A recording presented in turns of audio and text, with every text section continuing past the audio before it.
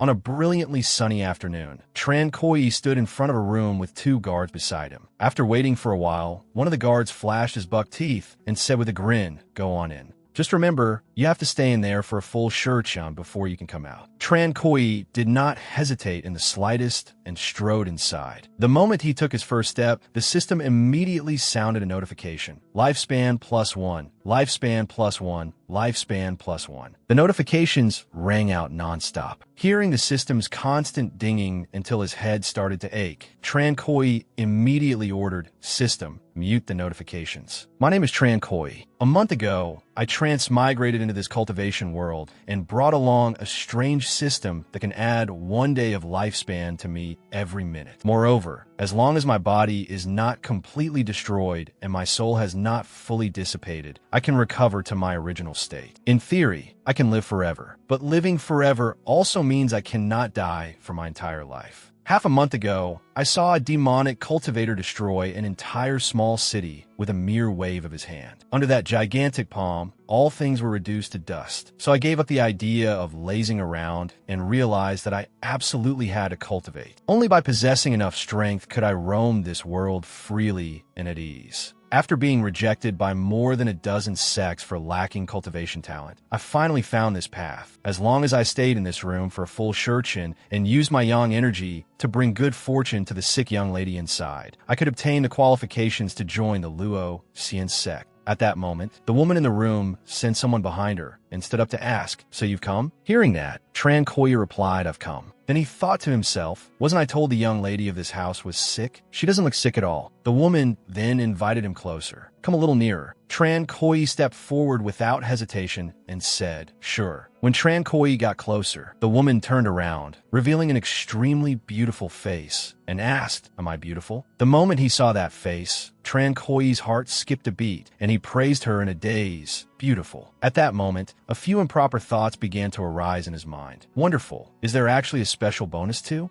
But less than 3 seconds later, the woman stuck out a long tongue toward him and asked again, "Do I still look beautiful now?" Seeing that appearance, Tran Koi was instantly speechless and silently stared at her for a while. When she saw Tran Koi was not answering, she leaned closer and stretched out her long tongue again as she continued, "Young master, I'm asking you." Without a word, Tran Koi casually picked up a pair of scissors and, with a snip, cut off her tongue. This sudden turn of events left the woman frozen on the spot. She stared blankly at the half of her tongue lying on the ground. Only then did Tran Koi cheerfully answer, "Beautiful." The woman finally came to her senses, covered her mouth, and angrily said to Tran Koi, "You dare injure me?" Only after cutting off her tongue and being questioned did Tran Koi bend down and say sorry. Faced with such a completely insincere apology, the woman found him even more hateful. Looking at her current expression, Tran Koi felt that something was wrong and thought to himself, "I knew this wouldn't be so simple. This woman is obviously some kind of demon. If I run now, is it still in time?" Before he could act, the woman had already pressed toward him viciously. "What's the use of apologizing? I'll give you 2 ways to die now. 1, let me tear out your heart. 2, let me drain all your lifespan." Hearing the second option,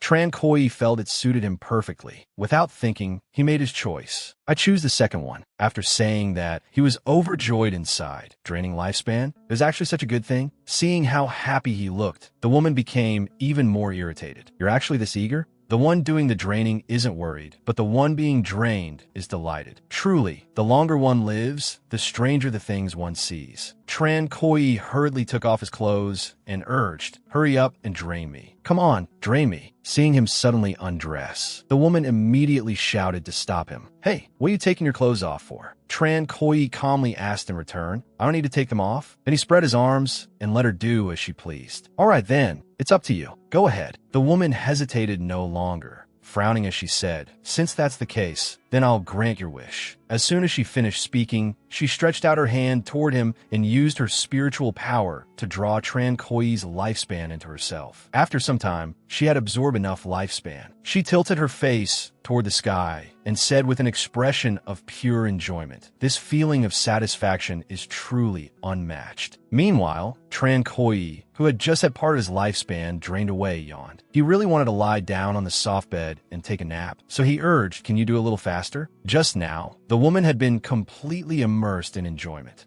thinking Tran Koi had died long ago. When she heard a voice coming from behind her, she turned around in shock. What? I drained 30 years of your lifespan, and you're still standing? Unwilling to accept it, she reached out again. I refuse to believe you're completely fine. Again, another half-quarter hour passed, and this time, she deliberately drained him longer than before. Only when she saw Tran Koi collapse to the ground did she finally stop in relief. I've gotten 60 years of lifespan. This guy should be dead now, right? Seeing him lying there motionless, she turned and walked toward the bed. Digesting lifespan is exhausting. I need to rest for a bit. Before she could even lie down, snoring suddenly came from behind her. Snore, snore. The woman jumped in fright and cried out, what sound was that? It turned out that the snoring was coming from Tran Koi's own mouth. He did not care at all about the lifespan he had lost and decided to sleep first. Seeing that he could actually sleep this soundly, the woman became so angry that she could barely speak coherently. Sleeping. He's sleeping again? She felt deeply humiliated, and her fury surged sky high. You dare sleep in front of me? Are you looking down on me? Then she lifted Tran Koi into the air with one hand and madly drained his lifespan again. I originally intended to let you die painlessly, but now I want to make you suffer a fate worse than death. I want to hear your miserable screams. Yet while his lifespan was being drained, not only did Tran Koi not scream, he instead wore a thoroughly blissful expression. This feels great. Leaning back as he looked at her desperately draining him, he even encouraged her. Keep going. That's exactly the force. The faster you drain, the better it feels. The woman grew even angrier when she heard this. Big words. Let's see how long you can keep this up. Even though she spoke fiercely, before 5 minutes had passed, she was the one who collapsed to the ground first. Seeing her stop, Tran Koi landed on the ground, walked over, and asked, so this time you're really done? The woman was so exhausted she could not answer. To make sure, Tran Koi lowered his voice and asked again, are you finished? At this point, the woman no longer had the strength to drain him and only wanted to punch him to death. She lunged at him with all her strength, but inside, she was filled with confusion. How could this brat possibly endure it? How could this be? I've drained 100 years of lifespan from you, so why aren't you dead yet? Are you really just immortal? I don't believe it. She drew her sword and stabbed at Tran Koi. Still not dead? You're still not dead. When Tran Koi saw her pulling a blade, he immediately put on a weak expression and backed away in alarm. What are you doing? We agreed you'd only drain my lifespan. By now, the woman no longer cared about anything else. She only wanted to chop him into 10,000 pieces. I want to hack your body apart and see what exactly is so special about you. But suddenly her expression changed drastically, and her body gave out as she dropped to her knees. This is bad. I've never absorbed this much lifespan before. I am exhausted. I need to go into seclusion and digest all this lifespan. Seeing that she could no longer move, Tran Koi instead became cocky. With a grin at the corner of his mouth, he said, this is already all you can take? Then next, it's my turn. After saying that, he strode toward the trembling woman. Seeing him come closer, she immediately warned him, don't come over here. I'm warning you. I'll twist your head off. Tran Koi paid no attention to her threat and walked straight up to her, holding out a piece of paper. Sign this. Before the woman could even react to what was happening, Tran Koi explained his intention. A full Shurchin hasn't passed yet. You're the one who couldn't keep going first. If I leave early, it still counts as completing the task. According to the agreement, you people have to let me join the Luo Xian sect. Hearing his words, the woman agreed without hesitation. So you want to enter the Luo Xian sect? Fine, I'll grant it to you. Then she handed Tran Koi a special token. This is the Luo He token of the Luo Xian sect. With it, you can enter and leave the Luo Xian sect. Tran Koi immediately accepted the token and, without delay, said, many thanks, before turning and leaving. The red-clothed woman in the room watched his retreating figure and thought to herself, a mortal body, yet something extraordinary about him. He truly is a human-shaped medicinal ingredient. I must raise him well. At that moment, she had already made her plan. Once I come out of seclusion, I will definitely seize him and refine him into a heaven-defying miracle medicine. Outside the door, the two guards saw that Tran Koi had been inside for quite a while without coming out, and they were whispering among themselves. The buck-toothed guard said confidently, what else could it be? Miss Redclothes would never spare any man who got close to her. The other one chimed in, no man can walk out of here standing. That brat has probably died flat on his back already, huh? Unfortunately, Tran Koi was the protagonist, so he was not going to get written off that easily. At that moment, Tran Koi gently pushed open the door and stepped out. The two guards widened their eyes and cried out in shock, "What's going on? How'd he get out?" Tran Koi stepped forward and informed them of the situation. "Gentlemen, I have completed the task." The two of them, faces full of disbelief, pressed him. "Completed it? What exactly did you complete?" "Where's Miss Redclothed?" Tran Koi handed them the signed paper. "She's tired and resting. Here's her signature." After saying that, Tran Koi left, leaving the two guards dumbfounded as they turned the paper over and over in their hands. How can he still walk out standing? This makes no sense. But this really is Miss Redclothed's handwriting. Half a shurchen later, Tran Koi arrived at the main gate of the Luo Xian sect. He stopped, raised his head to look at the plaque of the Luo Xian sect, and marveled, as expected of the Luo Xian sect. It really is imposing. If I can join a sect like this to cultivate, then that earlier risk was worth it. After muttering to himself, he strode inside, only to be stopped by two disciples. With hands on their hips, they said disdainfully, "Who goes there?" The Luo Xian sect is an important immortal ground. Mortals leave at once. Hearing their cold words, Tran Koi did not get angry. Instead, he cupped his hands in salute and said, "Two senior brothers, I have come to join the Luo Xian sect." As soon as the two heard this, they immediately retorted. The Luo Xian sect's once every 5 years disciple recruitment ceremony ended long ago. Leave now, or don't blame us for being rude. When Tran Koi heard that, he felt a little uncertain inside. He took out the token and showed it to them. "Two senior brothers, I have the Luo He token." At the same time, he nervously thought, could it be that I've been tricked? The two men immediately took the token and examined it. The Luo He token? Seeing them stare at it for so long, Tran Koi felt even more uneasy and hurriedly asked, "Two senior brothers, is there some problem with this Luo He token?" The other man stared at the token and replied, "No problem." Hearing those 3 words, "no problem," Tran Koi finally breathed a little easier and asked, "Then can I enter the Luo Xian sect now?" The guard replied, "You can enter." After hearing that, Tran Koi wasted no more words and happily walked inside. "Then I'm going in." But before he could take even half a step, the two stopped him again. "Wait." Then they returned the token to Tran Koi and pointed to a narrow side path nearby.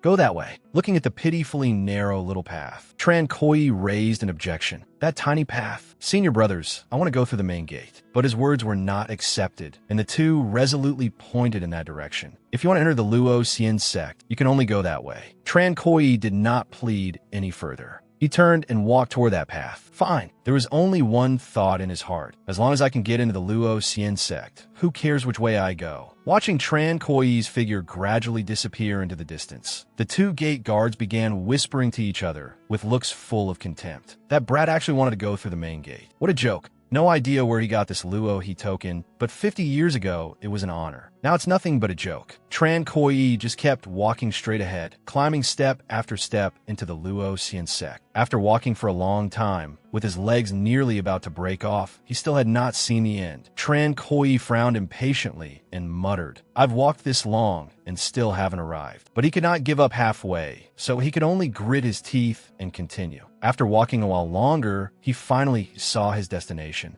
Tran Koi headed toward the gate, ready to enter. Looking at the place before him, which resembled a thatched hut, Tran Koi exclaimed in surprise, "So impressive. As expected of an immortal sect. Looks like I've come to the right place." But when he saw the words on the door, his joy vanished in an instant. "Lao Can You On? What does that mean?" Without thinking too much, Tran Koi spread his arms and confidently walked in, ready to enjoy his new life. However, what greeted him was not flowers and cheers, but a wave of dust blowing right into his face. Looking around, he said, "How long has it been since this place was cleaned?" At that moment, he suddenly noticed a group of people sitting ahead of him. There are people over there. That group was gathered around a table, enjoying a lavish meal. Tran Koi walked up from behind and greeted them. "I am a new disciple of the Luo Xian sect. May I ask if this is where I register?" But that group paid no attention to him at all of them focused entirely on the food in front of them. At that moment, one person at the table urged, "Eat, eat." Same old rule. Whoever eats the slowest does the dishes. And so, a fierce battle over the food began, everyone lowering their heads and stuffing themselves. Tran Koi was left standing to the side, staring at them with a blank look. Seeing they had not heard him, Tran Koi greeted them again. "For seniors, I'm a newly admitted disciple." These people did not care at all about what he was saying and directly waved him off. Go, go, go." Go play somewhere else. Since when did Lao Kin Yuan start recruiting disciples? Why don't I know about it? Tran Koi took out the token and showed it to them, saying, I have the Luo He token. You can't refuse to accept me. The one-armed old man saw him take out the token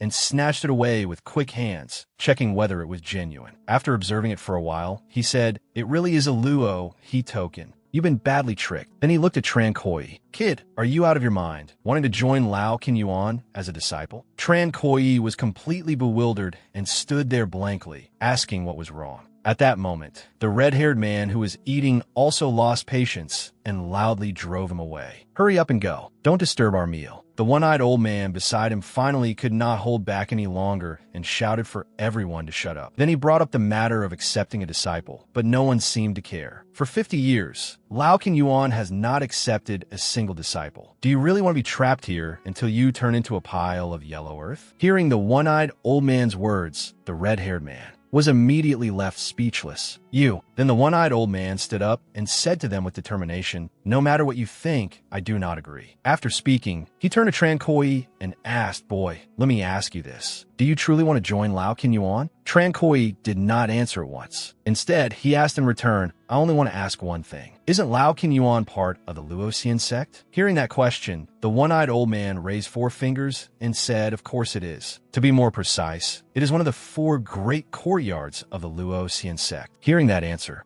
Tran Koi agreed without the slightest hesitation. I am willing. Having accepted a new disciple, the one-eyed old man became somewhat interested. Pointing at the people sitting there, he said to Tran Koi, very good. From now on, you are a disciple of Lao Kin Yuan. The people sitting here are all your masters. Hearing this, Tran Koi immediately bowed in salute. Your disciple greets. Before he could finish, the white-haired man had already put down his chopsticks and cut him off. I'm done eating. After saying that, he turned and left, not forgetting to remind them of the usual rule. You all wash the dishes. The other 2 also hurriedly got up and slipped away, wanting to avoid the drudgery of dishwashing. We're done eating too. Tian Yin, you wash the dishes. The group dumped all the work onto Tian Yin, making him so angry that he cursed loudly. This bunch is far too crafty. They really piss me off. No sense of honor at all. At this moment, Tran Koi moved closer and asked, Master, what should I do next? When Tian Yin heard that, he walked straight outside, tossing the whole mess to Tran Koi while he himself went out for a stroll to digest his meal. Tian Yin said to him, next you go wash the dishes. Though Tran Koi did not understand, he still obeyed, thinking to himself that listening to his master surely could not be wrong.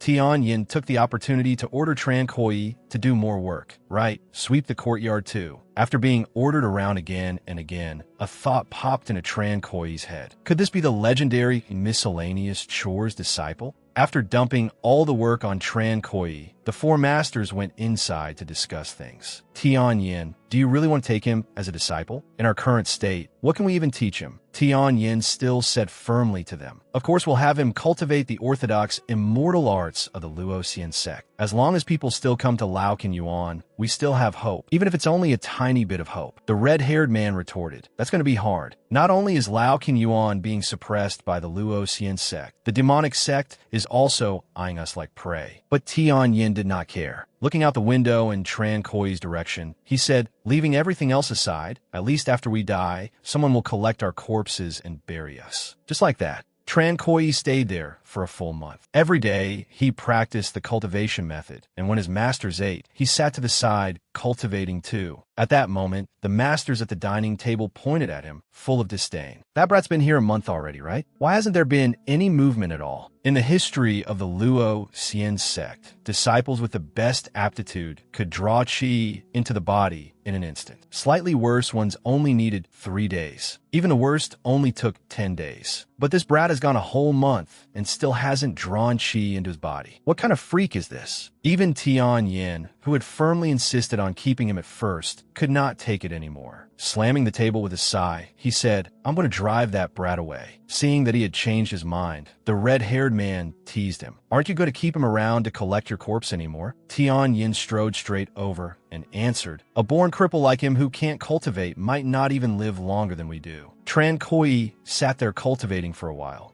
but seeing no reaction, he opened his eyes and looked at his hands, deeply worried. What is going on? I've been cultivating for a month, and there's still no progress at all. As a transmigrator, it shouldn't be like this. Just then Tian Yin came up behind him and called out Tran Koi. Tran Koi immediately turned around and greeted him. Eldest master. Faced with Tran Koi's greeting, Tian Yin replied coldly, "Don't call me master anymore." Tran Koi blankly asked back, "Huh? Then what should I call you?" Tian Yin put his hands on his hips and said impatiently, "Call me Big Brother." Then he pointed at the sect gate and said, "Come on, Big Brother will see you out." As soon as he said that, a loud explosion suddenly rang out. The main gate was blasted right in front of Tian Yin and Tran Koi. Zhao Cheng led a group of men swaggering in and said with his hands on his hips, "I just came to see whether the old, undying fossils in Lao Qinyuan had finally stopped breathing." As soon as the one-armed master saw him, he said, "It's Zhao Cheng from the enforcement hall. He's here to make trouble again." Zhao Cheng stood there arrogantly with his hands on his hips and sneered. "Eating, are you? If you ask me, you cripples living is just a waste. You shouldn't be given food rations at all." The red-haired man flared up when he heard that and warned angrily, "Zhao Cheng, watch your mouth. Our seniority in the Luoxian sect is much higher than yours. If you count it properly, we're your elders." Zhao Cheng paid no attention at all and instead became even more arrogant. "Elders? You people deserve that. A blind man, one covered in tumors, one missing an arm, and one missing a leg. Not one of you is normal. You're simply a disgrace to the Luoxian sect." Hearing this, Tian Yin shouted furiously, "Zhao Cheng, if you came here to humiliate us, then you've achieved your goal. Now get out." But Zhao Cheng was not about to leave so easily. A wicked smile appeared on his lips. "Daddy here hasn't had enough fun yet. Why should I leave?" As he spoke, he spread his legs and stood with his hands on his hips. "Now line up and crawl through my legs. Otherwise, today I'll burn this entire Lao Qinyuan down." Faced with such an unreasonable demand, Tian Yin could not hold back and cursed loudly. "Zhao Cheng, don't go too far." Zhao Cheng swaggered toward Tian Yin, waving his hand smugly. "So what if I go too far? Who can stop me?" As soon as he said that, a fist came out of nowhere and smashed straight into his face. After landing the punch, Tran Koi said furiously, "Is that any way to speak to my masters?" Zhao Cheng took the punch and still hadn't reacted to what had just happened. The masters who had been eating at the table were also stunned speechless. Clutching his face in rage, Zhao Cheng pointed at Tran Koi and asked, "Who the hell are you?" Tran Koi answered proudly, "Let me introduce myself. My name is Tran Koi. I'm a newest disciple of Lao Qinyuan." The moment Zhao Cheng heard the words newest disciple, he immediately started mocking Tran Koi's masters. "A newest disciple?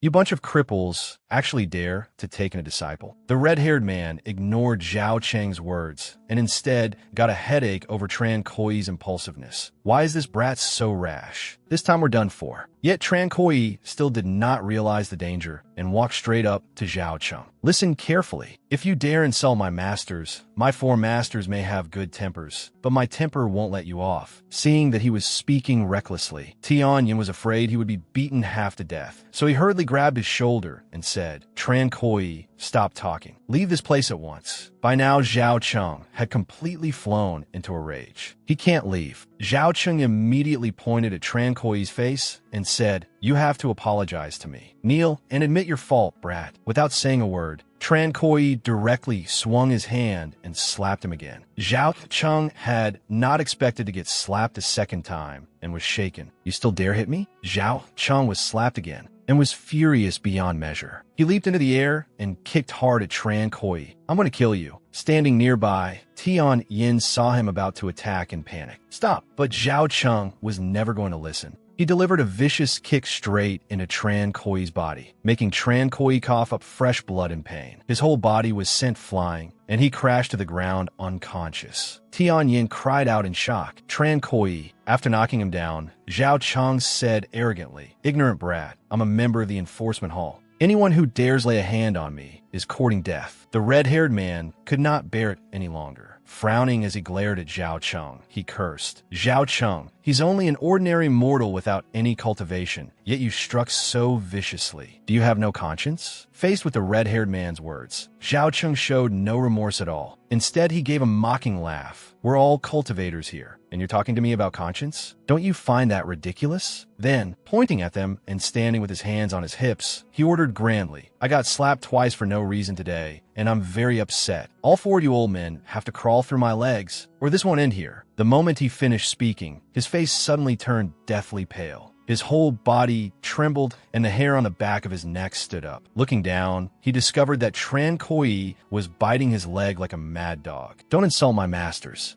Don't insult Lao Qinyuan. Seeing that Tran Koi still had the strength to sit up and bite someone, Tian Yin was utterly shocked. What? He's still not dead? Zhao Cheng did not want his leg bitten apart, so he immediately unleashed another move at Tran Koi and said through gritted teeth, You're still alive? Then I'll kill you again. Seeing that he was about to attack once more, Tian Yin immediately shouted to stop him. You dare? But Zhao Cheng ignored him completely and brought a palm strike straight down toward Tran Koi's face. After striking him, he looked at Tran Koi lying unconscious on the ground and sighed. This time he should be dead for real. At that moment, Tian Yin finally could not endure it any longer and said through clenched teeth, Zhao Cheng, you've gone too far. Do you really think we don't exist? Even the red-haired man, who had been eating, could not stand it anymore and strode toward Zhao Cheng aggressively. I've had enough. Right now I want to kill him. Zhao Cheng still said calmly, secretly taking in a disciple is already forbidden. Even if I kill him 10,000 times, the sect still won't blame me. As he spoke, he stepped over Tran Koi and walked toward them. Now it's time to settle accounts with you old men. As soon as he finished speaking, he felt another chill that made his hair stand on end. His face twisted in pain as he let out a miserable scream. This time, Tran Koi did not use the same move again, but changed to a different one, the Dragon Claw hand. With all his strength, he grabbed the vital spot hard, making Zhao Cheng's whole body tremble from the pain. Seeing Tran Koi come back to life again, the two masters were utterly shocked and stood rooted in place, staring at him. The other two masters were also so stunned they could hardly speak. Tran Koi tightened his grip while still repeating what he had said before. I already said it, don't insult my masters. Don't insult Lao Qinyuan. Hearing these words, Tian Yin felt somewhat moved. Zhao Cheng simply could not believe that this brat was still alive. His face drained of blood as he looked down and shouted, Why aren't you dead yet? Let go. My foundation is about to be crushed. But Tran Koi refused to let go. He told him, Apologize to my masters. Zhao Cheng could not bear the pain and had no choice but to lower his head and apologize. I was wrong. I shouldn't have said those things to Lao Qinyuan. I'm a beast. After saying that, he begged Tran Koi to let go. Hurry up and let go. Having achieved his goal, Tran Koi did not make things difficult for him and loosened his grip, finally letting his two balls breathe again. But the moment he got free, Zhao Cheng immediately turned hostile, drew his long sword, and prepared to attack Tran Koi for the third time. You little bastard, for this great humiliation, I'll chop you into 8 pieces. But things were not as simple as he imagined. Tian Yin casually waved his hand, and with a single word, scram, Zhao Cheng was blasted away. With just that effortless strike, Tian Yin sent him flying. Zhao Cheng smashed straight through the wall and tumbled outside. Seeing him blasted away, Zhao Cheng's lackeys immediately rushed over and asked, Senior Brother Zhao, are you all right? Then they hurriedly helped him up. Having taken that blow, Zhao Cheng was mad with fury. Clutching the injured spot, he growled, Fine. You pieces of trash from Lao Qinyuan actually dare resist my enforcement hall. This month's stipends are all cut off. Just you wait. After saying that, he turned and left, still muttering, Be gentle, my foundation is about to break. Hurry and take me to an elder to heal me. It has to be cured. After they left, Tran Koi's masters came over, patted him on the shoulder, and praised him nonstop. Tran Koi, this kid's got guts. Lao Qinyuan hasn't felt this good in a long time. Once it was all over, Tran Koi turned to Tian Yin and asked, Right, eldest master, just now you were calling me outside because... At that moment, the red-haired master cut in. Tian Yin, let me tell you this. I like this kid. The one our master also said with great satisfaction, he's to my taste. That one-handed, ball-crushing move of his has the style we had back in the day. He absolutely can't leave. After hearing the other masters speak, Tian Yin said to Tran Koi, it's fine now. You can stay in Lao Qinyuan. Even if you can't cultivate, you can stay with us until the end of your life. Hearing his masters say that, Tran Koi happily answered, yes. After replying, Tran Koi thought to himself. Looks like my efforts weren't wasted. I've finally moved my masters and can stay in the Luo Xian sect now. The thought of being able to stay made him very happy, but when he touched the wound from earlier, it still hurt enough to make him grit his teeth. Still, thanks to his immortal body, as long as his body wasn't completely destroyed, he could regenerate, but pain was still very real. The next half-month passed peacefully. The masters and disciple sat around the dining table together, and the table was full of vegetarian dishes. Fourth master set down his chopsticks and said, "Let's eat." While eating, Tran Koi kept chewing, but inside he was thinking, every day it's either eating or on the way to eat. This can't go on. I came here to become an immortal. Even if my conditions are poor, I still have to cultivate. After thinking it over, he spoke to his masters. "Masters, I want to." Before Tran Koi could finish, Tianyin immediately cut him off. "No, you don't." Tran Koi froze, not understanding what his eldest master meant. At that moment, second master also spoke up for him. "Tran Koi can't keep wasting time here with us forever. How about we teach him cultivation? Maybe he can." Before he could finish, Tianyin turned and shouted, "Shut up. Are you trying to get him killed?" Hearing Tianyin say that, second master did not say anything more and only sighed. "Fine. I just feel that Tran Koi longs too much to cultivate. It's a pity that heaven toys with men. He simply lacks the aptitude." While the four of them were talking, fourth master had already finished eating and stood up, saying, "I'm full. You all wash the dishes." Hearing second master's words,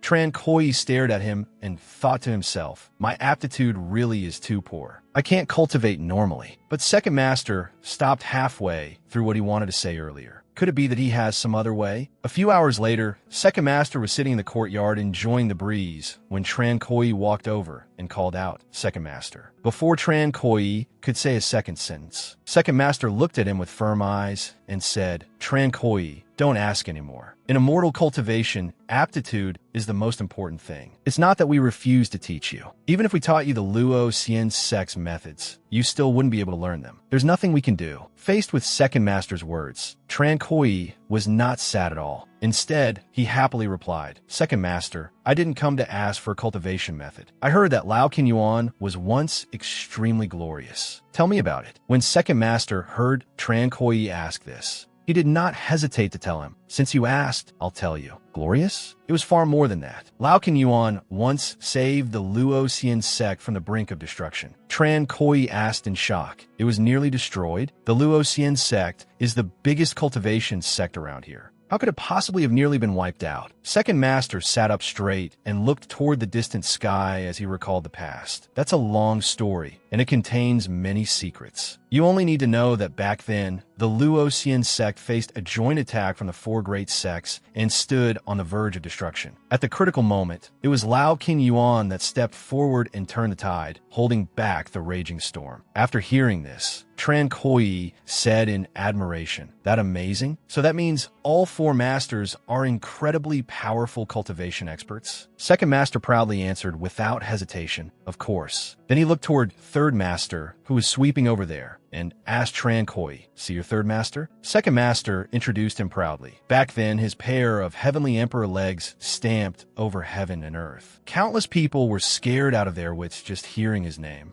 and the number of souls that died beneath his feet was beyond counting. A huge question mark appeared over Tran Koi's head, and he asked, "A pair of heavenly emperor legs?" Second master, "Are you serious?" Third master clearly only has one leg. Second master explained, "Of course I'm serious. Your third master's heavenly emperor leg, together with my ghost, demon twin killing fists, and big brother Tianyan's powers, were all invincible existences. Back then we fought across the four great sects without equal." Tran Koi pressed on, "Then why are you missing an arm now? Third master missing a leg, and eldest master blind?" Second master answered, "Because the cultivation methods we practiced have flaws. To put another way, what we cultivated were forbidden arts." Hearing the words forbidden arts, Tran Koi was very surprised. "Forbidden arts?" Second master further explained, "Forbidden arts are extremely powerful and produce results quickly. Back then, we had no choice but to cultivate them in order to save the Luo Xian sect. That's how we ended up crippled like this." Tran Koi continued asking, "Since all of you sacrificed so much for the sect, why does the sect still treat its meritorious heroes like this?" Second master sighed and told him the truth. "It's a long story. In the end, it still comes down to the forbidden arts. Cultivating forbidden arts is different from cultivating the orthodox path. That's the most fundamental reason. After hearing Second Master's words, Tran Koi suddenly blurted out something astonishing. Second Master, I want to learn forbidden arts. Second Master was stunned for a few seconds, then immediately scolded him. Are you crazy? He could not help standing up and lecturing him at length. Cultivating forbidden arts doesn't just damage the body. The biggest problem is that it consumes lifespan. If we hadn't cultivated them, living for hundreds of thousands of years wouldn't have been a problem. We wouldn't be living day to day like we are now. Those words struck right at Tran Koi's greatest advantage. Excited, he pointed at his own face and said, "It consumes lifespan? This is perfect for me." But Second Master did not believe him at all and turned to leave at once. Don't even think about it. Your eldest master would be the first to disagree. Seeing that he was about to leave, Tran Koi hurriedly called after him, wanting to see whether there was still a glimmer of hope. Second Master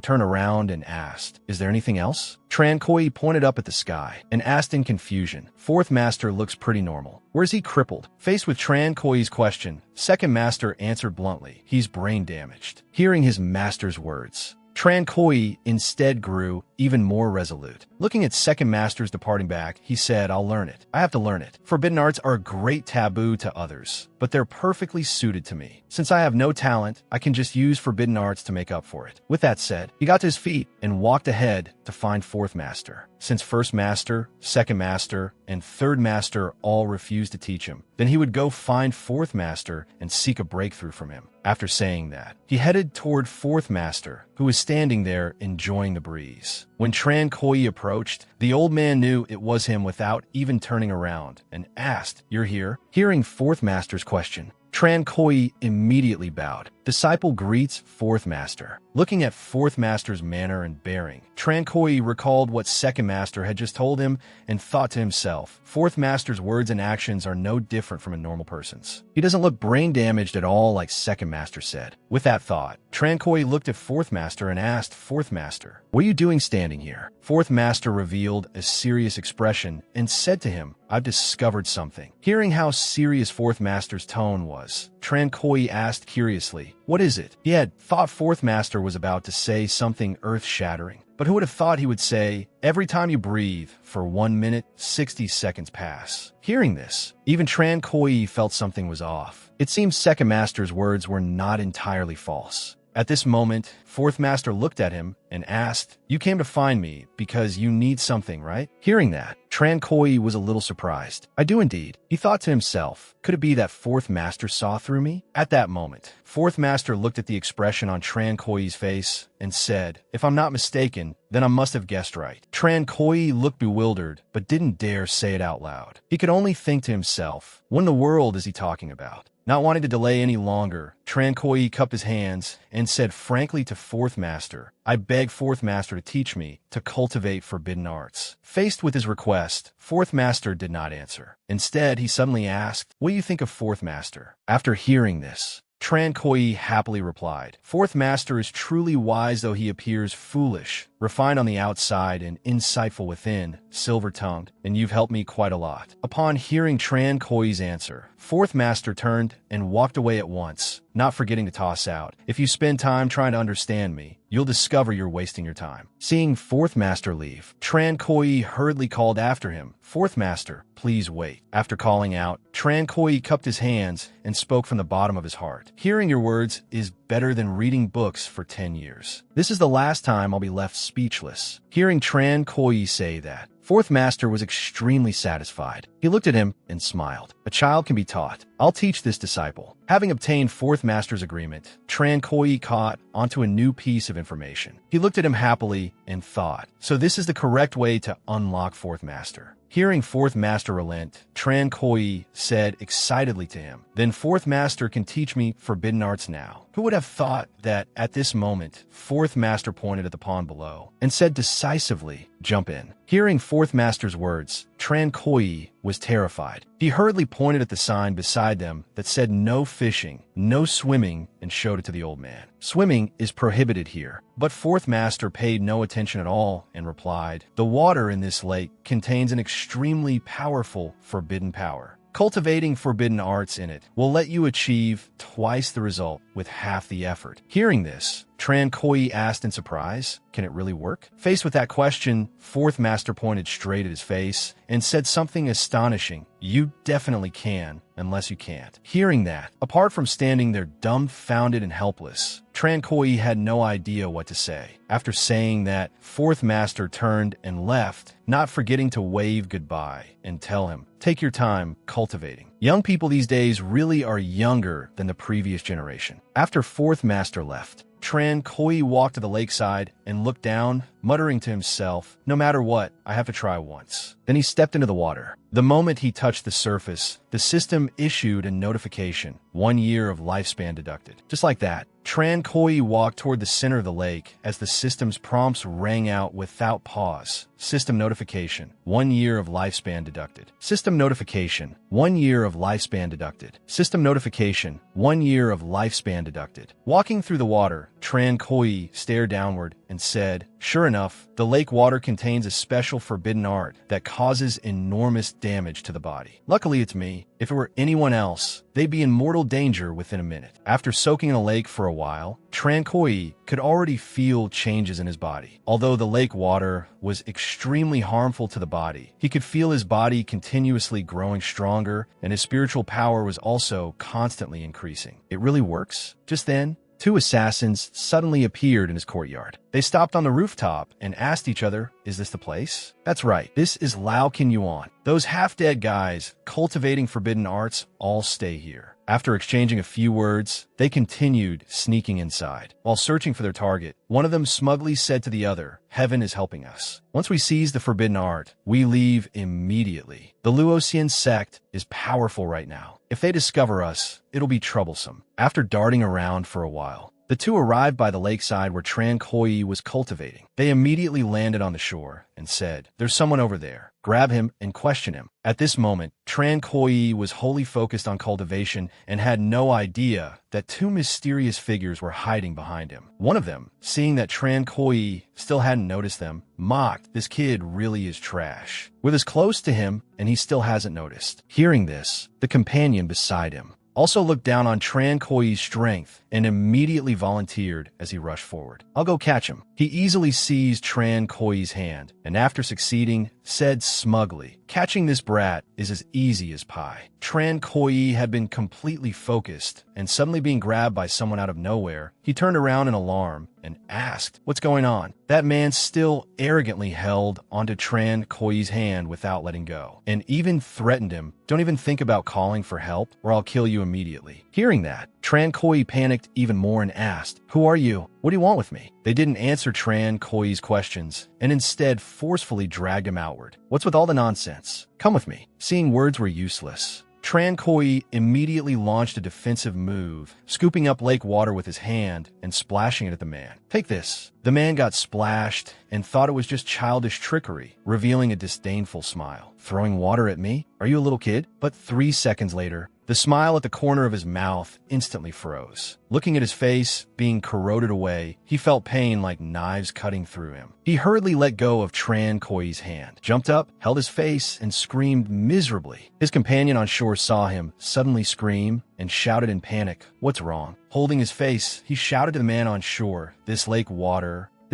has a problem. Tran Koi seized the chance to counterattack. He drew power behind his back, then fiercely grabbed the man's leg and shouted, get down here. After grabbing his leg, Tran Koi excitedly dragged his whole body straight down into the water. As he sank deeper and deeper, the man's lifespan plummeted rapidly. But aside from crying out in despair for help, there was nothing he could do. Help! Save me! At that moment, the flesh on his body had gradually vanished, leaving behind only ghastly white bones. As he painfully resisted the draining of his lifespan, Tran Koi smiled and pressed his head down. Go down. Seeing how miserable his ally was, the companion on shore was horrified. What's going on? What's in that water? The man underwater struggled on the verge of death and desperately begged for help. Senior brother, save me. Seeing how pitiful he was, Tran Koi raised his head to look at the accomplice by the lake and pointed downward as he asked, aren't you going to save him? Hearing this, the man froze, hesitating over whether to jump down and help or run away. Seeing him stammer and hesitate, Tran Koi lifted the underwater man's head and told him the truth. He doesn't want to save you. Realizing he had been abandoned by his companion, the man used his final breath to plead, spare me,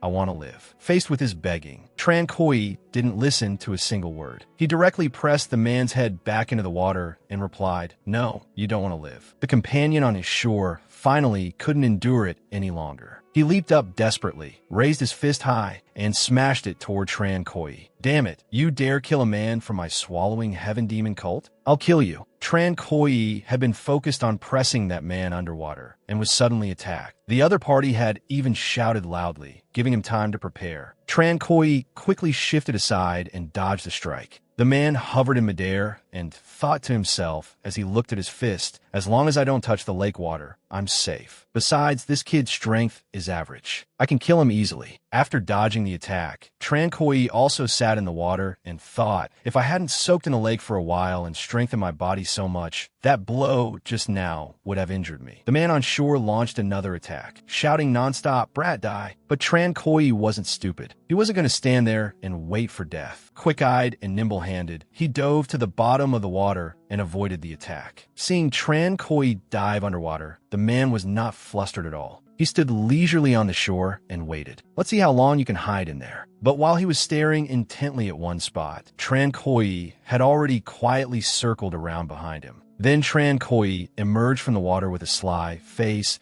and flashed him an extremely shameless grin. After smiling, Tran Koi suddenly stood up and flung lake water straight at him. The sudden splash caught the man completely off guard, and he was hit on the spot. After being splashed with some water, he desperately dodged the remaining droplets, but was already useless. Not good. He hurriedly retreated onto the shore, doing his best to get as far away from Tran Koi as possible. Looking at his wounded hand, he furiously provoked him. You sneaky brat, if you got the guts, come up here. But Tran Koi wasn't an idiot either. How about he go up there and court death? He waved at the other man as well, signaling for him to come down. If you've got the guts, then come down here. Seizing the moment Tran Koi's hand came out of the water, the man immediately wrapped a rope around it and hauled him upward. After catching Tran Koi's hand, the man laughed smugly. Ha! I finally got you. He used all his strength to pull Tran Koi out of the lake, encouraging himself as he pulled, get up here. When Tran Koi had been dragged 1/3 of the way out of the water, he suddenly exerted force and yanked the other man downward instead. Stop right there. Discovering that Tran Koi was no weakling, the man gritted his teeth and said, you've got quite a bit of strength. I underestimated you. With that, he unleashed even more force than before and pulled Tran Koi flying into the air. Come here. Tran Koi was forcefully dragged over, and when he was about to reach the shore, he struggled desperately on the water's surface, refusing to be pulled fully onto land. Seeing this, the man said with utter contempt, a real piece of trash. And you think you're worthy of fighting me? At that moment, Tran Koi felt the situation was dire. Unhappiness showed on his face as he stared at the man and thought, this is really troublesome. The little bit of physical strength I just gained is nowhere near enough to fight a demon sect disciple. The man on shore now looked much more relaxed and stared down smugly. Brat, once you come up, I'll pound you into minced meat. Standing in the water, Tran Koi looked at the droplets splashing on his hand and painfully considered what to do next. Earlier, soaking in this lake greatly increased my physical strength. Then what would happen if I drank it? With that, he bent down and gulped it down without hesitation. Seeing Tran Koi suddenly dive into the water, the man on shore had no idea what trick he was trying to pull now.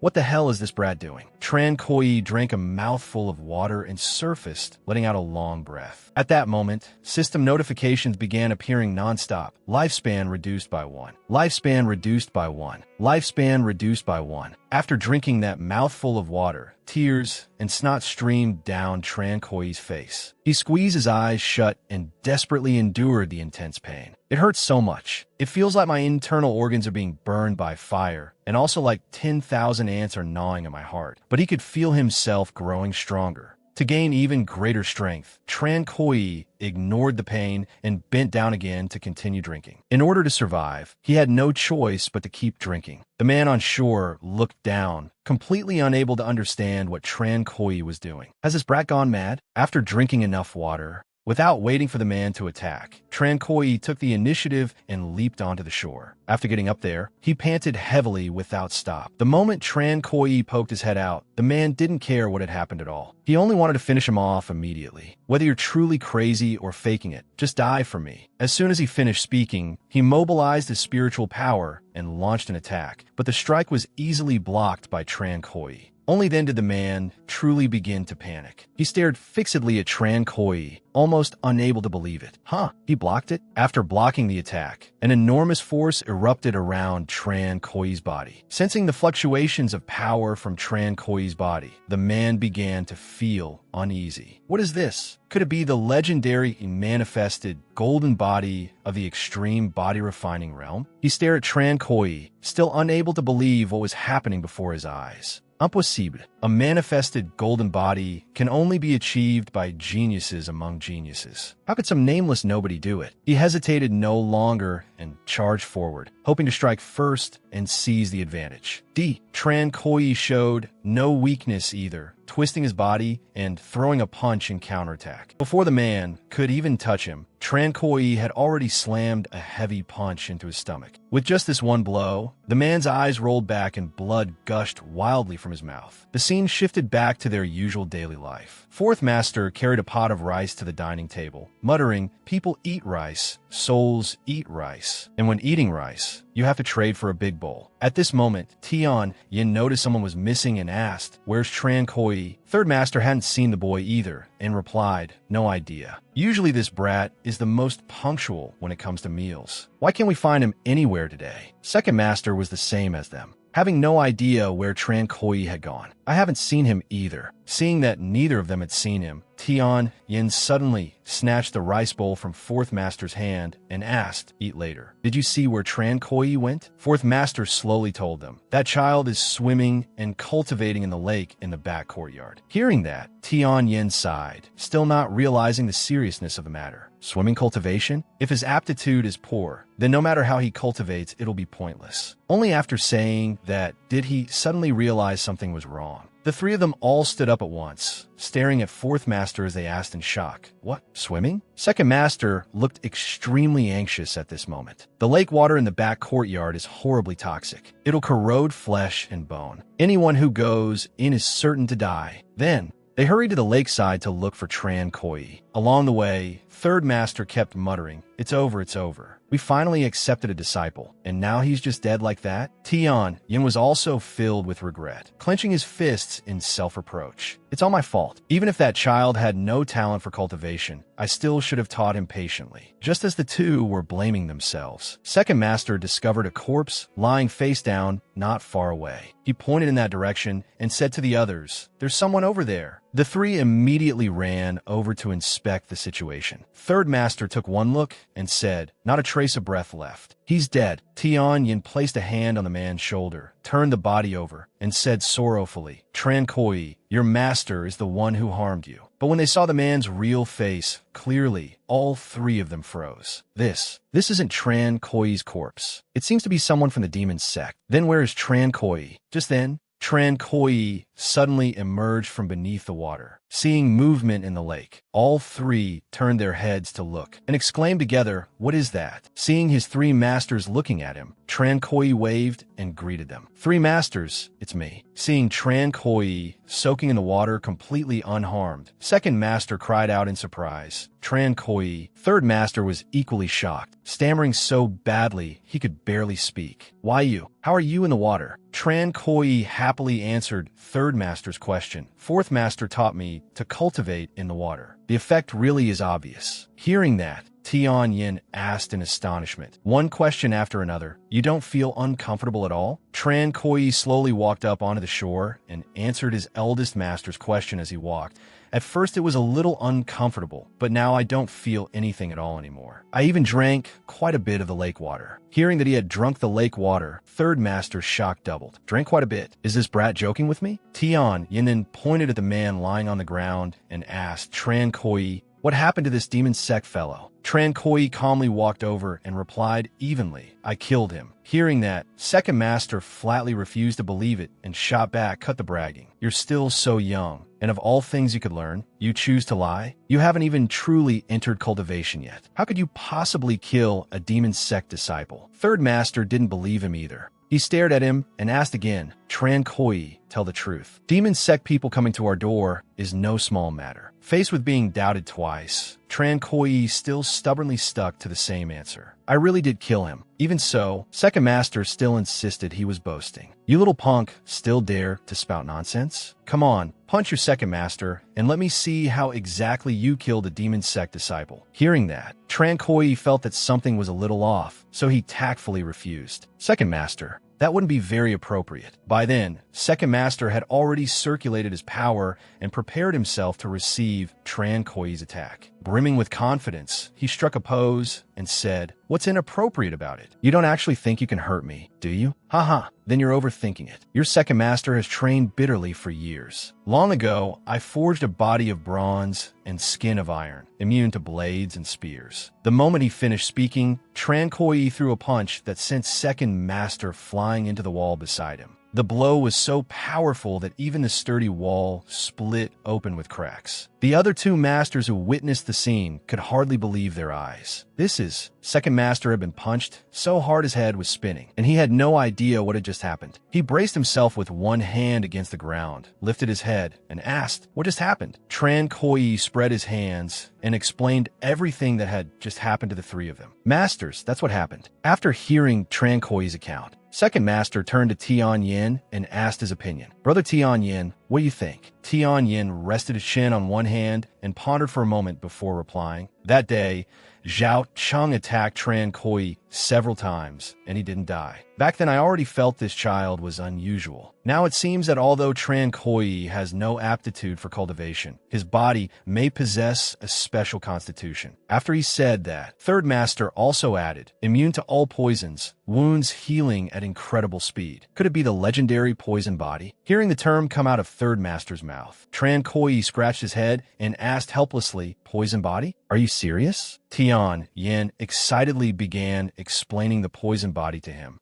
gesturing animatedly as he spoke. That's right, the poison body, also known as the pure yang physique, a constitution envied by countless female cultivators in the world. Unfortunately, this kind of physique cannot get close to women, or else the power of pure yang will be broken and the pure yang body will cease to exist. After hearing eldest master's conclusion, Tran Koi asked excitedly, Master, if I really have a pure yang body, does that mean I can cultivate now? After asking that, a thoughtful look appeared on his face, and he secretly thought, since that's the case, I'll just let them keep believing I have the poison body. With no women in my heart, my punches become divine. Hearing his question, Tian Yin folded his arms across his chest and answered seriously, Since you're this stubborn, and you even drank our bathwater, from now on we'll allow you to slowly cultivate our forbidden arts. But you must not be impatient. The destructive power of forbidden arts goes far beyond what you can imagine. Second master, standing beside him, added Tran Koi, I need to tell you this. Right now, Lao Qinyuan isn't just regarded as a festering sore by the entire Luoxian sect. It's also being watched by demon sect forces throughout the world. You saw those two demon cultists today. Tran Koi asked in confusion, Why is the demon sect targeting us? This time it was third master who explained, the demon sect wants to seize the forbidden arts of Lao Qinyuan. Tran Koi pressed further. Aren't they afraid that cultivating them means injuring the enemy by 1,000 while hurting themselves by 800? Second master explained, the demon sect has no such scruples. Even if forbidden arts damage their bodies, they can heal their wounds by slaughtering living beings. So we absolutely cannot let the forbidden arts fall into the demon sect's hands, or all living creatures will suffer. Hearing that, Tran Koi fully understood and asked no more. He happily bowed and said, I understand. 3 days passed, and life repeated itself day after day. Every day, Tran Koi practiced in a corner of Lao Qinyuan.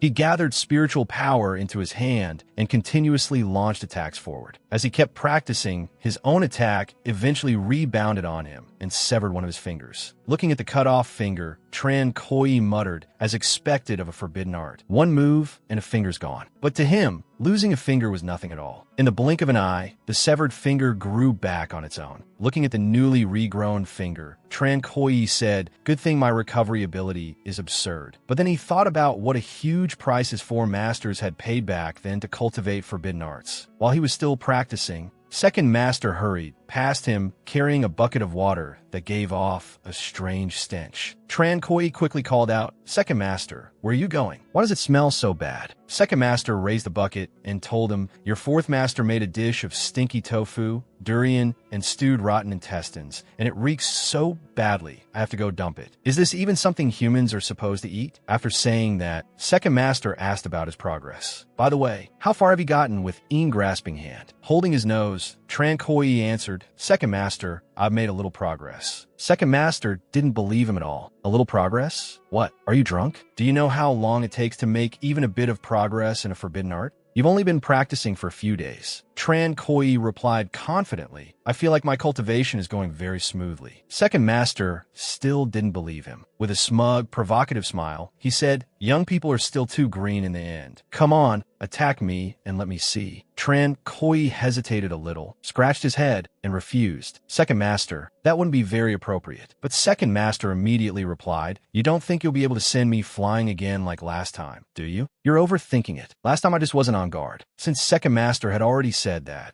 Tran Koi no longer held back. He stepped back, worked up his inner power, and prepared to strike. "Take this." As soon as he spoke, he threw a punch straight at second master. The attack was so fast that even his master couldn't react in time. So fast. To avoid repeating last time's disaster of smashing into the wall, second master reacted quickly and threw away the bucket of foul water, borrowing the momentum to steady himself. Right at that moment, the main gate of Lao Kin Yuan was kicked open with a bang. It was Zhao Cheng. He had brought people back for revenge. This time, he had brought even more men to prevent any accidents. "You trash of Lao Kin Yuan, I, Zhao Cheng, am back." Unfortunately for him, he had chosen the worst possible timing, neither early nor late. He returned just in time to have the entire bucket of foul water dumped right over his head and face. Tran Koi and second master watched as he was drenched from head to toe. Even from a distance, they could smell the overpowering stench. Even the people Zhao Cheng had brought with him smelled it from afar and cried out miserably, "What is that smell?" At that moment, the smile on Zhao Cheng's face vanished, replaced by boundless fury. Who did this? After saying that one sentence, he dropped to his knees and vomited nonstop, his face turning green. After vomiting, he lifted his head and said a second sentence. "You made a huge mistake." As soon as he finished, he returned to his old profession, throwing up violently again. Zhao Cheng collapsed awkwardly onto the ground and forced down the rage in his heart as he said to his senior brother, Bai, "Today we absolutely cannot let them off." The man surnamed Bai heard his junior brother and slowly stepped forward to ask, "Were you careless? Or did you do it on purpose?" Hearing the question, Tran Koi answered provocatively, "I did it on purpose by accident." The man named Bai was so angry his face turned livid. Grinding his teeth, he said, "You want to die?" Then, he pointed straight at Tran Koi's face and ordered him to go with him. "Today I, Bai Yunfei, have come on behalf of the enforcement hall. Tran Koi, come back with me to the enforcement hall and await judgment." Hearing that, second master immediately stepped forward and demanded, "You want to take my disciple away? Did you ask me first?" That Bai Yunfei fellow waved the folding fan in his hand, frowned at second master, and said in a provocative tone, "And a cripple like you dares lay a hand on me?" Those words instantly ignited second master's anger. He released all his power and stared at the man. "You can try." At that moment, another person suddenly flew over and answered in Bai Yunfei's place. "Then let's try." This person was Zhao Jing, hall master of the enforcement hall. Hearing someone answer, second master looked up. "Zhao Jing, hall master of the enforcement hall?" Zhao Jing landed on the ground and arrogantly said to second master, "The Luo Xian sect left old men like you here so you could fend for yourselves. Yet now you dare take in a disciple on your own. You're courting death. I'm giving you one chance now. Hand that brat over willingly." Faced with the threat, second master answered without the slightest hesitation, "Dream on." Hearing the reply,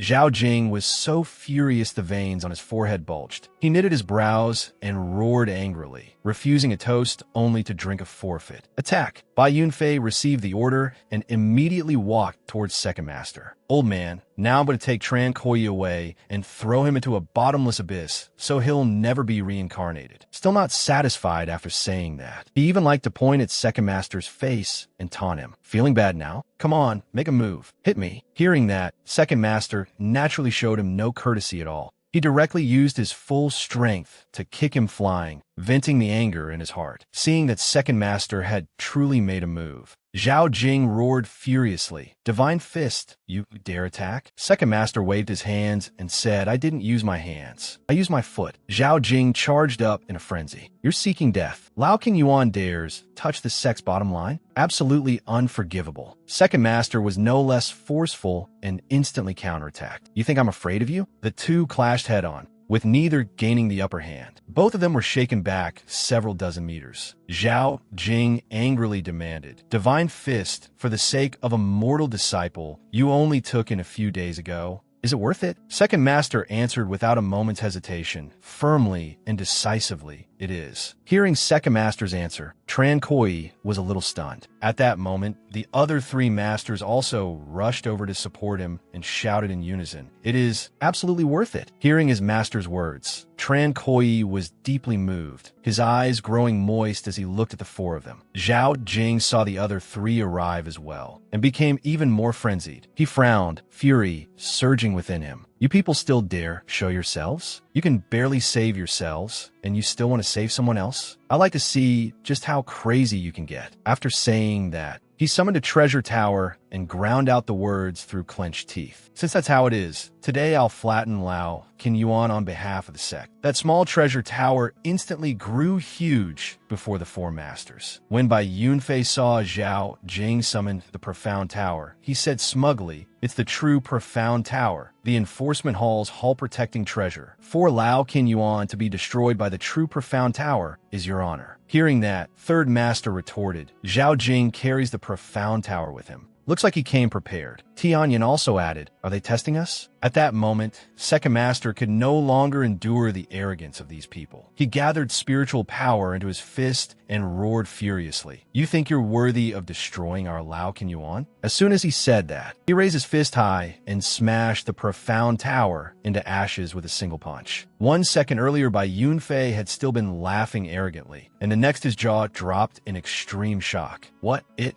shattered? The true profound tower is a quasi-saint artifact, and it actually got broken? Watching Second Master's power from the side, Tran Koi couldn't contain his excitement. Second Master's might is actually this terrifying. No wonder he's called Divine Fist. When Zhao Jing saw the profound tower destroyed, he was both enraged and shocked. 8-battle Divine Fist. You can actually use the forbidden art 8-battle Divine Fist. Second Master withdrew his fist and warned him, Zhao Jing, don't force me to throw a second punch. Hearing that warning, Zhao Jing stamped his foot in anger and snapped back. This Hall Master does not yield to threats. That brat Tran Koi entered the sect without passing any assessment. He's merely a disciple you accepted on your own, and doesn't count as a true disciple of the Luoxian sect. This Hall Master has the authority to expel him from Lao King Yuan. Hearing that absurd reasoning, Second Master ground his teeth and shot back, you dare? Zhao Cheng cut in at that moment, pointing at Second Master as he said, Divine Fist threatening us is useless. Even if you stop me today, another day I'll return with the elders. Let's see how many times you can still use 8-battle Divine Fist then. Hearing that, Tianyin immediately pressed him. Zhao Cheng, what exactly do you want? Zhao Cheng showed no restraint at all and arrogantly said, very simple. Since you want to protect this brat, then let him duel Bai Yunfei. According to the rules of the Luoxian sect, as long as he defeats a disciple of the enforcement hall, he can obtain the qualification of an official outer disciple. Hearing that, Second Master immediately objected. That's not fair. Tran Koi only entered a few days ago. Hearing the word fair, Zhao Cheng curled his lips into a cold smile. Fair? Haha, giving you a chance to duel is already fair enough. Don't fail to appreciate my kindness. Tianyin also rejected this unreasonable demand and raised a hand to stop them. Impossible. That's no different from sending Tran Koi to his death. Seeing that they refused, Zhao Cheng pointed at them and threatened, in that case, just wait for the elders of the Luoxian sect to personally come and level your Lao King Yuan. You old men will also have your lifespans cut short for being implicated by this brat, or even be reduced to ashes. Tianyin was not afraid in the least when he heard those threats. When has my Lao King Yuan ever feared a fight? Seeing that, Zhao Cheng stopped wasting words and turned to leave, but before going he still threw out one last line. Overestimating yourselves. This is the excuse you've personally handed the sect to destroy you, and I'll gladly fulfill it for you. As Zhao Cheng was walking away, Tran Koi suddenly called out to stop him. Wait. Zhao Chang turned at the sound, anger still written across his face. Brat, are you talking to me? Tran Koi brushed back his hair and said to him, I agree to duel him. Hearing that, Tian Yin was horrified and hurriedly tried to stop him. Tran Koi, you can't. Faced with Tian Yan's attempt to stop him, Tran Koi still said firmly, Eldest Master, things have already come to this. There isn't any better way to resolve it. Besides, I also want to follow the sect rules and become a disciple in name and in fact. Hearing Tran Koi say that, Zhao Chang excitedly cracked his knuckles and sneered, Haha,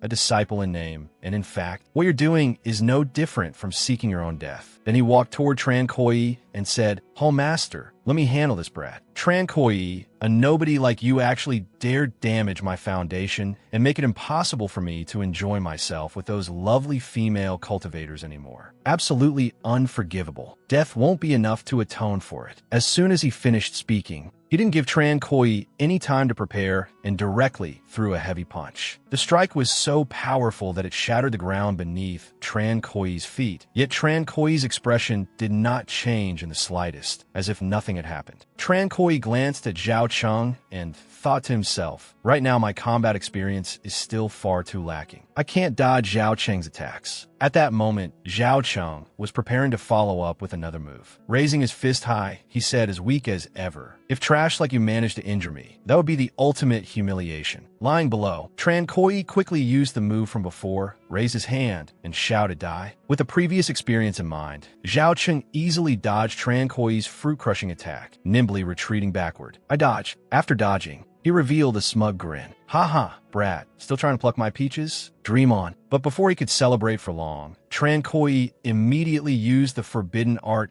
grasping hand and accurately grabbed his peaches. In an instant, Zhao Cheng's face turned purple. There was no way for him to save himself, and all he could do was roar furiously, grasping hand. You actually dared teach this brat a forbidden art. Looking up at him from below, Tran Koi sneered. Weren't you saying you can't play around with lovely female cultivators anymore? Then I'll turn you into a lovely female cultivator. After saying that, he directly exerted force. Zhao Cheng was in such unbearable pain that he dropped to his knees, clutching the injured spot and crying out miserably, my foundation, my joy, it's all gone. It's over. Tian Yin was astonished by the power Tran Koi had displayed and turned to ask Second Master, Shun Quan, how did Tran Koi learn so fast? Second Master looked equally baffled. I don't know either. The boy has no talent at all for orthodox cultivation methods, but he has a rare gift for forbidden arts. How strange. Zhao Cheng was defeated, and Zhao Jing immediately signaled for the second fighter to take the stage. Bai Yunfei, kill him. Lao Kan Yuan absolutely cannot be allowed to produce another cultivator of forbidden arts. No matter what it takes, kill him. Bai Yunfei strode forward brimming with confidence. Rest assured, Hall Master, dealing with him will be easy. As soon as he finished speaking, he charged straight at Tran Koi. Tran Koi used the same move again, reaching behind himself to probe,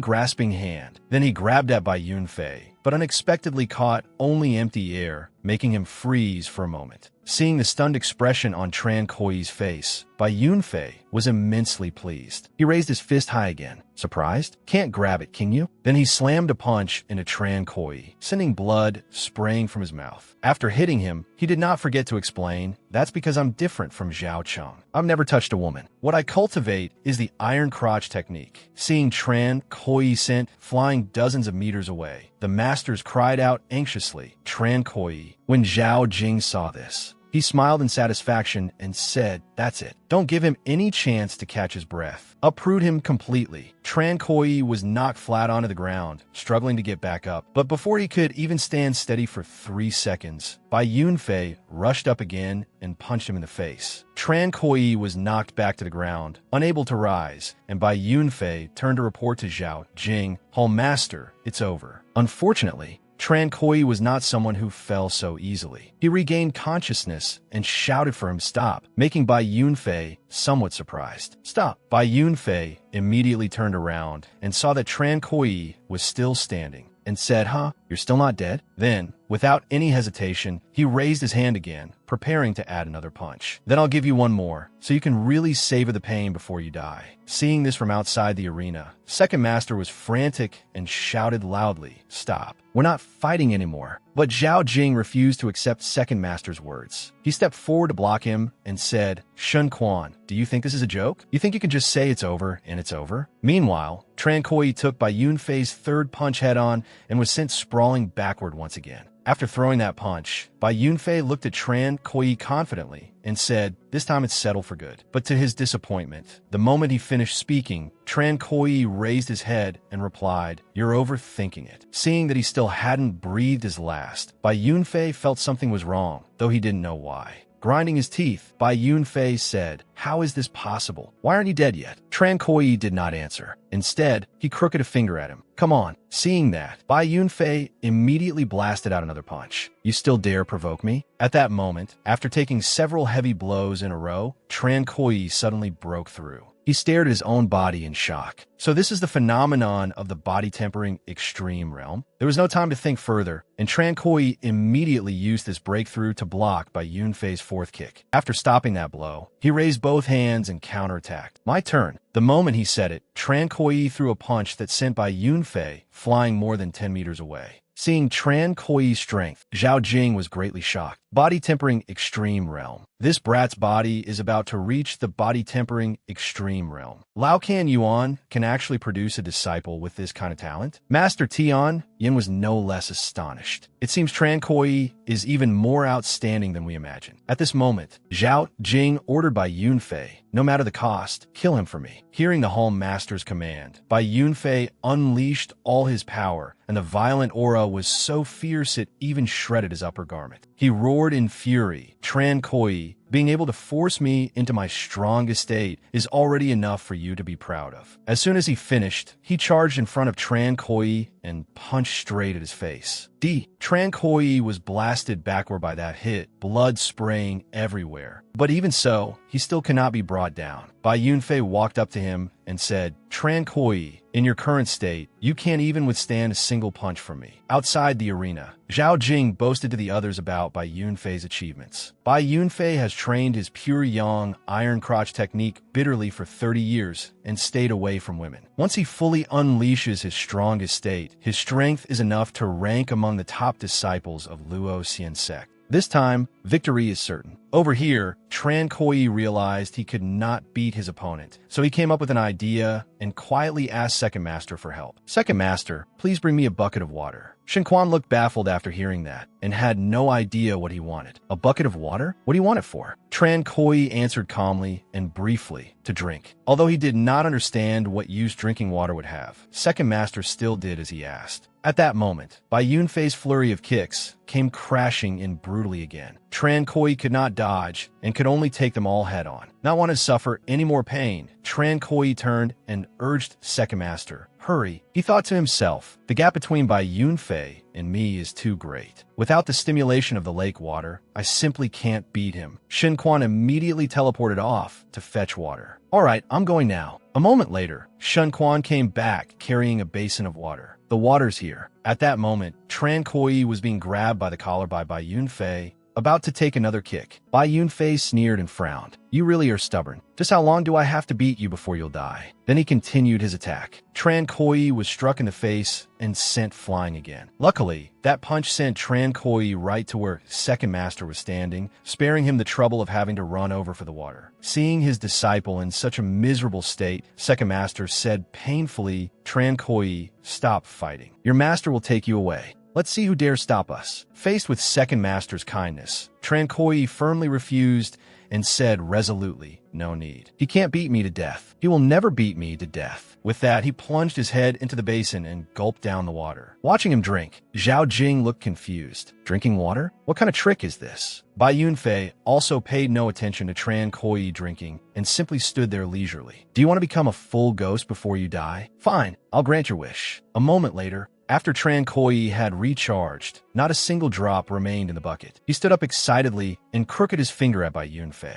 Come here. Seeing the provocation, Bai Yunfei charged without hesitation. You drank 1 bucket of water? Let's see if I don't punch your stomach open. He attacked Tran Koi with the same move as before. But this time the result was completely different. After drinking the water, Tran Koi actually blocked his punch. Zhao Jing, watching from the side, noticed the change in Tran Koi. The golden light around this brat has grown brighter. That means he's getting even closer to the body-tempering extreme realm. How could drinking a bit of water increase him so much? Tran Koi stopped that punch and stood straight with pride. Come on, the real battle only begins now. Hearing him say that, Bai Yunfei also became serious and focused his mind on attacking. As you wish. I'm done playing with you. The moment he finished speaking, he appeared behind Tran Koi in an instant and grabbed Tran Koi's head with both hands. Then violently twisted, wrenching his head directly backward behind his back. After succeeding, he said gleefully, once I fight with full strength, you have no way to strike back. Seeing Tran Koi's neck snapped, the 4 masters cried out his name in horror. As for Zhao Jing, he laughed triumphantly. Haha, good, well done. The line of Lao Qin Yuan is finished. Bai Yunfei also looked confidently at Tran Koi's twisted head and said, this is the true gap between you and me. Too bad you realized it too late. At that moment, Tran Koi opened his mouth and asked, really? Bai Yunfei was so startled that he stumbled back a step. You, how can you still talk? Tran Koi did not answer. Instead, he directly spat the water in his mouth onto Bai Yunfei's face, burning him so badly that he screamed in pain and clutched his face. Seeing the reversal, Zhao Jing's smile stiffened. What? After spitting the water, Tran Koi followed up with a punch. I told you, this is the real battle. After that punch, Tran Koi twisted his own head back into place. Seeing how eerie he was, Zhao Jing gritted his teeth and said, what kind of monster is this brat? At that moment, Tran Koi moved close to Bai Yunfei and said, Iron crotch technique? Let me see just how hard your crotch really is. With that, he raised his leg and delivered a merciless, savage kick straight to Bai Yunfei's vital spot. Bai Yunfei's face turned purple with agony as he screamed in despair, ah. Tran Koi, you bastard. How dare you? Tran Koi paid him no attention at all and kept kicking viciously until he had completely crippled him. A little later, the life Bai Yunfei had never even gotten to enjoy came to an end here. With tears streaming down his face in pain, he poured out all his hatred on Tran Koi. My foundation, I haven't even experienced pleasure yet. You deserve to die. Tran Koi followed with another punch, sending him flying toward Zhao Cheng so the two of them could reunite. You and Zhao Cheng can be a pair of lovely cultivators together. Let other people enjoy the pleasure instead. After defeating Bai Yunfei, Tran Koi turned to Zhao Jing and said, Oh, Master Zhao, I won. I am now an official disciple of Luo Xian's sect. But things were not so simple. At that moment, Zhao Jing shamelessly went back on his word and refused to acknowledge the duel. Keep dreaming. Hearing that, Tian Yin replied, Zhao Jing, are you trying to break your promise? Zhao Jing pointed at Tran Koi and said, Tian Yin, you saw how bizarre this brat was just now. I now suspect his origins are questionable and that he's a spy from the demonic sect. With that, he walked toward Tran Koi and placed a hand on his shoulder. Boy, come back with me for investigation. Shun Quan, standing at the side, could no longer endure it and shouted angrily, Zhao Jing, don't force me to cripple you. Hearing Shun Quan's words, Zhao Jing felt a bit guilty inside, but still replied, this is a serious matter. I hope the 4 of you can tell what matters more. The moment he finished speaking,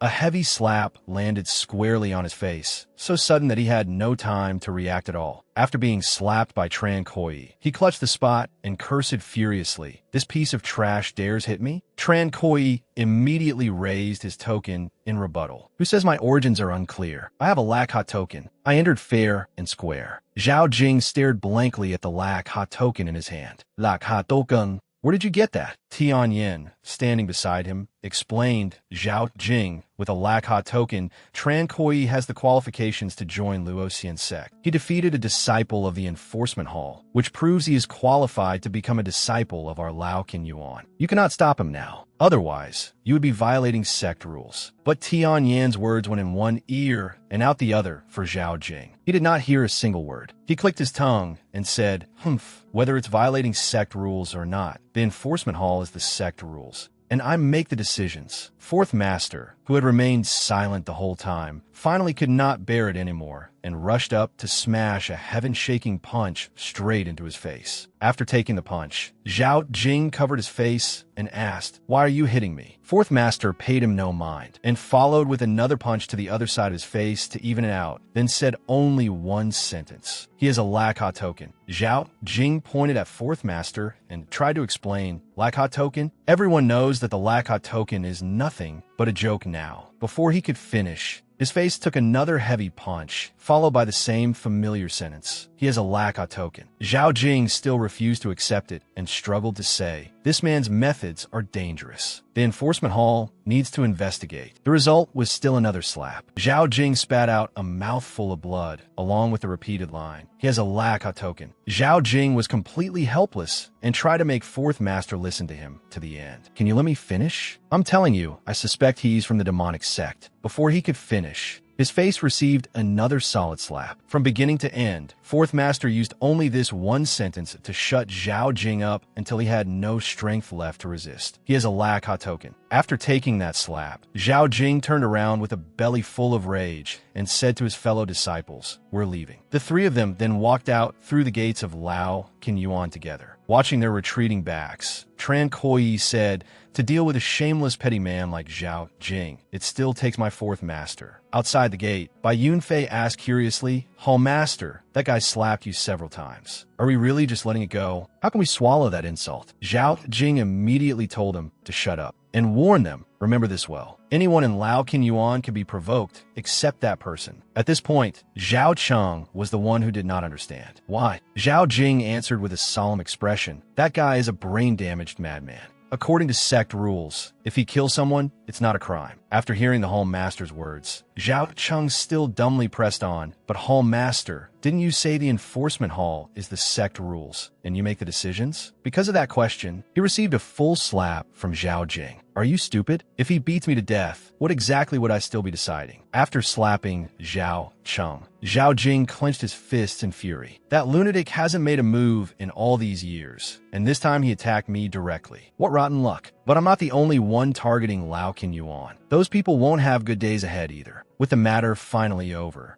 after those people left, Shun Quan finally let out a sigh of relief. That storm has finally passed. Suddenly, he covered his mouth and crouched down, looking to be in great pain. Seeing Second Master suddenly like this, Tran Kuo-yi rushed over in extreme worry to support him. Second Master, standing at the side, Third Master explained to Tran Kuo-yi why Second Master had ended up like this. It turned out that Second Master had just fused with the Big Dipper Divine Fist and had suffered backlash from the Forbidden Art. We currently cannot casually use Forbidden Arts, or else it will damage our lifespan and may even cause sudden death. Hearing Third Master's explanation, Tran Kuo-yi turned around anxiously and asked, "Is it really that serious? Is there any way to solve it?" Hearing Tran Kuo-yi ask, Tian Yin told him that this was a Dao wound that damaged one's foundation, and that perhaps only the longevity grass in the sect's secret realm could extend his life. Hearing Eldest Master's words, Tran Kuo-yi looked at Second Master with eyes full of worry and thought to himself, "The sect's secret realm, the longevity grass?" At this moment, Third Master stopped talking about medicinal herbs. Folding his arms, he spoke to Tran Kuo-yi with a serious expression. "Your battle with the enforcement hall has shown us old men your potential. From today onward, I will teach you true forbidden arts." Hearing the words true forbidden arts, Tran Kuo-yi was beside himself with excitement and quickly turned to Third Master to ask, "True forbidden arts?" Shin Quan, beside him, struggled to raise a hand and said, "Things like the Yin-grasping hand are only minor side tricks of the unorthodox path. The invincible palm technique, the Big Dipper Divine Palm, is the true forbidden art." After saying this to Tran Kuo-yi, Second Master turned to ask Third Master and Eldest Master for their opinion. "What do you two think?" The two of them immediately agreed. "Fine." After reaching an agreement with them, Shun Quan turned again to Fourth Master and said, "As for you, forget it. You don't need to teach him." Hearing what Second Master said, Fourth Master replied with a sentence that made no sense at all. "If you say it like that, then it cannot be said like that." And just like that, 7 days passed. Tran Kuo-yi's grasp of forbidden arts had become far more proficient than before. Standing before a gigantic ancient tree, he unleashed a powerful strike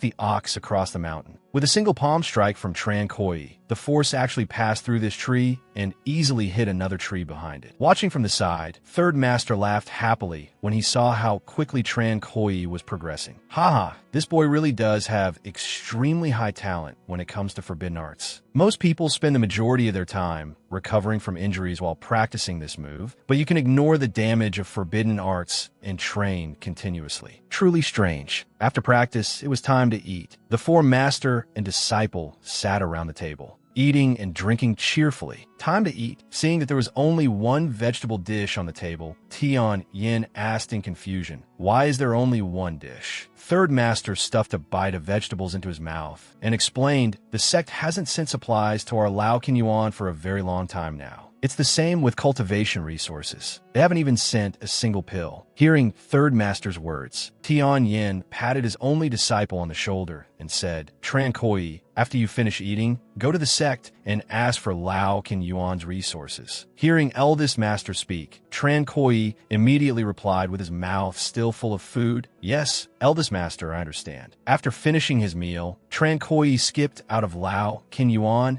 and headed for the sect to ask for resources as his master had instructed. Seeing him go alone, Third Master was rather worried. Are you really letting Tran Koi go by himself? Can the boy really get any resources? Tian Yin answered with absolute confidence, thumping his chest. Of course he can't. Third Master asked in confusion after hearing that. Then why did you send him? Tian Yin explained to him, he's still young. Unlike us, he can't stay in Lao Kin Yuan forever. This continent is boundless. Sooner or later, he'll have to go out, broaden his horizons, and see the world. The first step is learning how to walk out of Lao Kin Yuan. Even so, Third Master was still a little uneasy. What if someone targets him? Tian Yin calmly told him what he had secretly done to Tran Koi. I've left a safeguard behind. I've planted the great Luo Heaven Seal on him. Second Master, who had stayed out of the conversation until now, turned around in alarm when he heard this. The great Luo Heaven Seal is an extremely powerful forbidden art. In your whole life, you can only use it 3 times, right? This is the last time. Tian Yin answered Second Master calmly. It's fine. I saw the future on Tran Koi. He is the last hope of our Lao Kin Yuan. Sometime later, after stopping and starting along the way, Tran Koi finally arrived where his master had told him to go. Standing in the middle of Luo Xian sect and looking around,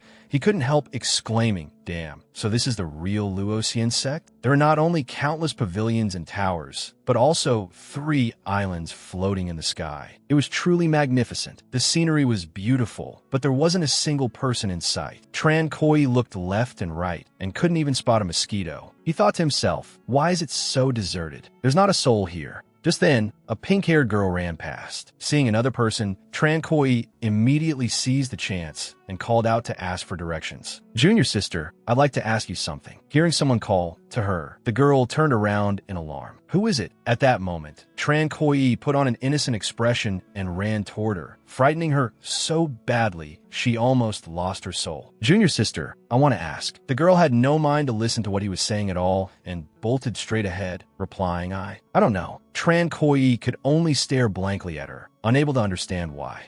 That's strange, but he wasn't the type to give up easily. Seeing the girl run away, he immediately gave chase and shouted, "Junior sister, wait, I haven't even asked yet. So how do you already not know?" The girl kept running for her life and turned back to say only one thing, "Goodbye." After saying that, she leaped onto her flying sword and shot into the clouds. Thinking she had finally escaped, she patted her chest and let out a relieved sigh. Phew, talking to other people is way too scary. But before she could relax for long, Tran Koi's voice came right behind her. "Junior sister, why are you running so fast?" Seeing that he had clung to her flying sword and followed her, the girl was horrified and asked, how did you catch up?" Tran Koi jumped right on her sword and said, "We're fellow disciples. No need to be so formal." "Junior sister, where are you going?" The girl stammered in reply, I'm going to collect cultivation resources." Hearing that, Tran Koi was delighted. He threw an arm around her shoulders and said excitedly, "Cultivation resources? Then what a coincidence. I'm going to collect resources too. Let's go together." With Tran Koi's arm around her, the girl was so embarrassed she didn't know what to do. She could only let out a loud cry and then speed up as fast as she could. The speed was both fast and dangerous, frightening Tran Koi into hurriedly warning her to be careful. "That's terrifying, junior sister. Are you not very good at sword flight? You've been lazy and not training properly, haven't you?" Faced with Tran Koi's criticism, the girl didn't really care. Instead, she turned back and asked him to stay a little farther away from her.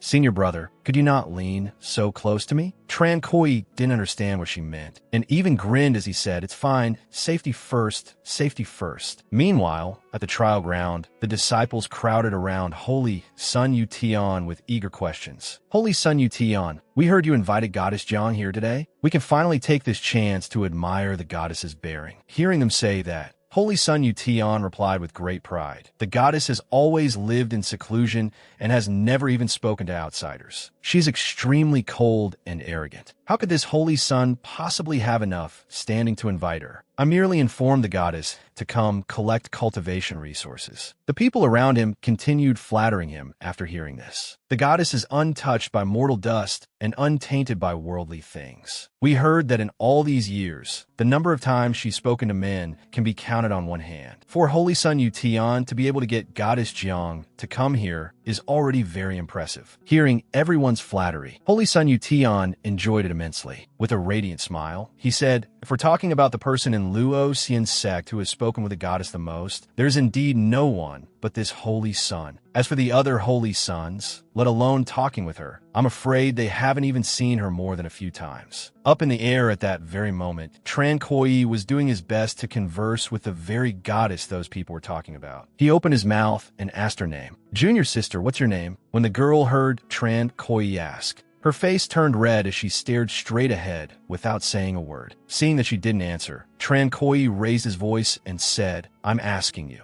Only then did the girl say her name, though she seemed somewhat unnatural. My name is Jiang Liani. After learning her name, Tran Koi happily introduced himself. My name is Tran Koi. Junior sister, you're the first disciple I've officially gotten to know in Luo Xian sect. If there's ever anything you can't handle in the future, I'll help you. Jiang Liani was a little touched to hear that, but she could only force an awkward smile and say nothing. Tran Koi then asked again, right, when are we getting there? Jiang Liani took out a veil and put it on, then answered, we've arrived. The disciples below saw her coming and immediately pointed upward to alert the others. She's here. Goddess Jiang is here. At that moment, one of them vaguely saw something behind her and said in confusion, it looks like there's something behind the goddess. Jiang Liani descended, and only then did everyone clearly see the figure behind her. It seemed to be a person and a man at that. After landing, Tran Koi looked around and sighed. There are so many people. At that moment, the disciples surrounding him began whispering among themselves, discussing why he had come together with the goddess. What's going on? Why did the goddess bring a man here? And that brat's hand was even on the goddess. Hasn't the goddess always avoided contact with others? Wasn't it said that Holy Sun Yution was the one who talked with the goddess the most? When Yution saw the goddess arrive, he hurriedly cupped his hands in greeting. Greetings, goddess. Greetings, goddess. Hearing them call this girl the goddess, Tran Koi was quite surprised. Goddess? Then he looked at her and thought to himself, so this junior sister is actually the goddess of Luo Xian sect? Hearing their greetings, Jiang Liani only gave a faint nod in response. Only then did Yution ask who the person beside her was. He pointed at Tran Koi and asked, Goddess, this is? Faced with his question, Jiang Liani's expression darkened, and she said nothing. Seeing Jiang Liani's expression at that moment, Tran Koi was taken aback and thought she was a shy girl just now, so why has she suddenly turned so cold? Seeing that she wouldn't answer the other man's question, Tran Koi took the initiative to introduce himself. Hello, everyone. Let me introduce myself. My name is Tran Koi. Hearing this unfamiliar name, Yution rubbed his chin and asked Tran Koi, never heard of you. Who are you? Could you be a newly recruited disciple of Sheng Xianyuan? The disciples beside him also began chattering. Sheng Xianyuan has always had only one disciple, Goddess Jiang. Since when have they taken someone new? Seeing how close he is to the goddess, he must be a newly accepted disciple. Just a few seconds earlier, Yution had still been calm, but he suddenly flew into a rage at Tran Koi. I don't care who you are. Why were you leaning so close to the goddess just now? Do you know that's an offense against the goddess? Are you trying to get her hand chopped off? Faced with Yution's threat, Tran Koi calmly folded his arms and shot back. The goddess herself hasn't said anything, so what's it to you? Being contradicted by Tran Koi in front of so many disciples, the man was furious to the point of nearly exploding, yet couldn't do anything. You bastard. Just then, the fourth elder of Luo Xian sect appeared and broke the tense atmosphere. He landed on the ground and asked, is everyone here? Yu Tian hurried forward and reporting to fourth elder, all disciples from the 3 courtyards who came to receive cultivation resources have arrived. After hearing Yu Tian, fourth elder announced to the disciples below, in that case, we'll follow the old rules. This year, the sect has allocated a total of 4 shares of cultivation resources to the 4 courtyards. Sheng Xian Yuan, Feng Xian Yuan, and Bai Xian Yuan each receive 1 share. As for the last share, the resources of Lao Qian Yuan, since no one has come to claim them, they will be fairly contested by the disciples of the 3 courtyards. The winner takes them. If there are no objections, we'll begin. Hearing that, Tran Koi felt something was wrong and raised his hand. Wait a moment, I have an objection. Seeing someone oppose him, fourth elder coldly told him to speak. Tran Koi voiced his question. If the sect divided the resources into 4 shares, what do you mean Lao Qian Yuan has no one to claim them? Fourth elder turned and asked, you're a newly joined disciple, aren't you? Everyone knows Lao Qian Yuan has no disciples. Naturally, there's no need for it to receive cultivation resources. Tran Koi seized the chance to set a trap with his words. What if a disciple of Lao Qian Yuan did come? Would they be allowed to receive them? Just as expected, fourth elder stroked his long beard and replied, if one came, then naturally they could receive them. But the sect forbids Lao Qian Yuan from accepting disciples. So the situation you're talking about simply doesn't exist. As soon as he finished speaking, Tran Koi smugly revealed the truth. In that case, I won't hide it anymore. I am a disciple of Lao Qian Yuan. At that moment, the entire place fell into dead silence. But the silence lasted only a brief instant. A few seconds later, the disciples surged forward and mocked Tran Koi. Ha, what is this guy thinking? Being a disciple of Lao Qian Yuan isn't anything glorious, yet he dares to claim it. He must be trying to swindle resources. If you're this stupid, you'll get beaten to death easily. Hearing those words, Tran Koi looked displeased. Was nobody going to believe him, even when he was telling the truth? Holy Son Yu Tian seized the chance to sneer at the goddess. Goddess, does such a despicable petty man deserve to be a disciple of your Sheng Xian Yuan? Does he deserve to ride a sword with you? Fourth elder immediately turned to the disciples and barked, enough, stop making a fuss. Next, we begin the contest for Lao Qian Yuan's cultivation resources. As soon as he said that, he conjured up a giant stone mountain and said to the disciples, there are 10 resource tokens on this mountain. Whoever seizes 1 token will receive 1/10 of Lao Qian Yuan's cultivation resources. Compete for them according to your ability. Hearing that, Tran Koi immediately rushed forward and took the lead. In that case, I'll take Lao Qian Yuan's resources myself. At that moment, fourth elder turned to ask, Goddess, every time in the past when resources were contested, you took all of the tokens. Now that you've been promoted to Goddess. Before he could finish, Jiang Liani waved a hand and cut him off. I won't be competing. Hearing the goddess say that, Holy Son Yu Tian also pretended to go along with it. If that's the case, then this Holy Son won't participate either. I'll stay here and keep the goddess company. Then,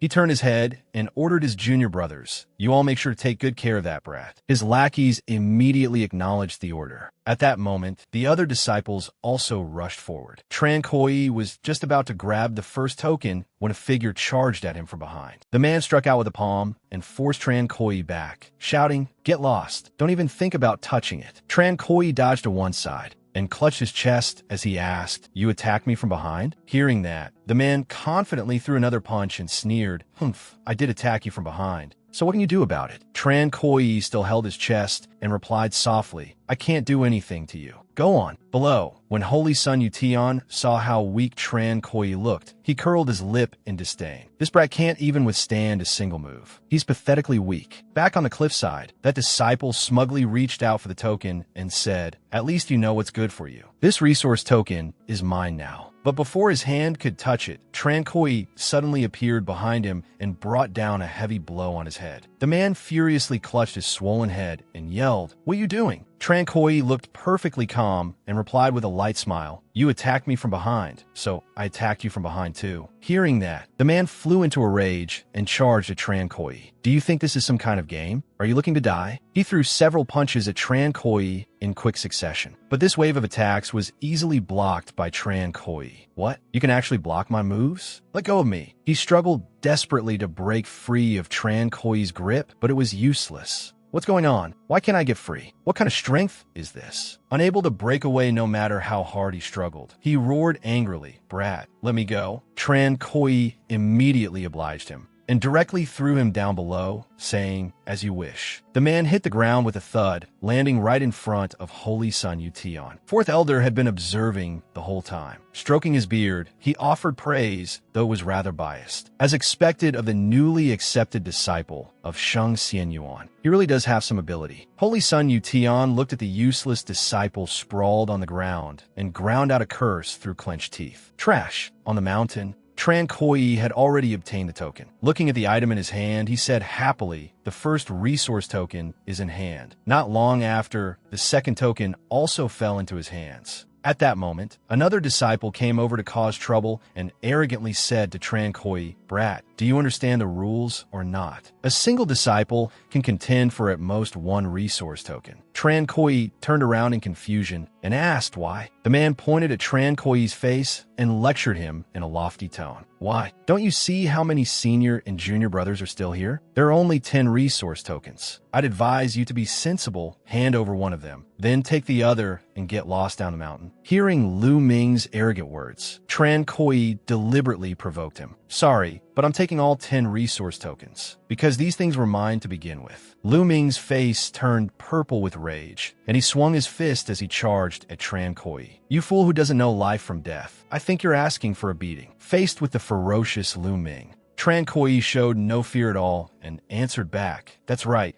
I'm asking for a beating so badly that even I'm scared, let alone you." At that moment, the other disciples climbing the mountain and fighting over the tokens also noticed the commotion and began whispering among themselves. "Is that guy courting death? He actually dares provoke senior brother Lu Ming?" Senior brother Lu Ming has trained bitterly for years. One punch is enough to send him flying. As soon as those words were spoken, Lu Ming's punch struck Tran Koi, and its power looked immense. But to his horror, Tran Koi was completely unharmed. How is that possible? He blocked it? Suddenly, Tran Koi's body erupted with dazzling golden light. Seeing this, Lu Ming cried out in fear, "What is this?" "This is Manifest Golden Body. It's the sign of the body-tempering extreme realm." The disciples below were all shocked beyond belief. How can this be? This person actually reached the body-tempering extreme realm? Another person chimed in. "It seems that in the sect, only Goddess Jiang has reached this realm. I've never heard of anyone else succeeding in it. Could this brat's talent really be that high?" At that moment, Holy Sun Yution's face turned green with anger because he had underestimated Tran Koi too much. This brat really is hard to deal with, but if he wants to take all 10 resource tokens, he's dreaming. The tokens behind those two won't be so easy to get. Immediately after that, Tran Koi launched his counterattack, rushing forward and driving a powerful punch into Lu Ming. This blow made Lu Ming cough up fresh blood. Realizing the gap in strength, Lu Ming hurriedly opened his mouth to beg, "Big brother, it's a misunderstanding, just a misunderstanding. These 2 resource tokens, little brother offers them both to you." Hearing him beg only made Tran Koi even angrier. He added another punch to Lu Ming's already swollen face and cursed, "You bastard. You were carrying 2 tokens yourself, yet you told everyone else they could only take 1. Truly vicious." After teaching Lu Ming a lesson, Tran Koi continued upward to compete for the resource tokens. A while later, he arrived at a barren little mountain where not even grass or trees could grow. Upon entering the next level, Tran Koi had no choice but to unleash the golden light of the body-tempering extreme realm to resist it. As expected, the difficulty had begun to rise. The higher he climbed, the greater the resistance became, and that resistance was actually an overwhelming gravity. But that was good too. At least it meant the resource tokens above had probably not been taken yet. In another direction, someone was sneaking upward as he muttered,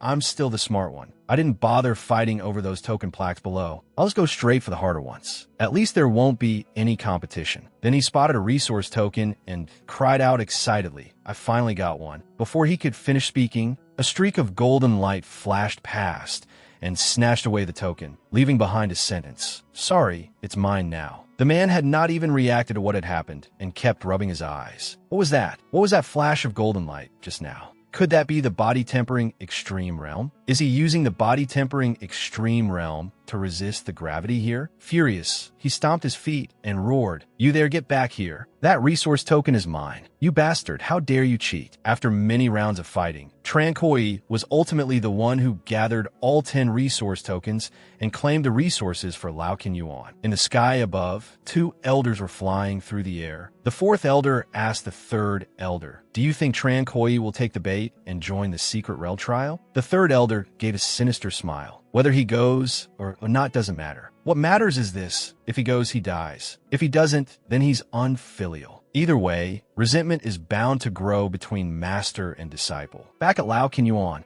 Second Master anxiously stopped Tran Koi. The sect's secret realm trial is extremely dangerous. This is a scheme by the 3rd elder and 4th elder aimed at you. You absolutely must not fall for it. Tran Koi smiled knowingly and reassured his master, "Second Master, don't worry. I have my own plan." Second Master frowned and asked, "What plan?" Tran Koi clasped his hands and calmly replied with a sentence that left Second Master stunned for 5 whole seconds. "Second Master, please take life and death lightly." Second Master looked at him in shock. What a good disciple indeed. He laughed and scolded, "You little brat, you really dare to say anything." Second Master let out a sigh of relief and continued with a smile, "But I like it. Cultivators should be like this, as long as you don't act recklessly." The 3rd elder thought he could drive a wedge between us master and disciple, but he has underestimated us. Second Master then asked sternly, "Tran Koi, can your body still endure it in its current state?" Tran Koi thumped his chest and laughed. "Second Master, you know my physique is different from ordinary people. There's no problem." Second Master led him inside and said, "Since that's the case, I will pass on to you my strongest forbidden art, Ghost Demon Twin Kill Fist." In the blink of an eye, 3 days passed. Eldest Master looked at Tran Koi training and turned to ask Second Master, "Why are you in such a hurry to teach him such a powerful forbidden art like Ghost Demon Twin Kill Fist? He has only just begun cultivating. Things should proceed step by step." Second Master looked worried and sighed. "There's no time left." Hearing this, Eldest Master immediately turned and asked, "Has your injury worsened again?" Second Master clenched both fists tightly and replied, "Actually, my condition is much worse than what the 3rd elder and the others think. They believe I can live for a few more years, but in truth, I don't have much time left. Ghost Demon Twin Kill Fist is extremely difficult to cultivate. I must pass it on to Tran Koi before I die." After saying that, he walked over to Tran Koi and asked Tran Koi, "How does it feel?" Tran Koi clenched his fist and sighed. "I can't find any clue at all." Second Master stroked his chin in puzzlement. "How strange. You could grasp those petty, sinister forbidden arts the moment you saw them. And yet with a truly invincible forbidden art like Ghost Demon Twin Kill Fist, you still can't comprehend it?" As soon as he finished speaking,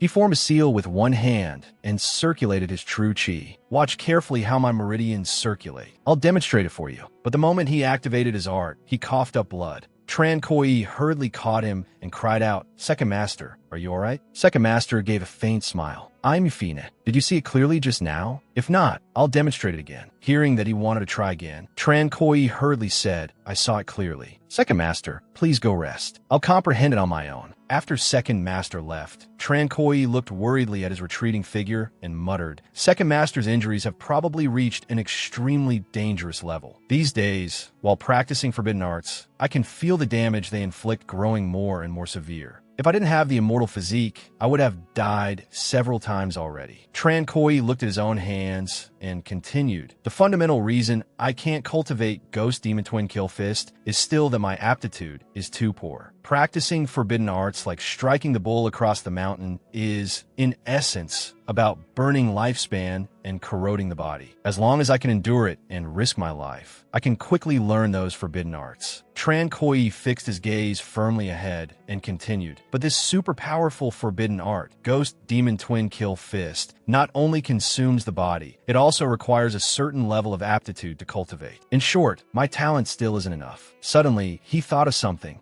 and said to himself, "Wait, what I'm cultivating are forbidden arts, and the essence of forbidden arts is paying a price. Then can I take a shortcut? If my aptitude isn't enough, could I use a forbidden art to improve my aptitude?" Tran Koi spun around and decisively went to ask his masters, The scene shifted to Eldest Master. After hearing him out, he immediately felt uneasy. He asked in shock, "You even dare to think of that kind of technique? Do you know that if such a technique really exists, it would be the forbidden art among forbidden arts? The consequences of cultivating it would far exceed your imagination. You'd probably explode and die on the spot." With a solemn and determined expression, Tran Koi told Eldest Master that it was fine. Eldest Master said helplessly, "I don't know. Your fourth master may have studied it before." After hearing this, Tran Koi stroked his chin thoughtfully and figured it would be better to ask the other masters first before going to fourth master. So Tran Koi went to third master to ask about a forbidden art that could improve aptitude. Third master gave exactly the same answer as Eldest Master. "Your fourth master studied this sort of thing before, though I don't know whether he still remembers it now." After saying that, he left. Tran Koi looked at his back and sighed helplessly. It seemed he could only go to fourth master after all. The scene shifted to when he went to find fourth master. Fourth master was holding a branch and scribbling on the ground. Tran Koi stepped forward and asked fourth master, "What are you researching?" Fourth master looked up into the distance and said, "After research, I have discovered that people who persist in eating one egg every morning for breakfast, compared with those that do not eat eggs, have eaten one more egg." Tran Koi looked at his fourth master, his face practically written with the words speechless, but he still gave him a thumbs up and smiled lightly in praise. A smart mind really is smarter than ordinary people. Fourth master is truly amazing. After saying that, fourth master lowered his head and continued drawing, casually telling him to spit it out if he had something to say, which surprised Tran Koi a little. Spreading his hands, Tran Koi replied, "I want to learn a forbidden art that can improve aptitude." He secretly felt lucky, thinking that talking nonsense really was the right way to move fourth master. After hearing this, fourth master patted his own head and said, "A forbidden art to improve aptitude. I do seem to have some impression of it." Tran Koi was overjoyed to hear this and hurriedly pressed him for details. But after waiting a while and seeing that fourth master gave no reaction, he anxiously urged him to speak. Fourth master still held his head and slowly said, "If I don't say it, then it's probably because I really can't remember." Tran Koi froze upon hearing this, then looked at him in confusion and asked, "Fourth master, you don't remember anything at all?" Fourth master stood up, stroked his beard, frowned, and suddenly answered irritably, "I do remember, but I can't think of it." Tran Koi instantly began doubting life itself. His face turned pale, sweat poured down him, and his mind filled with question marks as he stood there speechless before fourth master. Tran Koi stepped out of the courtyard, crossed his arms over his chest, and muttered to himself, "Fourth master definitely researched methods to improve aptitude before. It's just that his memories are too chaotic.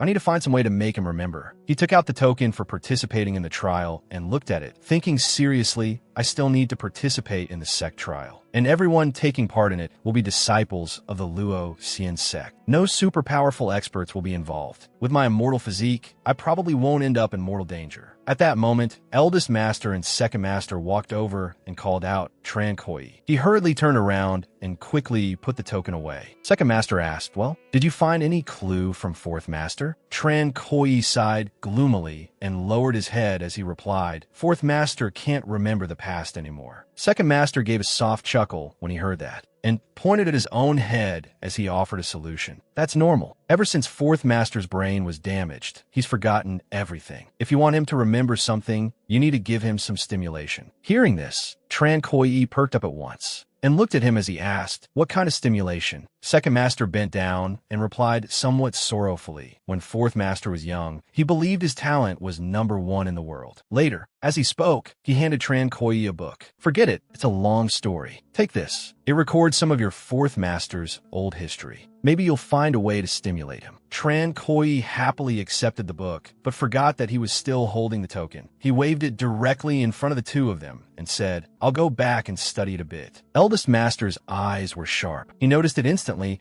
and asked sternly, "Tran Koi, why are you holding that token?" Only then did Tran Koi realize it. He hurriedly pulled his hand back and replied with an awkward smile, "It's nothing. I was just curious and taking a look." Eldest master seriously held out his hand and said, "Give me the token." Tran Koi put on a pitiful look and stammered, "Eldest master, I want to keep it as a souvenir." Eldest master remained firm and repeated in a deep voice, "Hand it over." Tran Koi was helpless and could only hand over the token as he said, "Eldest master, I don't want to participate in the sect trial." You have to believe me. Eldest Master took the token and coldly crushed it into pieces with one hand. Tran Koi took a startled step back and asked what he was doing. Eldest Master's expression was icy as he spoke with unusual seriousness. Whether you wanted to take part in the sect trial or not, the token is destroyed now. You can't participate anymore. As the two masters were leaving, Second Master's voice was full of expectation as he added, Tran Koi, cultivate well. You are the only disciple of Lao Qinyuan. This world is far crueler than you imagine. We are protecting you.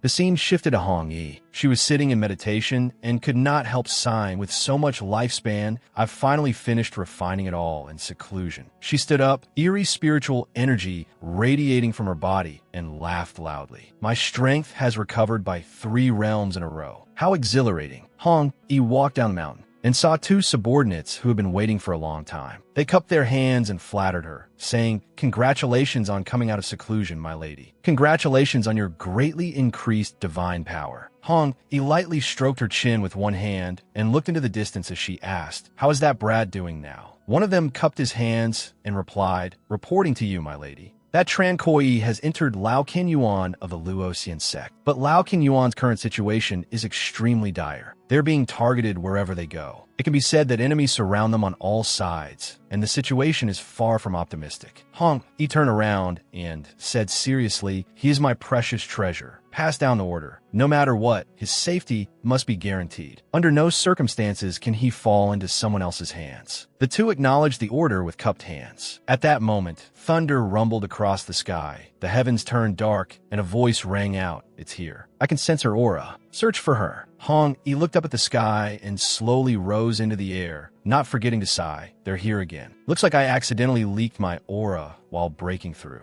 This old lady isn't afraid of you anymore. Back at Lao Qinyuan, Tran Koi was sitting there studying the book Second Master had given him. He held the book in one hand and stroked his chin thoughtfully with the other as he said intently. So Fourth Master was actually that dazzling in his youth. He almost overshadowed all the geniuses of his generation. The book said that when Fourth Master was young, he liked going to the scripture pavilion to read a book called Dragon Phoenix Transformation. He stood up and left the room, excitedly thinking, I'll borrow it and let Fourth Master see it. Maybe it'll help him remember something. But the moment he pushed open the door, he saw a severely injured young man clutching his chest at the entrance. Tran Koi stared at him in surprise and asked, Who are you? Before he could figure out what was going on, the young man collapsed heavily to the ground. It scared Tran Koi so much that he took several steps back and broke out in a cold sweat. Are you trying to scam me? Tran Koi stood there doubting life itself. The young man's injuries worsened, and he spat out a mouthful of fresh blood, opening his mouth with difficulty to beg for help. After speaking, he knelt down. Tran Koi shouted in alarm, Why are you coughing up blood again? Let me tell you, I've seen plenty of people like you. Hurry up and get up. The youth raised his head, pressed a hand to his chest, and replied, My name is Xiaohua. I come from Bai Xian Yuan. I was suppressed and framed by Bai Xian Yuan's holy son and have nowhere else to go. Please take me in. Hearing this, Tran Koi immediately waved him off and refused. Then you've come to the wrong place. This is Lao Can Yuan, and we're being suppressed and targeted by the entire Luoxian sect. As soon as he finished speaking, 3 unfamiliar people rushed into the room, kicked Xiaohua to the ground, and shouted, Xiaohua, let's see where you can run now. Xiaohua sat on the ground and cursed in annoyance, not expecting this group to have caught up so quickly. He turned and grabbed Tran Koi's pant leg, pleading earnestly, Only Lao Qinyuan can take me in now. I am willing to join Lao Qinyuan. Give me a share of compassion, and I will repay you with a lifetime of gratitude. Tran Koi was instantly speechless and took a step back. Quite the silver tongue you've got there. The leader strode forward viciously and roared, Come, be a good boy and follow me back. Maybe the Holy Sun will spare your life. Tran Koi decisively turned away, unwilling to get involved, and raised a hand apologetically. Lao Qinyuan is already in the eye of the storm. We can barely protect ourselves as it is. I can't cause more trouble for Lao Qinyuan. Upon hearing this, Xiaohua forced himself to stand. One hand held his injured shoulder, while the other clenched into a fist as he shouted unwillingly, Could it be that a genius like me, Xiaohua, is going to die here today? I refuse to accept it. The leader waved his hand and ordered, This is your fate. Seize him. Xiaohua lowered his head, gritted his teeth, and bitterly cursed his fate. Why is my life so tragic? I was born into the great cultivation clan of a Xiao family. At 11, My elder brother framed me, and I nearly died in a savage beast forest. At 15, the Xiao family was exterminated. At 16, my fiancée humiliated me and broke off our engagement. Tran Koi was just about to go inside, but when he heard Xiao Huohua's words, his steps halted. A broken engagement? Why does this script sound so familiar? At this moment, Xiao Huohua seemed to go mad as he roared. I thought entering the Luoxian sect would let me rise again, but instead the Holy Sun set his sights on me and dug out my supreme bone. I, Xiao Huohua, refused to accept this. Tran Koi quickly turned to look at him and thought in surprise, this guy had a supreme bone and also got his engagement broken off. Isn't he the protagonist? The leader had already lost his patience and reached out to seize him. Brat, are you done talking nonsense? Come with me. Just as Xiao Huohua was about to be taken away, Tran Koi moved to stop them and shouted, "Stop." The other party swung a fist at him and angrily barked. Where did this little runt come from? Looking to get beaten? But before he could react, he took a solid punch from Tran Koi and was sent flying, crashing face first to the ground. Tran Koi did not want to waste words and coldly spat out a single word, "Scram." After dealing with them, Tran Koi turned around, crossed his arms over his chest, and interrogated him with a proud expression. Xiao Huohua stood there in stunned shock. Tran Koi asked, "Xiao Huohua, let me ask you this. Do you have some kind of cheat on you?" Xiao Huohua turned around, his eyes full of confusion. "What's a cheat?" Tran Koi let out a cold laugh and, with the look of someone who had seen through everything, said, "You were framed since childhood. Your family was exterminated, your engagement was broken off, and even after your supreme bone was dug out, you still didn't die. You definitely have some life-saving opportunity on you,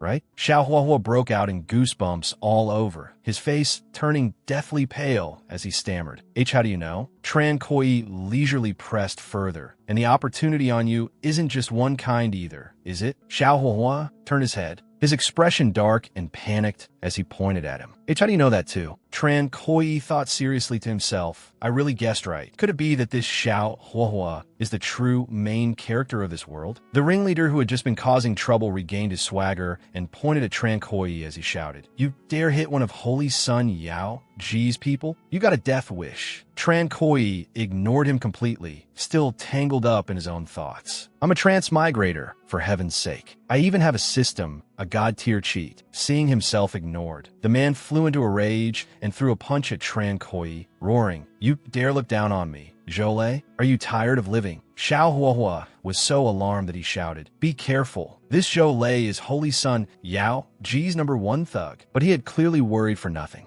As the punch came in, Tran Koi casually raised a hand and used a move called Shadow Claw Hand, catching the other man completely off guard and making him let out a miserable scream. Xiao Huohua stared so hard his eyes nearly popped out as he stammered, "Teach this. What kind of technique is this?" The other two lackeys saw their senior brother suffer and rushed forward to gang up on Tran Koi, shouting for him to release senior brother Zhou. But how could Tran Koi let him off so easily? A nuclear smile spread across his face. Then he increased the strength in his hand and said, "From now on, you can change your name to Junior Sister Zhou." Watching this scene, Xiao Huohua was so full of admiration that he practically wanted to prostrate himself on the spot. His eyes shone brightly as he clenched his fists and said, crushing a man's crotch, "You're really wicked, but I like it." Before that future junior sister Zhou could even react, Tran Koi turned and unleashed mountain-splitting bull-striking fist, sending all of them flying. The ground caved into a crater from the impact, and the men coughed up blood. Zhou lay sprawled on the ground, clutching his crotch, crying miserably. His tears soaked the dirt as he trembled and said, "My treasure, my foundation, my joy in being a man is gone." After seeing off the lifelines of those three men, Tran Koi calmly turned and walked into the courtyard, saying, "Stop standing there in a daze. Come inside with me." Hearing that, Xiao Huohua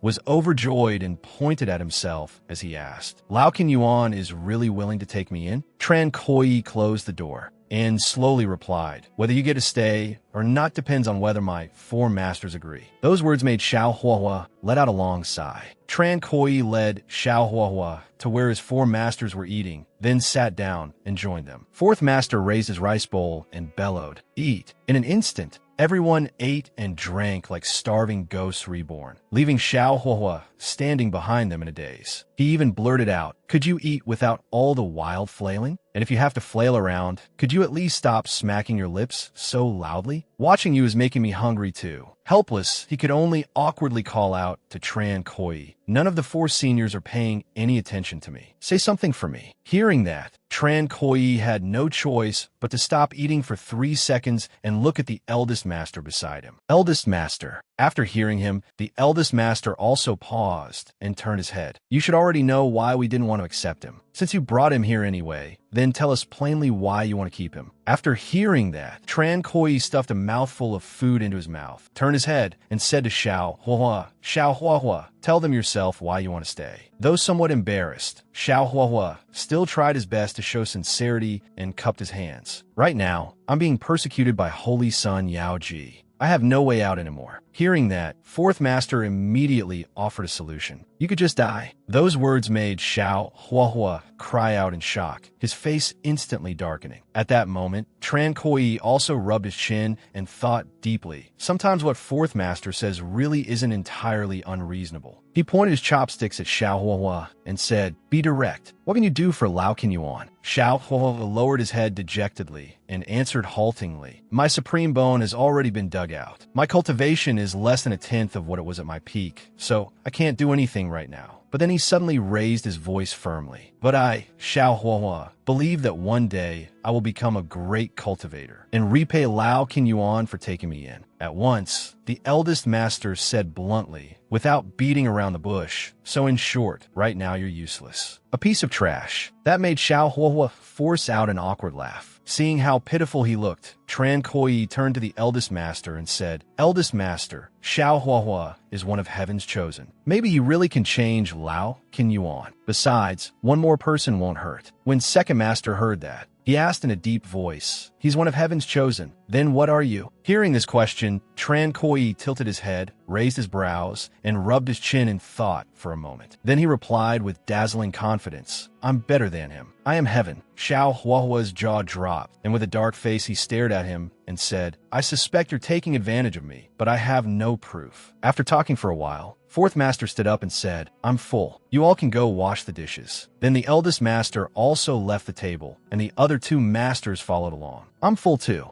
Let's go." Xiao Hua broke out in a cold sweat at the sight and spread his arms in panic. "Tran Koi, why is everyone leaving? So am I staying or not?" Tran Koi turned back and smiled faintly. "If no one chased you out, that means you can stay." Hearing that, Xiao Hua was overjoyed and cupped his hands heroically. "Brother Tran Koi, such great kindness. I'll never forget it." Tran Koi got up from the table and said, "No need to thank me. Just remember to wash the dishes and clean up too." Xiao Hua froze after hearing that and tried to object. "Isn't that the job of a menial servant? I still need to cultivate." Tran Koi turned and walked inside, waving a hand as he said, "From now on, you are Lao Qinyuan's menial disciple." Xiao Hua was left speechless. He let out a long, gloomy sigh and muttered, "After all these years of struggling, I ended up as a menial." He lowered his head and softly called out in sorrow, "Master, what do you think? Endure humiliation and bide your time. Your talent reaches the heavens. Even though your supreme bone was dug out, you still have a chance to defy fate and rewrite your destiny." In the blink of an eye, 3 days passed. Tran Koi was training in the courtyard. His movements were agile, and with just a light spring, he could leap several zhang. While airborne, he quietly recited the spirit-refining formula of antelope rising leap. Tran Koi stopped and turned to look at the distance he had just crossed, exclaiming in surprise, "So fast." This minor forbidden art within antelope rising leap is definitely a life-saving divine skill in critical moments. As soon as he finished speaking, he gathered his power and unleashed mountain-splitting palm toward the huge rock in front of him. He struck the boulder with one kick, and with just that single move of mountain-splitting palm, he shattered it into pieces. Tran Koi clenched his fist happily and said, "Mountain-splitting palm is mastered too. Even though it's called a palm technique, it's actually a leg technique, and taking the initiative makes it impossible for others to guard against." Tran Koi then used another move, Lion's Roar at Heaven. Its power was immense, forming the phantom shape of a ferocious lion charging forward. At that moment, Xiao Hua pushed the door open and walked in, asking blankly, "Senior brother, what are you doing?" Before he had even stepped through the door, he was blasted far away by Tran Koi's move and cried out miserably, "What the hell is this? Dazed and reeling from the attack, Xiaohua asked, "What kind of technique is that?" It made me instantly feel dizzy. Tran Koi walked over with his arms folded and replied confidently, "This technique is called Lion's Roar at Heaven." Xiaohua was instantly thrilled. He clenched both fists excitedly and said, "I want to learn it too." Tran Koi immediately replied, "No, you can't learn it." Xiaohua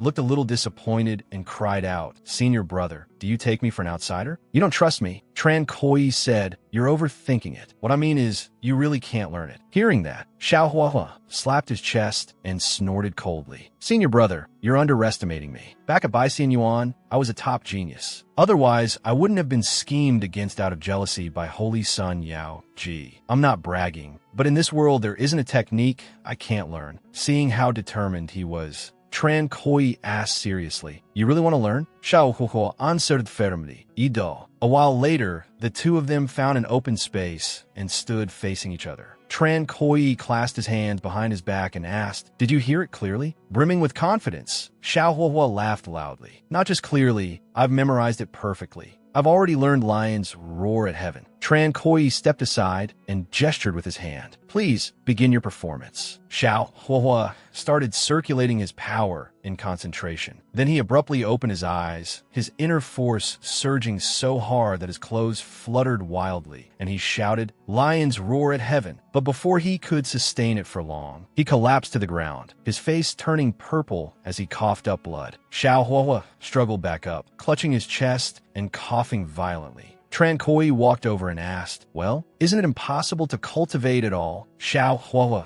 steadied his blood and qi, gathered spiritual power in his hands once more, and said with a determined expression, "I, Xiaohua, am a heaven-blessed genius. There's no way I can't do it." But the moment he tried circulating it again, he spat out blood once more and began coughing violently. Tran Koi tried to dissuade him. "Don't force yourself. This is a forbidden art. It doesn't suit you." Soaked in sweat, Xiaohua ground his teeth unwillingly and thought, "Then why can Tran Koi cultivate it? Could his aptitude really be higher than mine?" He observed Tran Koi, finding it hard to believe. Logically, cultivating any forbidden art should cause backlash to the body, but there isn't the slightest sign of backlash on him. I really can't understand it. Even a heaven-defying figure like Master couldn't see through Tran Koi. It seems his aptitude is immeasurable and can only be stronger than mine. No wonder he's the only disciple Lao King Yuan has accepted in the past 100 years. He wiped the blood from the corner of his mouth and stood there deep in thought. Seeing that, Tran Koi asked, "What are you muttering about?" Xiaohua smiled and waved his hand. "Nothing. I really am not suited to cultivating forbidden arts. I'm inferior to senior brother Tran." Tran Koi rubbed his chin and calculated. "I've already learned several of these minor forbidden arts. Entering the sect's secret realm trial shouldn't be a problem for now. The issue is that my token was destroyed by the eldest master, so I have no way to join the trial anymore." The scene shifted to Fengxian Yuan. The head of Fengxian Yuan, Xia Wucheng, said to an elderly subordinate, "Go call Holy Son Yutian here." The old man acknowledged the order. A moment later, Holy Son Yutian hurried over and cupped his hands. "Master, you were looking for me?" Elder Xia Wucheng raised a hand and said, "Tomorrow is the day the sect's secret realm trial begins. The secret realm is filled with treasures beyond count. Who knows how many have found opportunities within it and soared to the heavens in a single step to become experts. Are you confident?" Holy Son Yutian answered seriously, "As long as Goddess Jiang doesn't go in, I'm completely confident." Hearing that, Xia Wucheng sounded somewhat annoyed. Again with Goddess Jiang.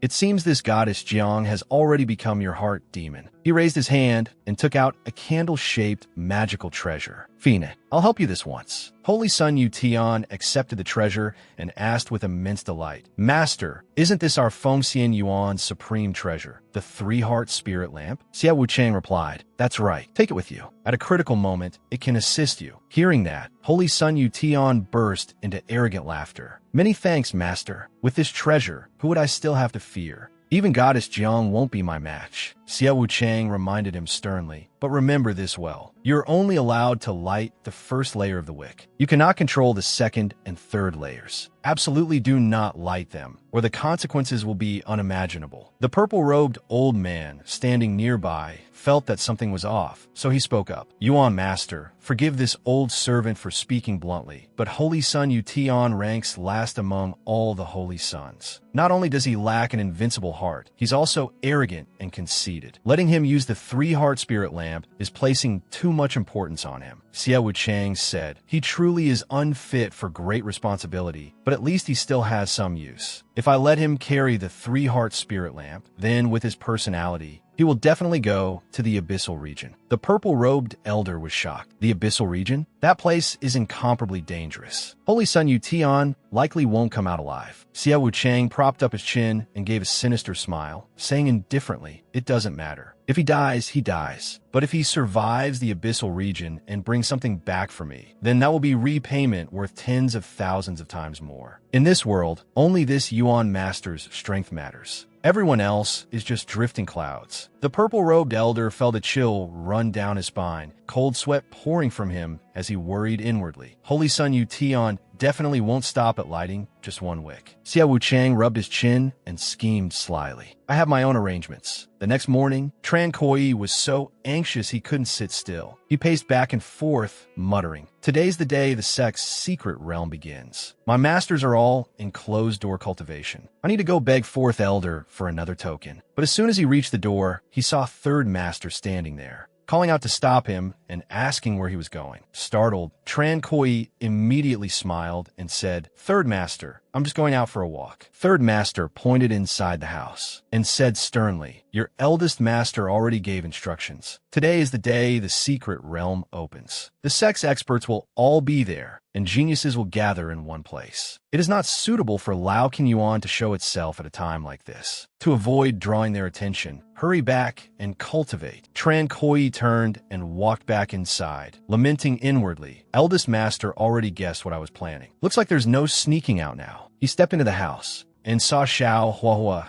sitting by the dining table, holding a token in his hand, his eyes shining brightly. So this is the trial token. Hearing Tran Koi's voice, Xiao Huahua turned around and grinned. Senior brother, you came at just the right time. Eat first. This spirit rice is so fragrant. I've already eaten 5 huge bowls in a row. Tran Koi said nothing and walked straight over to snatch the token from Xiao Huahua's hand, staring at it. He asked, is this really the token for entering the sect's secret realm? Xiao Huahua, how do you have this? Xiao Huahua looked as if he had been praised and slapped his chest. Senior brother, I already told you. I, Xiao Huahua, am a genius from Baixian Yuan. If I hadn't entered a bit late, I'd at least be a holy son. Having the qualifications to enter the secret realm is only normal. It's just a pity that I'm seriously injured right now and can't participate in the trial. Tran Koi looked at him and asked, can your token be used by someone else? Xiao Huahua raised one finger and replied, no. The token has a special mark on it, so only its owner can use it. At most, it can bring one extra person along. Tran Koi smiled happily and pointed at himself excitedly. Good, then take me in with you.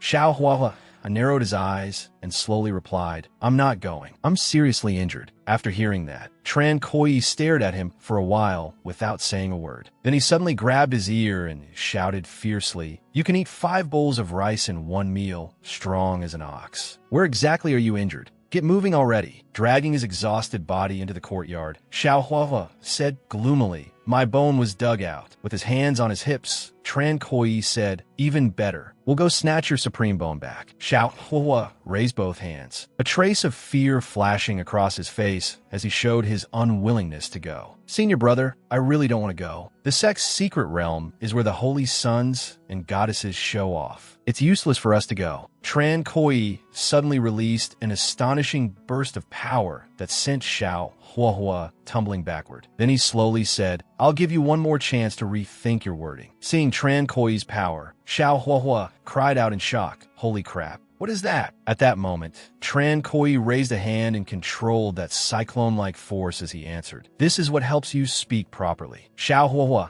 was so scared his soul nearly left his body. He slapped his chest, drenched in sweat, and shouted, Senior brother, I wasn't finished yet. Even if I'm badly injured, even if my supreme bone was dug out, as long as Senior brother points the way, I'll strike wherever you say. Tran Koyi's face remained icy, but he withdrew the move and said, now that's my good junior brother. But unexpectedly, that attack still came crashing down onto Xiaohua, frightening him so badly that he covered his face and shouted, no way, senior brother. I already said it. The move hit Xiaohua, yet caused no damage whatsoever, leaving him stunned on the spot. Then he sat up and touched himself all over in confusion. Ibufine. Tran Koyi walked over and raised one finger with a faint smile as he explained, that was just an illusion, good for scaring you, but it has no killing power. Hearing that, the corner of Xiaohuahua's mouth twitched. He almost cursed out loud, but thinking that his little life was more important, he forcibly swallowed it. He stood up, crushed the token, and shouted, open for me. A teleportation gate leading to the sect's secret realm opened. Tran Koyi strode forward, brimming with fighting spirit. Let's go. The two stepped into the teleportation gate, and the door slowly closed behind them. Behind them, the eldest master and the third master watched their backs in silence. The third master said in confusion, you noticed it long ago, so why didn't you stop Tran Koyi? The eldest master replied calmly, I already stopped him twice. I won't stop him a third time. The third master said worriedly, what if something unexpected happens in the secret realm? The eldest master remained composed as he explained, first, Tran Koyi has our great Luo heaven seal. In a critical moment, it can save his life. Second, if he doesn't make this trip, and one day Shan Quan really does suddenly pass away, Tran Koyi's Dao heart may be damaged because of it. So whether or not he gets the longevity grass this time isn't important. The most important thing for a cultivator's Dao heart is an invincible bearing, an original heart without blemish. Tran Koyi's spirit is very rare. I don't want to grind away that edge of his. The sky gradually darkened,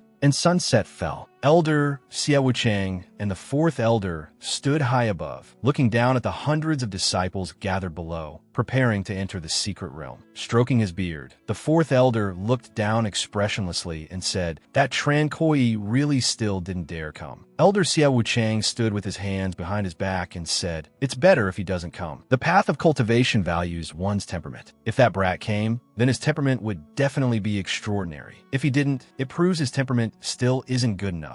So there's no need to worry too much. Holy Son Yu Tian stepped forward, cupped his hands, and said with a hint of smug arrogance, elders, the auspicious hour has arrived. Begin at once. I can't wait any longer. This time, I, the Holy Son, will definitely seize the greatest opportunity. Elder Xia Wucheng turned and waved his hand, opening the entrance to the secret realm, and said, in that case, open the secret realm. Just then, Xiaohua and Tran Koyi teleported in just in time and said, great, we made it. When the fourth elder saw them, displeasure appeared on his face, and he let out a cold snort. Elder Xia Wucheng also said irritably, that brat actually still came. When Holy Son Yu Tian saw Tran Koyi, he immediately shouted like a mad dog, Tran Koyi, you little bastard, you actually dare come to the trial. The fourth elder raised both hands and shouted, everyone look at me, I have something to announce. He pointed toward Tran Koyi and loudly introduced, this secret realm trial is different from the usual ones. A disciple from Lao Qinyuan is participating. When the disciples heard this, their faces filled with contempt, and some even roared angrily. What? A disciple from Lao Qinyuan came to? The people of Lao Qinyuan practice evil arts. Everyone wants them dead. Instead of hiding, he actually dares take part in the trial himself? Isn't that just courting death? Cold sweat broke out on Xiaohua's forehead. He raised a hand to cover his mouth and whispered to Tran Koyi, senior brother, this old man is doing this on purpose, making us a target. Why don't we withdraw? If we go in with things like this, I'm afraid we won't come back out. Or if you really want to go, I've already brought you here anyway. So how about you go in by yourself? Tran Koyi didn't answer. Instead, he pointed at Xiaohua, turned, and smiled at the crowd of disciples. Hello, everyone. My name is Tran Koyi. What the fourth elder just said was wrong. 2 disciples from Lao Qinyuan are participating. This one here is Lao Qinyuan's newest disciple, my genius junior brother, Xiaohua. Xiaohua was scared out of his wits. Raising both hands as if surrendering, he muttered, senior brother, you don't need to introduce me. Before Xiaohua could recover, Tran Koyi had already taken out a sound-amplifying artifact and, with a haughty expression, shouted the words Xiaohua wanted to say. My junior brother says everyone sitting here is trash. In a moment, he'll beat you all until you kneel and call him father. Xiao Huahua looked as if he'd been struck by lightning. He wanted to laugh and cry at the same time, choking out, I never said that. Senior brother, aren't you getting me killed like this? Hearing this, the disciples below flew into a rage like a troop of crazed gorillas. They pointed at him wildly and shouted, Xiao Huahua, you arrogant bastard, I'll remember you. In a moment, I'll beat the shit out of you. A disciple of Lao, Qin Yuan, dares be this arrogant? You've really got a death wish. Watch your back when you go take a piss later. By now, Xiao Huahua was completely numb, frozen stiff like a wooden chicken. Only then did Tran Koi turn back to him in satisfaction and, with the smile of a good senior brother, say, All right, junior brother, greetings are done. Let's withdraw. Hearing that he intended to leave, the disciples all shouted threats. You dare. Xiao Huahua, if you dare leave, I'll beat you to death even if I don't enter the secret realm. That's right, try taking one step and see. My eagle is already starving. Hearing this, Xiao Huahua tilted his face to the sky and let out a long sigh. Tears welled in his eyes as he thought bitterly, Damn it, how am I supposed to leave now? Tran Koi walked over and patted him on the shoulder. With his other hand, he raised one finger and shouted righteously, Junior brother, run? Don't worry about me. I can handle this alone. But how could Xiao Huahua still dare run now? He could only shout helplessly, Senior brother, I'm not leaving. I've decided not to abandon you. I'll fight shoulder to shoulder with you. Hearing that, Tran Koi rubbed his head and said with a smile, Good boy, junior brother. Holy son Yution quickly flew into the secret realm, and before going in he still shouted arrogantly at Tran Koi, the Holy Son, will be waiting for you inside. The secret realm will be your grave. The other disciples also jumped into the secret realm one after another, angrily shouting, Let's go in too. Xiao Huahua, once inside the secret realm, you'd better hide well and pray I don't see you. Move. Hearing this, Xiao Huahua became even more worried for his little life and urged anxiously, Senior brother, let's hurry in. Let's do as they say. Find a hidden place and hide. But Tran Koi looked around instead, as if searching for someone, and said, No rush. Let them go in first. We'll wait a bit, then go in. Hearing that, Xiao Huahua stared at him in confusion, then waved worriedly and called out, Senior brother, we're still not going in? What are you waiting for? A moment later, Tran Koi saw Goddess Jiang flying into the secret realm and smiled. There she is. Then he immediately flew in after her. Hearing that, Xiao Huahua asked in confusion, Who's here? Then he looked toward the woman who had just flown in and said in shock, Isn't that Jiang Liani, Goddess Jiang? That's an existence far beyond reach, heaven-defying talent, cold and aloof by nature, basically never speaking to anyone. Seeing that he was talking too much, Tran Koi directly grabbed Xiao Huahua by the hand and dragged him inside, scaring Xiao Huahua into shrieking like a pig being slaughtered. Tran Koi even shouted urgently, Junior sister Jiang, wait for me. Let's go in together. The moment he heard Tran Koi address her so intimately, cold sweat broke out on Xiao Huahua's forehead. What? Senior brother called the goddess his junior sister? Hearing the call, Goddess Jiang turned her head and glanced back, then let out a cold snort. Then all three of them disappeared through the entrance to the secret realm. Seeing Tran Koi address Jiang Liani so intimately, Elder Xia Wuchang's eyes widened and his jaw dropped. How does that brat know Goddess Jiang? The fourth elder also looked up, but assumed Tran Koi was just trying to cozy up to her and replied, They probably don't know each other. That brat is just shamelessly forcing himself on her. Elder Xia Wuchang felt that made sense, frowned, and shouted, Utterly shameless. He actually dares come take part in my secret realm trial. I have a bad feeling about this. Inside the secret realm,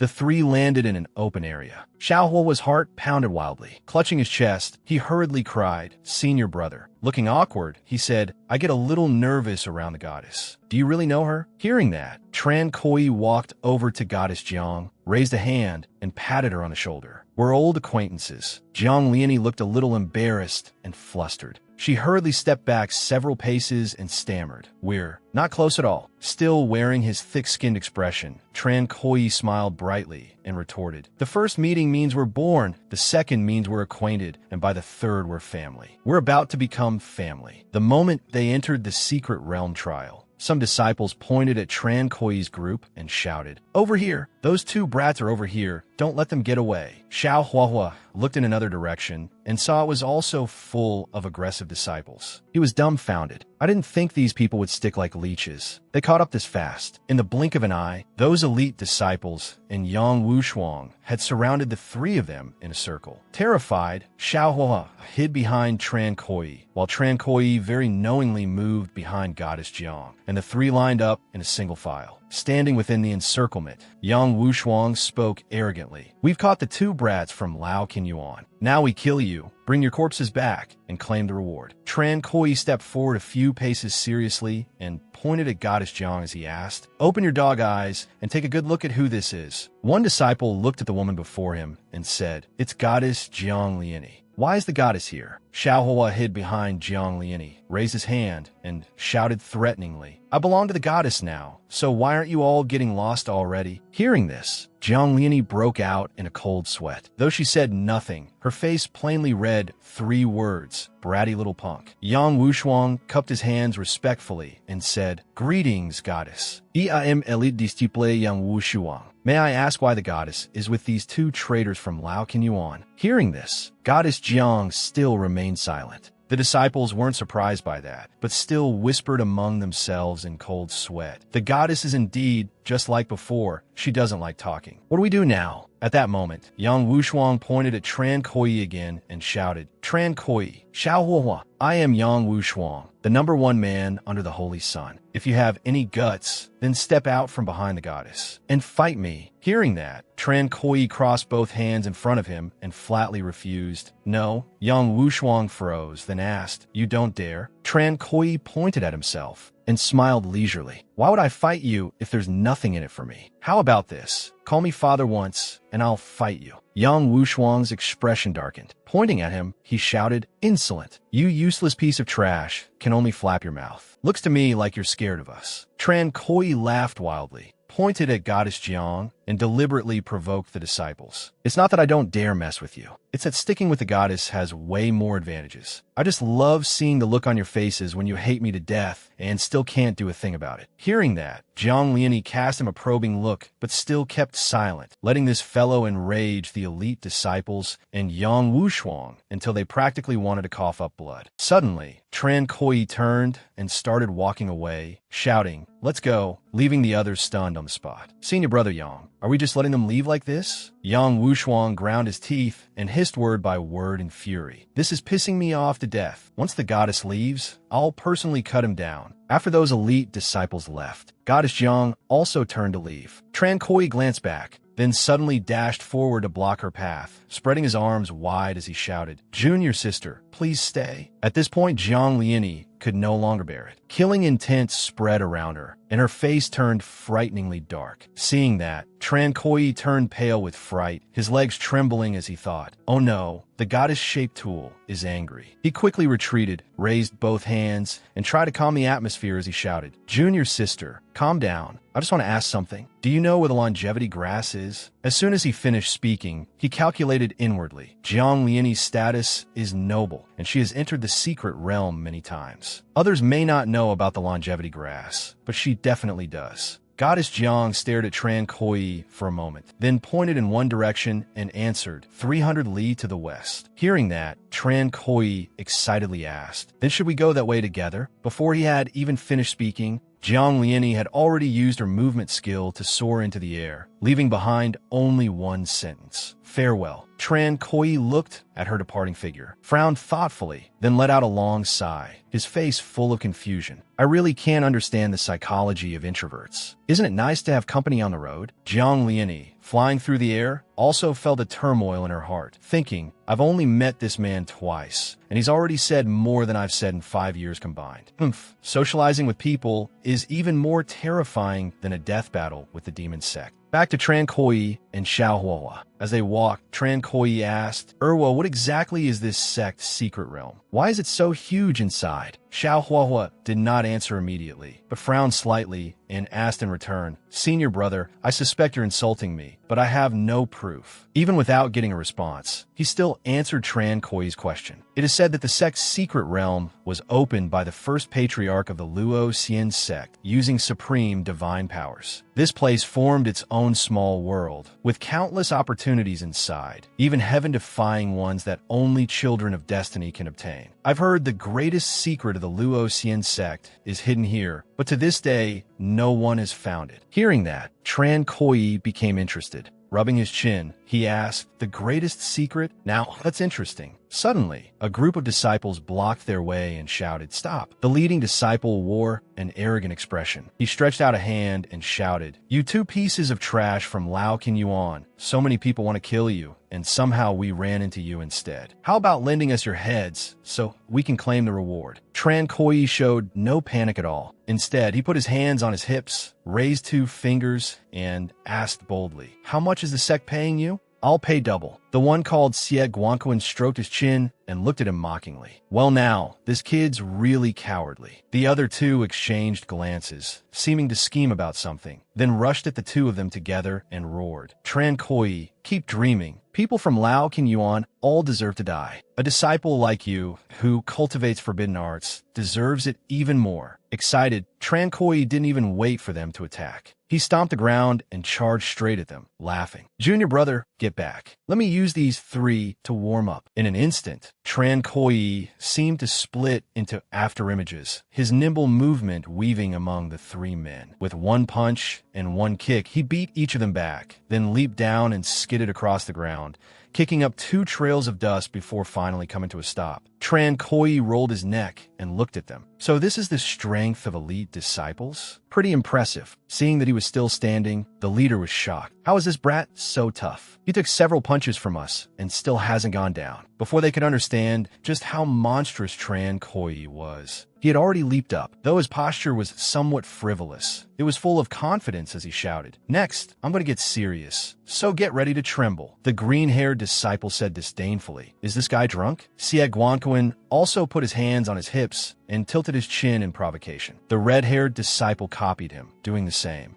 Before they could finish provoking him, Tran Koi had already swept forward like the wind and struck with an extremely fierce palm. The green-haired disciple took it head-on and was blasted backward, fresh blood spraying from his mouth. Another disciple broke out in a cold sweat, his eyes bulging in horror. What? Before the move had even ended, Tran Koi had already leaped up and grabbed the other man's crotch with one hand, shouting, "Monkey steals the peach." The man trembled all over in pain, his eyes nearly popping out, only able to let out a miserable groan. "Ugh, Only then did Tran Koi ask smugly. Trembling yet, the man burst into tears and begged repeatedly, I'm trembling.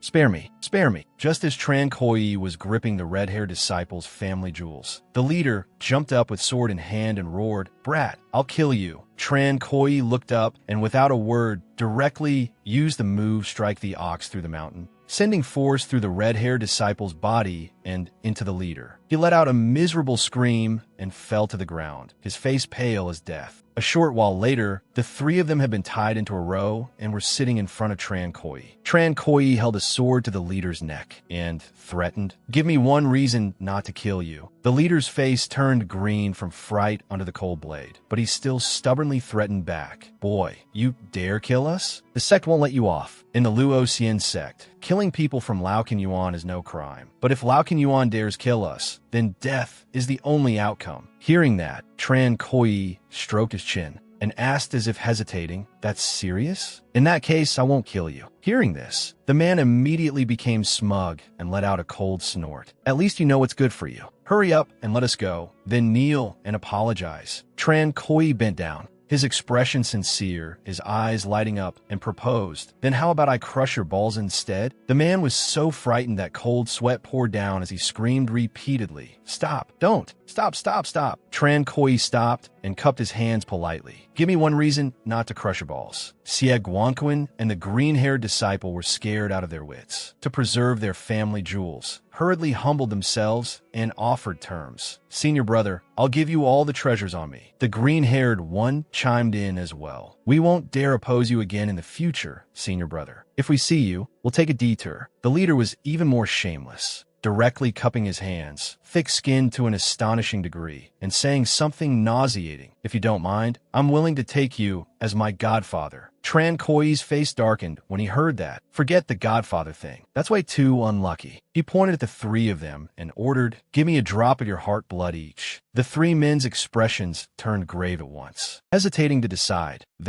The leader raised a hand and said, "Senior brother, heart blood is the lifeline of cultivation. Once a drop is used, it's gone. How could we casually give it to someone else?" Tran Koi stopped wasting words, raised his hand, and made a few squeezing motions in the air, his eyes sly as he smiled at them like a devil. "Looks like your heart blood is more important than your balls, so I might as well crush those instead." The three of them immediately screamed, "Stop, stop, stop. We'll give it, okay? We'll give it." The three joined their hands together, forcing out their heart blood and sending it flying toward Tran Koi. Tran Koi immediately raised his hand and turned the 3 drops of blood into a ring of red spiritual power, grinning sinisterly as he chanted, "Forbidden art, soul, binding spell." Once it was refined, he flicked his finger, and the spell flew into the center of the 3 men's brows. The 3 panicked and felt themselves all over. "What's going on?" "I suddenly feel an extra thread of connection." Sieg Guankun realized something and cried out in shock. "It seems our souls have been bound." The leader also said, "It's like an extra shackle has been put on us." Only then did Tran Koi point at them and explain, "I've cast the forbidden soul binding spell on you. Your lives and deaths are in my hands. If I die, you won't survive either. Understand?" The leader was drenched in sweat and reluctantly cupped his hands. "Understood. Sieg Guankun, will definitely behave from now on and absolutely won't cause trouble for senior brother again." Tran Koi flew into a rage when he heard that, his eyes blazing, pointing at his face and cursing, "Understand my ass." That frightened him so badly he trembled all over. But Tran Koi didn't make things hard for him anymore. He leisurely turned around and waved his hand. "Erwo, let's go." Xiao Huahua hurriedly followed after him and asked in confusion, "We're just leaving like this?" "I've read about the soul binding spell before. Once someone cultivates to the manifestation realm and their soul grows strong enough, they can break it, and the heads of the courtyards can also force it undone. It'd be better to kill them now and remove future trouble." Tran Koi turned his head and smiled brightly, raising one finger as he declared grandly, "Killing people is low class. Lao King Yuan has too many enemies to kill them all. Turning them into tools for our own use is the proper path. They'll understand soon enough." Xiao Huahua's eyes widened in shock. "You mean?" Then he immediately understood the follow-up move. "I get it. Over there." Once Tran Koi had gone far enough, Sieg Guankun wiped the sweat from his chin and sneered, "Humph, that Tran Koi really was fooled by our acting in the end. Once we get out and find a courtyard head to undo this soul binding spell, I'll crush his balls for sure." But the green-haired one felt something was wrong and said seriously, "This isn't good, senior brother." Sieg Guankun turned around, clenched his fist, and said decisively, "There's nothing wrong with it. Everything is under control." The green-haired one raised a hand and explained, "Right now, we're tied to Tran Koi in both prosperity and ruin. If he dies, we'll die with him." Sieg Guankun suddenly came to his senses, slapped his thigh, and cursed with bulging eyes. Holy shit, that really does seem to be the case. He changed his attitude in an instant, scrambling after them on all fours, waving frantically as he shouted, "Senior brother Tran, wait for me. You can't leave." The 2 lackeys looked at his fawning appearance and felt a chill down their spines. Tran Koi glanced back and smiled smugly. "See, didn't they figure it out already?" Xiao Huahua also looked back with a stunned expression. Sieg Guankun ran to Tran Koi's side and put on a reluctant, devoted expression to show his loyalty. "Senior brother Tran, we've thought it over. We should still follow you. We can't bear to leave your side." Tran Koi nodded in satisfaction and played along, patting him on the shoulder. "Good." At that moment, several more disciples appeared ahead of them, chuckling. "These 2 brats are walking 10,000 spirit stones now. Who would have thought we'd be so lucky?" When Sieg Guankun heard that, he immediately pointed at the red-haired disciple and cursed, "Senior brother Zhang, you've lost your mind." The man glared and asked, "I've lost my mind? How?" Before he could react, Sieg Guankun had already swung his staff straight into his face and roared, "Damn it, targeting senior brother Tran means you've lost your mind." Senior brother Zhang's 2 lackeys were dumbfounded. Before they could react, Sieg Guankun swung his staff again and hit each of them once, yelling, "You've lost your minds too." A moment later, the 3 of them had been beaten to their knees before Tran Koi. Tran Koi leisurely stood with his hands on his hips and asked, "Understand now?" That senior brother Zhang had been beaten black and blue, and now reacted extremely fast, replying, "I understand. In this secret realm, anyone who dares touch even a single hair on senior brother Tran's leg is making an enemy of me, Zhang." Just then, a powerful jade-green beam of light suddenly shot up from the nearby forest, soaring straight into the ninth heaven, accompanied by dense spiritual energy. That surge of power drew Tran Koi's attention. When the spiritual energy dispersed, a stalk of longevity grass gradually appeared. Tran Koi looked up at it and asked blankly, "This is..." Xiao Huahua also pointed ahead and shouted, "Senior brother, a treasure has appeared up ahead. It looks just like the legendary longevity grass." Without the slightest hesitation, Tran Koi immediately rushed toward the source of that power and shouted, "Get over there, quick!" The two hurried over at full speed, but many disciples had already gathered there before them. One of them said, "So it really is longevity grass. I didn't expect we'd find it this quickly. The grade of this longevity grass is extremely high. It's a pity that young cultivators like us won't get much effect from using it." The person beside him immediately asked irritably, "Are you stupid? If you don't use it yourself, you can offer it to the guest elders in the sect. Most of them are old and desperately need longevity grass." Beside them, a pink-haired man with a sinister expression said, "In that case, whoever is fated to it gets it." Right then, another person walked over, looking like some transcendent sage, and said, "Everyone, hold off on fighting for now, lest we attract the attention of other disciples." The red-haired disciple saw him and exclaimed in shock, "It's Holy Son Wu Yuan." The others were also surprised. Wasn't he supposed to have gone to the destination to fight for the greatest opportunity? Why is he here? Wu Yuan walked up before the disciples and raised a hand in signal. "Could you all give me face and yield this longevity grass to me?" After hearing that, the disciples hesitated, unable to answer, only stammering, "This." Suddenly, Wu Yuan's expression turned extremely savage and ferocious as he turned and threatened them. "It seems everyone is a little hesitant. Since you're unwilling, then let me ask in a different way. Who here wants to compete with this holy son for the longevity grass?" The disciples became even more frightened on hearing this, all of them downcast, not even daring to look him in the eye. Seeing that none of them dared compete for the longevity grass anymore, Wu Yuan smugly stepped forward and said arrogantly, "Very good. Since no one speaks up, that means no one is fighting me for it. Then the longevity grass is mine." Suddenly, Holy Son Wu Yuan stopped in his tracks, and the disciples behind him also looked in surprise at the person ahead, calling out, "Wait." Immediately after, Holy Son Wu Yuan asked with disdain, "Humph, you want to fight this Holy Son for the longevity grass?" Tran Koi didn't say he had to have it, but instead held out his hand and said, "I'll buy this longevity grass. 99 spirit stones to make a friend. How about it?" Holy Son Wu Yuan pointed at him arrogantly and asked contemptuously, "Who are you? You think you're worthy of making friends with this holy son?" The other disciples also began grumbling. Isn't that a disciple from Laocan Yuan? No wonder he looked familiar and so arrogant. And now he even dares show his face. Hearing that, Wu Yuan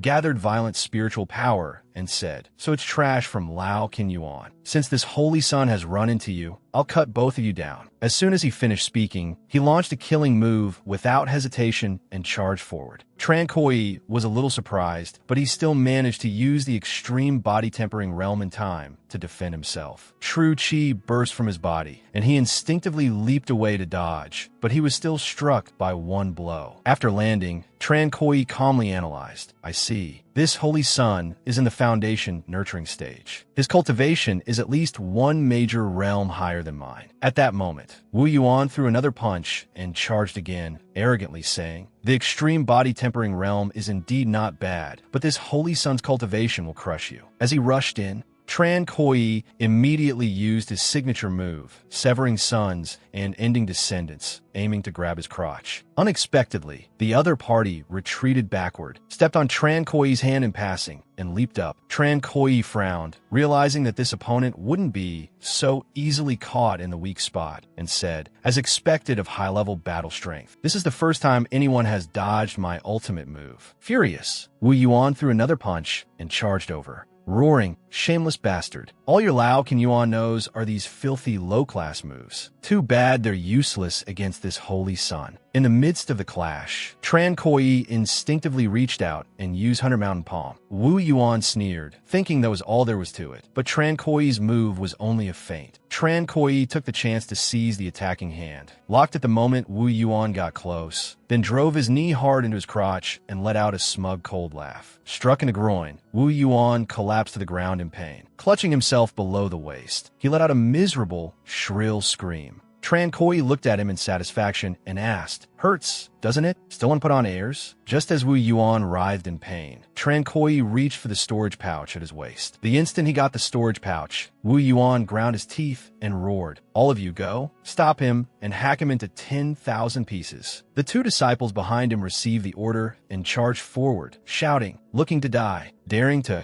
snatch the longevity grass in front of everyone. Let's see whose blade is faster. Kill him first. Tran Koi turned and unleashed Lion's roar, its mighty force shaking the crowd back. Holding the storage pouch, Tran Koi said happily, "Got it." He quickly pulled Xiao Huohuo away, shouting, "Why are you still standing there? Run." The disciples behind them chased while yelling, "Stop right there." The trash of Lao Qinyuan really is lawless. They won't get away. Xiao Huohuo felt things were going badly and said to Tran Koi, "Senior brother, that was a bit reckless of you. With so many people, how are we supposed to escape?" Wu Yuan pointed at the two of them and shouted arrogantly, "Stop, to block you, two dead dogs. This holy sun even specially used an earth escape talisman. Even if you die, it'll be worth it." The moment he finished speaking, Tran Koi vanished in an instant, leaving Xiao Huohuo alone to deal with it, while his shout lingered behind. "Junior brother, Holy Sun Wu Yuan is yours." Xiao Huohuo stood there dumbstruck and turned to look in the direction Tran Koi had fled. Tran Koi even threw in one more line for his dear junior brother, leaving him not knowing whether to laugh or cry. "Holy Sun Wu Yuan, listen well. This is my junior brother Xiao Huohuo, a peerless genius. Trash like you? He could take on 8 of you by himself." When Xiao Huohuo heard that, he shouted, "What kind of stun is this, damn ancestor of mine?" Wu Yuan's fury soared to the heavens. He jumped up and unleashed a killing move, roaring, looking to die. "Today I want to see how you take on 8 people." As the killing move came crashing down, Xiao Huohuo turned pale with fright and cried toward the direction where Tran Koi had disappeared. "Senior brother, you can't keep digging pits for me to fall into like this." Left with no choice, he could only save himself, leaping up to dodge the killing move before teleporting away. Wu Yuan also recognized Xiao Huohuo and said, "I remember now. You're that cripple whose supreme bone was dug out by Saintess Miaoji. Saintess Miaoji is in seclusion and didn't come in here, so I'll take your head and present it to her." The scene shifted back to Tran Koi. He ran to a certain place and discovered that the ground was covered in white bones. Frowning, he said, "Something's wrong here." Tran Koi ran to a spot in the earth vein and stopped, while the disciples behind him caught up and shouted, "Tran Koi, let's see where you can run now." The earth vein ahead contains a deadly poison strong enough to kill cultivators. "You have no way out now." They pressed in on Tran Koi, and Tran Koi turned around and said in a mild, conciliatory tone, "Everyone, Lao Qinyuan has no grievance with you. Why do you insist on chasing me to the bitter end?" The crowd roared fiercely in response. "You people from Lao Qinyuan cultivate forbidden arts, offending heaven and reason. Anyone can kill you."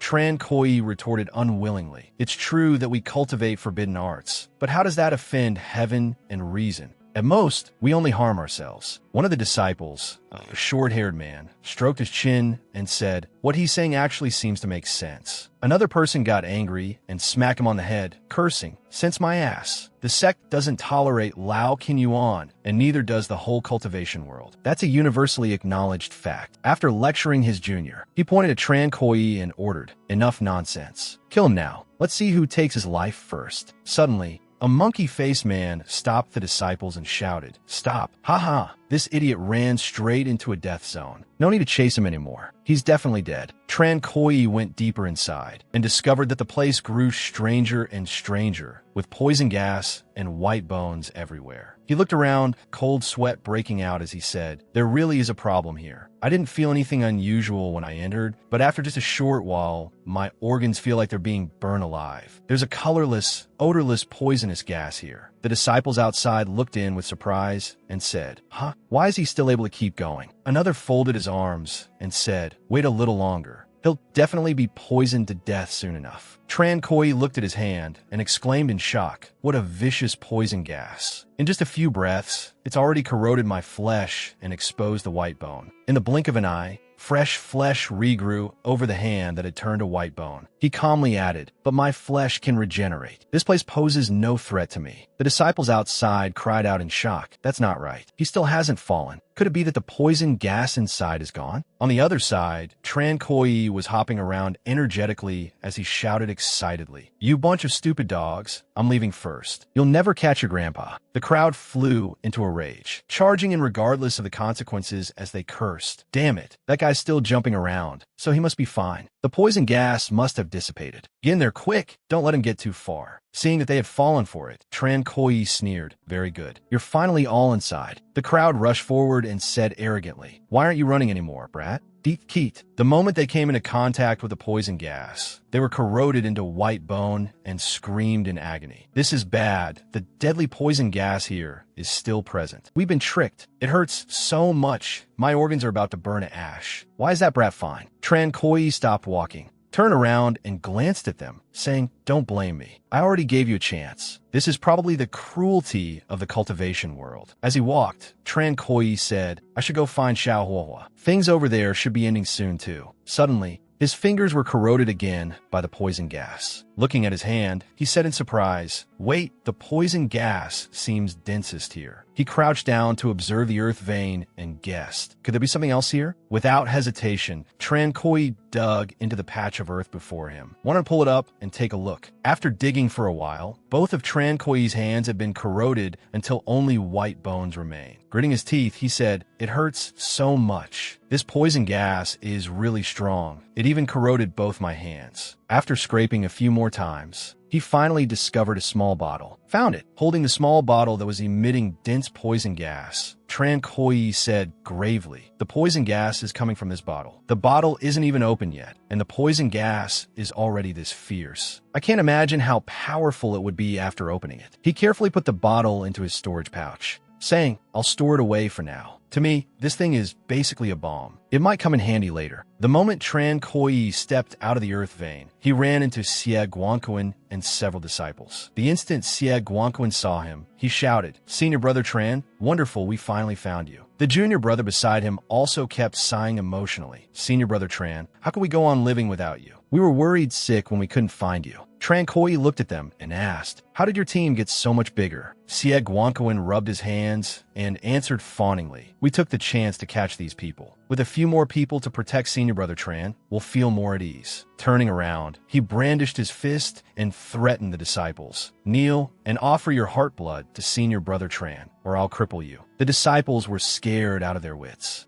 obediently offered up their heart's blood to Tran Koi. Tran Koi folded his arms and nodded in satisfaction. "Not bad. I'm very pleased with you all. Xie Guanquan, from now on this team is under your command. Keep expanding it and making it stronger." Xie Guanquan was overjoyed when he heard that. Elsewhere, Xiao Huahua was being beaten badly by Wu Yuan. Furious, Wu Yuan kept unleashing killing moves and shouted, "You think you're worthy of making a move against me?" Xiao Huahua was seriously injured, his face pale as he said, "Holy Son Wu Yuan, there's no grudge between us." Wu Yuan raised a hand arrogantly and said naive, "First, you entered Lao Kin Yuan. Second, you're someone holy maiden Miaoji wants dead. Those two reasons alone are enough for you to die 10,000 times over." Xiao Huahua asked in fear, "Do you really have to kill me?" Wu Yuan burst forth with his aura, leaped up and roared, "You're definitely going to die." Xiao Huahua let out a weary sigh and called out, "Master, there's no other way. You'll have to act." The moment he finished speaking, the soul form of a dignified woman appeared above his head and said, "Hurry up and deal with them." Wu Yuan was startled and asked, "What is that?" Xiao Huahua clenched both fists and gathered spiritual power as he said, "Master can strengthen me with mysterious power however she wishes. I feel stronger than ever before." Wu Yuan still charged forward arrogantly, shouting, "Looking to die? I'll kill you." But after only a few steps, Xiao Huahua grabbed him by the throat and lifted him into the air. Gnashing his teeth as he struggled, he asked in horror, "What's going on? How is this possible?" Xiao Huahua tightened his grip with one hand and asked with dense killing intent, "Holy Son Wu Yuan,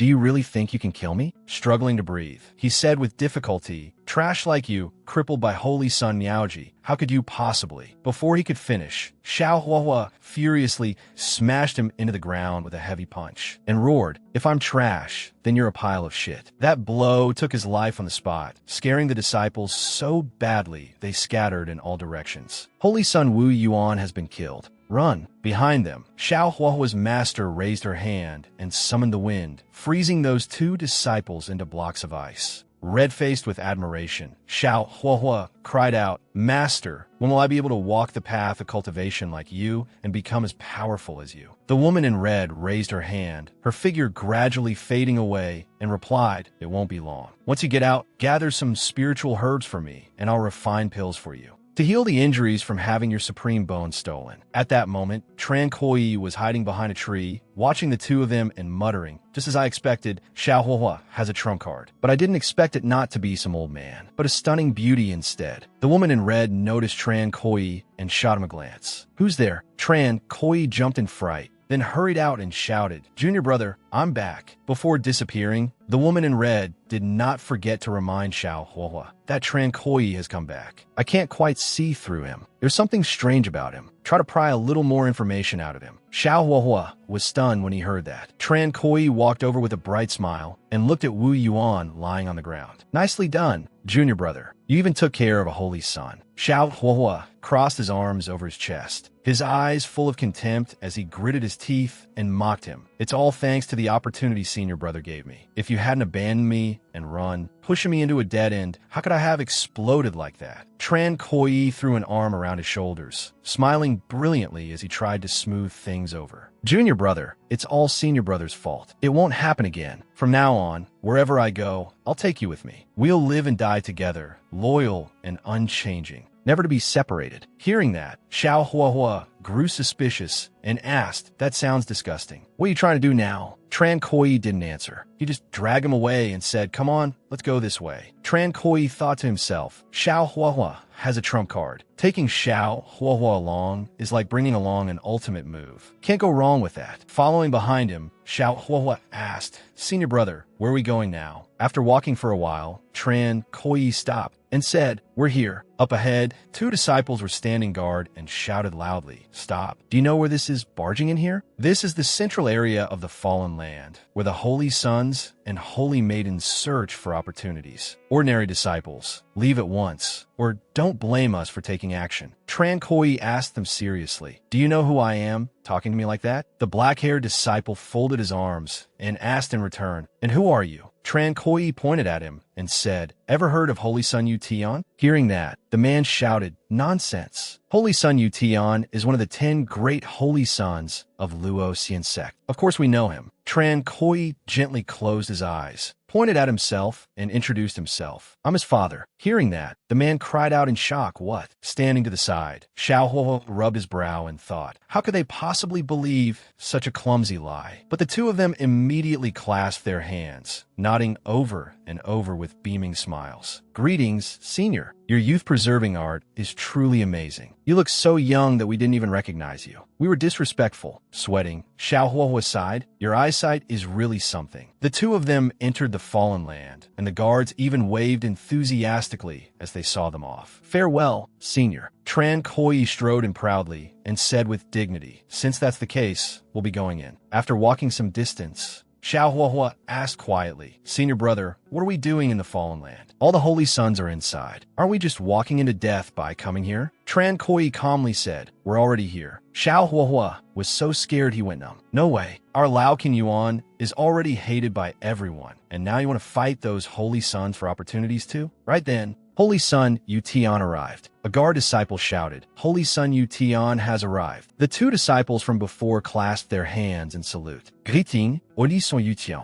With his hands behind his back, he walked inward and responded with a simple HM. Suddenly, the green-haired disciple behind him raised a hand to stop Holy Sun Yu Tian, telling him to stop and look back. The green-haired disciple pointed inside with a big smile. Your father is up ahead. Hearing that, he broke out in a cold sweat and shouted in shock, "What?" He pointed at himself, looking bewildered as he asked, "My father?" The green-haired disciple happily pointed inward and replied, "Right over there. He just went in not long ago." Tran Koi hurriedly turned around and walked faster, angrily cursing, "Damn it, what a coincidence. This is embarrassing now." Covering his face and sweating, Xiao Hua asked him, "Is embarrassment really the issue here?" Holy Son Yu Tian gritted his teeth, veins bulging as he roared, "Tran Koi, it's you." The green-haired disciple even clasped his hands and praised him. "Holy Son Yu Tian, I have to say, your father really does look young." Holy Son Yu Tian was driven mad with rage and sent him flying with a slap as he cursed, "Fuck your mother. My father's at home, having his 8th child." He spun around and chased after Tran Koi at top speed, roaring, "Tran Koi, you dared impersonate my father. I'll make sure you die without a burial place." Without another word, Tran Koi grabbed Xiao Huahua and used teleportation to flee. "Hurry, run." Seeing this, Holy Son Yu Tian shouted from behind, "You won't get away. I have the swimming dragon movement technique. Catching you is only a matter of time." Tran Koi grew a little panicked and immediately formed hand seals as he shouted, 40-meter great blade. A 40-meter broadsword condensed from fire energy slashed toward Holy Son Yu Tian. He stared blankly at the thing coming down and asked, "What the hell is that?" But that wasn't all. Tran Koi then used a through-the-mountain strike through Xiao Huahua, and the force pierced through toward Holy Son Yu Tian.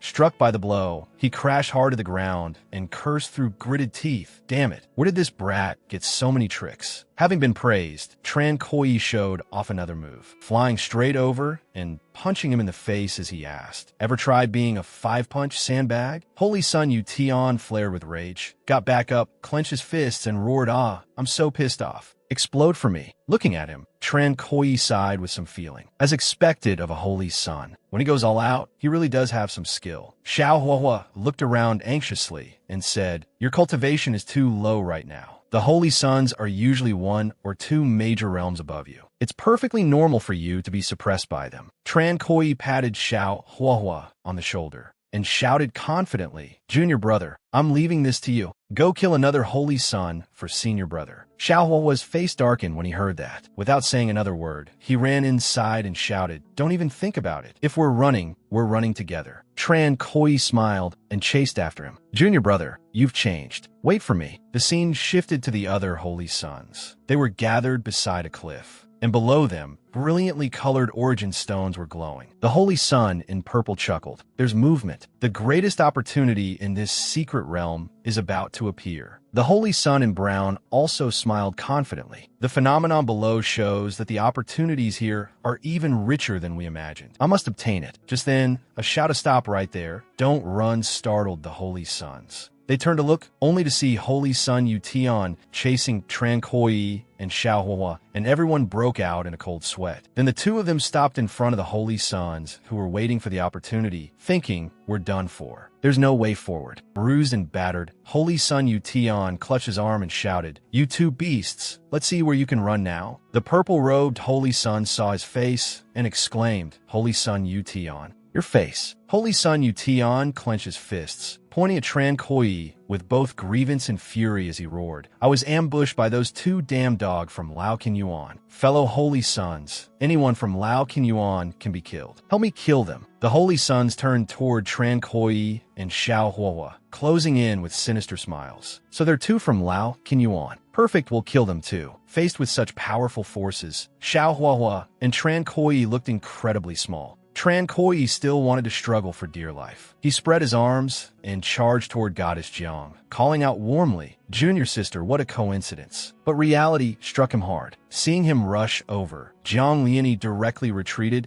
and leaped onto the cliff wall behind her. Tran Koi grabbed nothing but air and looked at her disappointedly. "Junior sister, you've changed too." Behind him, Xiao Huahua angrily blamed Tran Koi. "I told you not to come in. Now not only is there no way out, we're surrounded too." Tran Koi still showed no change in expression. He turned around, pointed at himself, and asked, "Junior brother, do I look panicked?" "I'm not panicked at all. Do you know why?" Xiao Huahua asked in surprise. "Why?" Tran Koi put an arm around his shoulders and replied, "Because you're the plug-in." Xiao Huahua asked in confusion, "What do you mean plug-in?" Tran Koi tilted his head and explained, "Call your master out and have her wipe them out." Tran Koi even added, "Erwo, Ever since I met your master, I've decided you're my junior brother. Holy Sun Yution could wait no longer. He waved his hand and unleashed a killing move, shouting, "No one from Lao Yuan can be spared. Kill these two fools who don't know the meaning of life and death." Right then, the origin stones emerged and drew the Holy Sun's attention. Without another word, the purple-robed Holy Sun rushed downward. The origin stones have appeared. The brown-robed Holy Sun also ran toward the cliff and turned his head to say to him, "Holy Sun Yution, I'll go first and seize the initiative. These two little nobodies can be killed whenever we want." Hearing that, Holy Sun Yution also hurriedly jumped down, cursing, "Damn it, wait for me. The opportunity belongs to this Holy Sun." Watching them scatter instantly, Tran Koi stroked his chin, a little annoyed. Aren't they being a bit too disrespectful to us? Just leaving like that? Xiao Huo didn't think that much about it. He turned around, struck a fleeing posture, and shouted, "Senior brother, let's hurry out of here. The opportunity here isn't something we can fight over at all." A wicked smile curled up at the corner of Tran Koi's mouth. Without warning, he grabbed Xiao Huo by the clothes and dragged him into a jump down the cliff, saying, "Since we're already here, we have to go down and take a look." Xiao Huo screamed in terror, then roared furiously, "Are you sick, Tran Koi? It's one thing if you want to go by yourself, but why drag me along?" Smiling as though he'd done nothing wrong, Tran Koi replied, "Because you're the cheat device. I want to bring the cheat device with me." The scene shifted to below the cliff, where the Holy Suns were continuously attacking the origin stones one after another. Only Goddess Jiang stood quietly watching them. Tran Koi and Xiao Huo flew down, and Tran Koi pointed ahead as he asked, "Where are they?" Xiao Huo pointed and replied, "Those red crystal-like things are the origin stones. They seal spiritual energy inside them. That spiritual energy is extremely beneficial to the foundations of the nourishing origin stage and the core formation realm. Most of the Holy Suns are in those two realms, so they're all fighting over it. But except for Goddess Jiang, she's already in the manifestation realm, so she doesn't need it." Tran Koi excitedly cracked his fingers and said, "Then let's not stand around either." Xiao Huo looked at the remaining origin stone and said with some displeasure, "I already checked. There are only 6 origin stones in total, and there are 5 Holy Suns here altogether. That leaves us with only that one." The moment he finished speaking, Tran Koi had already flown over. Under Xiao Huo's astonished gaze, he said, "Watch how fast I am." The purple-robed Holy Sun used every trick he had to shatter the origin stone, and the spiritual energy finally appeared. Looking at it, he burst into laughter and said, "Break. Once this Holy Sun seizes this spiritual energy today, my core formation realm foundation will be as stable as Mount Tai." But as soon as he finished speaking, Tran Koi somehow appeared beneath his crotch, one hand already reaching for the little brother, and asked, "Let me see how stable your foundation really is." Then, he unleashed the crotch-grabbing hand, and the pain made the other man's face twist as he screamed, "What? Ah!" After that miserable cry, the purple-robed Holy Sun clutched his shattered balls and trembled in agony. Holding the spiritual energy, Tran Koi said happily, "As expected, this is good stuff. Letting spiritual energy enter the body feels incredibly comfortable." Covering his face, Xiao Huo felt helpless toward this senior brother of his, directly stealing a Holy Sun's spiritual energy. "Tran Koi, you're truly a one-of-a-kind venomous scorpion." Tears streaming down his face, the purple-robed Holy Sun furiously swung his fist, preparing to counterattack, and roared, "You dare steal my stuff? I'll kill you." Tran Koi turned around, wearing a smug smile as the scene continued. On this side, the brown-robed Holy Sun had also opened up spiritual energy, and he shouted excitedly, "It's open. The spiritual energy is mine." Tran Koi rushed in front of him with a grin from ear to ear and snatched the spiritual treasure away with one hand. "Not your turn." This sudden turn of events frightened him so badly that before he could even get a firm hold on it, he cried out in shock, "Are you insane? You dare steal even this Holy Sun's belongings?" Over on the other side, Holy Sun Yution had also just broken open an origin stone and shouted, "Finally broke it open." Tran Koi immediately appeared. Raising his hand, he condensed a 40-meter great saber from spiritual power, scaring Holy Sun Yution into turning around and shouting, "Damn it, that bastard Tran Koi is here again." Holding the spiritual energy in his hand, Tran Koi chuckled. "Got another one." Just as he was celebrating, The three holy sons whose spiritual energy he had stolen had already surrounded him. Holy Son Tian pointed at him and ordered, "Kill him. This bastard is too hateful." Tran Koi did not wait for death. He immediately formed hand seals and unleashed the lion's roar. The other two holy sons couldn't withstand the furious roar. Covering their ears, they shouted, "This is bad. It's a spiritual attack." Taking advantage of them being affected by the move, Tran Koi used teleportation to snatch away all the remaining spiritual energy and ran off. Happily, he said, "All 5 portions of spiritual energy are in hand now. A bountiful harvest." He landed beside Xiao Hua, who held up 1 portion of spiritual energy and said, "I got the last one too." The 5 holy sons quickly surrounded them both. The brown-robed holy son asked angrily, "So what if you got them? Do you think you can take them away?" Tran Koi looked at Xiao Hua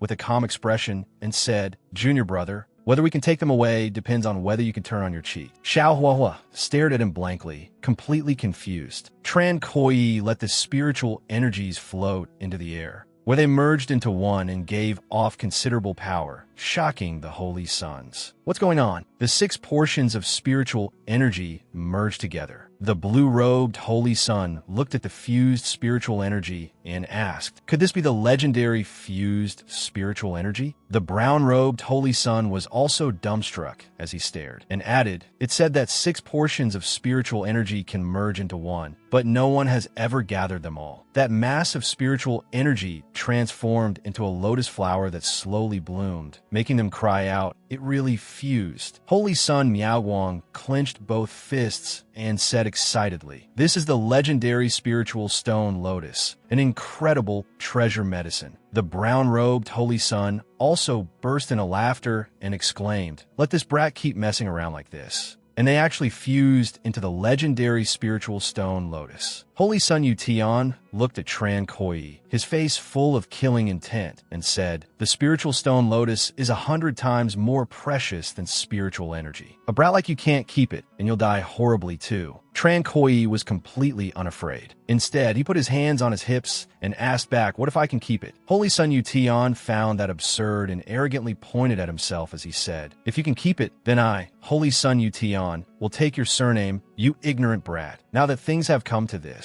Xiao Hua anxiously tried to persuade Tran Koi. "This spiritual stone lotus is different from ordinary treasures. I'm afraid even a Yuan master would be tempted. Senior brother, let it go. Let them take it. Maybe then we'll still have a chance to break out." Tran Koi ignored the advice, and to everyone's shock, immediately leaped forward and grabbed the spiritual stone lotus. Not only that, he even stuffed it straight into his mouth in full view of everyone and started chewing it down. Xiao Hua was so frightened that his face went pale, and he cried out in alarm. Tran Koi, however, remained calm and composed, chewing and swallowing with one hand on his hip. Holy Son Tian trembled with rage from head to toe.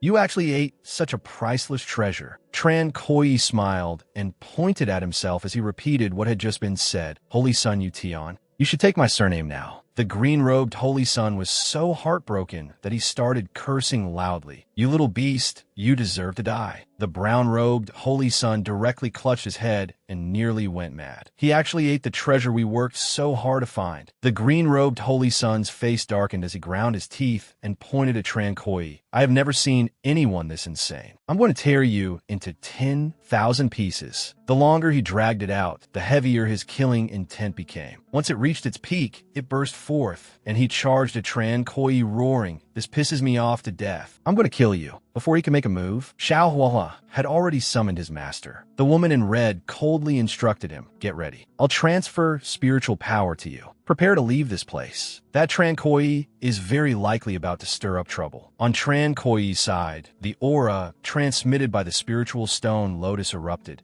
and both his whole body and the area around him lit up. The surging power inside his body made him shout in exhilaration, "Breakthrough! Boing Winzim, this treasure really is useful. Otherwise, with my terrible talent, if I relied on myself, who knows how many years it would take before I could break through." At that moment, Holy Son Miaoguang had already condensed a killing blow and punched at him, shooting D. But Tran Koi's expression did not change in the slightest. He casually caught his hand, making him break out in a cold sweat and shock. What? This brat's strength can actually block one of my punches? As soon as he finished speaking, Tran Koi gathered his powerful spiritual force and punched him straight in the mouth. The feeling of his power surging was simply amazing. The brown-robed Holy Son also raised his hand and rushed forward, viciously trying to seize Tran Koi. This kid really does have some skill. Let me kill him. Just then, the ground shook violently, and the earth beneath their feet split apart in an instant. He was shaken so badly that he staggered, then asked in surprise, "What's going on?" Right as they were puzzled, a stone platform radiating golden light rose up from underground, something known as a sacred relic. The green-robed Holy Son froze and asked, "What is this?" The black-robed Holy Son also said, "It looks utterly extraordinary." The brown-robed Holy Son stiffened as he said, "It gives off a sacred feeling I've never felt before." Over here, Goddess Jiang remained calm as she explained, "This is a sacred relic." The green-robed Holy Son was extremely shocked after hearing this, and turned to the other two and said, "A sacred relic? Isn't that something that only exists in legends?" The black-robed Holy Son continued, "This is the Fallen Land. Legend says relics left behind by saints existed here since ancient times, but they have never appeared before." The brown-robed Holy Son asked in confusion, "Why did it appear this time?" Tran Koi also looked at the sacred relic somewhat unexpectedly and said, "A sacred relic? Looks like this thing is extremely valuable. If it can make even Goddess Jiang keep speaking up." The woman in red had also taken a liking to the item and said to Xiao Huahua, "Wait a bit longer before leaving. This thing is very useful to me. Try your best to get it." Xiao Huahua nodded seriously and replied, "Yes." The black-robed Holy Son looked up at the sacred relic and guessed, if a saintly relic has appeared, there must be some condition for it, and the most likely one is the fusion of 6 portions of spiritual energy into one. The green-robed Holy Son gritted his teeth and said, "In that case, that brat actually ended up helping us by mistake, turning disaster into fortune and helping summon the relic." The brown-robed Holy Son leaped up, trying to seize the sacred relic, and shouted, "A saintly relic is 100 times more precious than the spiritual stone lotus. This Holy Son must obtain it." The other Holy Sons also quickly flew up to fight over it. Everyone has a share. Whoever gets it depends on their own ability. At this moment, Xiao Huahua stepped forward and pointed at the sacred relic as he anxiously asked, "Senior brother, shouldn't we go fight for something that precious too?" Tran Koi raised a hand and calmly answered, "No rush." Hearing such a relaxed answer, Xiao Huahua became even more anxious and directly pointed at him. "Weren't you very enthusiastic when you were snatching spiritual energy? A saintly relic is even more precious, so why aren't you in a hurry now?" Tran Koi lifted a hand and pointed at him with a probing expression. "When I was snatching spiritual energy, you weren't in a hurry either. Now that fighting for a saintly relic is this dangerous, why are you in such a hurry?" Xiao Huahua was struck right in his weak spot, pouted, waved his hands repeatedly, and stammered, I wasn't that. I was just worried about you, senior brother." Tran Koi folded his arms and smiled brightly, then leisurely spread his hands and said, "I'm not in a hurry. Goddess Jiang will make her move in a moment. I don't want to fight my junior sister over a treasure." The woman in red could not wait any longer and revealed herself, ordering, "Don't wait for him anymore. You'll make your move in a moment." Xiao Huahua clenched his fists and replied, "Understood." Holy Son Miaowang was the closest to the sacred relic. He reached out to grab it and arrogantly laughed. "Got it. Odison Yuqiao." The black-robed Holy Son and the brown-robed Holy Son charged at him at the same time and shouted, "Holy Son Miaowang, if you don't want to die, get lost." He cried out in alarm, "You all." Before he could react, Holy Son Yutian had already thrown a punch that sent Holy Son Miaowang flying back. He landed beside the sacred relic and hypocritically said, "3 Holy Sons, let me have this thing. I will surely repay you generously in the future." The moment he finished speaking, the brown-robed Holy Son and the black-robed Holy Son punched and kicked him at the same time, sending him flying as they cursed. "Holy Son Yutian, are you dreaming? Then give it to me, and I'll reward you handsomely. Get lost." Holy Son Yutian steadied himself and cursed. "Damn it." The 3 Holy Sons rushed out at the same time. The brown-robed Holy Son tried to seize the sacred relic and shouted, "The sacred relic is mine." The black-robed Holy Son also sped toward it. "You're not faster than me." Just as things reached a breaking point, All three of them were blasted back by a single palm strike. The brown-robed Holy Sun wiped away the dirt and asked, "Who was that?" The black-robed Holy Sun roared furiously, "How dare you, to launch a sneak attack on us?" That person was Xiaohua, holding the sacred relic. He said happily, "I finally got it." Behind him, Tran Koi chuckled and praised him. "Well done. My junior brother is finally starting to get his cheat on." The brown-robed Holy Sun pointed at Xiaohua and said sternly, "You want to die? You brat actually dared to steal our treasure." The black-robed Holy Sun also said decisively, "This time, we absolutely have to kill him." The woman in red's phantom appeared once more and said coolly, "I'll clear the way for you." Xiaohua replied seriously, "All right." The brown-robed Holy Sun and the black-robed Holy Sun charged at him at the same time. "You think you can leave?" Xiaohua gathered all his inner force and blasted out a palm, roaring, "Get lost!" The two Holy Suns were struck by that explosive attack and exclaimed in shock, "What?" Then both were blasted backward. The brown-robed Holy Sun coughed several times and warily said, "How is this brat so strong?" The black-robed Holy Sun also grew suspicious. Something's not right. An abnormally powerful aura radiated from Xiaohuahua's body, and he shouted imposingly, "Senior brother, go." But just then, Holy Sun Yutian held the three-heart spirit lamp and said darkly, "Stop." Xiaohuahua, in his current state, feared no one, and charged forward saying, "You can't stop me." Holy Sun Yutian formed a seal and raised the three-heart spirit lamp, snorting coldly, "You overestimate yourself." He lit the spirit lamp, and its power shot towards Xiaohuahua. The woman in red appeared to help him block the attack and shouted, "Be careful," but he still dropped the saintly relic. Goddess Jiang seized the chance and caught the saintly relic. Xiaohuahua was injured and looked at Holy Sun Yutian as he asked, "What is that thing?" The woman in red explained, "That is a ghost artifact. I didn't expect it to appear in an orthodox sect like the Luo Xian sect." The brown-robed Holy Sun said in shock, "Holy Sun Yutian actually brought a treasure in with him." The black-robed Holy Sun frowned and added, "It looks ordinary on the surface. Seems it came prepared long ago." Holy Sun Yutian said seriously to Goddess Jiang, "Goddess Jiang, please hand over the holy relic." Godithian replied bluntly, "No." He raised the three-heart spirit lamp and said unhappily, "Goddess Jiang,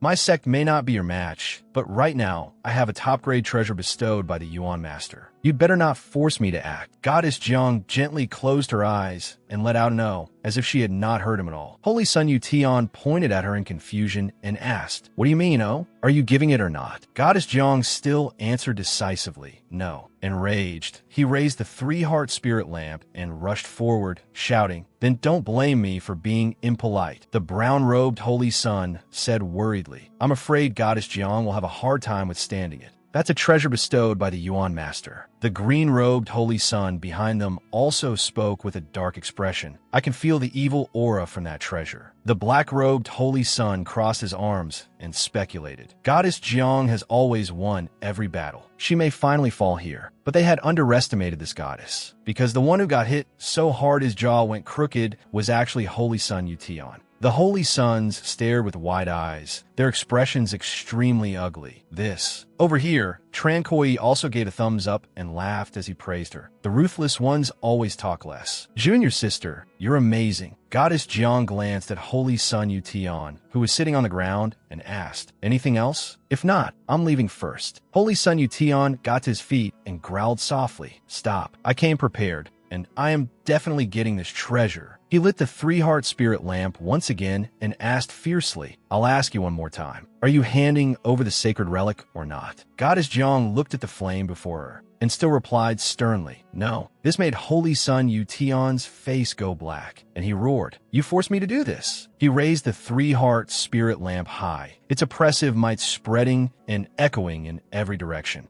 Before long, Holy Sun Yaguang was quickly affected by that light and dropped to his knees on the ground. Clutching his chest, he said darkly, "There's something wrong with this light." The green-robed Holy Sun and the brown-robed Holy Sun ended up just like him, kneeling on the ground with ugly expressions as they cried out, "It hurts." Odison Yutian, what kind of magical artifact are you holding? Holy Sun Yutian arrogantly charged toward Goddess Jiang and laughed loudly. "Ha! Under the light's cover, who here is a match for me?" He swung his hand hand and unleashed his power, forcing Goddess Jiang to retreat. From somewhere unknown came a voice. This light doesn't just corrode the body, it also hinders the circulation of spiritual power. At this moment, deep underground, a dragon serpent sensed the three-heart spirit lamp and opened its eyes. It exhaled mist and muttered to itself, the guiding light. The guiding light. Over here, the Holy Sons were also having their strength suppressed by a spell. Holy Son Miaowang frowned and said, Holy Son Yutian, hurry and put that treasure away. We can't hold on. The brown-robed Holy Son also held his head and said, the spiritual power in my body is being suppressed, and my body is being corroded rapidly. Holy Son Yutian laughed wildly and eerily. Ha ha, normally, aren't each and every one of you so impressive? But now, in front of me, you're all trash. Holy Son Miaowang was somewhat stunned and said this. The green-robed Holy Son also darkened his face as he looked at him and said, Holy Son Yutian's state is a little abnormal. Outside the secret realm, Elder Xie Wuchang also sensed it and said, Holy Son Yutian has lit the lamp's second wick. Old steward behind him anxiously said, Next, I'm afraid Holy Son Yutian will go mad and kill everyone. On Holy Son Yutian's side, he had already leaped up and fired a stream of spiritual power as he said, Goddess Jiang, what are you pretending to be aloof for all the time? Hand over the sacred relic to me. Goddess Jiang threw the sacred relic behind her, then swiftly sent out a burst of spiritual power to block his attack. His face now looked like that of a wild beast, and a savage red glow flashed in his eyes as he asked, Who else? The three Holy Sons all stared dumbfounded and asked, Has Holy Son Yutian gone mad? The treasure's ability to affect the mind is probably terrifying. Holy Son Yutian's consciousness was unclear, and he wanted to kill every Holy Son here. You all have to die. The Holy Sons were now so frightened that none of them dared make a sound. The black-robed Holy Son held his chest and said, Right. We don't want the sacred relic anymore. The brown-robed Holy Son also hurriedly shouted, Holy Son Yutian,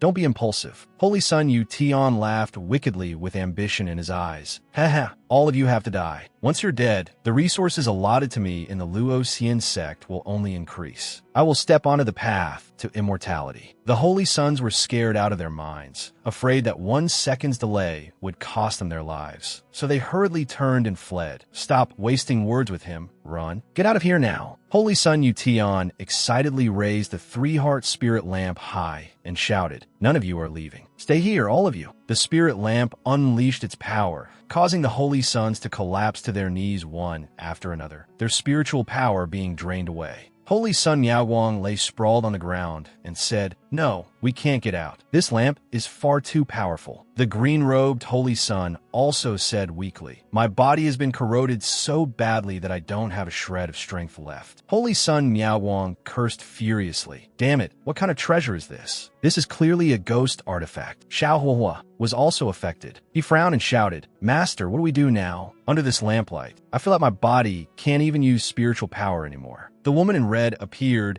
and calculated seriously. This ghost artifact is incredibly powerful. It is definitely no ordinary object. In a moment, I will transfer immortal spirit energy to you so you can leave quickly. I always feel that a huge change is about to happen next. Holy Son Yutian spoke arrogantly and tilted his chin toward Goddess Jiang as he said, Goddess Jiang, if you're willing to submit to me and serve me, then I'll spare your life. What do you say? Goddess Jiang remained cold-faced and said nothing. Holy Son Yutian erupted with aura, and the spirit lamp's light grew even brighter as he said, Not speaking, huh? Still pretending to be lofty even now. He instantly rushed in front of her and added sinisterly, Then don't blame me for being impolite. Right now, I'll make you mine completely. Just thinking about how that would feel already. Before he could finish, Tran Koi's voice rang out. If no one wants the sacred relic, then I'll take it. He froze for a moment, then looked toward Tran Koi, who was holding the sacred relic, and rushed over with a sinister laugh. With both hands unleashing a killing move while lifting the spirit lamp, he shouted, You little bastard, and you still dare to jump around now. Do you not know how the word death is written? The black-robed Holy Son asked in shock. shock. Why is this clown jumping out now? The brown-robed Holy Sun continued. While he's drawing Holy Sun Yution's attention, let's run. Holy Sun Yution smugly raised his hand and shouted, I'll kill you first. But Tran Koi easily caught his hand, making him ask in shock, Why? Why aren't you affected by my lamplight? As soon as he said that, Tran Koi said, Off you go, and threw him flying, slamming him hard into the ground face first. This left the Holy Suns on this side, all saying in disbelief, this, Audition Yutian couped endlessly, and began doubting life itself. How is this possible? Even with the lamplight corroding you, how can you still use that kind of strength? Tran Koi looked at the sacred relic in his hand, rubbed his chin, and asked, What does this sacred relic thing even do? Holy Sun Yution struggled to his feet with the three-heart spirit lamp in hand and declared, You must be forcing yourself. That has to be it. In truth, you're already at the end of your strength. Furiously, he raised the three-heart spirit lamp in front of him and shouted, You little bastard, die for me. But Tran Koi erupted with spiritual power and instantly appeared in front of him, casually slapping him across the face as he said calmly, Your inner drama runs pretty deep. The slap made his vision go dark, and he asked heavily, How can this be? Tran Koi withdrew his move and said coldly, Holy Sun Yution's lamplight really can gnaw away at the body, but at this level,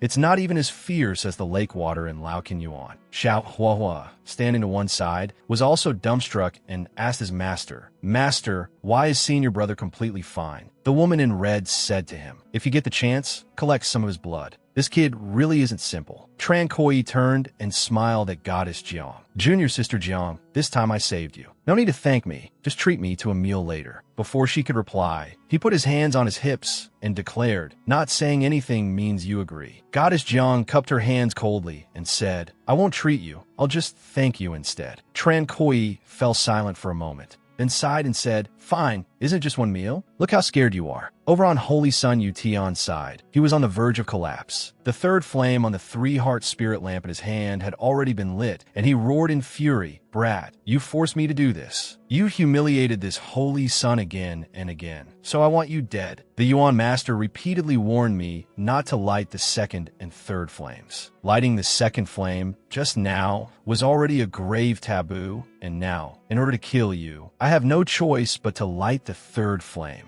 The brown-robed Holy Sun turned pale with fright and raised his hand as he shouted, We could barely withstand the second flame. Won't the third one make us drop dead on the spot? The black-robed Holy Sun also tried to dissuade him. Holy Sun Yution, don't be rash. But Holy Sun Yution only wanted revenge now. He raised the three-heart spirit lamp, its flames surging with demonic energy, and shouted, Burn, I need greater power. The brown-robed Holy Sun stopped wasting words and ran at once. It's over, run. The black-robed Holy Sun also said, If we run late, death is the only outcome. But unexpectedly, after the third flame of the spirit lamp was lit, everything became strangely quiet. The brown-robed Holy Sun turned around and said, That's not right. It seems like nothing happened. The black-robed Holy Sun also said, It really does seem to have quieted down. In truth, beneath the foot of this mountain, that demonic creature had absorbed the power of the three-heart spirit lamp and spat fire upward as it said, Light is the guide. Light is the guide. At last, I have found the direction. After sleeping for who knows how many years, I have arrived. The mountainside was smashed apart by the demonic creature as it shot straight into the nine heavens. Holding the three-heart spirit lamp, Holy Sun Yution broke out in a cold sweat and asked what's going on. Why is there no reaction after lighting the third flame? The moment he finished speaking,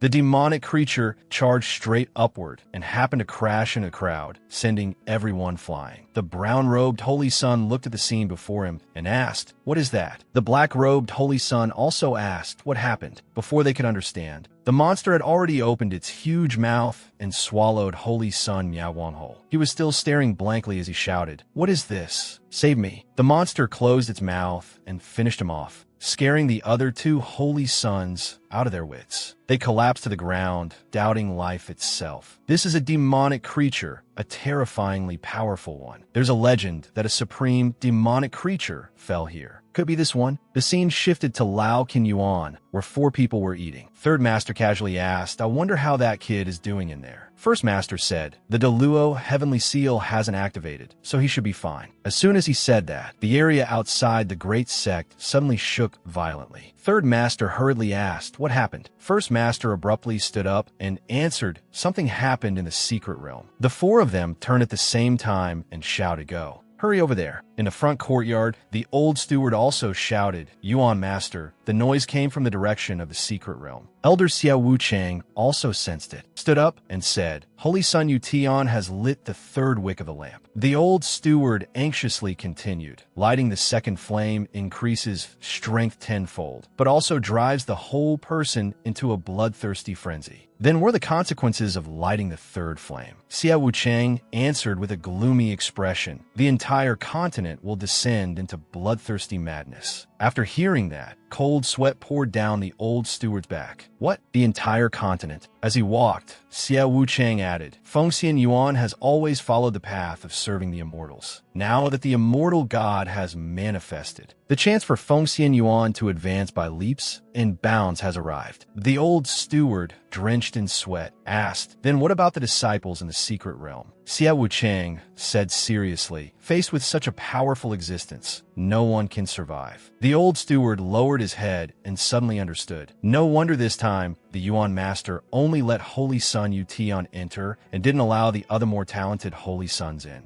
"I understand now." With that, the two of them rose into the air together. Xiao Wu Chang said, "Let's go. Let's head over there. This disturbance will likely alarm quite a few people." Back in the secret realm, Holy Sun Yutian was ecstatic. I never thought lighting the third wick would summon such a powerful demonic creature." The gigantic demonic beast kept spewing fire from its nostrils as it lowered its head to look at the Holy Sons. Flames surrounded the area, making the three of them look up in panic. "What do we do now? This kind of pressure, just being stared at, is enough to make our whole bodies shake." This is a true ancient demonic creature, incomparably vicious. The brown-robed Holy Sun turned and shouted, "Run!" Holy Sun Yutian pointed the three-heart spirit lamp forward and ordered, "Stop him. None of them are getting away." The demonic beast obeyed, slamming its tail into the ground, then pinning the brown-robed Holy Sun tightly with its claws, making him scream in terror. "No, save me." Holy Sun Yutian laughed smugly. "With help like this, who could still be my opponent? Whoever I want to kill will." Before he could finish speaking, the demonic beast opened its huge mouth and tried to swallow him in one bite, catching him completely off guard as he shouted, "What? No! No!" His miserable screams vanished when the demonic beast closed its mouth. He went straight to meet his ancestors, holding the sacred relic. Tran Koi glanced at him and spat out just 2 words, "Idiot," looking at the ferocious demonic beast over there. Xiao Hua asked his master in distress, "What do we do now?" The woman in red said, "This is an ancient demonic beast. You children can't deal with it. It seems this time your master will have to use her power and act once." Just then, Tran Koi shouted, "Everyone, this beast wants to kill us all. Split up and run." Hearing Tran Koi say that,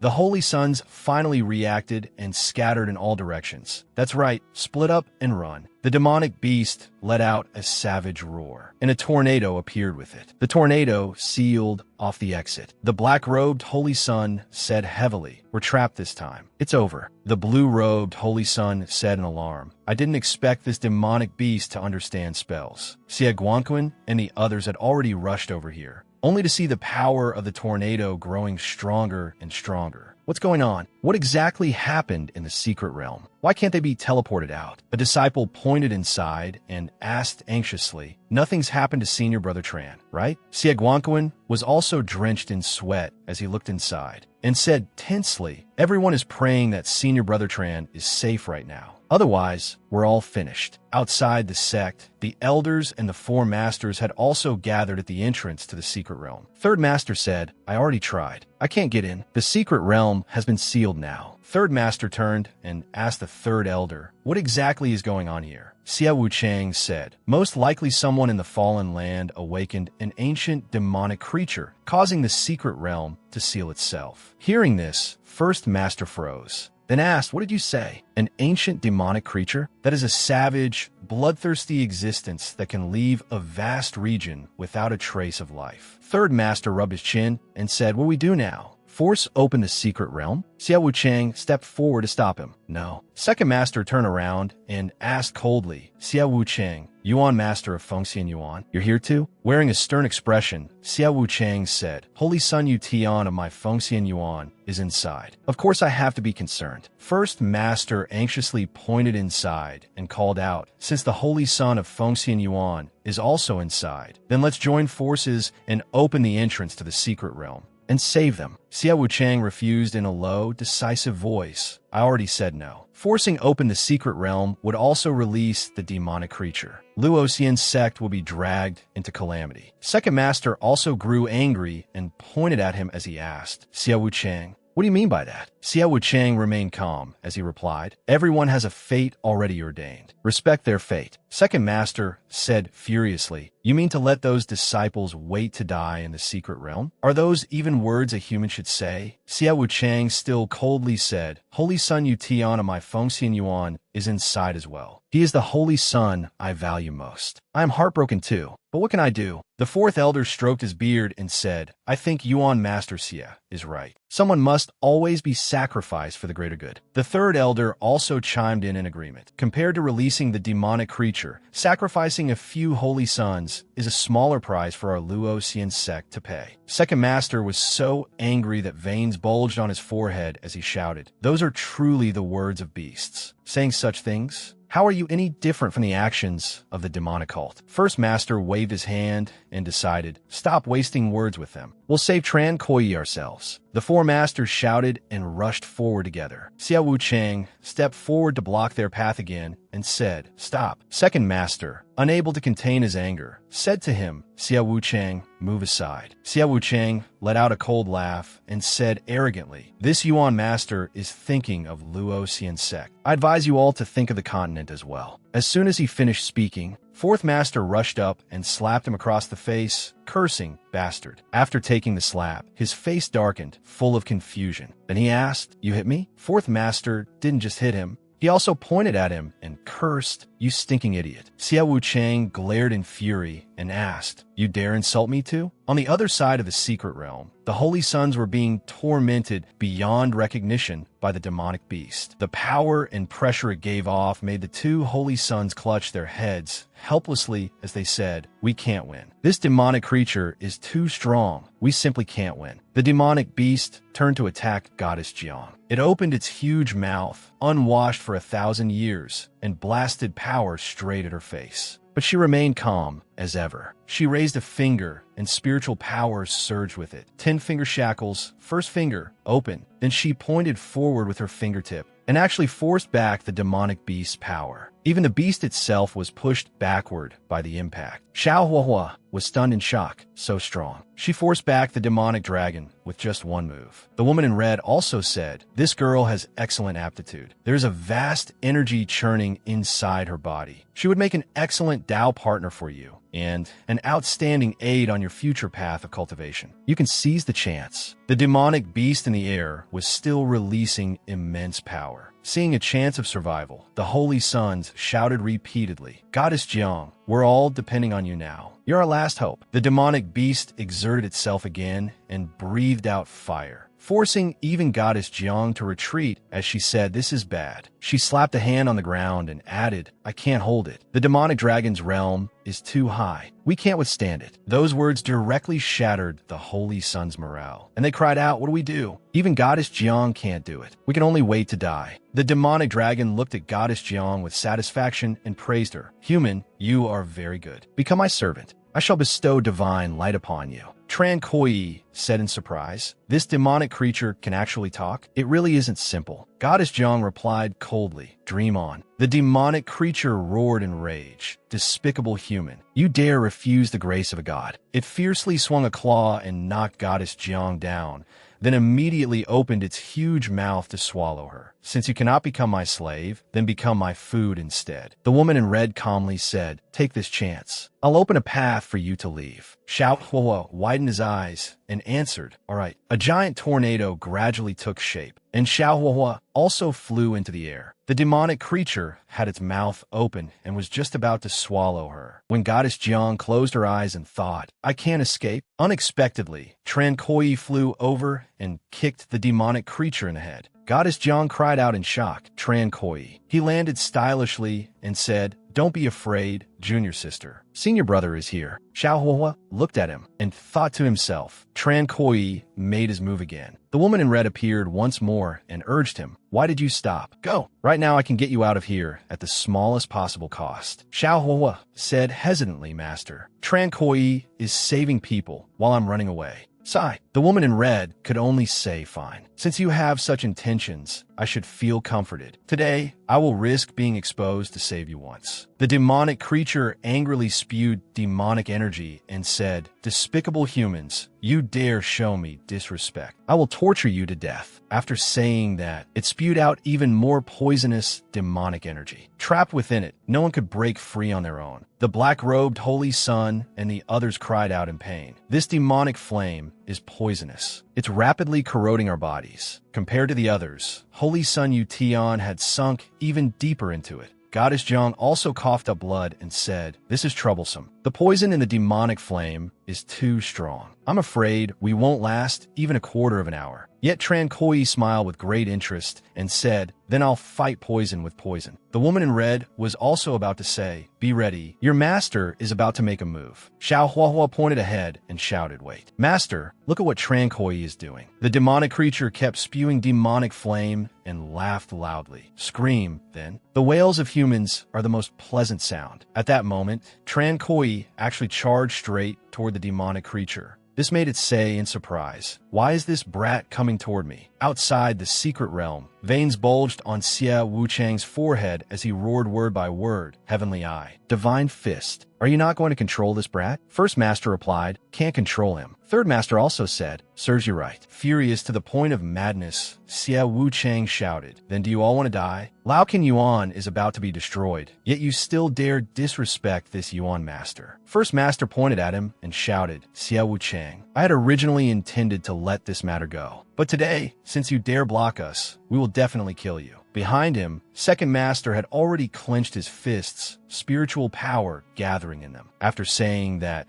the four of them joined forces to cast a spell that opened a passage into the secret realm, then charged in together. Shouting move, the steward beside him asked, Yuan Master, should we intervene? Xia Wuchang said with a grave expression, wait a little longer. They may not be able to break the secret realm anyway. This move kills 3 birds with 1 stone. First, eliminate Goddess Jiang. Jiang Liani is the person most likely to become sect master of Luoxian sect. Second, make Lao Qin Yuan's newly accepted disciple Line Die out once again. Third, release the demonic dragon worshipped by Fengxian Yuan's immortal god and obtain the supreme opportunity. No matter what, this Yuan master will not let them break the secret realm. Inside the secret realm, the demonic creature asked in confusion, brat, you dare walk toward me? Are you tired of living? Tran Koi put on an arrogant expression and crooked a finger at it. Beast, stop boasting. If you have the ability, then kill me. The demonic creature was so enraged it nearly exploded. You want to die? The blue-robed Holy Sun asked, sweating, has this kid gone crazy? He actually took the initiative to provoke the demonic dragon. The black-robed Holy Sun also set an alarm. As expected, disciples of Lao Qin Yuan are not normal. Those demonic flames clung to Tran Koi's body, making him cry out in pain. The demonic creature sneered smugly, wildly arrogant brat, die in endless agony. Unexpectedly, Tran Koi actually stretched lazily within the demonic flames inside. This feels amazing, absolutely amazing. The demonic creature was stunned on the spot and couldn't say a word. Even Xiao Huo asked darkly, what is Tran Koi doing? Tran Koi continued provoking it. Beast, come here. This little bit of demonic flame can't even damage a hair on me. The demonic flame may be poisonous, but my longevity physique recovers even faster. To me, it really can't even scratch my skin. The demonic creature opened its mouth wide, gathering demonic flame as it roared. I don't believe it. Turn to ashes for me. Taking advantage of this moment, Tran Koi pulled out a medicine bottle and said, this is the moment. He hurled the bottle into its mouth with all his strength. Go. When the demonic creature shut its mouth, it crushed the bottle viciously. Its eyes widened as it asked blankly, "The taste is a little off. What did you feed me?" Tran Koi calmly replied, "Something good. Once you eat it, your guts will tear apart and you'll head straight west." The demonic creature spat dragon fire and said in disbelief, "Brat, do you think you can scare me? I'm immune to all poisons." As soon as it said that, it coughed up blood, whimpered, and fell. Tran Koi quickly retreated. The demonic creature said in panic, This is the heaven-piercing deadly powder." Tran Koi looked at it proudly. "That bottle of poison I dug up from the deadly land earlier really was useful. If it could be buried underground and still form a deadly land, then this poison definitely isn't ordinary." The demonic creature whimpered and cursed. Damn it. It opened its huge mouth again and tried to swallow him. It said, "Where did you get such a hard-to-cure poison? Even if I die, I'll drag your ant-like family down with me." Goddess Jiang cried out in alarm. "Be careful." The demonic creature viciously bit toward Tran Koi, making even Xiao Huahua shout, "Senior brother." Unexpectedly, the demonic creature collapsed and coughed up blood. "I refuse to accept this. I'll come back." The blue-robed Holy Son's heart pounded as his legs trembled. Dead? That kid and the demonic dragon are both dead? I never thought that kid would be capable enough to kill the demonic dragon. The black-robed Holy Son also said, "I thought we were definitely going to die, but somehow we survived." Xiao Huahua shouted anxiously, "Master, is senior brother Tran Koi dead?" The red-robed master said, "Heaven-piercing deadly powder is the deadliest poison in the world. One bottle is enough to turn an area into a land of death. Even a demonic dragon can be poisoned to death by it. How could Tran Koi possibly survive?" The two Holy Sons here said regretfully, "If he can still survive, then I, Tran Thin, won't oppose him anymore, whether he's from Lao Can Yuan or not. I Vo Quang feel the same." Just then, a hand pierced through the demonic creature's stomach, and a voice rang out. "That's what you all said, remember." The Holy Sons were forced back again and again by this pressure. "This is Vo Quang," and Tran Thin broke out in cold sweat as they asked, "Could it be? He's not dead. How is that possible?" Tran Koi slowly flew out, radiating a powerful aura. Xiao Huahua shouted joyfully, "He's fine. Senior brother is fine." Tran Koi held the demon core and said excitedly, "Getting swallowed by the demonic dragon actually let me obtain its demon core instead. This thing is definitely no ordinary item." The woman in red looked at him and said, "I'm getting more and more interested in this kid." Vo Quang clenched both hands and said, "A miracle indeed." Tran Thin was also stunned. Lao Can Yuan has always been full of monsters, and now there's another one. In another part of the secret realm, the four masters were working together to cast a forbidden technique to open the Great Gate. Second master shouted, "It's working. Keep bombarding the secret realm." Suddenly, Xiao Wuchang struck out with a palm and roared, "Stop!" The third elder angrily asked Xiao Wuchang, "Do you really think we don't dare kill you?" He sneered disdainfully, "Threatening me? Are you even worthy? You old cripples of Lao Can Yuan, do you really think you're still invincible like back then?" At this moment,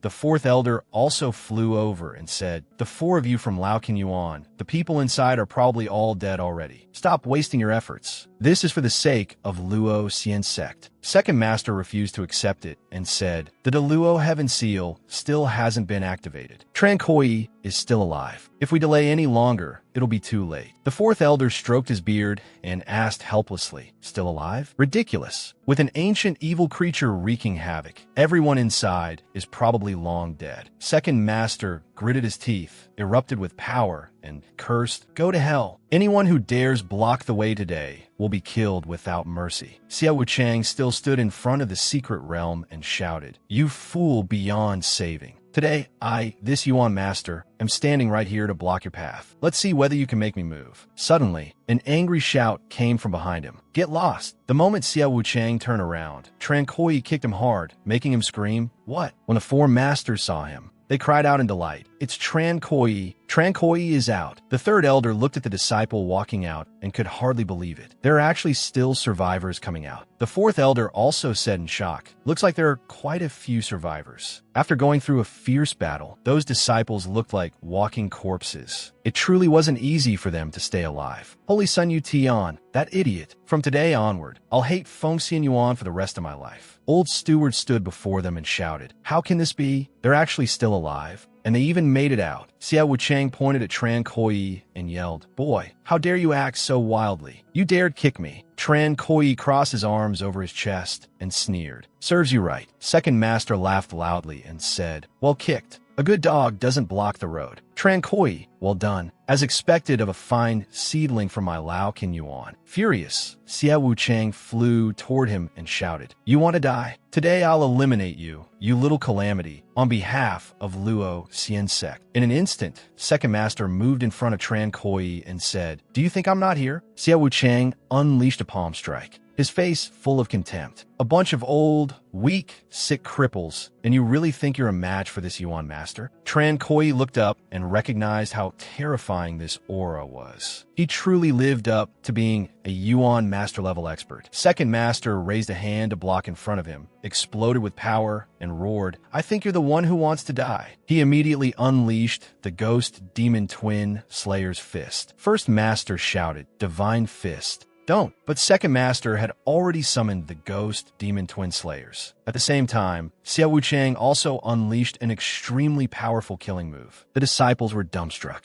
This phenomenon is too powerful. Even the third elder changed expression as he watched. This is the legendary ghost demon twin slayer's fist. Divine Fist hasn't used it for decades. A gigantic hand of the ghost demon twin slayers slammed down. Only then did Xiao Wuchang panic and cry out, "This is bad." But he was still struck in the face by that punch and sent flying backward. The disciples said solemnly, "This is too strong, truly too strong." No wonder Lao Kin Yuan was once able to save Luo Xian sect with forbidden techniques. Tran Koi looked at second master proudly and also sighed in amazement. So this is second master's strongest forbidden technique, the ghost demon twin slayer's fist? Too shocking. He actually sent the Fengxian Yuan master flying with a single punch. Xiao Wuchang clutched his chest and cursed, "Damn it, Divine Fist, you dare use a forbidden technique like this? Do you have a death wish?" Second master gritted his teeth and threatened, "If you don't want me to kill you, then get lost now. Otherwise, I'll beat you to death." At that moment, a palanquin descended from the sky and shouted loudly, "Stop!" The disciples turned and cried, "It's the sect master!" Then immediately knelt to pay their respects. Xiao Wuchang also cupped his hands and said, "Sect master, you've come at just the right time. Lao Kin Yuan is becoming more and more arrogant. They cannot be left alone. Today we must completely wipe out Lao Kin Yuan and the little scourge they just took in." Tran Koi raised an eyebrow and asked, "Scourge? I think Fengxian Yuan is the real scourge." Xiao Wuchang was so angry he nearly burst apart and shouted, "Impudent! You little brat, still dare spout nonsense? I'll tear your mouth apart." Tran Koi refused to back down and retorted, "Fengxian Yuan's holy son Yutian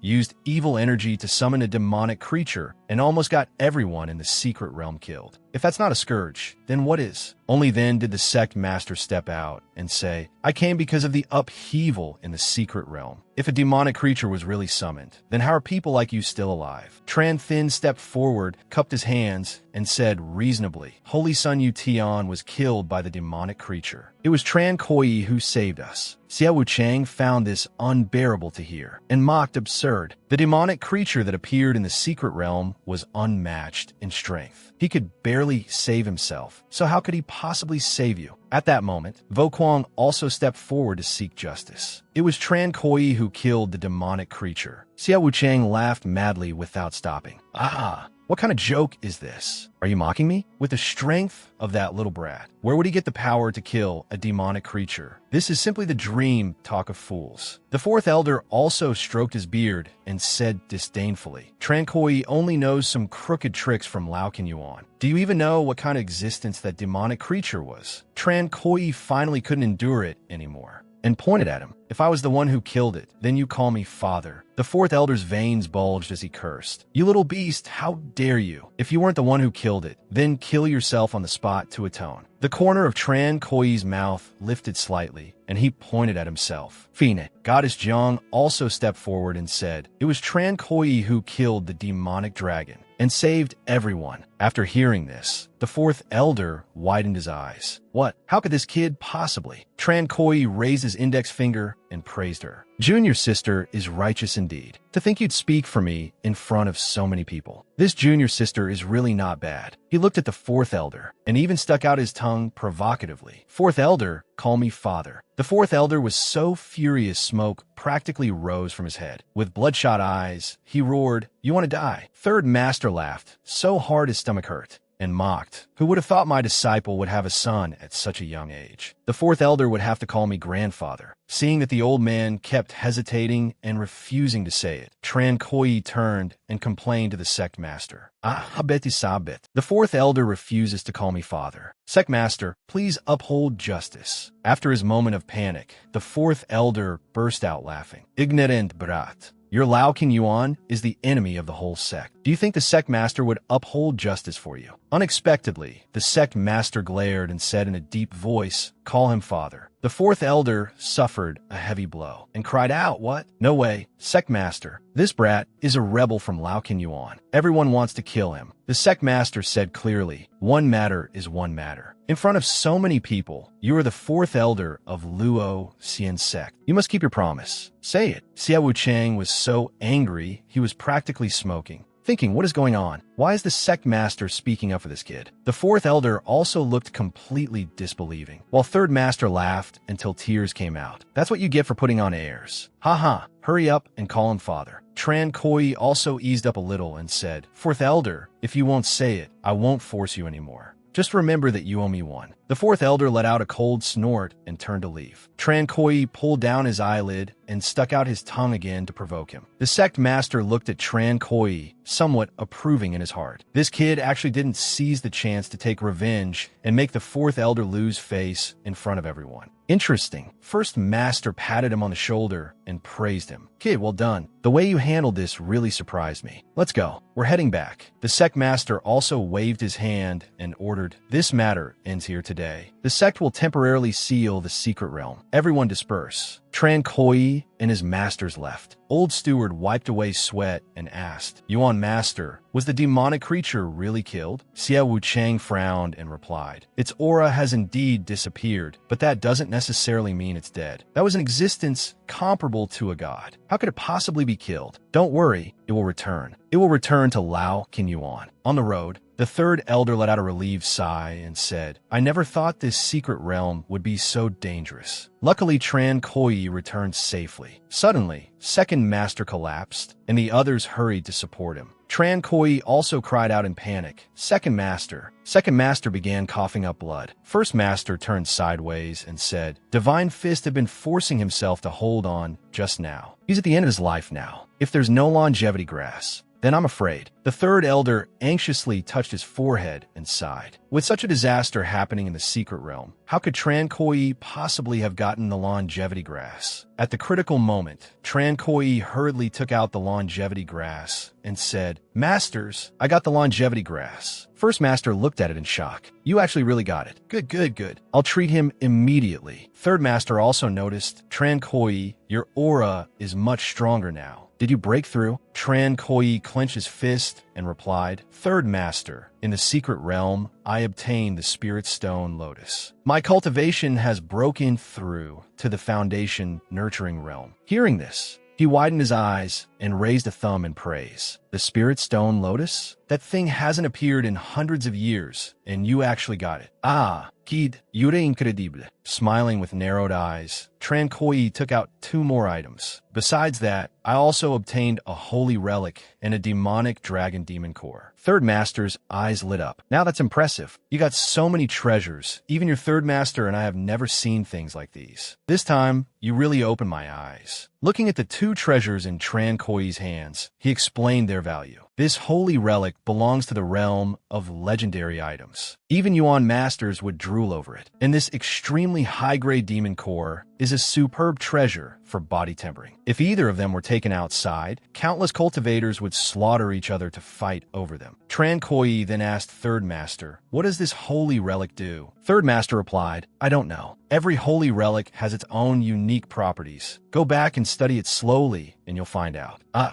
Good, truly excellent. Lao Yuan has taken in a fine disciple. The fourth elder also said seriously, the outstanding young people these days really are far beyond our generation. The scene shifted to the red-robed woman descending and muttering. After fighting for so many days, I finally drove those flies away. I'm hungry too. Time to go find my precious treasure. A subordinate bowed and reported, My lady, the sect master of Luo Xian sect has arrived. She said, let him come over. A moment later, that palanquin flew over. The sect master called out loudly, Lady in red. She looked at him and also called him sect master. I asked you to keep an eye on my treasure for me. How is he? The sect master replied, Tran Koi of Lao Yuan is unharmed. Hearing this, the woman in red said, very good. The sect master then said, there is something I don't understand. Why does Lady in Red think so highly of such an ordinary disciple of Luo Xian sect? The woman in red let out a light laugh. Ordinary? He's not ordinary at all. Back at Lao Yuan, Tran Koi was stroking his chin and looking at that holy relic as he said, this black cat still doesn't seem to show anything special. On the other side, the woman in red was egging Xiao Huo on. Get that holy relic. I have an important use for it. Xiao Huo listened and walked over to Tran Koi. All right, he pointed at the holy relic and asked, Senior brother,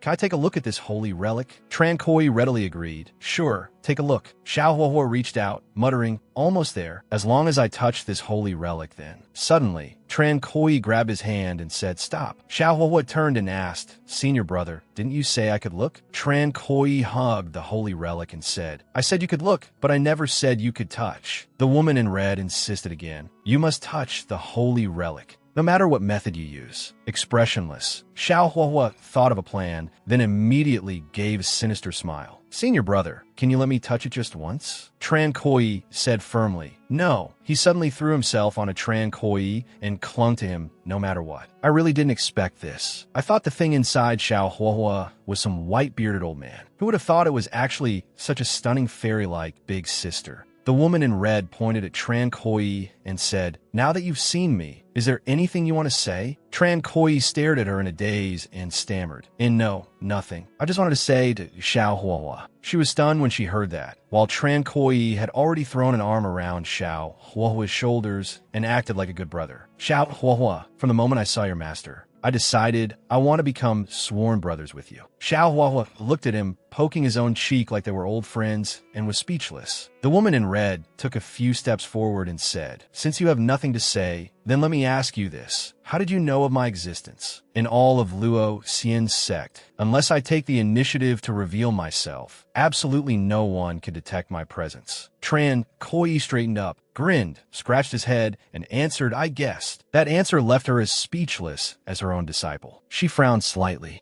and asked a second question. Can you keep my existence a secret? Tran Koi excitedly raised 3 fingers and patted his chest with the other hand as he promised. Of course, I, Tran Koi, swear to the heavens that I absolutely won't reveal the existence of Fairy Big Sister to anyone. Though the woman in red was still a little suspicious, she still said, at least you know what's good for you. Tran Koi's gaze sharpened, and he had already made calculations in his heart. The existence of this kind of mysterious mighty expert was usually one of the strongest figures in all the heavens, someone who would accompany the protagonist all the way to the end. Xiao Huo is hugging this massive thigh, so I, Tran Koi, have to hug it too. Besides, if I refuse, I'll probably get silenced on the spot. The woman in red then offered a condition. Lend me this holy relic for 1 shurchen. Consider it compensation. You may make 1 request of me. Tran Koi responded readily. No need for any request. Fairy Big Sister, just use it as you please. The woman in red turned into a soul and entered Xiao Huo's body, saying, consider it that I owe you a favor. Xiao Huo frowned and sighed. I feel like something isn't right. Tran Koi's face was full of question marks. What's not right? Somewhat indignant, Xiao Huo explained. You call my master Big Sister, so doesn't that mean you're taking advantage of me? Tran Koi blushed, brushed his hand away, and said, don't sweat the small details. I just wanted to be your father. Xiao Huo trembled with rage, and his fist was already raised. A moment later, movement came from outside.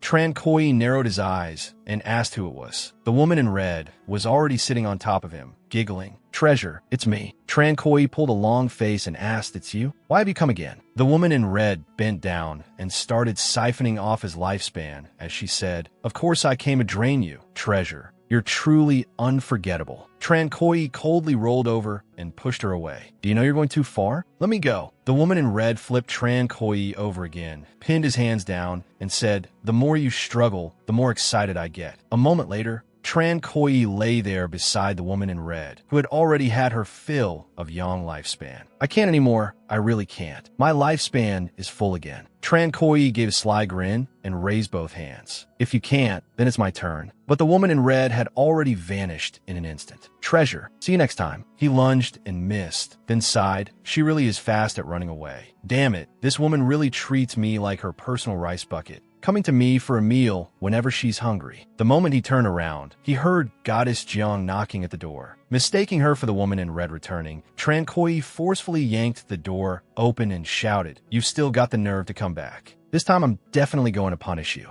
Without even looking, he grabbed her hand and wrapped his other arm around her waist. You brought this on yourself. Goddess Jiang frowned and asked, what are you doing? Only then did he stop, look at her, and say, Junior Sister Jiang, it's you. Before he could react, Goddess Jiang had already cried out, Senior brother, let me go. Tran Koi hurriedly stepped back, and only then dared ask, Junior Sister Jiang, did you need something from me? She handed over a letter and said, here. Tran Koi took the letter and asked, a letter? After reading it, he asked, you want me to go on a mission with you? He chuckled to himself, thinking, only after reading it did I realize that Goddess Jiang wants to go out on a mission, but because she has social anxiety, there are a lot of things she doesn't want to handle in person, so she wants me to go with her. Goddess Jiang gave a dejected little hum. Tran Koi folded his arms over his chest and happily said, your business is my business, Junior Sister. I cannot refuse. Goddess Jiang took out a box and said, for you. Tran Koi tilted his head and asked, what's this? Jiang Liani turned around and replied, payment. We leave in 3 days. As Tran Koi opened the box, he praised his junior sister for being so thoughtful. He hadn't expected there to be payment too. Before he could even take a proper look, Second Master had already sensed it and asked from outside. That's the aura of an enlightenment stone. Tran Koi walked over to him and asked, Second Master, have your injuries recovered? Second Master said, thanks to your longevity grass, the old accumulated injuries I had have healed by more than half. I won't be dying anytime soon. He looked at the stone and said in astonishment, it really is an enlightenment stone. Where did you get it? Tran Koi replied with a proud expression, someone gave it to me. When Second Master heard that, he burst out laughing, clearly not believing him. Are you joking with me? Enlightenment stones are unbelievably precious. Even the Luoxian sect only has a few. Only the heads of the great courtyards can reward one to disciples they value. It can let a cultivator instantly gain insight and break free of shackles. It's an extremely rare, supreme, innate treasure. Tran Koi held up the enlightenment stone and glared as he explained, someone really did give it to me. Goddess Jiang gave it to me. Then he thought in surprise, I didn't expect Junior Sister Jiang to be this generous. She just gave away an enlightenment stone like that. Stroking his chin, Second Master said seriously, if Jiang Liani gave it to you, then that makes sense. Jiang Liani's aptitude is exceptional. Based on aptitude alone, calling her the #1 genius of the Luoxian sect in the last 1,000 years would not be an exaggeration. The only person in the Luoxian sect who doesn't need an enlightenment stone is that girl, because for her, cultivation simply has no shackles. Tran Koi said in surprise, so that's how it is. Back then, I could never learn Second Master's Ghost Demon double-killing fist no matter how hard I tried. Can I use the Enlightenment Stone to train with it? Second Master happily replied, of course you can. Boy, this time you've really picked up a treasure. The scene shifted to the woman in red. As she cultivated, she said, holy relics are treasures left behind by the predecessors. Every holy relic has something unique about it, and what I need is the holy light within the holy relics to help restore the foundation of my heavenly Tao. She reached toward the holy relic and discovered that this one was in a sealed state. Unleashing spiritual power around it, she said, holy relics are already hard enough to find. A sealed holy relic is even rarer. She waved her hand, releasing a stream of spiritual power that made the holy relic float into the air. Looking at the power radiating from it, she said, luckily, this empress can undo the seal. If it were anyone else, they wouldn't even be able to remove the seal. With that, she erupted with powerful spiritual energy, absorbed the power of the holy relic, and chanted, holy light, absorb. A short while later, she called Xiaohua over, return the holy relic to that boy, and wish him luck in making good use of it. Every holy relic has its own unique value. Holding the holy relic, Xiaohua asked his master, How much have you recovered? The woman in red replied, Unfortunately, there was only one holy relic. The holy light in each one is limited. Even so, I've absorbed quite a bit. Tonight, I'll help you forge your holy body. Xiao Huahua cupped his hands joyfully and said, Many thanks, master. Back in Lao Yuan, Tran Koi stood facing Second Master and said, No day is better than today. I'm going to use the Enlightenment Stone to cultivate the Ghost Demon double-killing fist right now. Second Master frowned slightly and warned him, Tran Koi, have you thought this through? The Ghost Demon double-killing fist is an extremely powerful forbidden art. It can't be compared to the martial skills you trained before. Powerful forbidden arts damage the body 100 times more. Tran Koi answered firmly, I've thought it through. Second Master added, and once you begin, if you can't endure the backlash of the forbidden art, then all your effort will go up in smoke. Tran Koi could wait no longer. Crushing the Enlightenment Stone, he said, Don't worry, Second Master. I can take it. Let's begin. The power of the Enlightenment Stone flowed through Tran Koi's entire body, and he felt it immediately. It's working. It really is worthy of Enlightenment Stone. Right now, I feel completely unblocked, clear-headed, as if I can sweep away every obstacle and shackle. After absorbing it for a while, he threw a punch and intoned, Ghost Demon double-killing fist, opening stance, break. The punch was tremendously powerful, blasting a hole straight into the ground. He clenched his fist and said, Success. I've finally learned the basics of the Ghost Demon double-killing fist. Even so, Second Master could not help but worry as he said to Tran Koi, The next moment is the most dangerous one. The forbidden art has begun eroding your body. The instant he finished speaking, Tran Koi was already clutching his chest in pain and dropping to a crouch. He let out a loud cry. My hand. His arm was being rapidly corroded by the forbidden art. Second Master said in alarm, This is bad. Why is the backlash of the forbidden art on Tran Koi this strong? He hurriedly reached out, preparing to stop the forbidden art, and said, Tran Koi, your life matters more. I have to stop your training. Tran Koi raised the arm that had already been eaten away until only white bone remained, and said, No need, Second Master. I can endure it. Second Master said gravely, But your arm already. Tran Koi lifted that same arm and said, Take another look. His arm had already returned to normal, as if nothing had happened at all. This made Second Master ask in shock. It grew back. Bones regenerating. This regenerative ability is terrifying. Tran Koi sat down and began cultivating as the power fused into him. I finally made it through the most dangerous stage of the Ghost Demon double-killing fist invasion. This kind of ultra-powerful forbidden art doesn't just injure people. It directly takes lives. If I didn't have an undying body, I probably wouldn't have been able to hold on. Second Master clenched his fist excitedly and praised him. Haha, good. As expected of my disciple. Tran Koi, who says your talent is mediocre? You're a peerless prodigy. It's just that your talent doesn't show in comprehending techniques, but in actual cultivation itself. You're a born supreme, the perfect seedling for Lao Yuan. Tran Koi stood up and said with emotion, Now I finally understand how amazing all four masters are. They've cultivated forbidden arts their whole lives and still managed to maintain their current state. That's practically a miracle. Every single master is a peerless genius. Otherwise, after so many years, they would have long since been eroded by the forbidden arts until not even bone remained. Behind him, the woman in red was secretly observing him and said, Strange. Xiao Huahua asked his master, Did you notice something? After thinking for a moment, she replied, Something is wrong. There's a problem with this heaven and earth. Xiao Huahua asked in some confusion, What do you mean, there's a problem with heaven and earth? She knitted her brows tightly, her tone turning dangerous. I'm not certain either. Once my cultivation recovers a little more, perhaps I'll be able to see the cause. But you can take this chance to learn some of their forbidden arts. Xiao Huahua answered bluntly, I can't learn them. I tried before, and my body couldn't endure it. She said from the side, It's fine. I'm here. Second Master suddenly turned and shouted, Who's over there? Xiao Huahua hurried over and replied, Second Martial Uncle, it's me. Pointing at him, Second Master asked, What were you sneaking around over there for? Xiao Huahua cupped his hands boldly and said, Martial Uncle, I also want to cultivate forbidden arts like Senior Brother. Second Master glanced at him and said, You? Then he turned around and said, Boy, it's not that I'm looking down on you, but go swim a lap in the lake behind the courtyard first. If you can come back ashore safely, I'll teach you. Hearing that, he thumped his chest and said, What's hard about jumping in a lake and swimming? I'll go right now. But Tran Koi raised a hand to stop Xiao Huahua.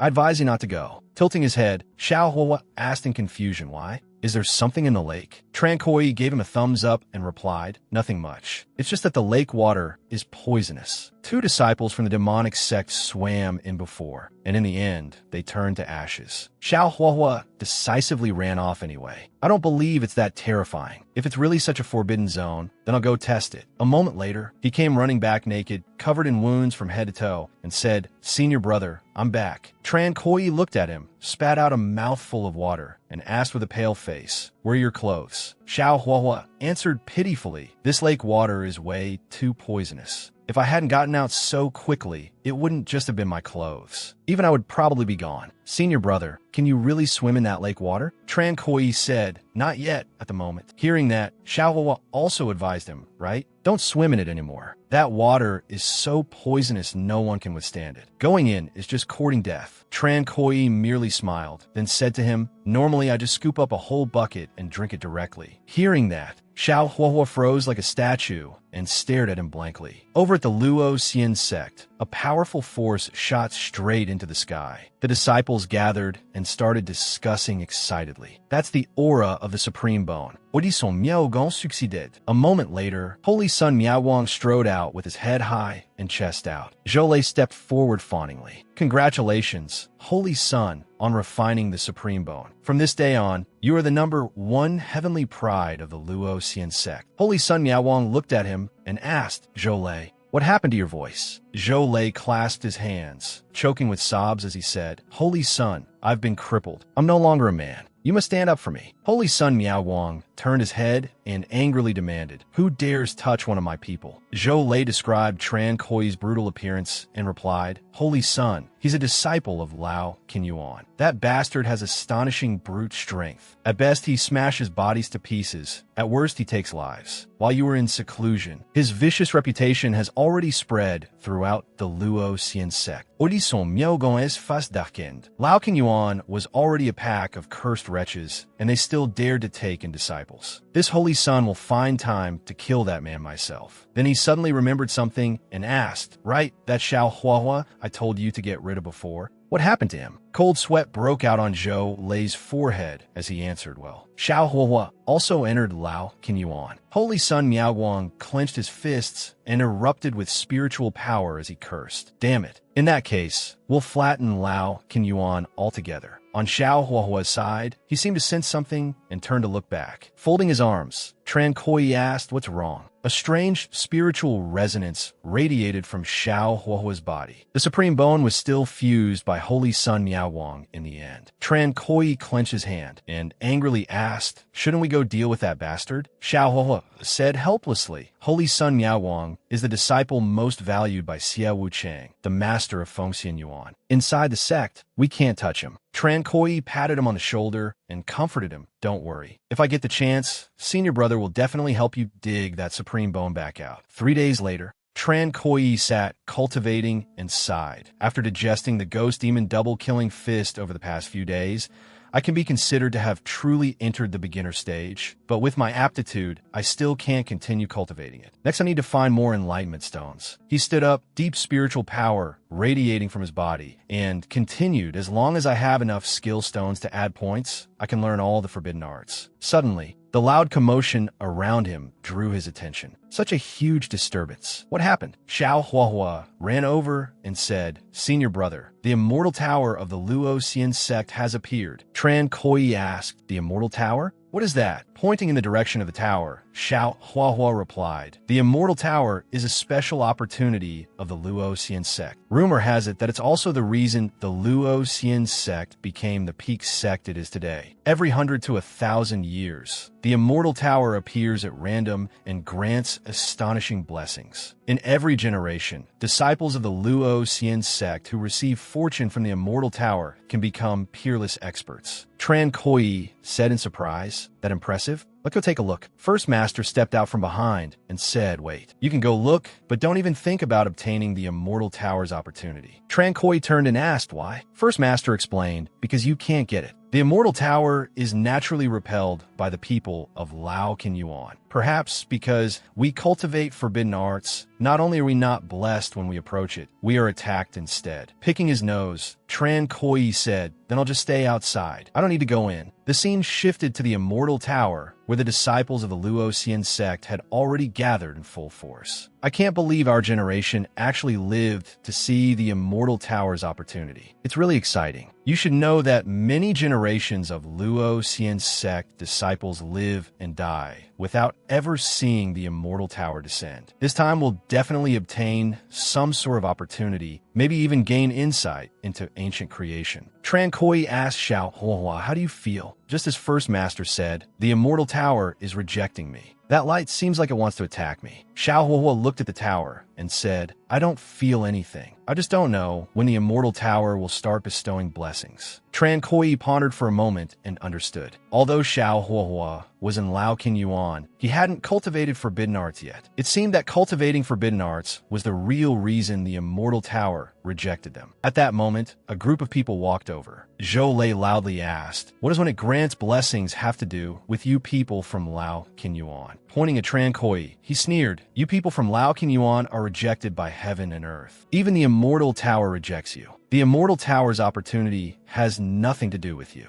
What face do you have to come here and watch?" Tran Koi waved a hand and shot back with a sharp tongue. "Junior Sister Zhou, your words are getting nastier and nastier." Zhou Lei trembled with rage, veins bulging and eyes bloodshot as he shouted, "Junior Sister? Damn it, you dare mock me? I'm going to fight you to the death today." Holy Sun Miao Wang spoke up and asked, "So you're Tran Koi?" Stroking his chin, Tran Koi countered, "And who are you?" Straightening himself, he introduced himself solemnly. "This Holy Sun is Home Miao Wang." Tran Koi gave him a thumbs up and praised him. "Monkey Wonderful Light? Your father really gave you a fine name." He clenched his fists, furious to the point of exploding. "Are you courting death? Do you think this Holy Sun can't tell you're mocking me?" Tran Koi calmly asked, "What? You want to bite me?" That only enraged him even more. His aura exploded outward as he roared, "Insolence!" Seeing Holy Sun Miao Wang in such a fury, everyone felt frightened. Is this guy tired of living? He dares speak to Holy Sun Miao Wang like that. Arrogant lunatics always come out of Lao Kin Yuan. At that moment, the fourth elder descended and shouted stop. He frowned and reprimanded them. The reappearance of the Immortal Tower is an auspicious sign for the Luoxian sect. But the Immortal Tower has always been of the utmost importance, drawing the attention of countless great sects of the Northern Wasteland. Therefore, the Luoxian sect has decided to open the Immortal Tower 10 days from now. Hearing this, the disciples all felt disappointed. "I can't believe we have to wait 10 more days. But that makes sense. Every time the Immortal Tower appears, it shakes the entire Northern Wasteland. The Luoxian sect definitely has to make complete preparations to guard against unrest. I thought we could enter right away." The fourth elder pointed at the Immortal Tower and loudly said, "But before that, disciples of the Luoxian sect may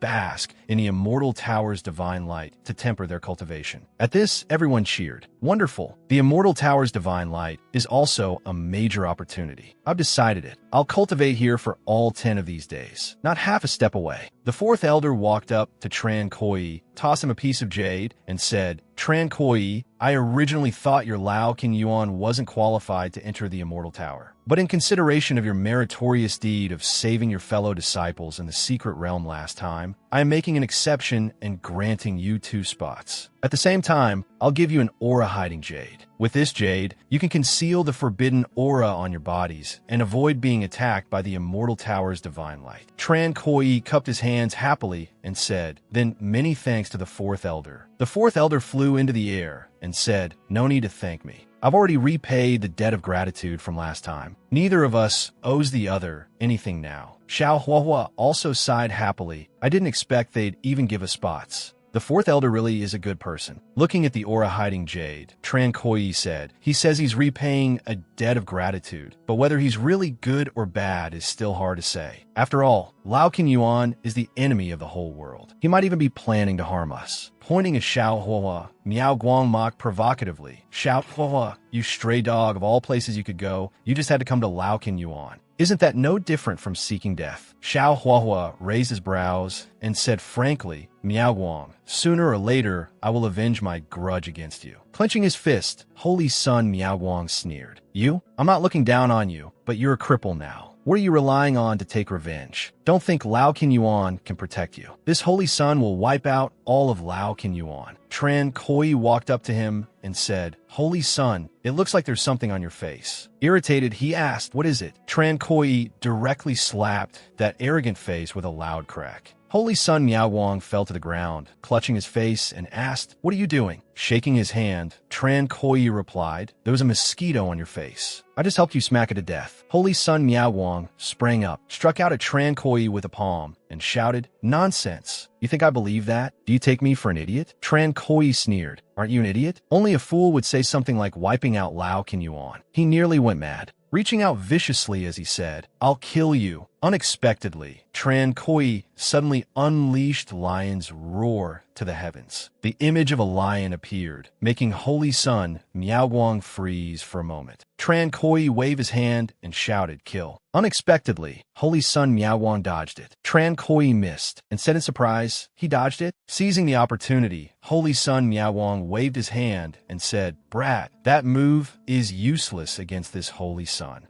Tran Koi frowned and muttered, "Can't dodge it? Then I just won't dodge." He stood there without moving, allowing that palm strike to hit him. Holy Sun Miao Wang asked in surprise, "Why didn't you move?" Tran Koi struck out with a palm carrying immense force and said, "Because I wanted to slap your mouth to pieces." The disciples were horrified. This Holy Sun Miao Wang had been slapped twice in a row. It was the ultimate humiliation. After slapping him, Tran Koi grabbed Xiao Huahua's hand and ran. "What are you still standing there for? Run." Xiao Huahua raised his brows and exclaimed, "Run?" Tran Koi said, "Hitting him and then running is what makes it exciting. That sinister Holy Sun really is strong. If I didn't have an undying body, anyone else who took that last blow would have died already." Behind them, Holy Sun Miao Wang roared like a madman. "Even if you flee to the ends of the earth today, this Holy Sun will still cut you down." After chasing them for a while, they reached Lao Yuan. He leaped through the gate and shouted, "Brat, stop right there." Suddenly, Tran Koi and the others stopped running.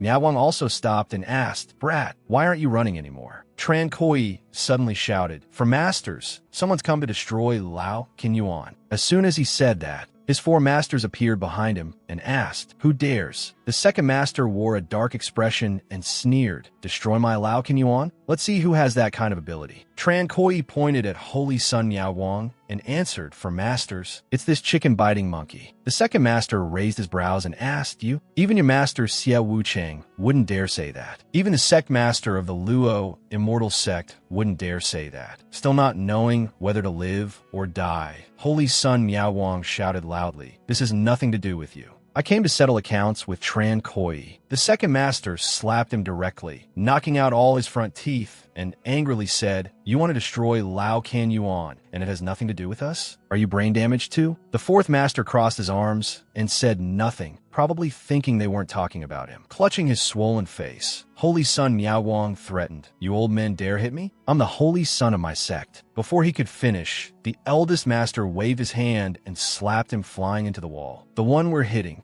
is you." Right after that, the fourth master jumped up and kicked him in the face. "My turn." Holy Sun Miao Wang grabbed that second foot and said to Tran Koi, "If you got guts, fight this Holy Sun one-on-one. What kind of ability is it to call your masters out?" The third master couldn't hold back and rained a series of slaps across his face as he retorted, "This child being able to call his masters is his ability. If you got guts, call your own master here too." Tran Koi gave a thumbs up, bared his teeth, and praised, "When there's an elder at home, it's like having a treasure. The ancients really didn't lie to me. Causing trouble and then going to your elders really feels great." After that, Holy Sun Miao Wang left. Tran Koi and Jiang Liani went together to the Nangong family to break off her engagement with them. After obtaining the Underworld King guiding token, they ran into an attack from the demonic sect on the way back. Tran Koi fell to the ground, and a protector stepped over him and snatched away the Underworld King guiding token. The Grand Protector hadn't appeared for many years, yet these cultivators outside actually dared to be so bold. He excitedly opened the box and said that he'd gotten it at last, the Underworld King guiding token and the object the demonic sect had long yearned for. Inside appeared a glittering scroll. Looking up at the scroll, the protector asked, "So this is the Underworld King guiding token? Once I absorb it for the demonic sect, I will rule the world alone." The The second elder said in alarm, too late. The underworld king guiding token is about to fall into the hands of the demonic sect. Lung Yueti unleashed her spiritual power and cursed. Damn it, we were too careless this time. We've brought about a great disaster. She waved her hand and shattered that boulder, then continued. Since that's the case, no matter what happens today, we must kill the Grand Protector. We absolutely cannot let him take the underworld king guiding token away. Just as the Protector stretched out his hand and shouted that he was going to absorb it, Tran Koi, no one knew when, suddenly sprang up and grabbed the underworld king guiding token with one hand. The Protector cried out in shock. What? Lung Yueti was stunned too, stammering this. The second elder was equally astonished and asked blankly, that kid isn't dead? The Protector was even more shaken. This was impossible. I drained all the blood from your body. How could you still be alive? At that moment, Tran Koi erupted with powerful strength in midair. Even he himself was dumbfounded and cursed inwardly. What is going on? The Protector hurriedly charged up, shouting that this was bad, that even the underworld king guiding token had been absorbed by this brat. He rushed over and threw a punch. But the underworld king guiding token still swiftly burrowed into Tran Koi's body. Looking at his own body, he raised his brows. Did I just absorb the underworld king guiding token? The Protector summoned two skulls and leaped up. Brat, I'll kill you.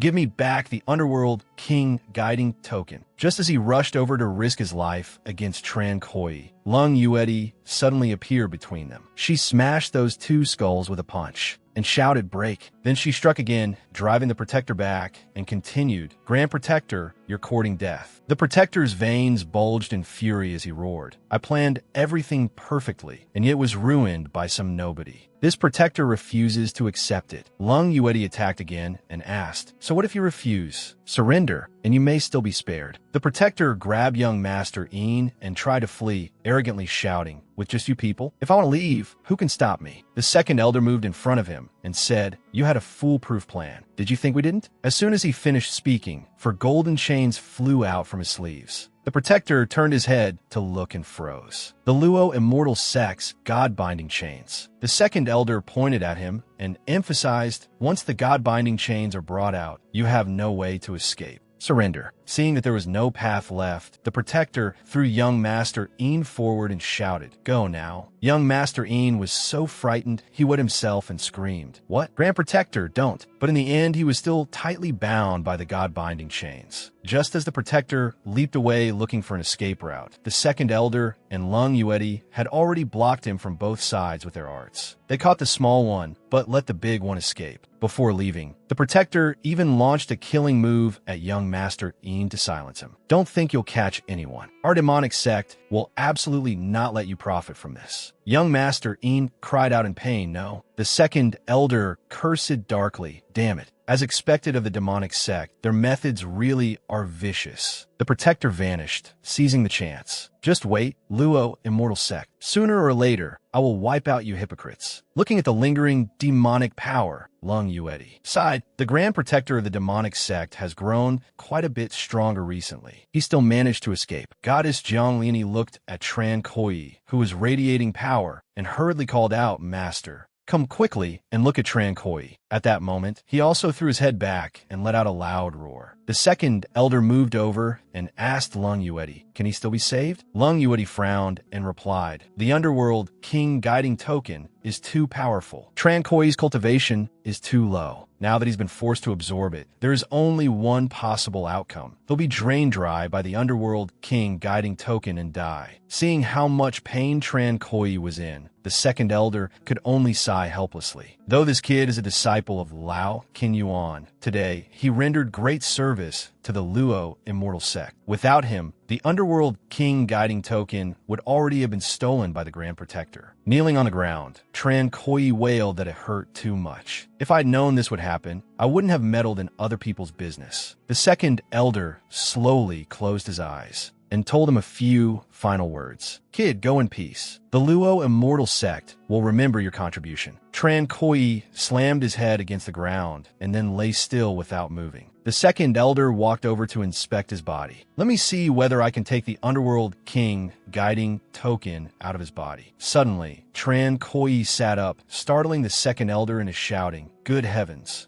You're not dead yet? Dejectedly, Tran Koi replied in a tiny voice, I can't accept it. Sweat beading on his forehead, the second elder said, Hey, if you have any last words, say them. This elder will do his best to satisfy you. With tears streaming down his face, Tran Koi voiced his wish. I want the Luo Immortal Sex Death Exemption Token. The second elder waved his hand and asked in disbelief, A death exemption token? You're about to die. What do you need that for? Pitifully, Tran Koi explained, To me, it represents the sex recognition. The second elder went along with him and took out a death exemption token. The sect only grants death exemption tokens to those who have rendered great merit. They're extremely rare. It truly does represent the sex recognition. Fine, this elder happens to have one here. Since you're about to die, I'll give it to you. Tran Koi reached out to accept the death exemption token and thank the elder. The second elder slowly closed his eyes, thinking inwardly, Poor child. Perhaps because he's in Lao Yuan, he longs this much for the sex recognition. I'll fulfill your wish, and after you die, I'll take the token back. A little later, in the silence between the second elder and Tran Koi, the second elder began to question life itself and asked, What's going on here? This kid's been screaming for ages. Why isn't he dead yet? Lung Yuedi gave her judgment. This person has tenacious vitality and an extremely strong desire to live. If he doesn't die, it's not impossible that he may accomplish great things. The second elder thought Tran Koi was unable to die even though he wanted to, so he suggested, Kid, instead of suffering like this, why don't I send you on your way? Sweating, Tran Koi said, Elder, I feel like I can still be saved. The second elder sighed helplessly and affirmed, I know you don't want to die. Unfortunately, after absorbing the Underworld King guiding token, survival is impossible. Half an hour later, Tran Koi was still lying there motionless, sitting off to the side, cultivating. Lung Yuedi asked, still not dead? The second elder's legs were numb from standing so long, and he asked in utter confusion, It's been half an hour already. Even if he died, he should have been sucked dry by now, right? Why isn't he dead yet? The moment he finished speaking, Tran Koi collapsed flat onto the ground. The second elder immediately rushed over. No more movement. Goddess Zhongliani also immediately flew over. Let me see. She stood a short distance from Tran Koi and looked at him. This is, in an urgent and worried tone, the second elder asked, Well, is he dead? I'll personally collect this kid's corpse. Goddess Zhongliani turned around and answered, He's not dead. He fell asleep. The second elder asked in shock, What? He rushed over agitatedly and grabbed Tran Koi by the collar. Kid, wake up. Groggily, Tran Koi asked the second elder, What is it? The second elder's eyes lit up as he ground his teeth and growled. What is it? Instead of dying, you're lying here sleeping? Haven't you just wasted everyone's time? Hurry up and die. We still have to return to the sect. Scratching his head, Tran Koi said to the second elder, I feel like I'm healed. No need to die anymore. The second elder glared at him and asked, No need to die anymore? What kind of joke is that? You swallowed the Underworld King guiding token and still want to live? Lung Yuedi walked over to inspect him. Let me see. The second elder anxiously asked, Well, why is this kid so clear-headed? After examining Tran Koi carefully, Lung Yuedi said, Tran Koi is fine, no different from an ordinary person. The Underworld King guiding token has already been completely absorbed by him. The second elder waved his hand in astonishment. How is that possible? How could a weak little kid like him completely absorb the Underworld King guiding token? Even Lung Yuedi couldn't explain it. I find it astonishing too, but that's the truth. Today, Tran Koi has created far too many miracles. The second elder was on the verge of going mad, clutching his head with his eyes wide. The Underworld King guiding token is extremely important. It may even affect the situation of the entire continent, and this kid absorbed it. What are we supposed to do now? For the sake of the best solution all around, Lung Yuedi proposed, to avoid any unexpected complications, bring him back to the sect for now. Tran Koi is now equivalent to the Underworld King guiding token itself. He cannot be allowed to fall into anyone else's hands. The second elder stretched out a hand and said, Kid, since you're not dead, shouldn't you return that death exemption token to me now? Tran Koi clutched the death exemption token and refused to return it, telling story. Second elder, there's a custom in my hometown. If you take back something after you've given it away, your child will be born without an anus, and you'll choke to death even drinking cold water. But that's just a custom where I'm from. I don't know whether your hometown has it too. If it doesn't then, the second elder replied through gritted teeth, nearly smoking with anger. My hometown doesn't have that. Waving his hand, Tran Koi refused to give it back. Even if it doesn't, I still can't return it to you. Better safe than sorry.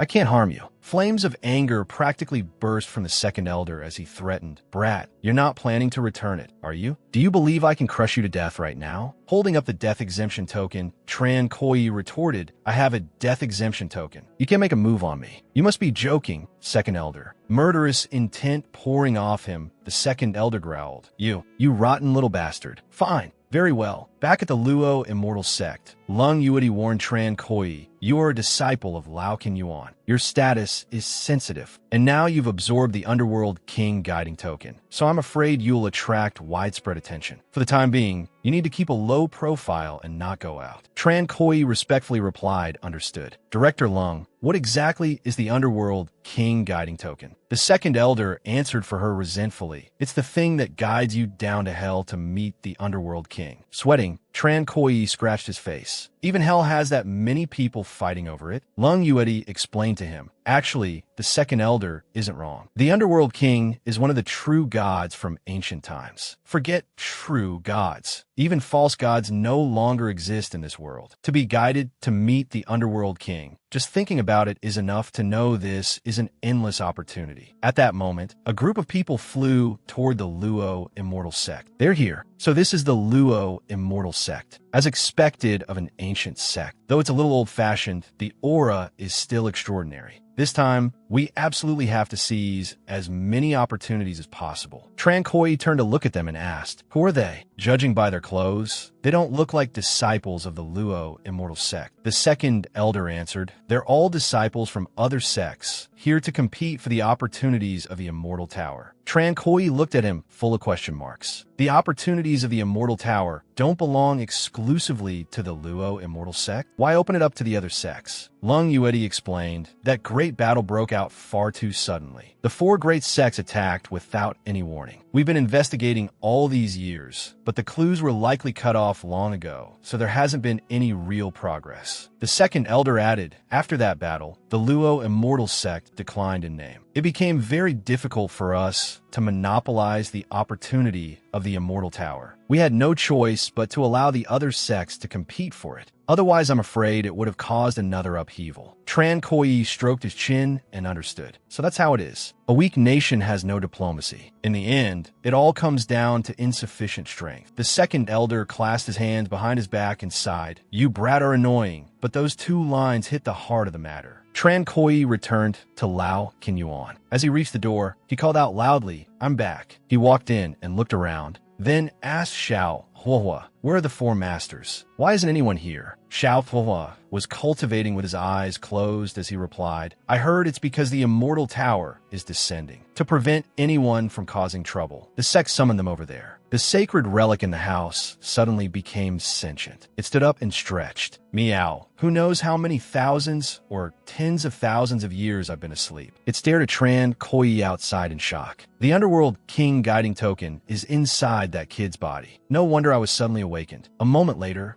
Tran Koyi sat by the table, pouring himself wine while muttering, none of my four masters are home, and my junior brother is a cultivation maniac. No one's cooking. I'll just make do with this stuff. Just like fourth master said, even though I didn't do anything today, it's still been hard on me. The sacred relic flicked its tail and smacked him on the back. Tran Koyi turned around and shouted, who's there? The sacred relic took the chance to drink the cup of wine dry. He said suspiciously, weird, there's no one there. Why did it feel like someone just patted me? He turned to look at the wine cup and asked in even greater confusion, where's the wine? Where did the wine? I just poured go. He poured another cup and started doubting life itself. Did I remember wrong? Did I actually never pour any wine just now? The sacred relic smacked him again. Tran Koyi turned back around and still saw no one. Still no one. Am I hallucinating? He picked up the cup, but kept staring behind him as he watched. What's wrong with me today? I keep feeling like someone is patting me. When he turned back, he found the wine was gone again and cried out, holy crap. The wine disappeared again. This time I definitely didn't remember wrong. I know I filled it. He stood up and shouted behind him, come out. Who's there? The sacred relic took the opportunity to sweep away all 3 plates of food. Tran Koyi couldn't help wondering if he'd really run into a ghost today. Just as he was about to sit back down, he froze in place again. What? Even the food is gone. He angrily slammed the table. Who the hell is messing with me? Get out here. He began to feel that something was wrong, then turned and thought to himself, this is too strange. I'd better get out of here first.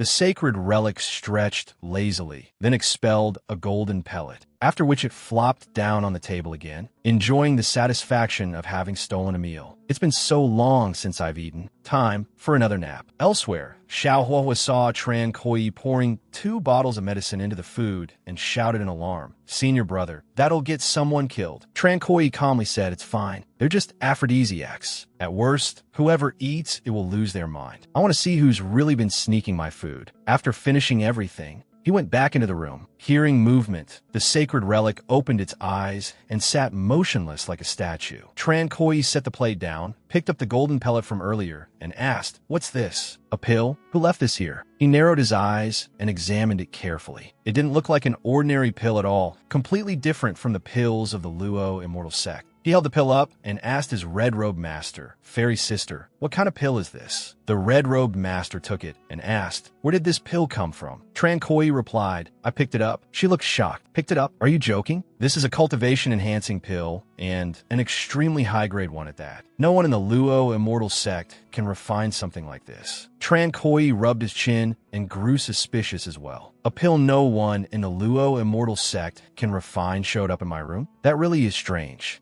On the way back to his room, he looked at the pill in his hand and stopped overthinking it. Since there was nothing wrong with it, who cared where it came from? He might as well eat it first. Tran Koi tossed the pill into his mouth and swallowed it, and a violent surge of power instantly swelled and erupted inside his body. His realm broke through with ease. As expected of a high-grade pill, he was now only 1 step away from rising from the Peiyuan realm to the Caden realm. He returned to his room and found that plate of food had been completely cleaned out. Sure enough, it had all been eaten again. He picked up another pill the sacred relic had expelled onto the table. It was another pill, this time black, and looked like poison. He immediately took it to show the red-robed master. She asked, "You picked this up too?" Tran Koi answered, "That's right, I picked it up." The red-robed master placed the pill back in his hand and warned him, "Put this pill away carefully. Don't take it out casually." Tran Koi asked curiously, "Is there something wrong with the pill?" Crossing her arms, the red-robed master replied, "This is an extremely potent aphrodisiac pill. Once a demonic beast smells or eats it, it will lose all reason and fall into a crazed state of heat. Some lust demons even use it themselves. This is not a decent kind of pill." Back at Lao Qinyuan, the sacred relic's body kept twisting because the medicinal effects had kicked in. "What's going on? My whole body feels burning hot and miserable. No good. This nameless fire came out of nowhere. Could there be something wrong with that brat's food?" Its eyes lit up as it roared. "I need to find somewhere to cool off." It shot through several buildings like an arrow, saying, "There's an aura ahead that can cool me down." It stopped in front of a winged white tiger.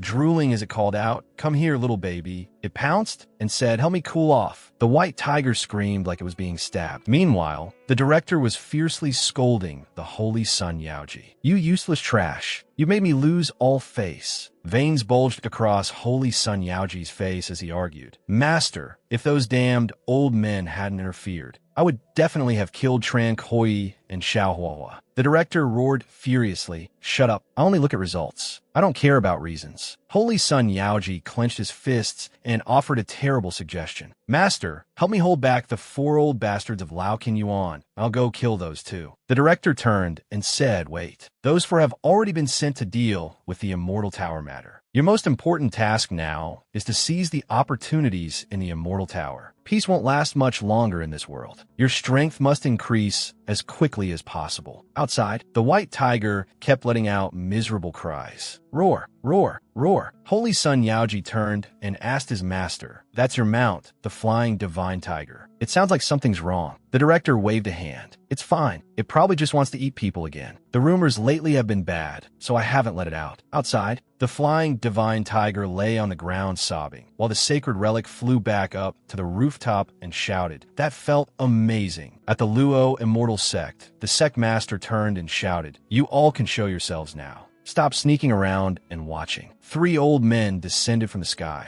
The elder in the brown robe in the middle said, "Sect master of the Luo immortal sect, we only came to behold the Immortal Tower. Isn't it a bit excessive to be so guarded against us?" The sect master of the Luo immortal sect spoke frankly. Looking is one thing, but if you have other intentions, that will be bad. The Luo immortal sect would rather strengthen its defenses. The elder in black snorted coldly and mocked. The Luo immortal sect certainly has a unique way of treating guests. The sect master turned and asked, the elders of the North Ling Gate, West Profound Gate, and South Ink Gate have all arrived. Why don't I see anyone from East Emperor Gate? The brown-robed elder said, East Emperor Gate has always been arrogant and conceited. It's normal that they didn't come with us. The sect master said, I only hope they don't do anything outrageous. Otherwise, the Luo immortal sect will absolutely not sit back and do nothing. The short-bearded elder raised a hand and asked, Sect Master of the Luo immortal sect, are you really not going to invite us to sit for a while? The sect master impatiently reminded him, Elder of North Ling Gate, don't push your luck. This time, with the immortal tower opening, the eastern, western, southern, and northern sects have all already been allotted disciple slots to participate. That is already the greatest concession the Luo immortal sect can make. Without another word, the elder of North Ling Gate released his spiritual power in response. I feel the Luo immortal sect still lacks sincerity. The second elder barked sternly, Are you looking for death? How dare you act wildly on the territory of our Luo immortal sect? The elder in black also released his spiritual power and snorted. The Luo immortal sect has recovered somewhat over the past few years and become much tougher. Are you planning to go to war with us? First master released spiritual power even stronger than theirs. Then we'll fight. The elder in black looked at the people of Lao Qin Yuan in surprise. You cripples. You're still not all dead? Second master frowned and said firmly, Keep talking nonsense, and today I'll clean you all up. Seeing that the other side had numbers and strength, the elders of North Ling Gate merely snorted a few times and left one after another. Farewell, we're going. The three of them landed in a forest. The elder in black asked unwillingly, Are we really just leaving like this? If we could have gotten inside this time, it would have been the perfect chance to probe the secrets of the Luo immortal sect. The elder of North Ling Gate walking behind said, It can't be helped. The four old men of Lao Qin Yuan are still strong. We can't risk forcing our way in. The elder in black calculated aloud. Quite a few disciples from our four sects have entered the Luo immortal sect this time. Let them make a move against the younger generation of the Luo immortal sect. The brown-robed elder stroked his chin and asked, You mean make things blow up, and when the time comes and they need us to step in and handle it, we'll have a legitimate reason to enter the Luo immortal sect? The elder in black answered seriously, Exactly. It's an open scheme. As long as the disciples of the Luo immortal sect are defeated,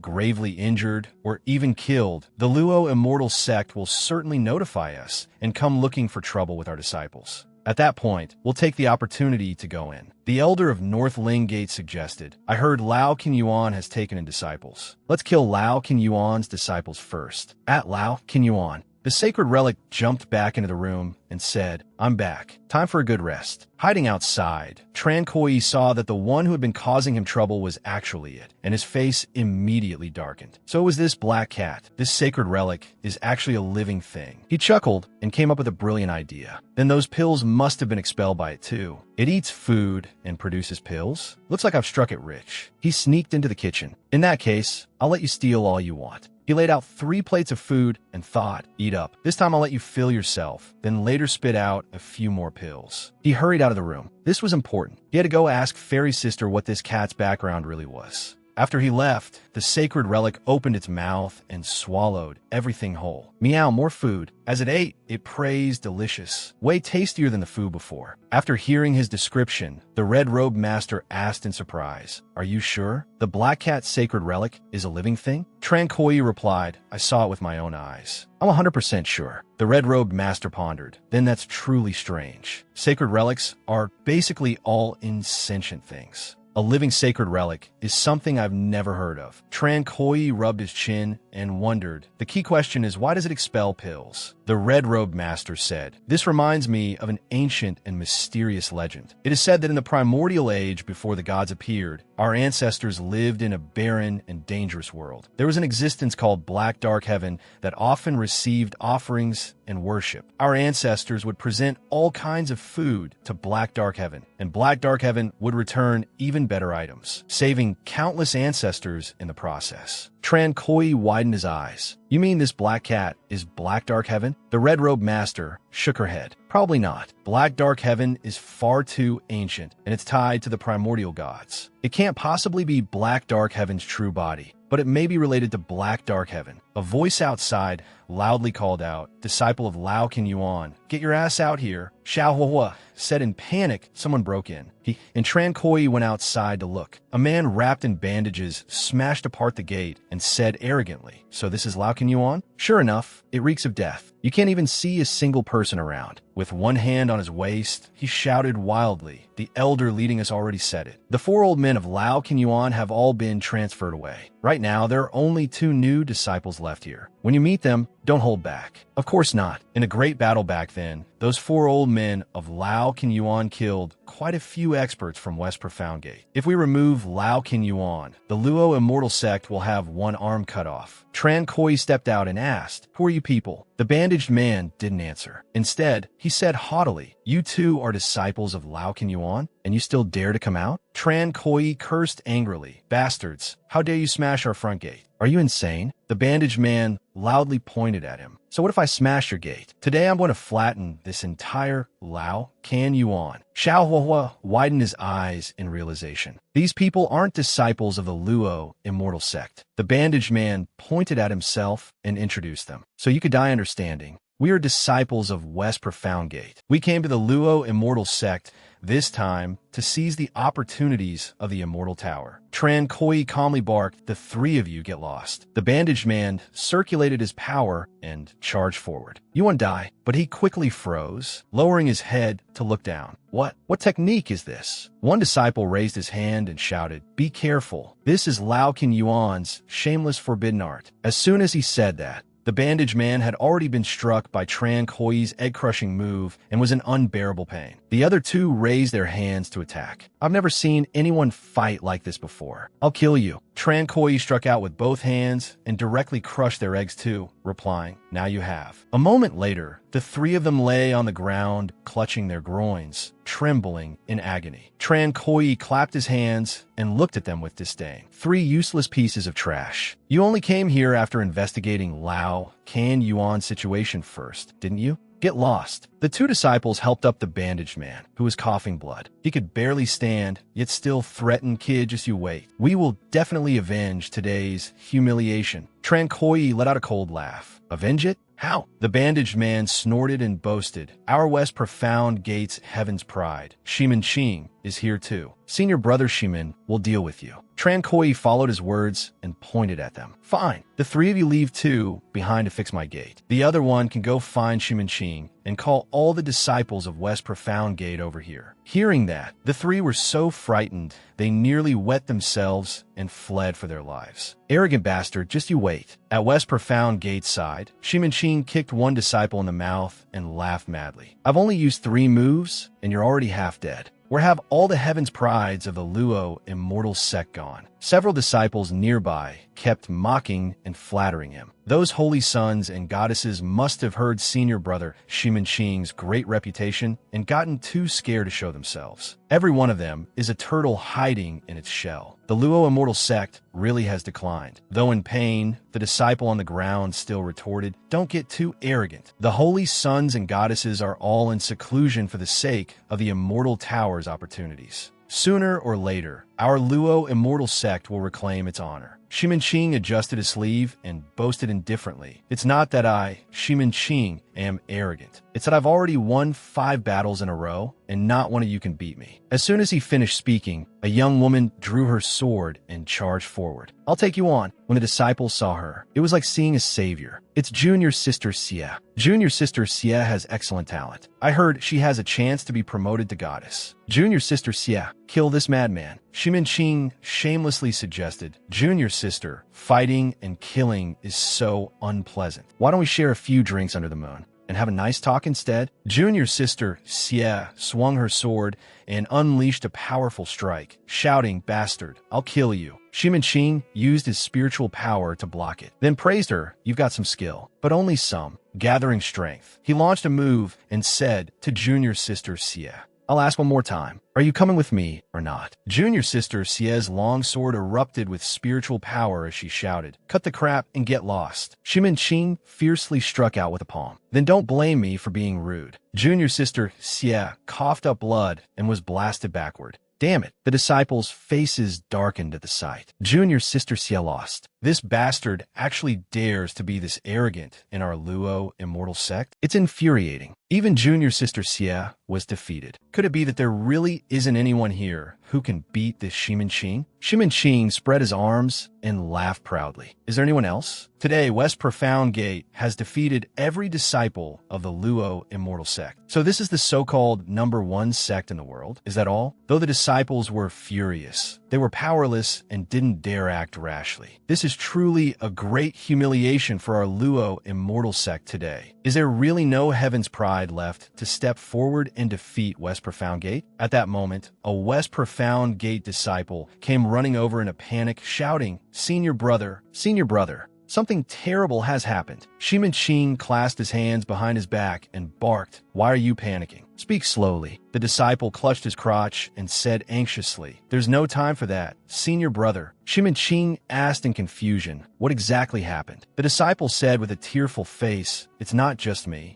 2 other junior brothers were seriously injured too." Shimin Qing frowned. "Who dared beat our West Profound Gate disciples into this state? Who has such guts?" The disciple tattled, a disciple from Lao Qinyuan. "He didn't just beat us. He even boasted that he would defeat all the disciples of our West Profound Gate." Shimin Qing's face turned purple with rage. "Outrageous." He waved his hand and shouted, "Come, follow me. We're going to wipe out Lao Qinyuan." The disciples behind him began discussing it at once. The West Profound Gate disciples are going to destroy Lao Qinyuan. Lao Qinyuan only has 2 disciples. Against all those heaven's pride from West Profound Gate, they're probably doomed. Come on, let's go take a look too. Lao Qinyuan is a major scourge to the sect. Even if it's wiped out, the sect probably won't intervene. Meanwhile, Tran Koi stood there with his arms folded, watching the 2 disciples repair the gate to the courtyard. Finally fixed. Just then, the 2 disciples and the main gate were all kicked flying by Shimin Qing. Shimin Qing shouted, "Let me see who dares to be so arrogant." The red-haired disciple pointed at Tran Koi and tattled, "Senior brother Shimin, it's that brat." Tran Koi instantly exploded in anger. "Damn your ancestors. Does your West Profound Gate have a grudge against my gate or something?" Shimin Qing stepped forward and stood opposite him. "State your name." "I don't kill nobodies." Tran Koi pointed at himself and replied, "My surname is Father, and my given name is just one word, dear." Without the slightest suspicion, Shimin Qing shouted, "Father dear, do you know you've caused a huge disaster?" The disciple beside him wanted to warn him, but it was too late and could only stare blankly. Shimin Qing loosened his limbs and introduced himself. "Father dear, today I'll let you die knowing exactly who killed you. I am Shimin Qing, the unrivaled heaven's pride of West Profound Gate." Tran Koi's eyes lit up at once. "Good son, this unfilial child actually dares to kill his own father?" Shimin Qing froze, his face full of confusion.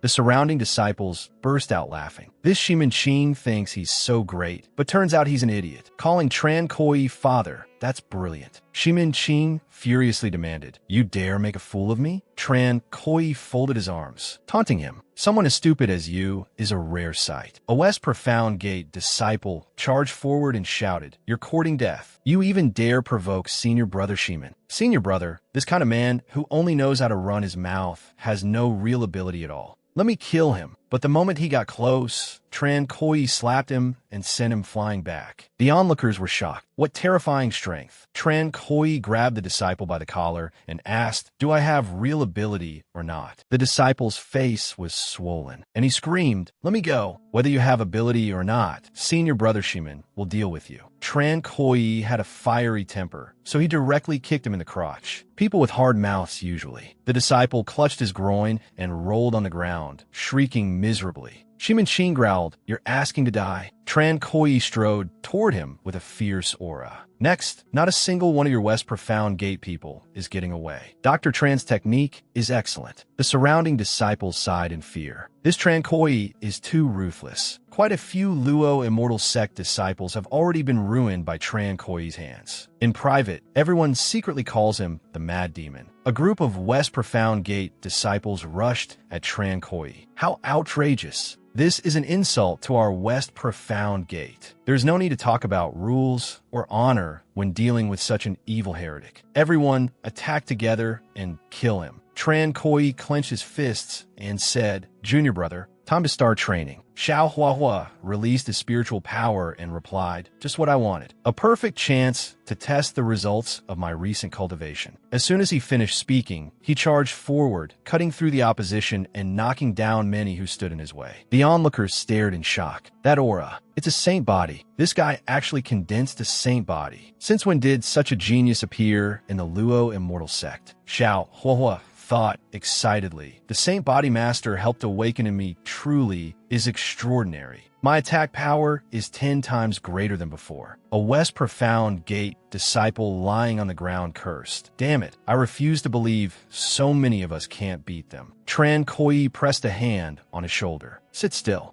No need to get up, the disciple asked. What are you trying to do? Tran Koi moved with lightning speed and crushed his balls, making him collapse limply to the ground. He raised 2 fingers. Second surgery complete. The others who still hadn't had their balls crushed tried to encourage each other. Don't panic. Senior brother Shimin hasn't made a move yet. We won't lose. Tran Koi struck first to seize the advantage, beating another man until foam came out of his mouth as he said, "You won't lose. You'll just lose your dignity." Shimin Qing finally couldn't endure it any longer and rushed forward with a palm strike. Enough. Stop right there. Tran Koi leaped back defensively, then praised him. As expected of my son, you've got some skill, hitting your own father without mercy. Grinding his teeth, Shimin Qing clenched his fists. Sharp-tongued bastard. I'll deal with you right now. The disciples behind him begged hatefully. Senior brother, please give us a chance to kill him. I hate that brat to death. Shimin Qing pointed ahead and ordered, everyone stop attacking. Form the array. The disciples immediately surrounded Tran Koi and Xiao Huahua. Shimin Qing chanted, West Heaven Profound Flame Array, burn in all 8 directions. The two were trapped inside the West Heaven Profound Flame Array. The disciples outside, having heard of the might of this array, judged, this is West Profound Gate's unique formation. Its power is immense. The blazing fire can burn all things, and this fire can't be extinguished. Tran Koi and the others are probably finished. The West Profound Gate disciples sneered viciously. You two madmen, I'll let you taste the most painful death possible. I'll burn you to ashes. Only by killing that brat with my own hands can I vent the hatred in my heart. Xiao Huahua asked anxiously, Senior brother, this fire is too fierce. I have a saint body, so I can withstand it. What about you?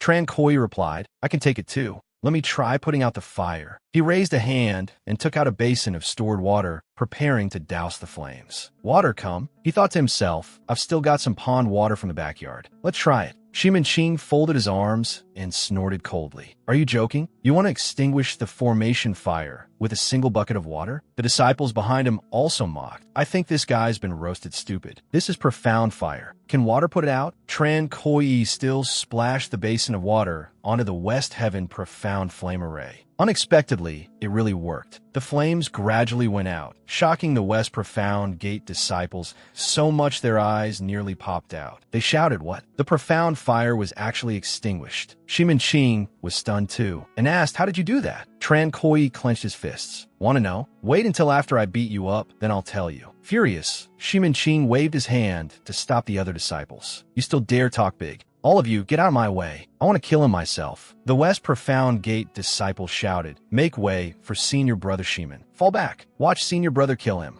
We absolutely believe in Senior Brother. Carrying the force of a powerful palm strike, Shimin Qing charged forward. Let's see if trash like you can take this move of mine. But the moment he finished speaking, Tran Koi slapped him and sent him tumbling to the ground. The disciples who saw this stood there dumbfounded. What has happened? Shimin Qing scrambled to his feet, coughed a few times, and tried to save face. I was careless. Just pretend you didn't see that. Hearing that, His blindly admiring disciples immediately cheered again. We absolutely believe in Senior Brother's ability. Senior Brother, kill him. Shimin drew out his twin blades and introduced them. West Profound Gate. Mantis Blade Art. He used his movement technique to circle around and attack. Blade arts are West Profound Gate's specialty. Within 10 steps, I can take a man's head. Trankoi pulled out an even more shocking great saber and brandished it. Only 10 steps? Take a look at my 40-meter great saber. Shimin looked up in horror. What is this? Seizing the moment he was distracted, Tran Koi slapped him again and sent him rolling across the ground. The disciples were frantic and enraged, pointing into the courtyard and shouting. Senior Brother got knocked down a second time. This is the greatest humiliation in West Profound Gate's history. Shimin got back up and roared angrily. What 40-meter blade? It's all an illusion. Are underhanded tricks the only thing you know? Tran Koi folded his arms and arrogantly asked, still fighting? If not, then admit defeat. Shimin said haughtily, next, I won't give you any more chances. Tran Koi struck with a mountain-splitting palm. Shimin blocked it with both hands and laughed smugly. I blocked it. Unexpectedly. Tran Koi played dirty, kicking him in the crotch. You're still too green. Shimin clutched his groin, tears of pain streaming down as he cursed loudly. Damn your ancestors. The Luo Immortal Sect disciple sighed. Still too inexperienced. Shimin could defeat us, so why does he turn into an idiot whenever he fights Tran Koi? Unwilling to accept defeat, Shimin took out a shield. Your Lao King Yuan has too many forbidden techniques. Your strange spells are impossible to guard against. Next, I'll use this spirit shield to keep my distance from you and bombard you to death with pure spell techniques. Let's see how you break that. He gathered power and shouted, kill. The force from the spirit shield struck Tran Koi and blasted him away. The disciples laughed excitedly. It really worked. That brat got blasted away. As expected of Senior Brother Shimin, brilliant beyond compare. Shimin launched another attack and said, Brat, you've reached the end of the road. Do you have any last words? Tran Koi smiled in praise. You really are a smart man. He shot forward like an arrow and used strike the ox across the mountain, sending Shimin flying 8 meters with a single powerful blow. Shimin fell to the ground, shocked and flustered. What is going on? Tran Koi followed up with another strike the ox across the mountain, knocking Shimin onto his back with his legs in the air. He asked in horror, what move is this? How can it still hurt me through the shield? Tran Koi wildly swung both hands, using beat the dead ox across the mountain, smashing Shimin flat onto the ground. The disciples were stunned and cried out, Senior Brother! Senior Brother lost? How is that possible? Gritting his teeth, Shimin said with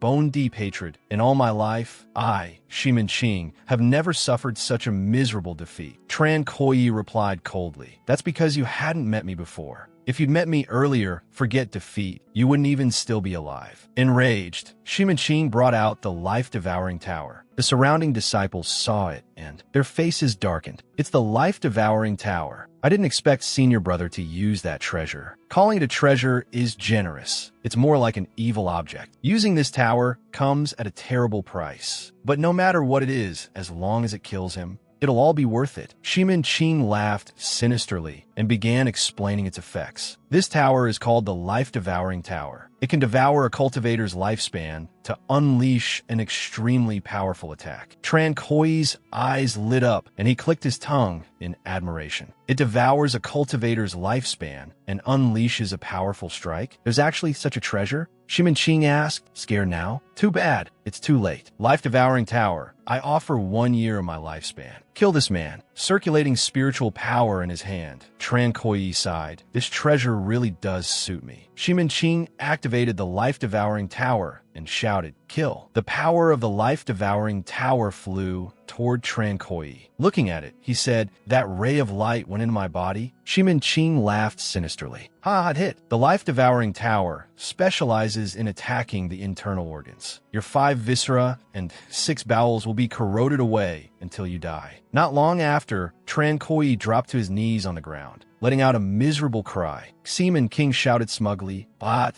in agony. Only then can I vent the hatred in my heart. Xiaohua asked Tran Koi in panic, brother, are you okay? Tran Koi stood back up, moved his jaw a little, and answered, I'm fine. It had hurt a bit, but that little bit of pain isn't even as bad as taking a sip of the backyard pond water. Shimin Ching stared at him with an ugly expression. You can still stand up? Tran Koi slapped him again, making him cough up blood and spit out broken teeth and blood together. Not only can I stand up, I can slap you to death too. Clutching his face, Shimin Ching burned with rage. Impudent, life-devouring tower, I offer 5 years of my lifespan. Kill him. He roared, die, and the life-devouring tower once again sent down its light. Tran Koi threw back his head and howled a few times, making Shimin Ching say, in satisfaction, scream in pain. Let's see you die this time with your guts torn apart. Unexpectedly, after finishing his act, Tran Koi casually said, that felt great, leaving Shimin Ching frozen on the spot and blurting out in shock, huh? Before he could react, Tran Koi followed up with another slap. Come on now. The red-haired disciple pointed at Tran Koi and said in terror, how is that possible? That brat didn't die. He can still beat senior brother Shimin. He must be pretending. It's just a dying struggle. Shimin Ching was furious beyond measure and roared, nonsense. Life-devouring tower, I offer 10 years of my lifespan. That violent power shot out, blasting a deep crater into the ground and striking Tran Koi, knocking him flat on his back. Brat, you're still forcing yourself, aren't you? Let's see how much longer you can hold on. Several disciples asked nervously, is he dead? He must be dead this time, right? Senior brother Shimin sacrificed 10 years of his lifespan. Shimin Ching looked at Tran Koi lying on the ground and couldn't help rejoicing. He's finally dead. But in the next instant, Tran Koi sat up and said, I can keep this up for a long time yet. Shimin Ching was both shocked and weighed down with dread. What? Tran Koi stepped toward him and said, if this is all you've got, then your life won't be safe today. Shimin Ching went mad, shouting, if even sacrificing lifespan can't kill you, then what face do I, Shimin Ching, have left? Today I must kill you. He fell into madness and activated the life-devouring tower again. I offer 50 years of my lifespan. Several disciples were horrified. Senior brother, no. 50 years of lifespan will damage your foundation. He blasted that violent power toward Tran Koi. Gulme, if you still don't die this time, then I, Shimin Ching, will take your surname. After taking such overwhelming power head-on, Tran Koi also coughed up blood. That hurts. That's probably level 10 pain. Several disciples clenched their fists and laughed loudly. That brat's puking up his insides. He's definitely not surviving. If he still doesn't die, I'll stand on my head and eat shit. Shimin Ching walked over to Tran Koi and said with emotion, it's finally over. I have to admit, you're the toughest opponent I've ever met in my life. The moment he finished speaking, Tran Koi rewarded him with a spinning slap, followed by another slap. Shimin Ching was beaten senseless and asked, how is this possible? Tran Koi grabbed him by the collar and asked, do you submit or not? The 3 West Profound Gate disciples looked like they'd seen a living ghost. He's still not dead. Why? Someone give me a reason. If I hadn't seen it with my own eyes, I wouldn't believe it even if you beat me to death. Is this a monster? Even Shimin Ching truly couldn't understand it. Why? Why is your life force so tenacious? Tran Koi lifted him high into the air and asked, want to know? Too bad, I'm not telling you. Shimin Ching struggled and said, let me go. I admit defeat. Tran Koi said, if you admit defeat, then castrate yourself. Shimin Ching loudly objected, absolutely not. That would be the greatest humiliation of my life. You'd be better off killing me. Tran Koi said, what's the fun in killing you? Once you lose that thing, let's see if you can still keep acting so arrogant. Shimin Ching roared, don't push me too far. When I panic, I'll even hit myself. Tran Koi attacked directly. I'm going to force you, so what? Shimin Ching cried out miserably in pain. Beast, you've ruined my dignity as a man. I'm going to chop you to death. He summoned the life-devouring tower again, determined to fight to the death. Life-devouring tower. I offer up 500 years of my lifespan. The disciples panicked and clawed at their heads. What? No, you can't, senior brother. 500 years will drain you dry in an instant. The power inside the tower erupted, siphoning away Shimin Ching's lifespan and making his screams even more agonized. He looked at his hand and asked, why have I become like this? He collapsed to the ground and shouted, kill. Kill him. A terrifying force rushed toward Tran Koi, causing a violent explosion. Xiao Huahua's face turned grave as he called out to Tran Koi in disbelief. The disciples of West Profound Gate cried bitterly. Senior brother Shimin used the price of his life to kill that guy. At that moment, Tran Koi's figure stepped out of the smoke and dust of the explosion and said, "He thinks he's worthy of perishing together with me?" He was injured too, but he still stood upright and walked forward. Though he looked somewhat battered, he could still hold on. The disciples were once again dumbfounded, unable to believe their eyes. Why isn't he dead yet? This makes no sense. Can someone explain this? Why won't he die? Tran Koi picked up the life-devouring tower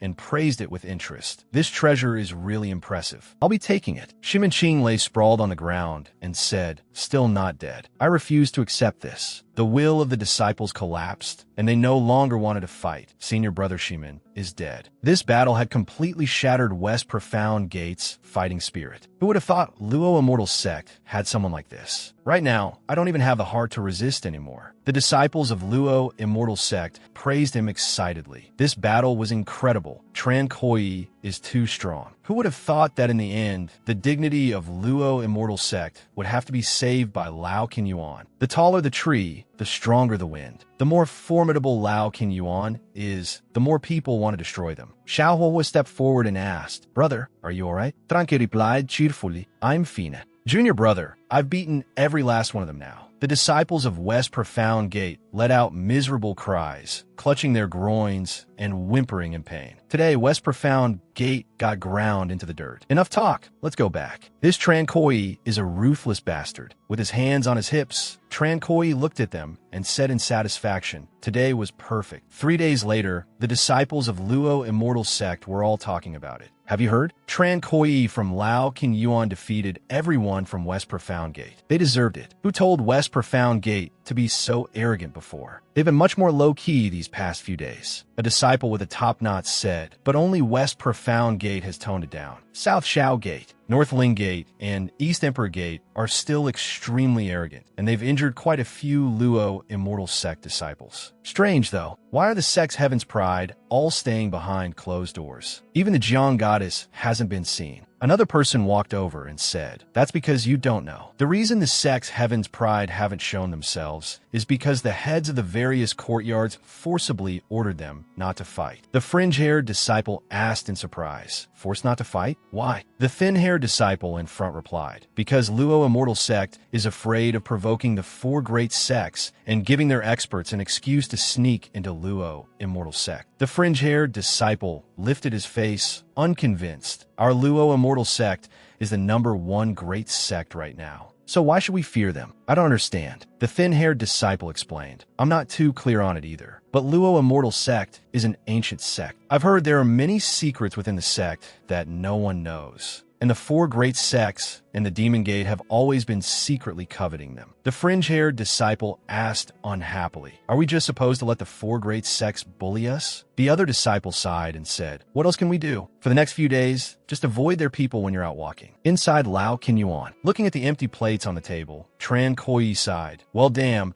Such a lavish table of food got completely cleaned out. This black cat really has a good appetite. He reached out and picked up 2 pills. Then added happily, but it produced 2 more pills, and they're pretty big too. A moment later, he showed the pills to the red-robed master. She examined them for a while and recognized them. These are extremely high-grade healing pills. As long as you're not dead, they can heal you completely in an instant. Pills like these are extremely rare. Tran Koi stared at the pills and asked, healing pills? They're not all that useful to me. Looks like whatever the black cat produces is completely random. In the forest, the 4 masters were cultivating when they suddenly heard a disturbance. The second master stopped and asked, what was that? The first master turned his head and sensed it. It seems to be coming from the direction of the Immortal Demon Cave. At that moment, the Luo Immortal Sect Master also descended with urgent news. This is bad. Someone has infiltrated the forbidden land of Luo Immortal Sect, the Immortal Demon Cave. The third master was shocked. What? The fourth master shouted, hurry over there. The 5 of them quickly flew toward the Immortal Demon Cave. A moment later, seeing the light pouring out of it, the Luo Immortal Sect Master became even more alarmed. This is bad. The Immortal Demon Cave has been attacked. A violent explosion suddenly erupted from inside the cave, and a powerful pressure blasted the intruder inside out into the open. The Luo Immortal Sect Master recognized the man and pointed at him as he shouted, he's from East Emperor Gate. Insolence. East Emperor Gate actually dared to trespass into Luo Immortal Sect's Immortal Demon Cave. The East Emperor Gate elder laughed loudly, utterly fearless. Luo Immortal Sect Master, what use is panicking now?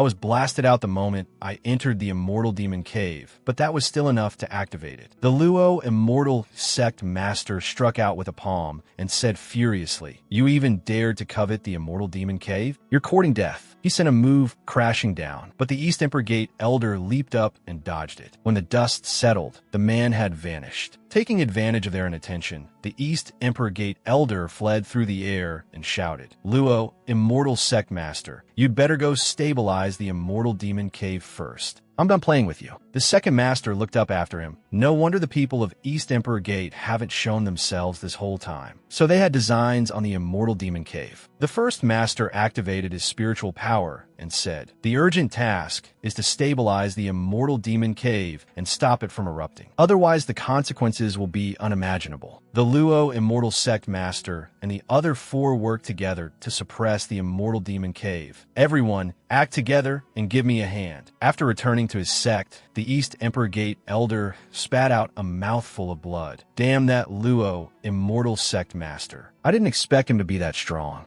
I underestimated him. A person from the Demon Gate appeared before him and said, "Elder of East Emperor Gate, happy cooperation." The East Emperor Gate Elder wiped the corner of his mouth, stood up, and coldly refused. "You and I from the Demon Gate only share the same goal. You want to open the Immortal Demon Cave, and so do we." The Horned Demon Gate man replied mildly, "No matter what, I look forward to our next cooperation." The East Emperor Gate Elder flew away, saying, "It's late. From now on, it's best if you and I never make contact again." The two-horned demon lifted his head to look at the night sky. The Immortal Tower, the Immortal Demon Cave, the Nether King's Guide. All of them have appeared. The time of heaven and earth collapsing has arrived. Back at the Immortal Demon Cave, the Luo Immortal Sect Master let out a sigh of relief. "We finally stabilized the Immortal Demon Cave." The first master stroked his chin and said, "Only temporarily. The core formation of the Immortal Demon Cave has been damaged, and there's no way to repair it." The second master frowned and asked, "I sense a trace of Demon Gate aura. Could it have been my imagination?" The Luo Immortal Sect Master pondered and judged. It seems very likely this time that East Emperor Gate joined hands with the Demon Gate. He held his head in frustration and explained, "Before Luo Immortal Sect was founded, the Immortal Demon Cave already existed. Since ancient times, Luo Immortal Sect has always listed the Immortal Demon Cave as forbidden ground. Our ancestors once warned that only when the end of days arrives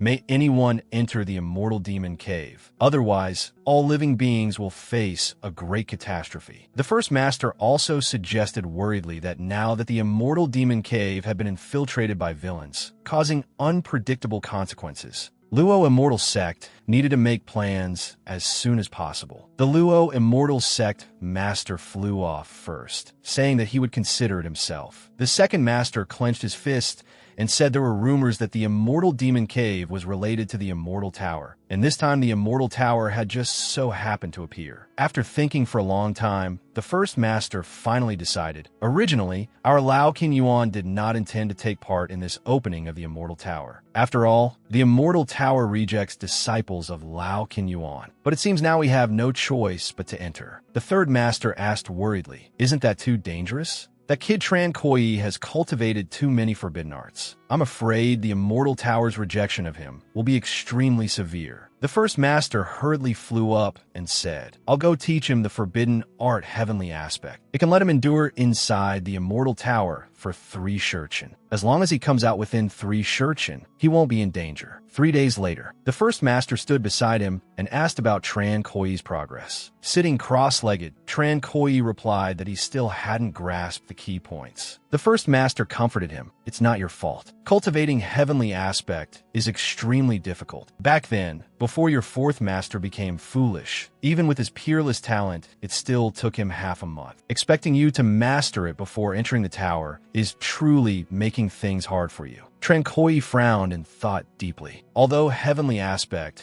was a forbidden art, it was different from ordinary forbidden arts. Ordinary forbidden arts could be cultivated just by desperately damaging the body, while heavenly aspect was more like the second master's ghost demon twin fiend fist, placing extreme importance on innate talent. Wasn't this just making things difficult for him? The first master flew up and instructed, "All right then, cultivate on your own. If you still haven't mastered it by the time the Immortal Tower opens, then then don't enter it. Tran Koi returned to his room, filled with self-reproach. After training all day, he still couldn't understand what heavenly aspect even was, and inwardly lamented his mediocre talent. He walked to the table, saw the 2 pills, and thought that greedy cat had cleaned out the food again. He picked one up and wondered what it was. Looking more closely, he cried out in delight, "Holy crap, is this a Tao comprehension stone?" He stepped out of the room and sighed. I really didn't expect the black cat to produce a Tao comprehension stone. This really solves my urgent problem. It's perfect for cultivating heavenly aspect. Tran Koi clenched the Tao comprehension stone, refined it, sat down, and cultivated with all his might. Heavenly aspect was incredibly profound. The first master's ultimate skill. Just reaching the entry level already felt like stepping into a whole new world. In the blink of an eye, 5 days passed, and the immortal tower finally opened. Xiao Huahua hurried over to inform Tran Koi. "Senior brother, the immortal tower has opened." Tran Koi stood up, full of high spirits, and said, "It's finally here. Come on, let's go together." Xiao Huahua looked grave and worried.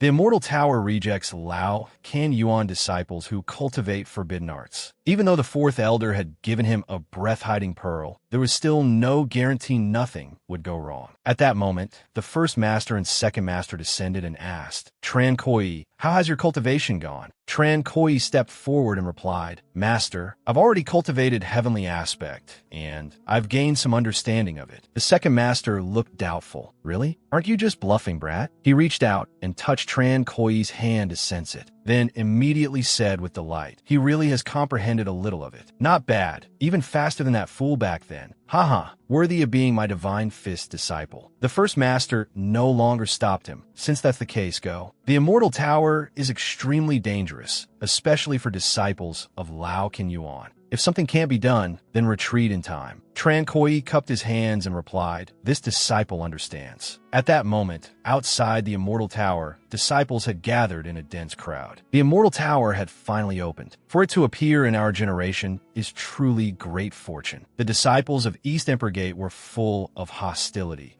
This time our East Emperor Gate will definitely seize the greatest opportunity. No one should even think of getting in our way. The disciples of West Profound Gate gnashed their teeth as they searched for Tran Koi. Where is that devil? Once we're inside the tower, West Profound Gate will kill him no matter the cost. A white-haired disciple of Northling Gate cupped his hands and proposed. Northling Gate suggests that the 4 great sects join forces to eliminate Luo Immortal Sect first. After all, Luo Immortal Sect has the advantage in numbers and the home field advantage. A disciple of South Zhao Gate immediately agreed. "Fine. Once we enter the tower, we'll clean up Luo Immortal Sect first." The great gates of the Immortal Tower opened, and the various sects swarmed in like a broken hive. Tran Koi and Xiao Huahua also arrived in time to join the fun. Holy Sun Yaoji pointed at Tran Koi and shouted, "You beast, and you still dare come?" Covering his nose, Tran Koi asked, "Did they invite a monkey over to perform? Or did you eat shit? Why does your mouth stink so much?" Holy Sun Yaoji angrily clenched his fists. "Humph. Once we're inside the tower, I'll definitely crush you to death." Tran Koi and Xiao Huahua stepped into the Immortal Tower. Tran Koi said in surprise, "So this is the inside of the tower? I never expected it to be such a vast world." Xiao Huahua had also gathered some information and said he had heard the Immortal Tower had 5 floors in total, and each floor was the highest level trial for cultivators. Tran Koi was a little puzzled. "The highest level trial? This place looks bright and clear. I don't see any trial at all." The white-haired disciple of Northling Gate walked over and asked, "You Tran Koi?" Xiao Huahua introduced them to Tran Koi, saying these people were from Northling Gate. Tran Koi cupped his hands and replied, "That's me. You want to make friends?" The white-haired disciple pointed at him and ordered, "Naive. Friends my ass. Surround him and don't let him escape." Tran Koi clenched his fists. Though angry, he remained calm as he said, "It's not that I look down on you.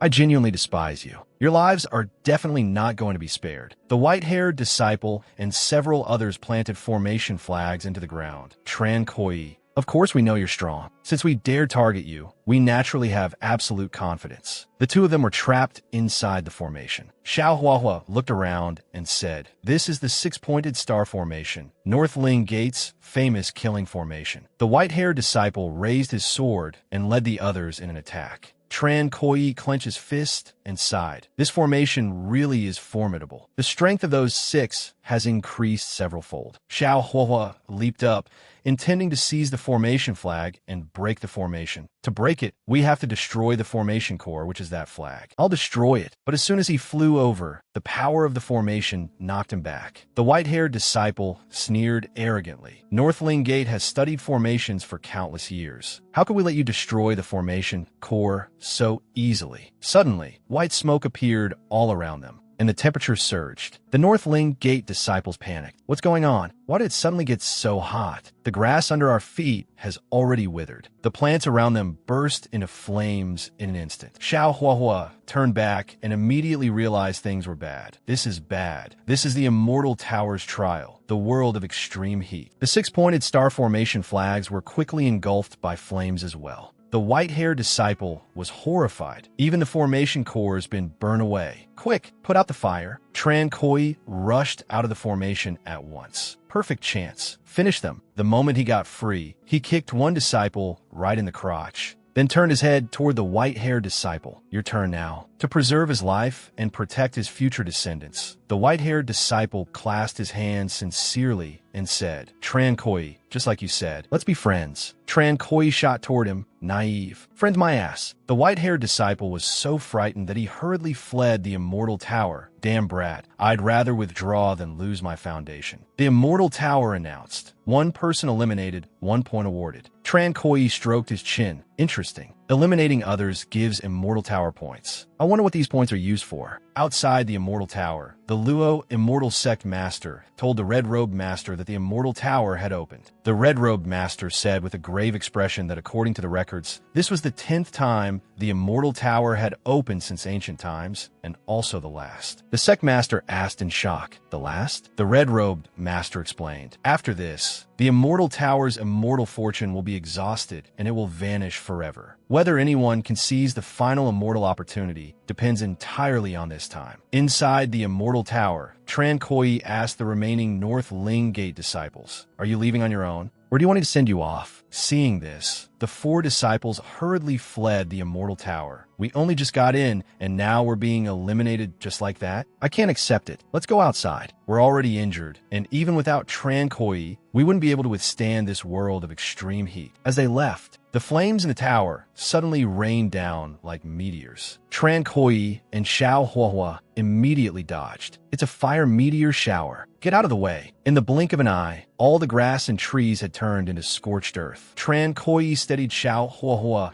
by the shoulder and asked, how is it? Can you still hold on? Xiao Huahua wiped the sweat from his forehead and replied, don't worry, senior brother, I can still take it. The moment he finished speaking, he collapsed to the ground. Tran Koi was startled and sighed. This brat is only tough in the mouth. There's really nothing else tough about him. He hoisted Xiao Huahua onto his back and began searching for a way out. The Immortal Tower's trial truly was not something ordinary people could pass. If this kept up, it would not work. He could already smell roasted meat coming off Xiao Huahua's body. They said the Immortal Tower had 5 floors. So how exactly did one reach the second gate? As he walked, he kept guessing. Points. It had to be connected to the points. As he went forward, he came across disciples of South Xiao Gate. They were sitting cross-legged, using a formation to protect one another. Tran Koi looked ahead. There are people up ahead. One of them said, South Xiao Gate's Great Frost Formation is extremely powerful. With this formation, we can easily resist the extreme heat here. He looked toward Tran Koi and shouted, look over there, someone's coming. The South Xiao Gate disciples raised their brows and curled their lips, speculating among themselves. Looks like they're from Luo Immortal Sect. These 2 are clearly at the end of their rope. One of them even has to carry the other. They must be here to beg for protection. Protection? Ha ha ha. Keep dreaming. I'll go kill the 2 of them. A burly man stepped out of the Great Frost Formation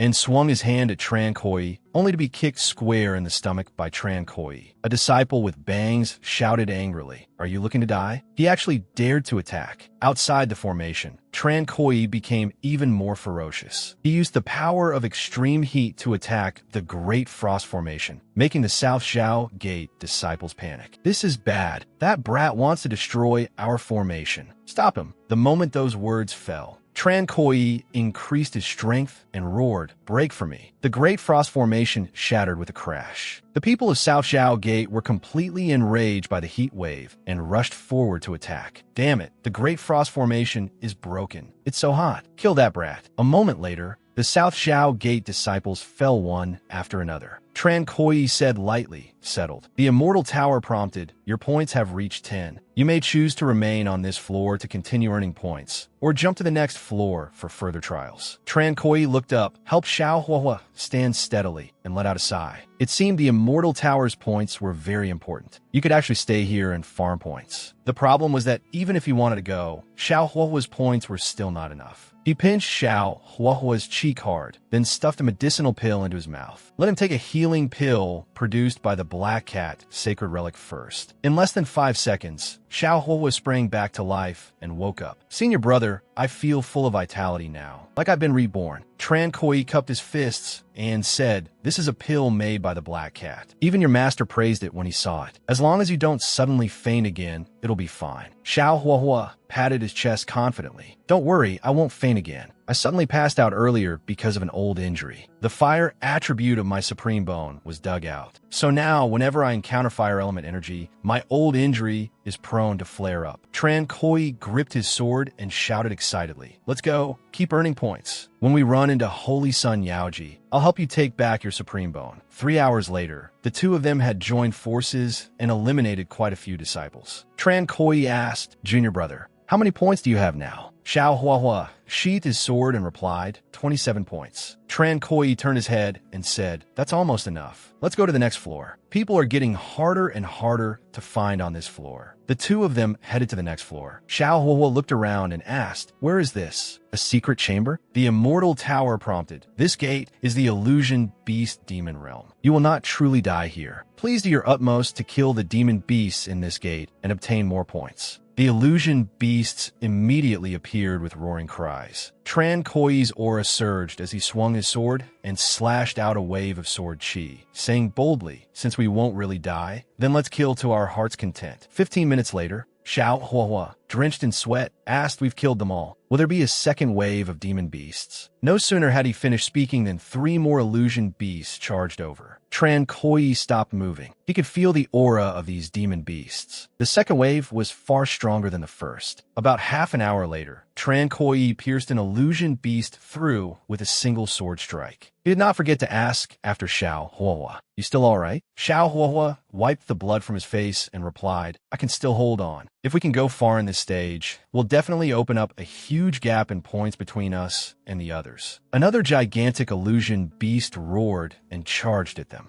Tran Koi brushed his nose and assumed a ready stance. The next battle was destined to be extremely brutal. He and Xiao Huahua charged at the same time, their battle cries shaking the air. After a while, they finally killed that illusion beast. Xiao Huahua panted heavily and wiped his sweat. "I am exhausted." Before he could rest, another illusion beast appeared. Xiao Huahua sensed its power and felt a little intimidated. This ferocious beast is terrifying. Even though there's only one of it, its aura is even stronger than all the previous ones combined. The illusion beast dove down from above and attacked. Tran Koi frowned and said, "There's something wrong with that spot underground." Xiao Huahua widened his eyes and shouted, "Senior brother, stop spacing out. The ferocious beast is here." Tran Koi gathered his strength and flew up. "Hold it off for now. I'll go check that place out." He flew to the edge of the pit and blasted downward with spiritual power. He laughed, just as I thought. There's an independent space below. At that moment, Xiao Huahua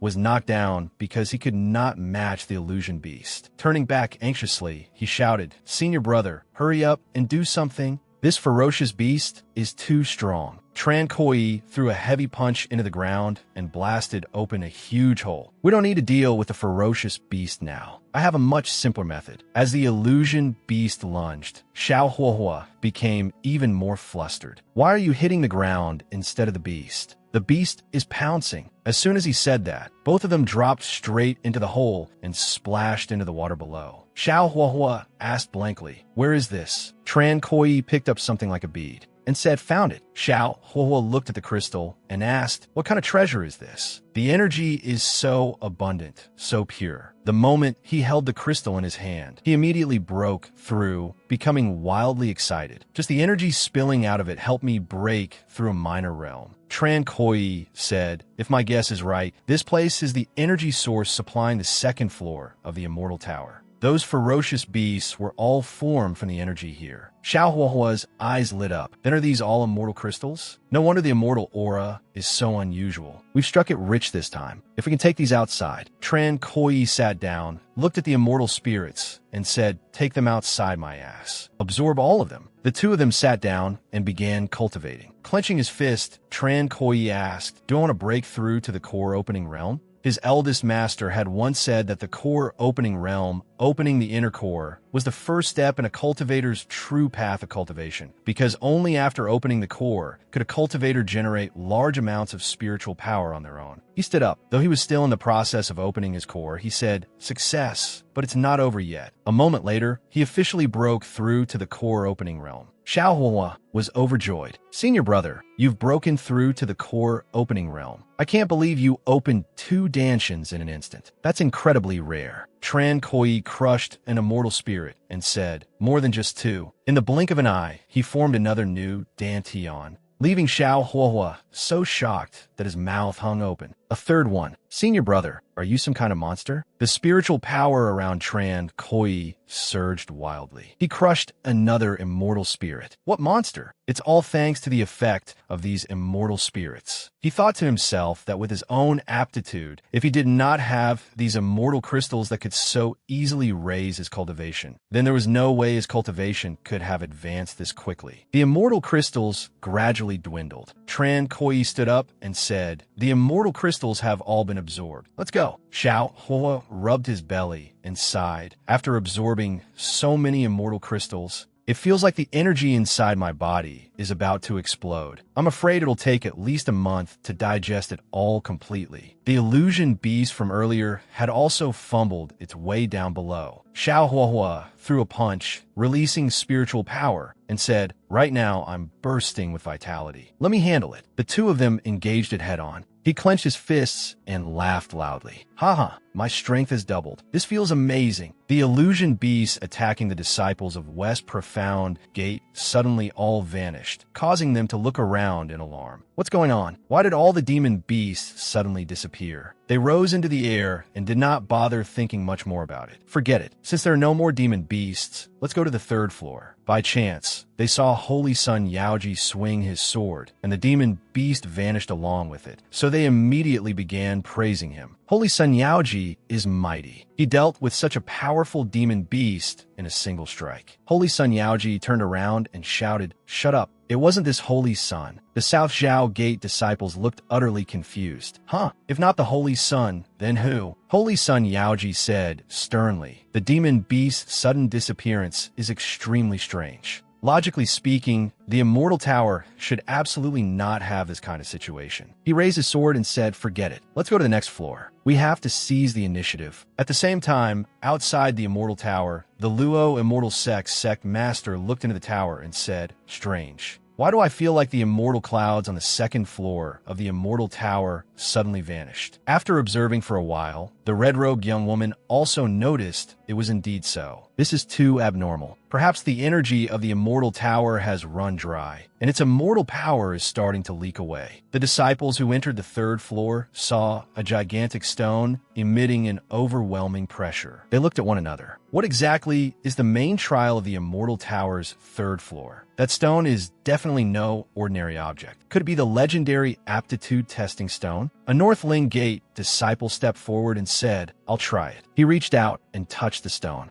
Words appeared on it. Low-grade aptitude. Does not meet the standard. Eliminated. The Northling Gate disciple cried out in shock. What? Eliminated? As soon as he said that, a beam of light from the stone spread through his entire body. The people behind him looked at one another, not daring to step forward. They were both frightened and confused about what the standard was. It really was an aptitude testing stone, but what kind of aptitude counted as qualified? That guy with low-grade aptitude got got eliminated. A South Zhao Gate disciple stepped up and placed his hand on it. Let me try. Mid-grade aptitude. Does not meet the standard. Eliminated. The others stared at one another in fear. Even mid-grade aptitude gets eliminated? Looks like you can't play tricks in this stage. Either you pass or you don't. A Northling Gate disciple stepped forward. I'll do it. A disciple from East Emperor Gate behind him pointed and said, "That's sure Kai, Northling Gate's #1 genius." This man's aptitude ranks first in Northling Gate for the past 100 years. I wonder how he'll do. Shirkai placed both hands on the test stone. Top grade aptitude. Trial passed. Enter. After that, disciples from South Zhao Gate and East Emperor Gate also tested themselves. Top grade aptitude. Trial passed. Enter. Top grade aptitude. Enter. A Northling Gate disciple exclaimed in admiration. Amazing. They're all top grade aptitude. That's Huang Tianming of South Zhao Gate and Dongwang Tian of East Emperor Gate. It was expected that they would have this level of aptitude, just as things were at their liveliest. Tran Koi and Xiao Huahua also arrived. Xiao Huahua raised his hand and looked around. Quite lively here. A West Profound Gate disciple pointed and said, "East Emperor Gate, South Zhao Gate, West Profound Gate, and Northling Gate all already have top-grade aptitude candidates. Luo Immortal Sect is the host, so why haven't we seen any movement from them yet?" Faced with the doubts, Holy Sun Yaoji pushed through the crowd and stepped forward. Who says there hasn't been any movement? This Holy Sun is here. He reached out and touched the test stone. It displayed high-grade aptitude. Trial passed. Enter. Holy Sun Yaoji frowned and cursed inwardly. Damn it. This Holy Sun only has high-grade aptitude. I'm actually inferior to the geniuses of the 4 great sects. The disciples behind him burst into laughter. Ha! Congratulations, Holy Sun, on passing the trial. Our Holy Sun Yaoji has high-grade aptitude. Holy Sun Yaoji slapped him and roared, "Shut up, all of you. Is that something glorious?" The test stone seemed to sense something, and suddenly erupted with a violent pressure, drawing the attention of all the disciples. What's going on? Why is the test stone reacting so intensely? That's Luo Immortal Sect's #1 Divine Maiden, Jiang Liani. It looks like Divine Maiden Jiang's aptitude is anything but ordinary. Divine Maiden Jiang Liani stepped forward and placed her hand on the test stone. Heaven grade aptitude. Trial passed. Enter. All the disciples were horrified. What? Heaven grade aptitude? Even above top grade. As expected of Divine Maiden Jiang. How terrifying. A West Profound Gate disciple clenched his fists and cursed. Damn it. Luo Immortal Sect actually has someone with heaven grade aptitude. Why can't it be someone from our West Profound Gate? A female disciple of South Zhao Gate also said angrily, "Our South Zhao Gate refuses to accept this." A disciple of East Emperor Gate clutched his head and shouted, "What's the use of refusing? Once we get to the 4th floor, everyone will have to show their true skills." A Northling Gate disciple waved his hand and shouted, "Let's go. Head to the 4th floor first. When the time comes, you'll know what to do." Tran Koi calmly observed the various sects, thinking to himself, it seems the disciples of these 4 great sects are all scheming something. Xiao Huahua clenched his fists and said with some disappointment, "If my Supreme Bone were still here, I'd be confident I could reach it, or even surpass heaven grade aptitude." Stroking his chin, Tran Koi said, "I'm not surprised at all that Jiang Liani has heaven grade aptitude. Why do you find strange is this? Holy Sun Yaoji stole your Supreme Bone, so why does he only have high grade aptitude now? He hasn't even reached top grade." Xiao Huahua lowered his eyes and guessed, maybe my Supreme Bone still hasn't been fully refined by him. Holy Sun Yaoji was seething with frustration and had nowhere to vent it. When he saw them, he pointed at them and sneered loudly, "Tran Koi, Xiao Huahua, do you 2 pieces of trash think you can pass a test like this too?" Tran Koi waved his hand and shot back, "Holy Sun Yaoji, were you raised on shit since childhood? Why does your mouth stink so much?" Holy Sun Yaoji let out a cold snort.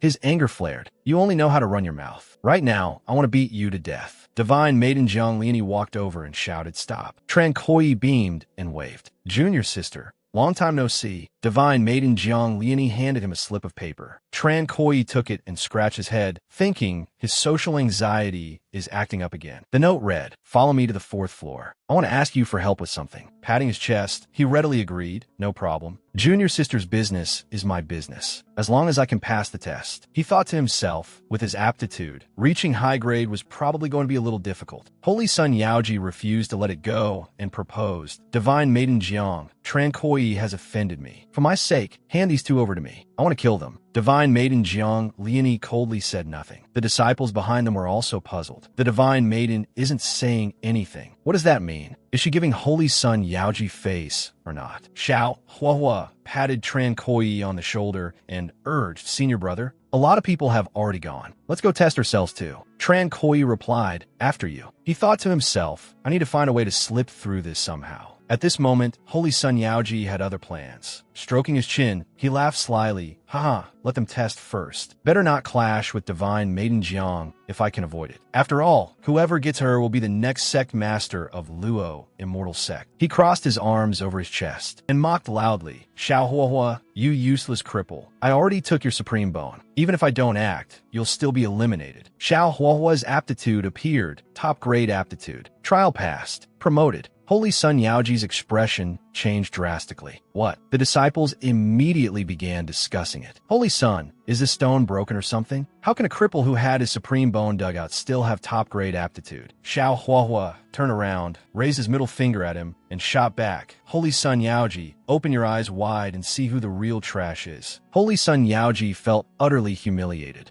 and cursed hatefully. Damn it. If I could cripple you once, then I can cripple you a second time. Xiao Huahua shouted with surging momentum. Senior brother, your turn. Tran Koi sighed. Fine. He walked toward the aptitude testing stone. The disciples of the Luo immortal sect were actually a little expectant instead. Holy Sun, this Tran Koi previously defeated the people from the old Cripple Institute at the West Mystic Gate and turned all the male disciples of the West Mystic Gate into cripples overnight. His aptitude should be quite good too. Tran Koi reached out and touched the testing stone, but in truth, he wasn't holding out any hope. Well, whatever. I'll just give it a try. No aptitude. Failed. Not passed. Holy Sun Yaoji and several disciples were so shocked. It was like being struck by lightning. He gaped and asked, what? This. Tran Koi gave a faint laugh. So it really is like this. Divine Maiden Jiang Liani, who is always calm, also asked excitedly at this moment, no aptitude? How is that possible? Holy Sun Yaoji burst out laughing so hard he clutched his stomach. I'm dying of laughter. No aptitude. Tran Koi, so you're a complete piece of trash after all. Xiao Huahua couldn't believe his eyes and asked, Senior brother, you're pulling some trick again, aren't you? Stop hiding it already, or you'll be eliminated immediately. Tran Koi answered honestly, I'm not pulling any tricks. I really don't have any aptitude. He frowned and said, no, if I'm forcibly teleported out, then I can only risk it and try once. Holy Sun Yaoji kept mocking him from the side. Haha, serves you right. Tran Koi, you're eliminated. You're not even qualified to be my opponent. Tran Koi ignored him and hurriedly slapped the testing stone. Testing stone, test me again. Behind him, Holy Sun Yaoji sneered, what are you doing? Venting your dissatisfaction? What's the use of that? Even if you mixed into the Immortal Tower using a breath-hiding bead, you were destined to have no fate with the Immortal Tower. Tran Koi anxiously shouted, test me one more time. Then he smashed the testing stone hard again. Several Luo immortal sect disciples pointed and laughed. That kid's gone crazy. I've never seen a cultivator with no aptitude in the Luo immortal sect. This Tran Koi is a total joke. No matter how they mocked him, Tran Koi swung his fist and shattered the testing stone again. He said joyfully, it worked. If I destroy the testing stone, I can destroy the assessment result. Then I can stay. A crystal split out from inside, and when he picked it up, he was startled. There's actually a crystal inside the testing stone. Looks like the energy source for this test is these stones. He looked at the other testing stones, and an idea came to him. Now I know what to do next. The Luo Immortal Sect disciples cried out in shock, pointing at him. Hey, Tran Koi wasn't teleported out. Holy Sun Yaoji loudly demanded, how dare you act recklessly? You dare destroy the testing stones? You're already eliminated. Tran Koi pulled down one eyelid and stuck out his tongue to provoke him. What's it to you? After saying that, he punched another testing stone to pieces. Break from me. Holding the crystal, he shouted, hold out your hands. He looked at Divine Maiden Jiang Liani and reassured her, don't worry, you two. Do it together. While Divine Maiden Jiang Liani was still hesitating, Xiao Huahua had already rushed forward and struck a testing stone. Divine Maiden Jiang, this crystal is a great opportunity. We can't miss it. Hearing that, Divine Maiden Jiang Liani also smashed a testing stone. All right, Holy Sun Yaoji was dumbfounded. Crazy, crazy. The three of you have all gone crazy. You've caused a huge disaster. The Immortal Tower won't let you off. A moment later,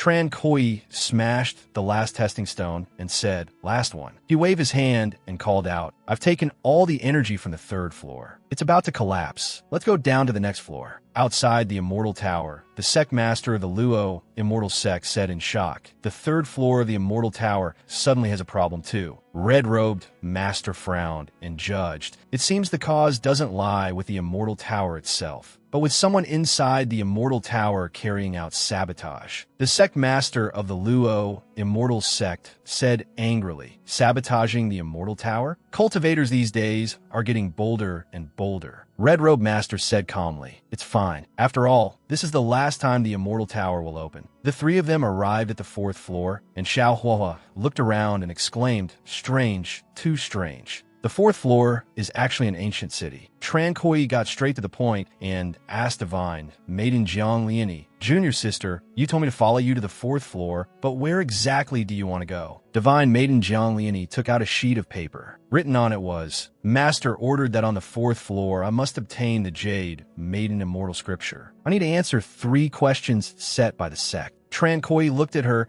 and asked, "Junior sister, do you want me to be your mouth and answer those 3 questions for you?" Divine Maiden Jiang Liani nodded with a soft sound of assent. Tran Koi took out the immortal crystals and replied, "No problem. Easy as turning over my hand. But first, let's absorb these immortal crystals and strengthen ourselves." Watching them cultivate, he grew a little curious. Jiang Liani is already this strong. I wonder what realm she's in. The 6 dantians within Divine Maiden Jiang Liani's body erupted with an extraordinarily powerful aura. Seeing that, Tran Koi said in astonishment, 6 dantians. So Junior Sister is already in the core opening realm? Sure enough, everyone's core opening realm is different. Jiang Liani's core opening realm is clearly far beyond her peers. A little while later, the number of Divine Maiden Jiang Liani's dantians increased again, making Tran Koi curse excitedly. Holy crap. 9 dantians. Jiang Liani continued cultivating. Xiao Fua looked at her and muttered, 9 dantians is already the limit of the core opening realm.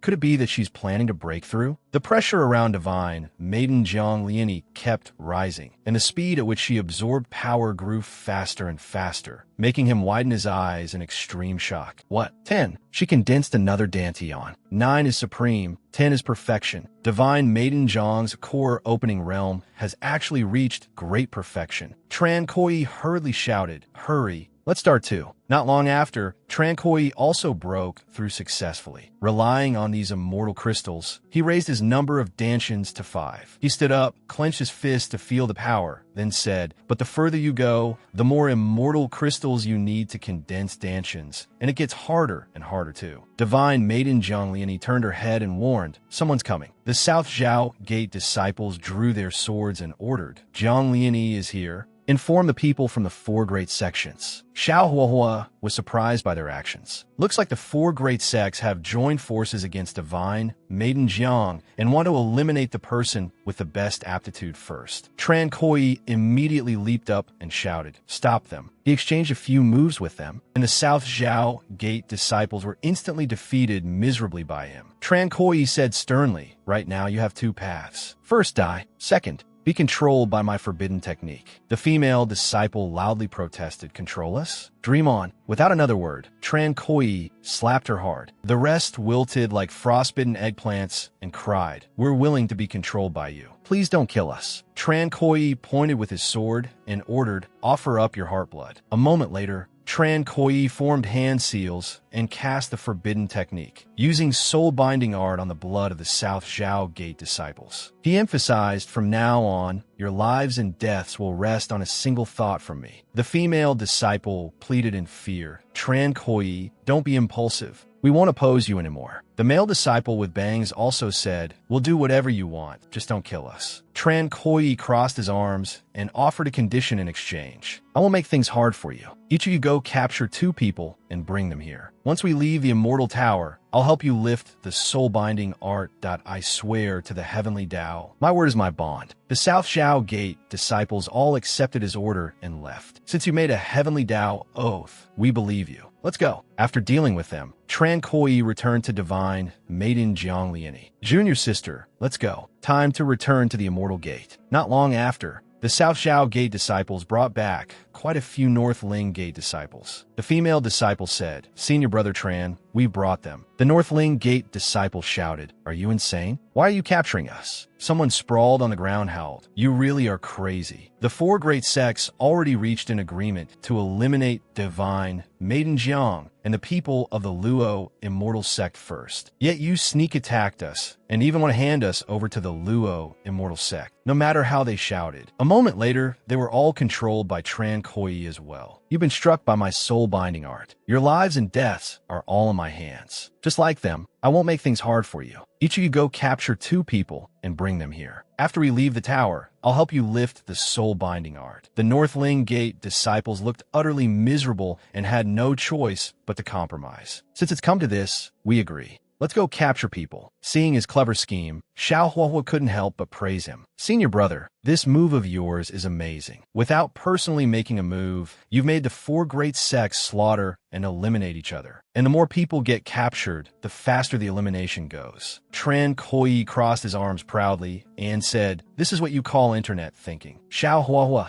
scratched his head in confusion. Internet thinking? 3 hours later, the ancient city released an enormous pressure. Divine Maiden Jiang Liani said, "It's here." Tran Koi exclaimed, "This ancient city is huge. We searched for hours before finding it." Xiao Huahua judged solemnly, "This immortal gate doesn't seem simple at all. Even from far away, you can feel a powerful pressure." At that moment, the North Ling Gate disciples brought over disciples from East Emperor Gate and South Zhao Gate again. "Senior Brother Tran Koi, we've brought them." "Senior Brother, I caught 2 people." Xiao Huahua asked in surprise, "That many?" Tran Koi laughed, confidence in hand. "After this round, more than half the disciples are under my control. The outcome is already decided." After dealing with those disciples, Tran Koi urged everyone, all settled. "Let's go up." After only a few steps, they were forced to stop by the oppressive pressure. This pressure struck directly at the soul. Tran Koi frowned and analyzed. "My body feels no pressure at all, but my soul feels a faint shock. This is the first time I've ever felt this." Divine Maiden Jiang Liani raised a finger and warned, "Don't force yourselves too much later, or your souls will scatter." Tran Koi calmly walked upward and called out, "Let's go. I want to see what it's like up there." Xiao Huahua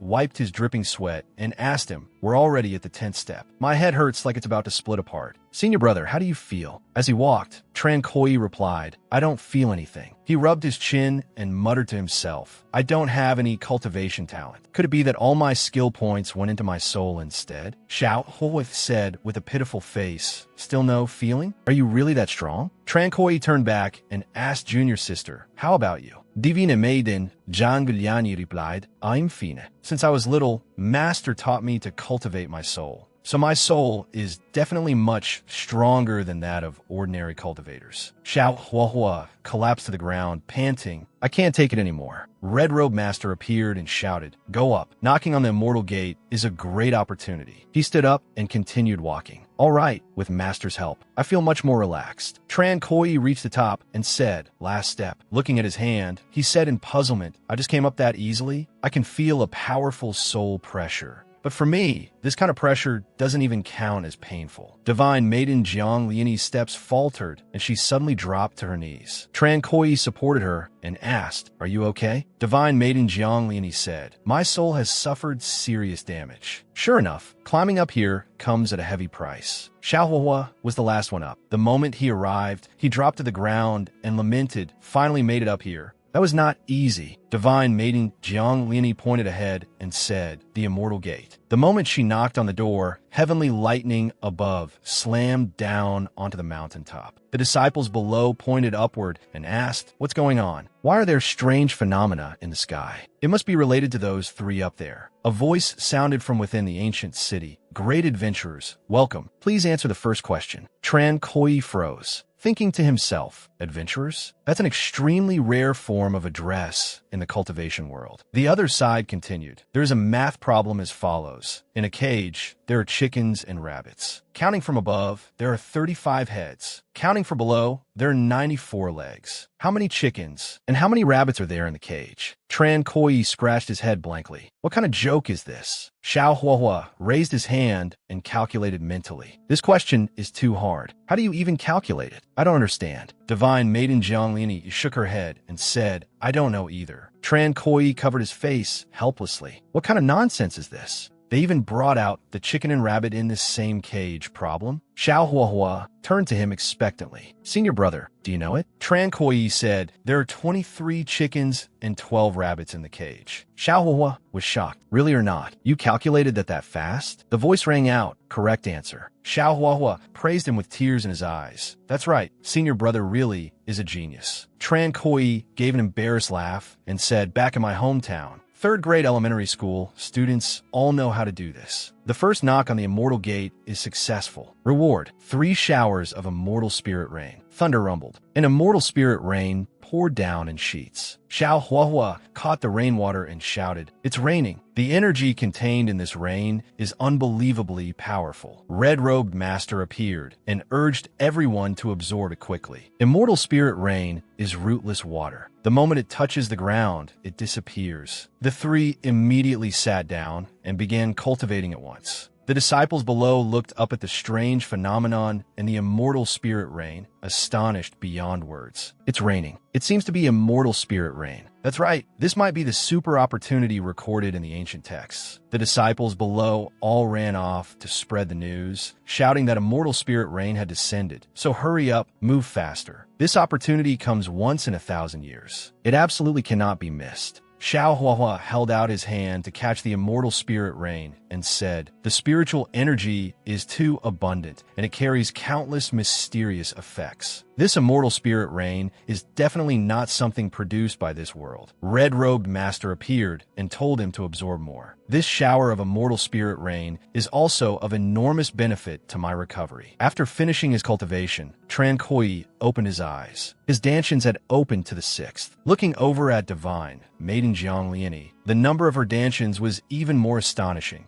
leaving Xiao Huahua so shocked that his eyes nearly popped out. 11 dantians. 10 was already the realm of perfection, and Divine Maiden Jiang can actually condense 11 dantians. Red Robe Master said this meant she had broken through perfection itself. Even if you have the Supreme Bone, you might not be able to condense 11 dantians. This proves that this girl's aptitude is no weaker than yours. The Immortal Tower underestimated her before, or perhaps she's been deliberately hiding something all along. After taking only a few steps, several disciples found themselves speechless. We can't go up. We really can't go up at all. The soul pressure here is too strong. I really don't know how those 3 managed to climb the heavenly stairway. Divine Maiden Jiangliani turned around and asked, are you 2 ready? I'm preparing for the second knock on the immortal gate. Xiao Huahua raised his hand and answered that he was ready, but he still had one question. Is Divine Maiden Jiang the only one who can knock on this immortal gate? Divine Maiden Jiangliani propped up her chin and guessed, my master said only I can knock on the immortal gate, but you can try as well. Xiao Huahua said excitedly, then let me try.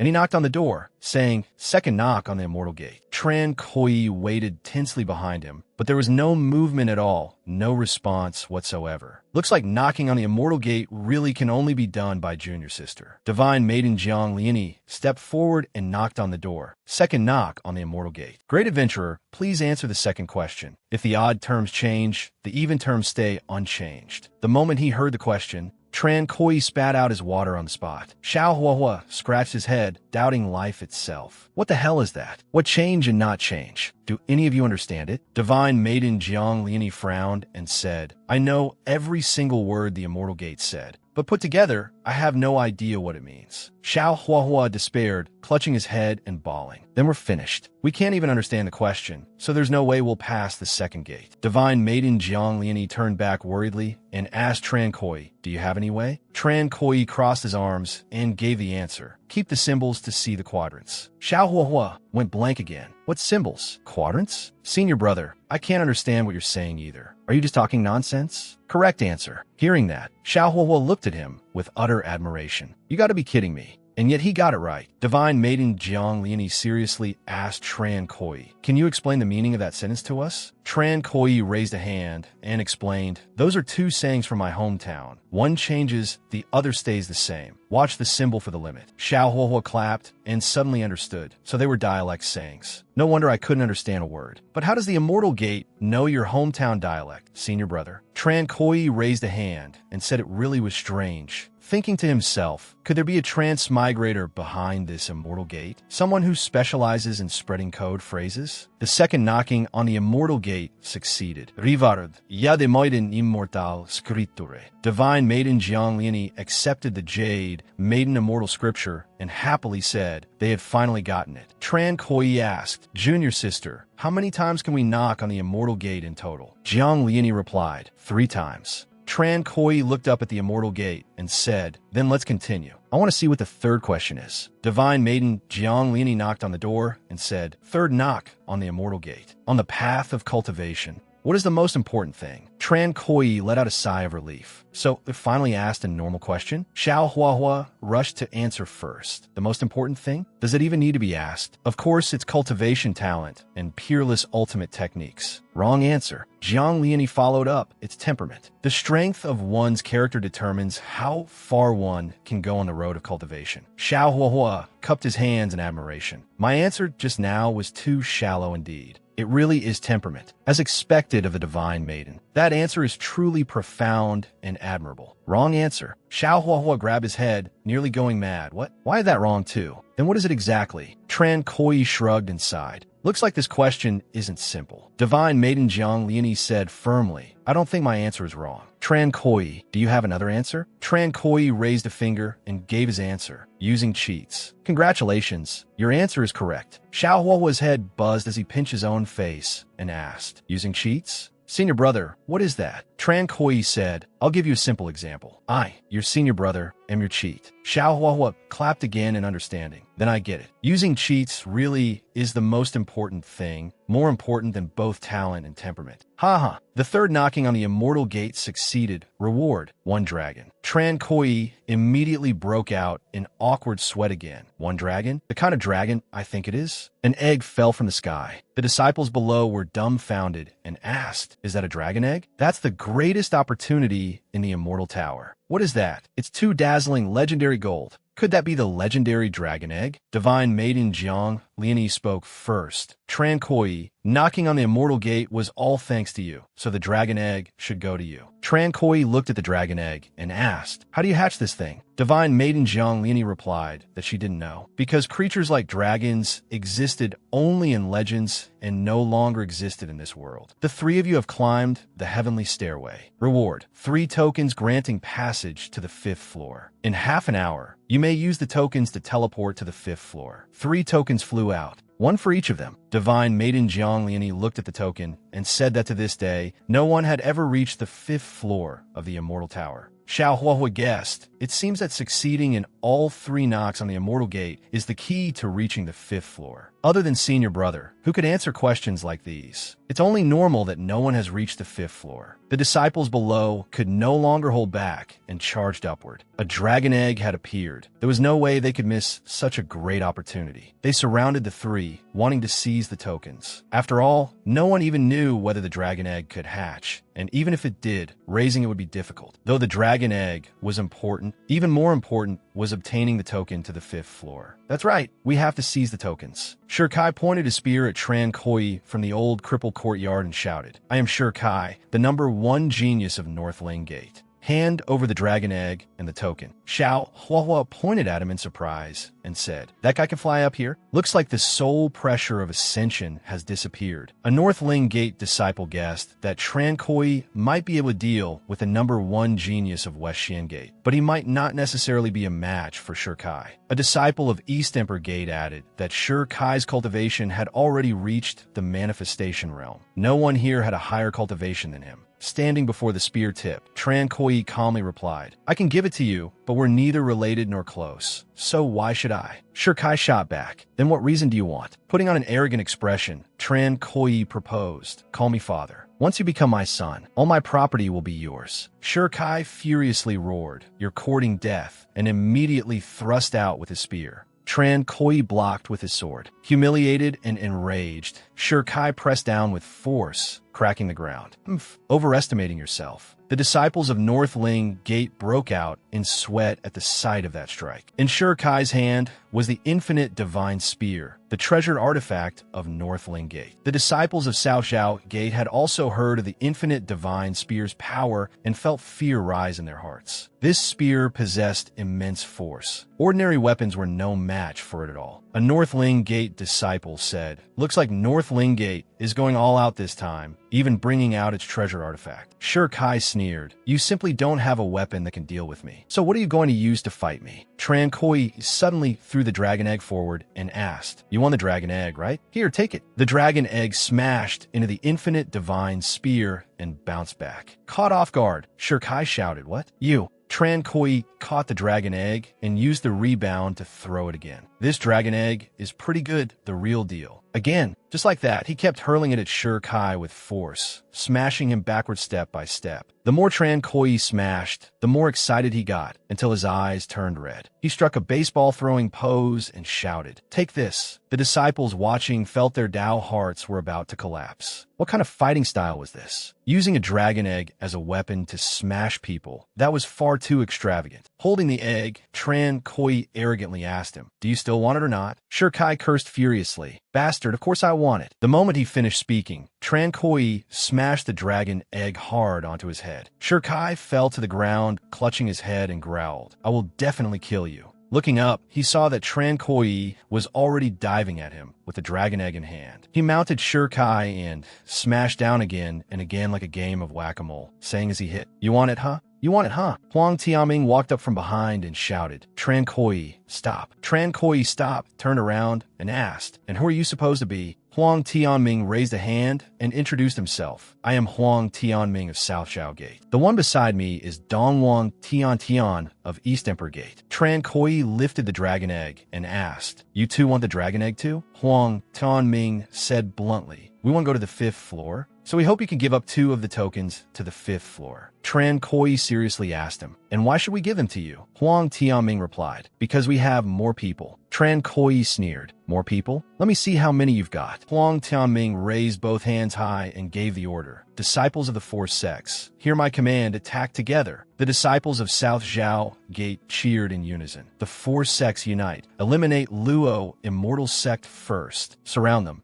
Tran Koi laughed loudly and said proudly, "Nice talk, but I have plenty of people too." He waved a hand and gave the order, "Tran family army, hear my command. Close the trap." Huang Tianming snorted in disdain, trying to act mysterious. "You've already been isolated. No one will help you. How many people could you possibly have? Our 4 sects are united. If each of us spat once, we drown you." Suddenly, the Tran family army, Tran Koi spoke of, turned on them and began surrounding them instead. "Don't move. Nobody move." Huang Tianming narrowed his eyes in shock and said, What's wrong with them?" Dongwang Tian angrily asked, "Are you all insane? Why are you pointing your weapons at us?" The disciples of the 4 sects said helplessly, "Don't blame us. Tran Koi used a forbidden art to control us. If we don't obey, we will definitely die. We were forced into this too. You'd better not resist." Huang Tianming was so enraged he cursed. Damn it, all the disciples of the 4 sects actually rebelled. Tran Koi dug at his ear and asked, "Still want to compare numbers?" Huang Tianming angrily pointed at him. "Tran Koi, you used evil arts to control people. You deserve to die 1,000 deaths. If you've got the guts, fight us one-on-one." Tran Koi crossed his arms over his chest and flatly refused. "Now that you can't win on numbers, you're asking for a duel? Drop the act." Hot-tempered Dongwang Tian charged forward directly, shouting arrogantly, "I'll kill you." The moment he landed, Divine Maiden Jiang Liani blocked his path. Dongwang Tian shouted loudly, "Jiang Liani, get out of the way. This has nothing to do with you." Divine Maiden Jiang Liani remained silent, which only made Dongwang Tian even angrier. and he struck out with a palm. Not talking.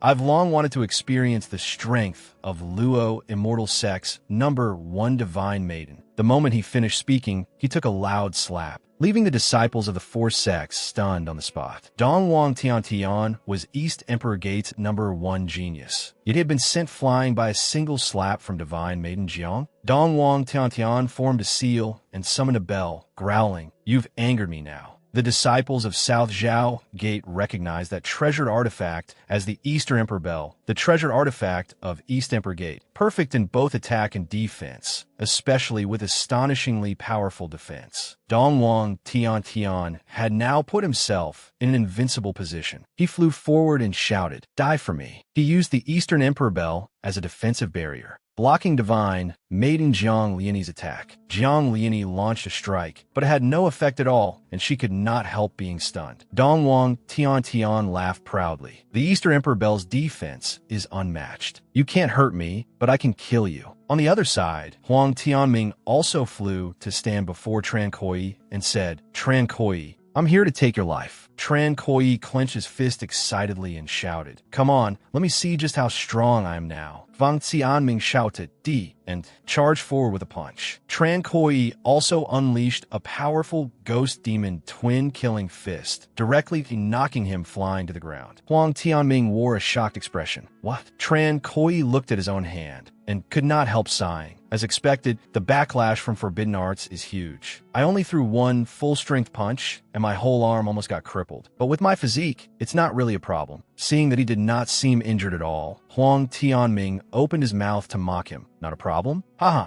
I thought you had used some ultimate move, but it turns out it was just for show. The moment he finished speaking, blood immediately spurted from both his mouth and nose. Veins bulged on his arm as he grabbed his throat and suddenly realized, no, my internal organs. In an instant, his body was shattered by the force of that punch. He had only managed to utter one word, no, before he was smashed into pieces, shocking the disciples of the three sects beyond belief. What? One punch turned Huang Tianming into mince? Tran Koi was actually this strong? Too terrifying. That was South Zhao Gate's #1 genius. Tran Koi shook his hand and said proudly, "This is my first time using Ghost Demon Twin Killing Fist in real combat. My second master's ultimate skill truly is extraordinary. The power is incredible." Hearing this, the disciples of the three sects were even more shaken. This Tran Koi is using Forbidden Arts again. Otherwise, how could it have such overwhelming power? His hand is bleeding too. That's the price of using Forbidden Arts. No wonder everyone wants to destroy the old cripple courtyard. If this kind of Forbidden Art spreads outside, it would truly be a disaster. Meanwhile, Divine Maiden Jiang Lianyi was still attacking the Eastern Emperor Bell with all her might. Dongwang Tiantian said arrogantly, "Stop wasting your effort. Your spiritual power is almost exhausted. My turn." He struck out with one palm and barked softly, "Kill," knocking Divine Maiden Jiang Lianyi back. The disciples behind them judged the situation. Looks like Divine Maiden Jiang is about to lose. In terms of raw strength, Dongwang Tiantian really isn't Jiang Lianyi's equal, but he's in an invincible position, so how can anyone fight that? Tran Koi asked anxiously, "Junior sister, are you alright?" Divine Maiden Jiang Lianyi turned and pointed. "The Eastern Emperor Bell's defense is too strong. I can't break it." Hearing that, Tran Koi immediately gathered strength and flew up. "Let me do it. I'm specialized in breaking all kinds of defenses." Dongwang Tiantian gave a cold laugh and said disdainfully, "Overestimating yourself." Tran Koi charged forward and unleashed a through-the-mount strike. Dongwang Tiantian did not retreat at all and remained standing in place as he taunted, "I'll stand still and let you hit me. If you can touch me, I'll count it as my loss." He was still smiling smugly when Tran Koi's fist swung out, sending him flying directly. He spat out a mouthful of fresh blood, his face full of confusion. What just happened? He clearly didn't break through the defensive barrier. So how could he hit me? Before he could finish speaking,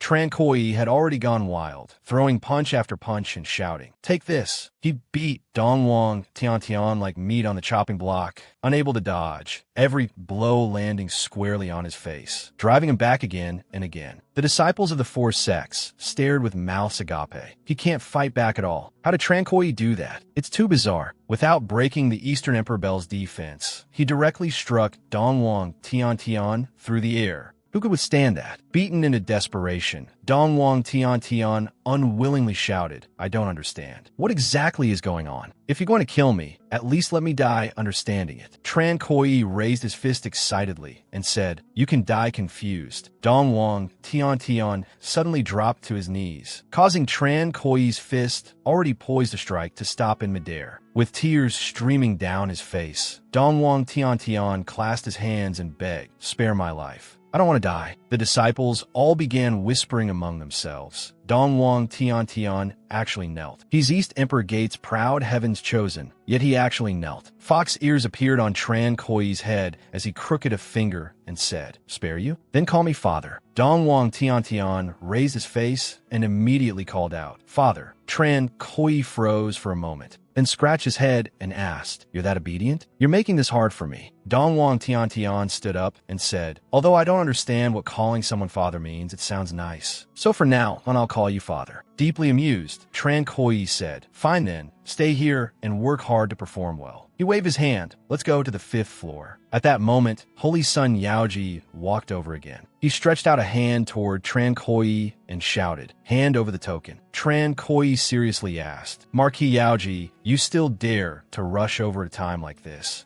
Aren't you afraid of death? Holy Son Yaoji extended his hand in front of him and said, the one who should die is you. Seeing the aura hiding pearl, Tran Koi was somewhat surprised and asked him, the aura hiding pearl actually came out on its own. You can control the aura hiding pearl? Holy Son Yaoji raised a hand and said, that's right. The 4th elder taught me the method to control the aura hiding pearl. Xiao Huahua cursed unhappily. Damn it, I knew that old man, the 4th elder, wasn't behaving himself. Holy Son Yaoji did not keep talking and switched to threats. People from your old crippled courtyard are naturally rejected by the Immortal Tower. This is the price you pay for cultivating forbidden arts. Hand over the token now, or I'll crush the aura hiding pearl and make sure you die without a burial place. Tran Koi coldly snatched the aura hiding pearl away, and Holy Son Yaoji sneered, you. So what if you take the aura hiding pearl? I can make it explode at any time. The moment he finished speaking, Tran Koi exerted force and crushed it to pieces. Holy Son Yaoji's eyes nearly popped out as he shouted, what? You, how dare you? Tran Koi frowned and said, enough. You keep yapping.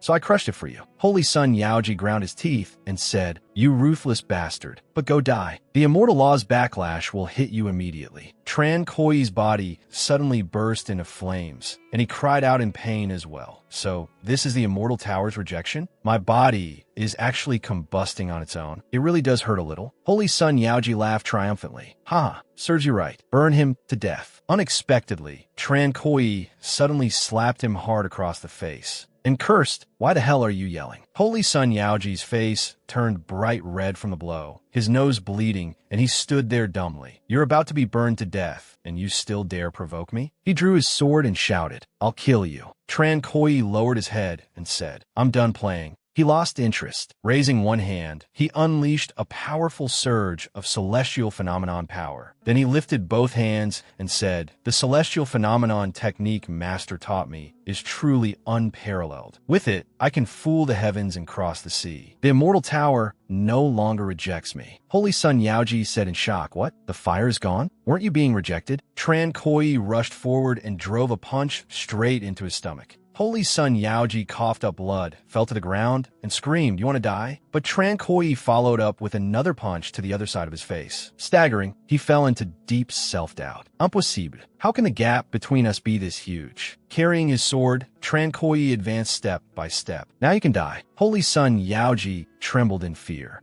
and threatened, Tran Koi, I'm the holy son of the Luo immortal sect. You dare touch me? The moment he finished speaking, Tran Koi chopped off one of his arms. He asked indifferently, Holy Son? Why would I care? You're nothing but a mosquito. What is there that I wouldn't dare do to you? Terrified, Holy Son Yaoji begged, don't be rash, Tran Koi. I was wrong. Don't kill me. Tran Koi said coldly, I have no reason to spare you. Holy Son Yaoji dropped to his knees and shouted, Dad. I'll do the same as Dong Wang Tian and call you Dad. Tran Koi waited for him to finish, then thrust his sword straight through his body. I don't have an unfilial son like you. Holy Son Yaoji's eyes widened. What? You really dare? Tran Koi then coldly said to Xiao Huahua, dig out your supreme bone again. Sitting busy d'oli son yaoji escorts, Xiao Yuyu replied, Alright. He reached out to retrieve it, but suddenly jolted in surprise. How can this be? Tran Koi asked what's wrong. Xiao Huahua turned and answered, My supreme bone isn't inside Ho Yaoji's body. Tran Koi raised a brow. What? If it's not in Ho Yaoji's body, then where is it? Xiao Huahua frowned. I don't know. But back then, I was certain Ho Yaoji personally dug out my supreme bone. Since it isn't on him, that means he already gave it to someone else. Tran Koi said suspiciously. Who could he have given it to? Xiao Huahua replied, No idea. But whoever was able to set up such a deep trap and use Ho Yaoji as a chess piece must be an important figure in the Luo immortal sect. Looking at the token, Tran Koi said, There's no point overthinking it. Sooner or later we'll drag that person out. Let's go to the 5th floor first. Holding the tokens, the 3 figures gradually vanished,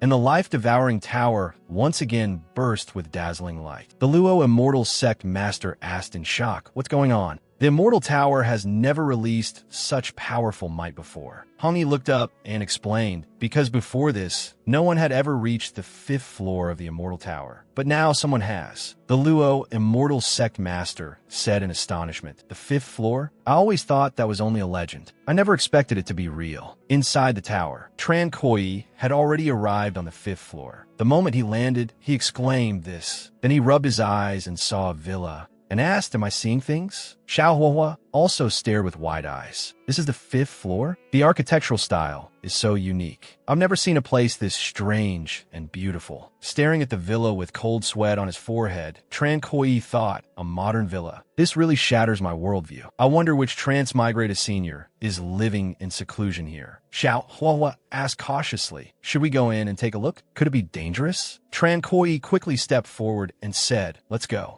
We definitely have to check it out. Xiao Huahua gathered fire spiritual power in his hand and said, We'll have to break this door open, otherwise we won't get in. Tran Koi skillfully pressed the doorbell. No need. The outer gate opened at once. Walking inside, Xiao Huahua marveled nonstop. How strange. There are clearly mechanisms here, but I can't sense any spiritual power at all. Tran Koi calmly replied, Of course you can't, because it's an electronic door. Xiao Huahua asked in surprise, Electronic door? What's electronic? Tran Koi didn't answer, and instead called out loudly, Is anyone here? Xiao Huahua leaned over and said, No one's answering. Looks like no one's here. Looking toward the vegetables growing nearby, Tran Koi said, Impossible. Look over there. Xiao Huahua pointed and asked, Are those spirit herbs? Hearing that, Tran Koi found it amusing. What's spirit herbs? That's just a vegetable garden with cucumbers, eggplants, and tomatoes. That means someone lives here long term. A little while later, Xiao Huahua scratched his head in confusion. We've searched the whole yard and still haven't seen anyone. Tran Koi said, Let's go inside the house. Xiao Huahua touched the door and checked it. There are no restrictions on it. After entering the house, he suffered another cultural shock. I've truly never heard of decor like this before. Such a unique style. Just what kind of person lives here? Walking ahead, Tran Koi said, Search around and see if there are any clues. Resting his chin in his hand, he stared at the television and guessed, This place even has a TV, and the modern appliances are all complete. Either the owner here can return to modern society, or they're a god-level powerhouse who can create things out of thin air. He said with great interest, whichever it is. I absolutely have to meet the owner of this place. He picked up a cup and discovered another clue. The tea is still warm. That proves the person here only left not long ago. After searching all around, Xiao Huahua returned and reported, The room is full of strange and rare things. But I couldn't find any clues. Sitting down on the sofa, Tran Koi said, Then we wait. Someone lives here, so sooner or later they'll come back. 2 hours later, Xiao Huahua and Tran Koi each had a game controller in hand. Excited,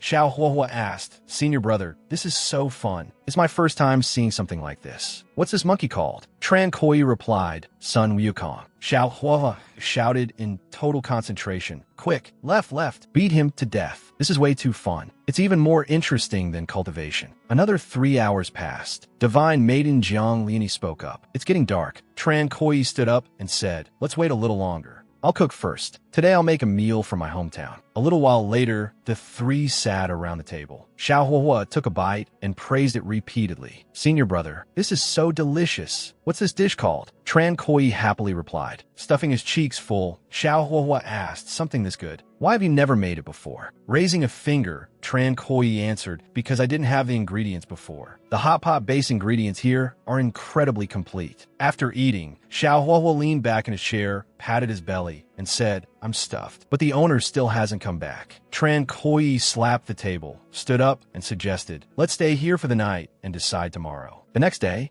Tran Koi woke up and marveled that he had actually gotten the chance to sleep for a night in such a modern room. Sitting up, he saw Xiao Huahua playing games and asked, don't tell me you've been playing all night? With dark circles under his eyes, Xiao Huahua grinned and answered, that's right. It was too fun. I couldn't stop. Absolutely couldn't stop. Divine Maiden Jiang Liani stood up and said, there's movement. Someone's coming from outside. Delighted, Tran Koi said, finally, they're back. The door opened and a plainly dressed old man walked in. Seeing them, he said in surprise, we have guests. Tran Koi muttered in disappointment. Dressed like that, he's not quite what I imagined. Waving generously, the old man said, just make yourselves at home. Don't be polite. See, play. Eat whatever you want. Tran Koi stepped forward to test him. Imperial Jade Nectar wine? The old man pointed at the liquor cabinet and asked, want a drink? Help yourself. Tran Koi stared in shock and fell silent for a moment, then unwillingly tried again. To love someone who walks alone through a dark alley. The old man sized him up and asked, are you sick? In a lower voice, Tran Koi asked another line. White dragon horse, hooves facing west. The old man raised a finger and replied, dragon horses went extinct long ago. The dragon clan regards that branch as a disgrace. Wearing a blank expression, Tran Koi thought, what is going on? Not a single line matched. At this moment, the brown-robed elder and two other elders appeared at the Luo immortal sect. He said,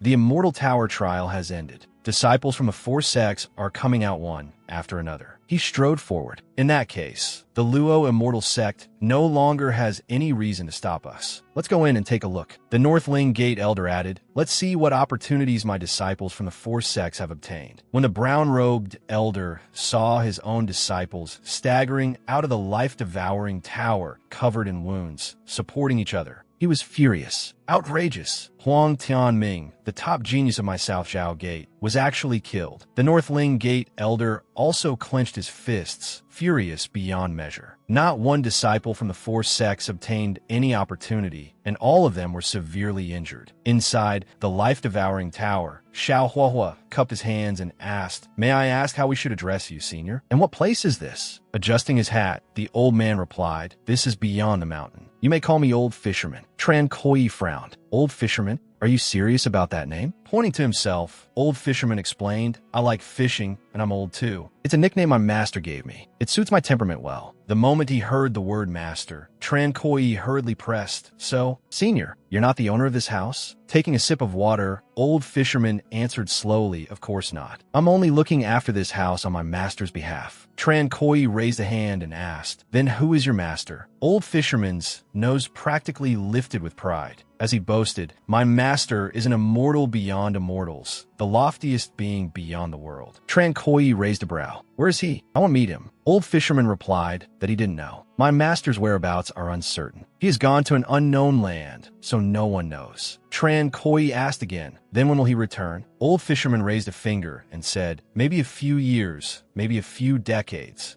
maybe a few hundred years. Turning to him, Tran Koi said, Senior Old Fisherman, if your old acquaintance returns, please pass on a message for me. Old Fisherman said, go ahead, little friend. What message? Tran Koi said, just tell him this. The master has come. Old Fisherman asked in surprise, the master has come? Are you one of the master's people? The old man took a box out of his pocket and praised happily, my master truly plans like a god. As expected, the master really has come. This is something my master left for you. Tran Koi took the glowing box and asked, what is this? Raising a finger, Old Fisherman said, my master once said, if the master has arrived, then hand this box to him. Remember, you can only open it after leaving the immortal tower. The three bid farewell to the senior. And the moment they finished speaking, They were teleported out of the tower. Looking around, Xiao Huahua said, "Everyone's gone. Looks like we're the last group to be teleported out." Suddenly, the life-devouring tower burst with a powerful beam of light. Xiao Huahua froze. "What happens after leaving the Immortal Tower?" Tran Koi calmly said, "The Immortal Tower is collapsing. It looks like it's about to disappear." The life-devouring tower erupted with tremendous power, then vanished forever. Seeing this, the Luo Immortal Sect Master sighed. The Immortal Tower bestowed countless opportunities, and today it has finally disappeared completely. Master Hongyi judged seriously, since Tran Koi and the other two came out so late. It seems they must have gained some unexpected harvest inside. Xiao Huahua suddenly remembered something and widened his eyes. Senior Old Fisherman was still inside the Immortal Tower. Then doesn't that mean? Tran Koi guessed. Perhaps the 5th floor of the Immortal Tower was only an entrance. That place wasn't actually inside the Immortal Tower. Old Fisherman said the place they live is called Beyond the Mountain. Suddenly, an angry voice rang out. "Which one of you is Tran Koi?" The Northling Gate Elder, together with 2 other elders and several disciples, flew down and shouted, "Tran Koi, you killed Huang Tianming of South Xiao Gate. You deserve to die." The South Xiao Gate Elder was also furious to the extreme. "You turned all the disciples of my 4 profound gate into eunuchs. How could you be so vicious?" A Northling Gate disciple demanded, "Tran Koi, you used a forbidden technique to control the disciples of the 4 sects. Today, you must give Northling Gate an explanation."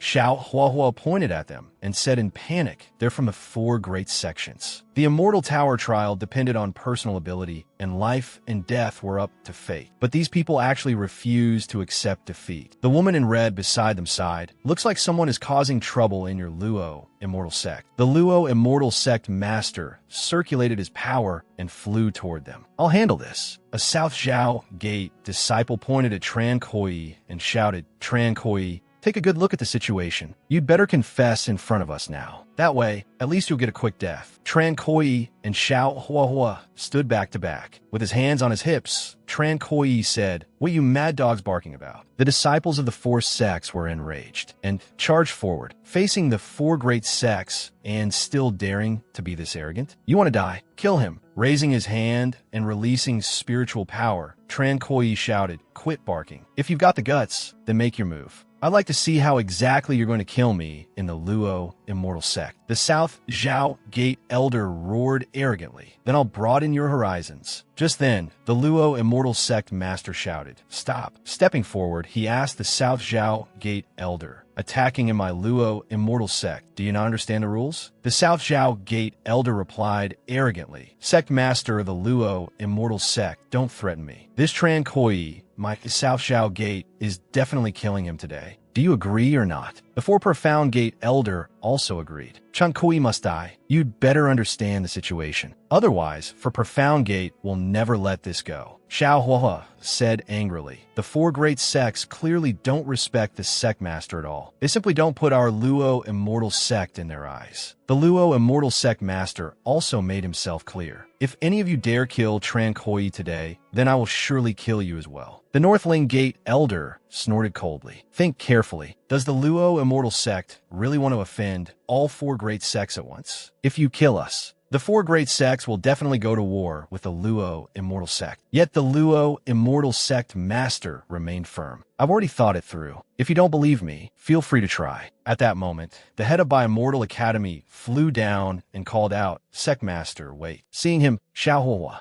shrunk closer to Tran Koi and whispered, "That's Fong Tiankai, head of Immortal Academy. He's probably here because of Ho Yaoji's death." With his hands behind his back, Fong Tiankai questioned them. "For the sake of a mere Tran Koi, you're willing to start a war with the 4 great sects? How foolish." The Luo Immortal Sect Master frowned and asked in return, "Head Fong, what brings you here?" Grinding his teeth, Fong Tiankai replied, "I've come to kill Tran Koi." The Northling Gate Elder laughed loudly and praised him. The head of Immortal Academy really knows what's what. The South Xiao Gate Elder went even further and proposed, "Kill Tran Koi. Hand over the opportunities, and we absolutely won't make things difficult for the Luo Immortal Sect." With a grave expression, the Luo Immortal Sect Master asked him, "Head Fong, do you know what you're saying?" Fong Tiankai didn't answer. Instead, he turned to Tran Koi and asked, "Answer me. Was my disciple Ho Yaoji killed by you?" Tran Koi answered frankly, "That's right." Xiao Wucheng asked in confusion, "Why did you kill him?" Tran Koi replied with only 3 cold words. He deserved to die. Seeing this attitude, Fong Tiankai became even angrier and pointed at him as he shouted, "Sect Master, you heard him too. He killed the holy son of my faction. He deserves execution." The Sect Master was still reasonable enough to ask Tran Koi, "Don't speak in anger. Is holy son Xiangji's death really related to you? If there's some hidden truth here, I can investigate again." He thought to himself, Tran Koi is someone Miss Hong Yi specifically asked me to look after. No matter what, I have to protect him. Fong Tiankai reminded the sect master resentfully. "Acting like this, aren't you being a little too partial to that boy?" The Luo immortal sect master replied, "I handle matters fairly. I will not wrong a good person." He signaled to Tran Koi, "Speak boldly." Crossing his arms over his chest, Tran Koi turned away and replied indifferently, "Many thanks, sect master. There's no hidden truth at all. I just killed a piece of trash. It's no big deal." The Luo immortal sect master was on the verge of going mad. Why doesn't this brat ever play by the rules? If you say it like that, how am I supposed to clear your name? Fong Tiankai was completely enraged and erupted with spiritual power. "Arrogant.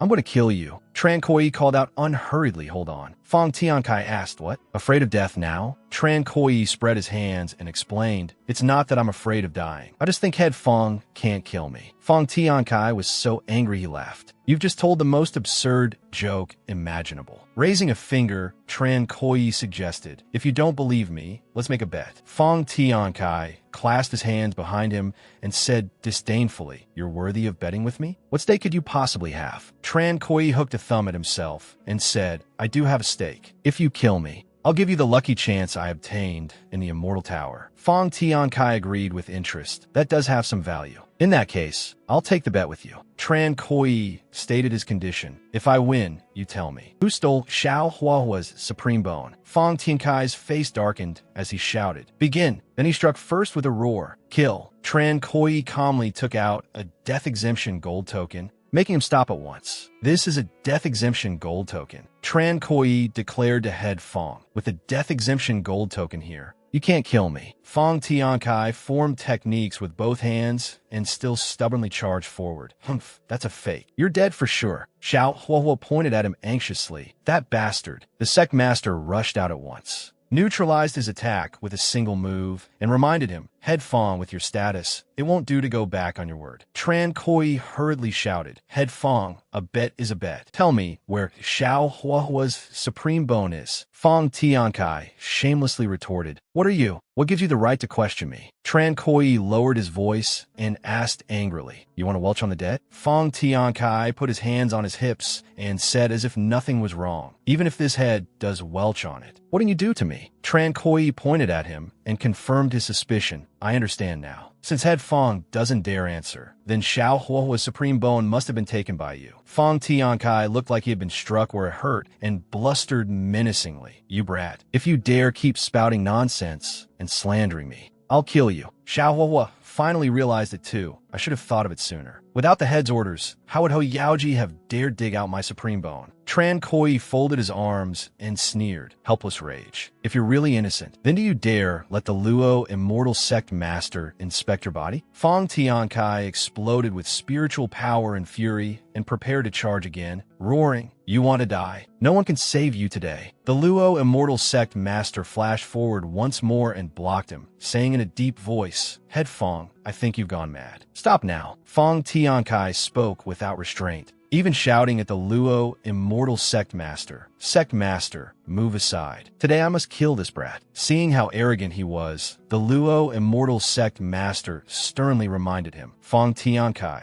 don't forget your identity. You are ahead. Look at what you're doing." Seeing he couldn't act personally, Fong Tiankai resorted to something underhanded and turned to the crowd, shouting, "Everyone, you all want revenge on this Tran Koi too, don't you? This head supports you. Kill this little beast." The West Profound Gate Elder had been waiting for those words. Attack. Kill that brat. The Luo immortal sect master unleashed a powerful wave of force and shouted, "How dare you? Fong Tiankai also erupted with spiritual power to block him and suggested, Sect Master, it's been a long time since we sparred. Better today than another day. Let's have a duel today. The West Profound Gate Elder also moved to act and ordered, take this chance. Kill him. The Luo Immortal Sect Master was restrained, his heart burning with urgency. You're playing with fire and will burn yourselves. The West Profound Gate Elder struck at Tran Koi with a palm and shouted, Go die. Tran Koi was sent flying. Before he could steady himself, that old elder rushed in viciously. Let's see who can protect you now. Tran Koi summoned the life-devouring tower and said calmly, Old man, kill me? Are you worthy? The West Profound Gate Elder froze as he recognized the life-devouring tower. That's a treasure of our West Profound Gate. Using our West Profound Gate's treasure against me. Is there something wrong with your head? The life-devouring tower in Tran Koi's hand released terrifying might, suppressing the West Profound Gate Elder so heavily that he couldn't move and was forced straight to his knees. What? Since when did the life-devouring tower become this powerful? Tran Koi pushed the life-devouring tower forward and shouted, Kill. An extremely powerful strike blasted into the West Profound Gate Elder and sent him flying. An East Emperor Gate disciple frowned and said, The more lifespan the life-devouring tower consumes, the greater its power. A Northling Gate disciple said doubtfully, For the life-devouring tower to unleash such power and even suppress an elder, how much lifespan would that take? The Northling Gate Elder rushed forward and shouted, Everyone, this beast has some skill. To avoid complications, let's all attack together. Suddenly,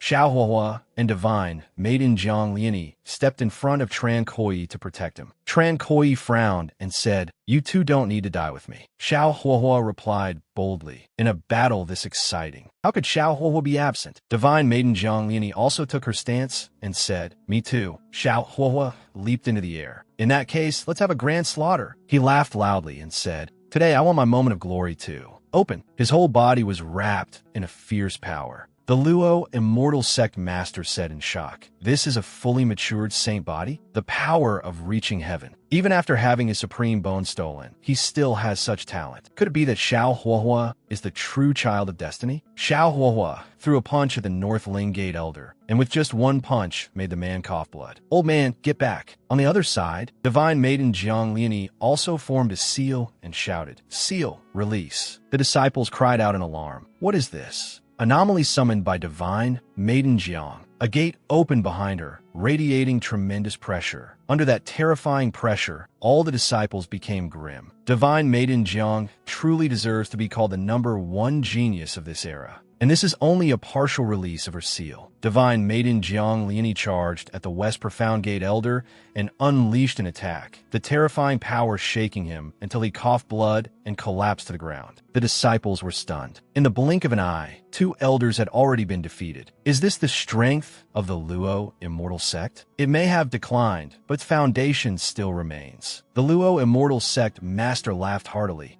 Good. You bastards. Did you really think you could bully the young in the Luo Immortal Sect? Fong Tiankai waved his hand and finally showed his trump card. The people hiding in the dark, stop hiding. If you don't act now, that beast won't die. Elder-level experts from the 4 sects flew out from nowhere and landed before Xiao Huahua. Xiao Huahua stared at them in shock. They were elder-level experts from the 4 great sections. He hadn't expected so many people to be hiding in the shadows. Tran Koi stood back-to-back with the other 2 and said, This time we're in trouble. You should go first. Xiao Huahua gathered spiritual power in his hand and refused. Since we fight to the end. Divine Maiden Jiang Liani also exerted her strength and said, Me too. The girl in red let out a laugh and sighed, Looks like I need to step in. Veins bulged on the Luo Immortal Sect Master's forehead as he stressed. If you dare make a move, you are provoking a sect war. The Northling Gate Elder arrogantly answered, Luo Immortal Sect Master, don't act like your words still carry weight. Even if war truly starts, do you think our 4 great sects would fear you? The 4 old men rushed toward Tran Koi like tigers descending the mountain. Killing 3 geniuses of the Luo Immortal Sect in one go makes this trip worthwhile. Kill. Tran Koi gritted his teeth and cursed. Damn it. Just as the East Emperor Gate Elder rushed forward to take Tran Koi's life. Second Master suddenly charged out and blocked the attack. His other hand had already pierced through that elder's body. The man asked in horror. Second Master coldly pulled his hand back. Before killing my disciple, did you ask for my permission? Tran Koi shouted joyfully. Second Master, Third Master, and First Master had also seized the throats of the other two elders. The two men could not hide their fear as they begged. It's the four elders of the old crippled academy. Spare us. But Third Master and First Master showed no mercy and snapped their necks on the spot. Third Master turned his head and said firmly, he's a disciple of Godslayer Kick. Today, none of you are leaving. Several other elders charged forward together and snorted coldly. The four elders of the old crippled academy are already at the end of their oil. There's nothing to fear. That's right, if we all attack together, we can wipe out the old crippled academy while we're at it. Second Master erupted with power and unleashed Ghost Demon twin killing fists, knocking the crowd down with a single move. Third Master used Heavenly Emperor Kick to sweep across the battlefield. First Master used God-destroying finger and tapped several elders on the forehead, piercing straight through.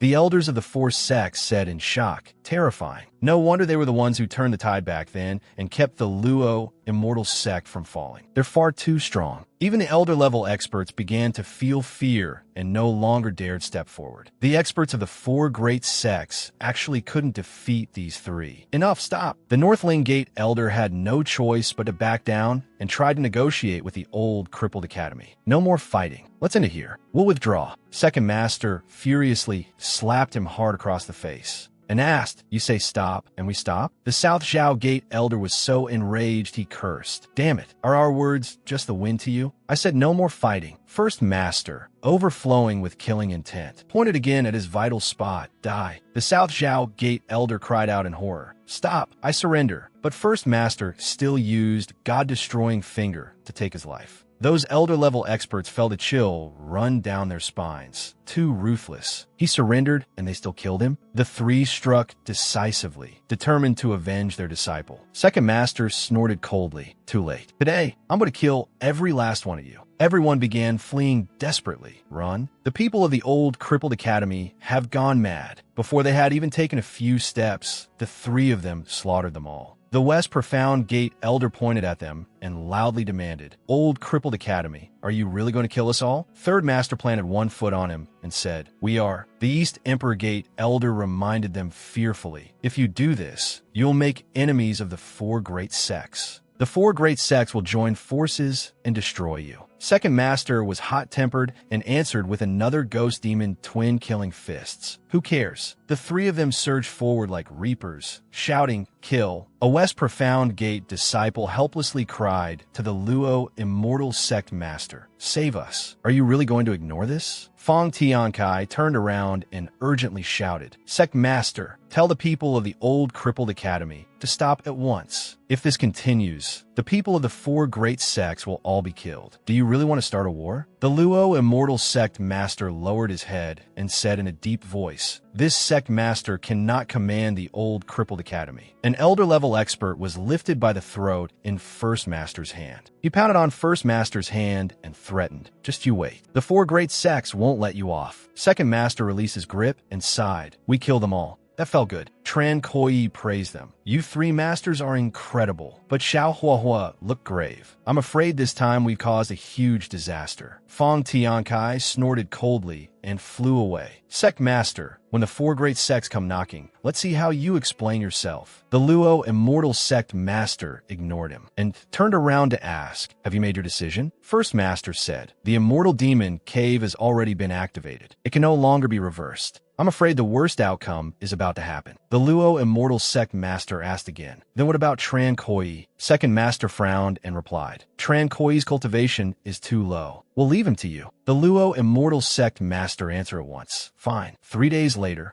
the six of them were sitting together eating. First Master spoke to Tran Koi. Tran Koi, there's something I want to tell you. Tran Koi stood up and replied, First Master, please speak. First Master said calmly, No need to stand, sit down. Second master smiled and said, the four of us are going on a long journey. Tran Koi tilted his head and asked, is it because you killed the disciples of the four great sects? Third master answered, the root cause isn't the four great sections. Tran Koi asked, can I go with you? All four fell silent, and the atmosphere grew heavy. Third master finally spoke, I'm afraid not. Fourth master picked up a piece of meat and said, today's tomatoes taste like tomatoes. First master raised a hand and said, Tran Koi, some burdens are not yet yours to bear. Stay in the Luo immortal sect and continue cultivating. Tran Koi suddenly turned to ask him, for masters, where exactly are you going? Before he got an answer, a heaven-shaking tremor came from outside the old crippled academy, and everyone turned to look. Third master stood up and said, they've arrived. Nearly 1,000 disciples from the four great sects surged toward the Luo immortal sect, shouting, attack. Chun Huantai Air, master of West Profound Gate, erupted with spiritual power and said furiously, the Luo immortal sect killed disciples of our four sections. This is outrageous bullying. Today I will destroy the Luo immortal sect. The Luo immortal sect master descended with the disciples and shouted, stop. Lung Yuadi frowned and said, the four great sects are besieging our Luo immortal sect. It seems you want to provoke a sect war. The West Profound Gate master arrogantly ordered, hand over the four old men of the old crippled academy.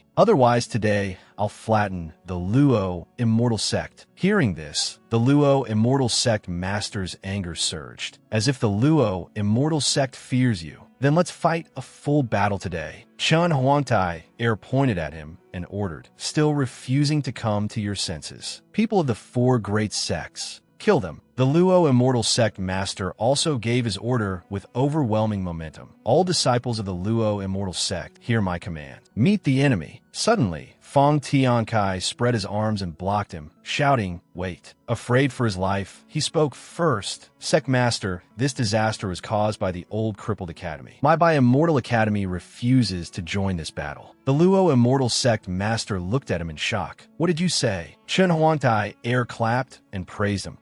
Head Fong truly is wise. The Luo immortal sect master pointed at Fong Tiankai and warned, Head Fong, this is betrayal of the sect. Fong Tiankai turned around and waved coldly. Sect master, don't be so quick to label me. I simply don't want the disciples of my Immortal Academy to die in vain because of the people from the old crippled academy. He flew straight into the air and ordered, disciples of Immortal Academy, follow me. Xia Wuchang stepped forward a few paces and said to the sect master, I also have something to say. Lung Yuadi looked at him and asked, Xia Wuchang, don't tell me your Fong Immortal Academy also wants to withdraw? Xia Wuchang did not beat around the bush. He cupped his hands and said, exactly so. Asking me to defend the Luo immortal sect is no problem, but the people of the old crippled academy must be eliminated. My Fong Immortal Academy cannot protect them. With that, he too flew up and ordered the disciples of Fong Immortal Academy, follow this head and leave this place. Looking at this bleak situation, the Luo immortal sect master sighed. I never thought my Luo immortal sect would one day splinter apart. Lung Yuedi said, Sect master, my Ascension Immortal Academy is willing to stay and fight. At this moment, the four masters also descended. The four great sects actually dare come to our door. Seems the old crippled academy still didn't beat enough sense into you. Chun Huangtai Air pointed at them and arrogantly shouted. So these four old dogs finally showed themselves. Kill them. Third master raised a hand and shouted forward. Wait, this old man has something to say. Chun Huangtai Air clenched both fists, his tone resolute. What, are you afraid now? Let me tell you, if you don't die today, the hatred in our hearts can never be eased. Second master pointed ahead, equally fierce as he declared. So that the coming slaughter may be carried out without restraint, our old crippled academy announces that from this moment on, we are severing ties with the Luo immortal sect. The four of us are no longer disciples of the Luo immortal sect. Hearing this, the disciples of the four great sects were half doubtful, half convinced. The old crippled academy actually no longer wanted the protection of the Luo immortal sect. That was a good thing. Without the Luo immortal sect shielding them, it'll be even easier for us to kill them. Even Lung Yuadi could not hide her surprise and spoke up. For elders, all of you rendered great service to the Luo immortal sect. The sect will not abandon you.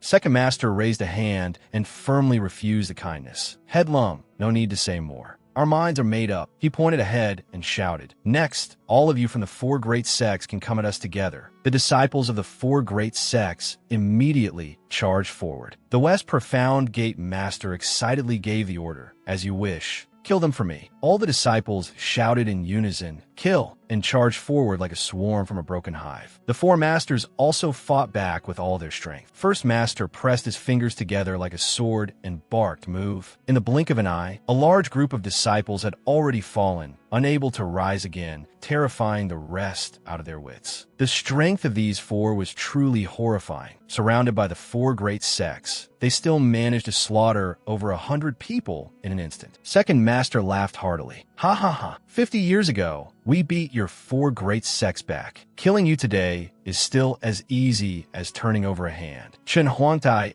waved his hand, trying to steady morale. "Don't listen to these pieces of trash spout nonsense. They've cultivated forbidden arts for years. Their bodies have long since been corroded away by them and are barely holding together. Right now, they're only forcing themselves to keep going." The West Profound Gate Master echoed him. "That's right, kill them for me." The disciples of the four great sects charged once more. A moment later, third master kicked one enemy flying and shouted, "Die." After landing, he let out a relieved breath. First master glanced around and ordered, "We've killed enough for today. It's time to withdraw." He gave a low shout of go and was just about to leave Luo Immortal Sect when Shen Huangtai anxiously ordered, "Want to leave? Dream on. Stop them." First master asked calmly, "Stop us? Seems too much time has passed. My title of Heavenly I no longer inspires fear in you." As soon as he finished speaking, he removed his blindfold and began using the nether ghost eyes. Chen Huangtai was alarmed. Nether ghost eyes? The West Profound Gate Master was also terrified. "I remember now. The most frightening thing about the four elders of the old crippled academy is those heavenly eyes." The two immediately turned and fled for their lives. "Run. Everyone retreat." First master gathered his power, and the nether ghost eyes released a beam of light. "Wherever my gaze falls shall turn to ash and descend into the boundless hell." The disciples, swept by the nether ghost eyes, burst into flames one after another, and the fire could not be extinguished. "They're on fire. What is this?" Chen Huangtai roared. "This is nether ghost fire. Put it out now." In an instant, the people struck by it screamed miserably in pain. "This is soul-burning agony. It hurts so much. This ghost fire can't be put out at all." First master rose into the air, carrying the other three as he shouted, "Go." Chen Huangtai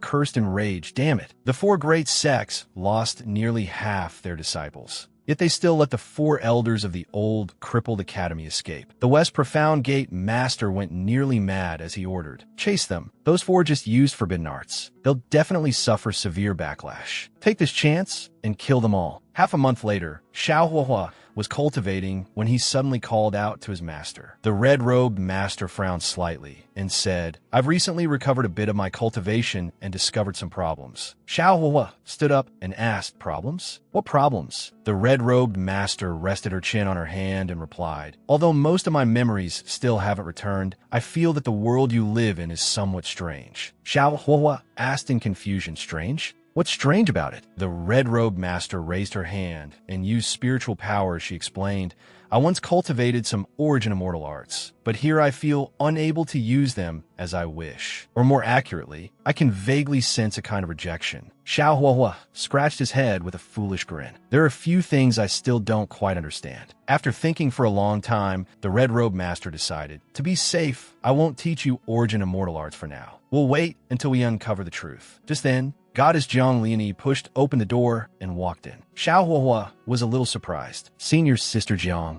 what brings you here?" Jiang Liani replied, "I came to see Senior Brother Tran Koi." Xiao Huahua turned around and said, "He's still in his room. He hasn't come out once in the past half month. I'll take you there." Inside the room, Sacred Relic was also anxiously pacing back and forth, complaining, "This brat has been cultivating nonstop for half a month and hasn't given me a single bite to eat. Is he trying to starve me to death?" It jumped off the table and circled Tran Koi, observing him, sitting perfectly still. He didn't cultivate himself to death, did he? Tran Koi suddenly opened his eyes and spoke, startling it. "I'm not dying that easily." Sacred Relic was so frightened that it leaped right back onto the table and turned into a motionless cat. Tran Koi was speechless. He pointed at it and said, "Stop pretending. Sacred Relic acted as if it hadn't heard him and sat there quietly. Tran Koi grabbed it and threatened sternly, "If you keep pretending, I'll throw you into a dung pit." Hearing that, Sacred Relic started cursing furiously. "Fuck. You wouldn't dare." Tran Koi refused to back down. Ruffling its head, he asked, "What exactly are you?" Sacred Relic pointed angrily. "I'm a Sacred Relic. You'd better speak to me more politely." Tran Koi looked baffled. Why is a Sacred Relic a living thing? Sacred Relic spread its claws and explained, "Who says a Sacred Relic can't be alive? Let me tell you, I come from ancient times. I've witnessed the rise and fall of the immortal cultivation world, the changes of the sun, moon, and stars, and the transformations of the primordial universe. In terms of seniority, I'm the ancestor of your ancestor." It gave a sly grin and asked, "Well, don't you admire me now?" Tran Koi picked his nose indifferently. "Anyone can brag." Sacred Relic crossed its forelegs angrily. "Sooner or later, this great Lord Cat will tear that mouth of yours apart." Just then Xiao Huohuo walked in and called out, "Senior brother, senior sister Jiang is here." The moment Sacred Relic heard someone else, it immediately jumped back to its original spot and turned into a statue.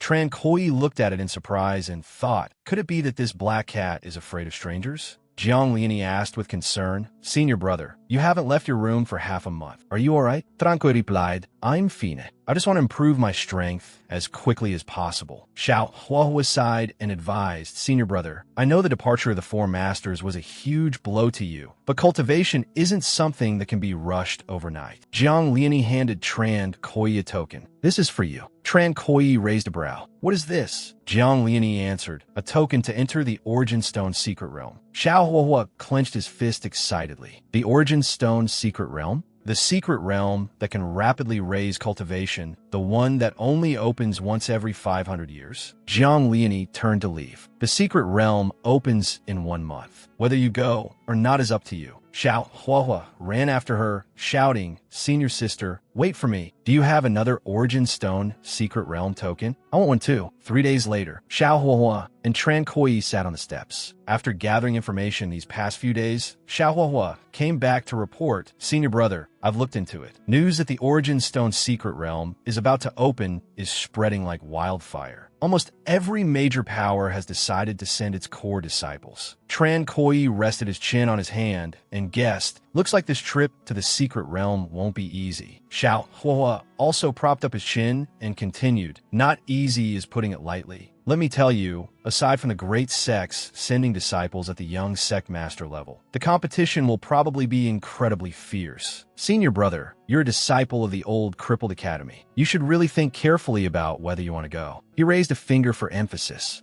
Tran Koi murmured in thought. Xiao Huahua sensed an opportunity and probed, "Senior brother, if you don't go, can you give me that token?" Tran Koi kicked him away without hesitation. Scram! The two immediately started roughhousing. Just then, the Luo Immortal Sect Master arrived. The two of them instantly grew serious and saluted. "Greetings, Sect Master." The Luo Immortal Sect Master raised a hand and said to Tran Koi, "I came today for you." Tran Koi blinked. "For me? Sect Master, do you mean?" The Luo Immortal Sect Master said. "Before they left, the 4 elders asked me to look after you. Are you willing to enter my line and take me as your master?" Tran Koi asked in surprise. "Take a master?" Xiao Huahua was even happier than he was and urged, "Senior brother, hurry and agree. This is a good thing. The sect master has never taken a disciple before. Once you become his disciple, you'll be the young sect master." The Luo Immortal Sect Master explained, "The current situation within Luo Immortal Sect is complicated, with undercurrents surging. The 4 elders have left, so following me will be safer for you.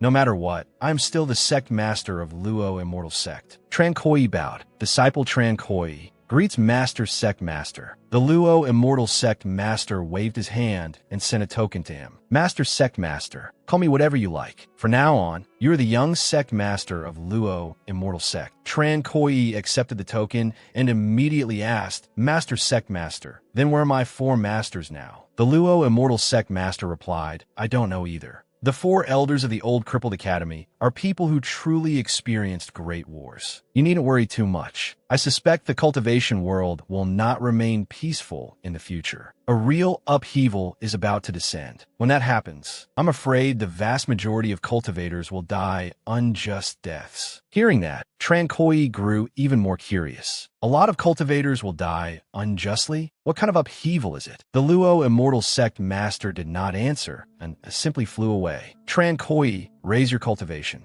and build up your strength. Tran Koi stared at his departing figure and sank into thought. What kind of disaster could kill most cultivators? Xiaohua was said, I don't know, but judging from the sect master's tone, he wasn't joking. Suddenly, the courtyard gate was smashed open. The Holy Son of By Immortal Academy, Huang Zhu, charged in aggressively with his disciples and shouted, People of the old crippled academy, get the hell out here. Tran Koi frowned and asked, Who are you? Huang Zhu pointed at himself and introduced, This Holy Son is Huang Zhu of By Immortal Academy. I just came out of seclusion and heard that the old crippled academy has been very arrogant lately. Tran Koi coldly ordered, Fix the gate for me. Otherwise, before he could finish, the divine maiden of Feng Immortal Academy, Fang Yun, cursed furiously, You filthy, despicable lowlife. Today I'll wipe the old crippled academy out completely. Growing impatient, Tran Koi asked, And who are you supposed to be? She crossed her arms arrogantly. This divine maiden is Fang Yun of Feng Immortal Academy. In a moment, I'm definitely going to rip out your tongue. Xiaohua took one glance and saw right through it. A holy son and a divine maiden came to pick a fight. They clearly know the four elders of the old crippled academy aren't home, so they came prepared. Tran Koi coldly continued, Came prepared? They have no idea what kind of beast they provoked. Huang Zhu waved his hand and ordered, Those old geezers from the old crippled academy are now nothing but homeless dogs. There's no need to keep the old crippled academy around either. Burn this place to the ground. Tran Koi shouted angrily, You dare? Huang Zhu sneered back. So you're Tran Koi, the disciple of those four old dogs. Without those four old dogs, what the hell are you, dead dog? Burn the old crippled academy. The disciples of By Immortal Academy each held a torch, ready to set the place on fire. One of them stepped forward and said, Let me light the first flame. As he raised his hand, a streak of sword chi slashed across it. His severed hand fell to the ground, and he screamed in agony, My hand. Tran Koi gripped his long sword tightly, his voice ringing with authority. Let's see who dares make a move. Huang Zhu still sneered contemptuously. Trash like you thinks you can scare us? Get him. Several By Immortal Academy disciples shouted in unison, Attack. As soon as the words fell,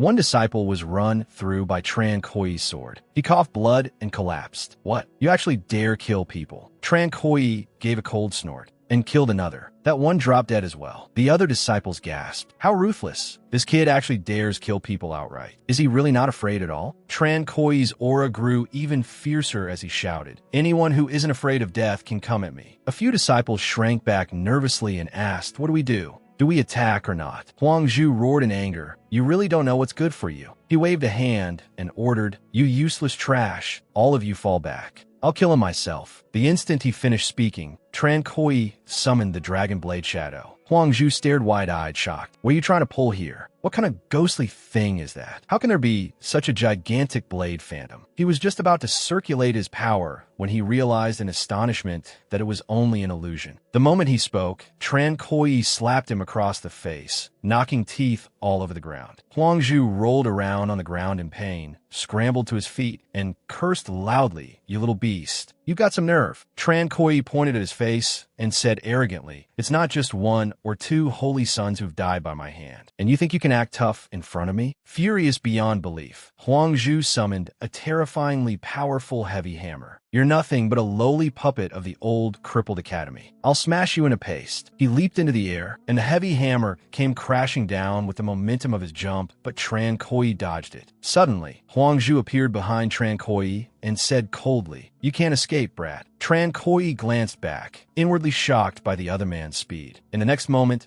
Huang Zhu's hammer struck him, sending him flying backward with blood spraying from his mouth. Xiaohua cried out in alarm, Seeing your brother. Seeing this, the disciples who had come with Huang Zhu regained their confidence and mocked. This Tran Koi isn't even fit to carry my shoes. Ha! The Holy Sun is mighty. Keep acting arrogant now. Smash him to death. Huang Zhu rested the heavy hammer on his shoulder and said wildly, "Brat, still dare talk tough to me? Take another hammer from me. If you can still stand up afterward, then I lose." Not only did Tran Koi rise, he even pointed at him and said, "Then go ahead and admit defeat." Huang Zhu's expression darkened, utterly astonished. "He can still get up?" Tran Koi gathered his strength and said, "Admit defeat." Huang Zhu sneered. "What a joke. I'm the one with the upper hand right now." Tran Koi replied in annoyance. "Then what you just said was basically a fart." He threw a punch and unleashed lion roar to the heavens. Seeing the savage punch coming at him, Huang Zhu hurriedly used his heavy hammer to block it. Dropping to one knee, he gritted his teeth and said, "Brat, so you really do know some lowly evil arts." Tran Koi rolled his eyes, stuck out his tongue, and raised his middle finger. "I'm done playing with you." Huang Zhu suddenly brought the hammer down and laughed loudly. "That line should be mine to say. Godi." Tran Koi moved with lightning speed and threw the ghost demon twin kill fists, sending Huang Zhu flying straight into the wall. The disciples were dumbstruck in horror. "Odison, this forbidden technique is too powerful." Senior brother was actually defeated again. Fang Yin bit her lip as she watched Tran Koi walk toward Huang Zhu and said, "That's Divine Fist's forbidden supreme art, the ghost demon twin kill fists. I can't believe he learned it." Tran Koi pointed at Huang Zhu and gave his blunt assessment. "You really do have some skill, but only some." Huang Zhu struggled to his feet and cursed, "Bastard.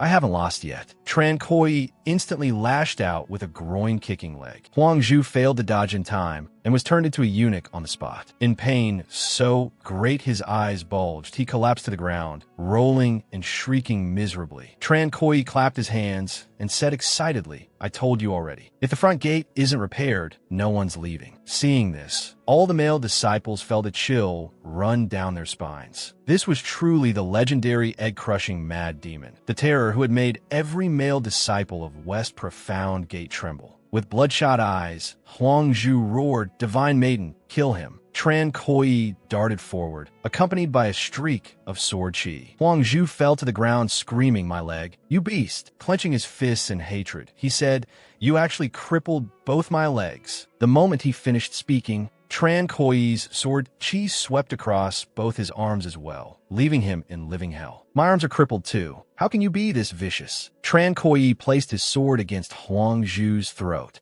and said firmly, "As long as I, Tran Koi, am here, the old crippled academy will not fall." Huang Zhu asked foolishly, "Don't tell me you really dare kill me?" Tran Koi thrust his sword straight through his body and repeated, "I already said it. The holy sons I've killed are far more than one or two." Cold sweat streamed down Huang Zhu's face. With death hanging by a thread, he still threatened, "If you kill me, you'll be violating Luo immortal sex rules. No one will be able to save you." Tran Koi took out his token and asked in return, "Sect rules? Take a good look at what this is." Huang Zhu stared in horror. "That's the young sect master token. How is that possible? Don't tell me you're." Tran Koi replied, "That's right. I am now the young sect master of Luo immortal sect. Killing you is no different from killing a dog. With no way out." Huang Zhu turned to Fang Yin and begged for help. "Divine Moiden, save me." With his hands clasped behind his back, Fang Yin said coldly, "Let him go." Tran Koi shot back, "Kneel and call me father." Furious, Fang Yin drew her sword and charged forward. "Shameless bastard." Tran Koi decisively grabbed Huang Zhu and used him as a human shield. Terrified, Huang Zhu screamed, "Divine Maiden, stop." Fang Yin withdrew her sword and landed on the ground, cursing, "Damn it." Taking advantage of the moment, Tran Koi struck out with a palm and sent her flying. Fang Yin glared and cursed, "Bastard, if you have any skill, fight me head on." Tran Koi tossed Huang Zhu aside,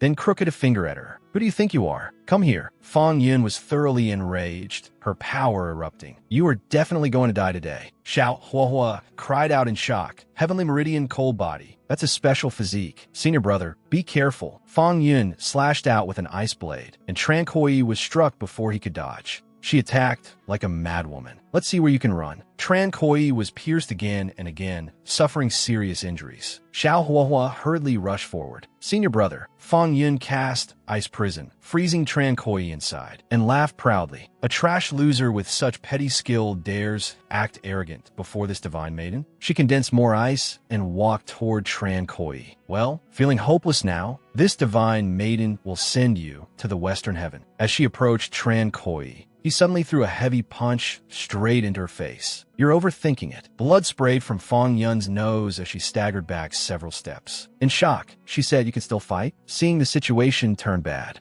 Huang Zhu shouted, "Divine Maiden, this brat is strange. Hurry back and get my master to save me." Fang Yun gave a stubborn snort. This Divine Maiden can kill him. She went all out and cast ice prison again, trapping Tran Koi tightly once more. Arrogantly, she said, "No one can match my ice arts. What other tricks do you have now?" The moment she finished speaking, Tran Koi used the Twin Fiend's fist to shatter the ice prison. Fang Yun suffered backlash and spat out a mouthful of fresh blood, dropping to her knees as she cried out, "The Twin Fiend's fist again. As far as I know, even the divine fist of the old crippled academy can only be used once in a short period. How can you use it twice in a row?" Tran Koi condensed his fist in 10 again and asked proudly, "Twice? You think too little of me. I can use it a third time." He punched hard toward Fang Yun, sending her flying. She was terrified. 3 times. You must already be at the end of your strength. The backlash will kill you. Tran Koi unleashed another overpowering Twin Fiend's fist. Really? That punch completely shattered her spirit. Tran Koi raised a brow and lifted his hand. "Use whatever you've got left. Next, I'll send both of you on your way." Fang Yun formed seals and released her spiritual power. "Fine. I was planning to use this killing move in the Origin Stone secret realm, but I'll use you as a test first." She activated Ice Storm with all her strength. Tran Koi raised both hands to block, but was still forced backward. Inside, the damage really is high. An ordinary person truly couldn't withstand this. Good thing I can recover infinitely. Huang Zhu laughed excitedly. "Ha! Divine Maiden, I didn't expect you to have mastered this move. That brat is dead for sure." Fang Yun snorted coldly. "If even a single bone of his is left under my invincible ice arts, then I lose." Tran Koi stepped out from the blizzard and asked, "Is that so?" "Sorry to disappoint you." Fang Yun was horrified. "No.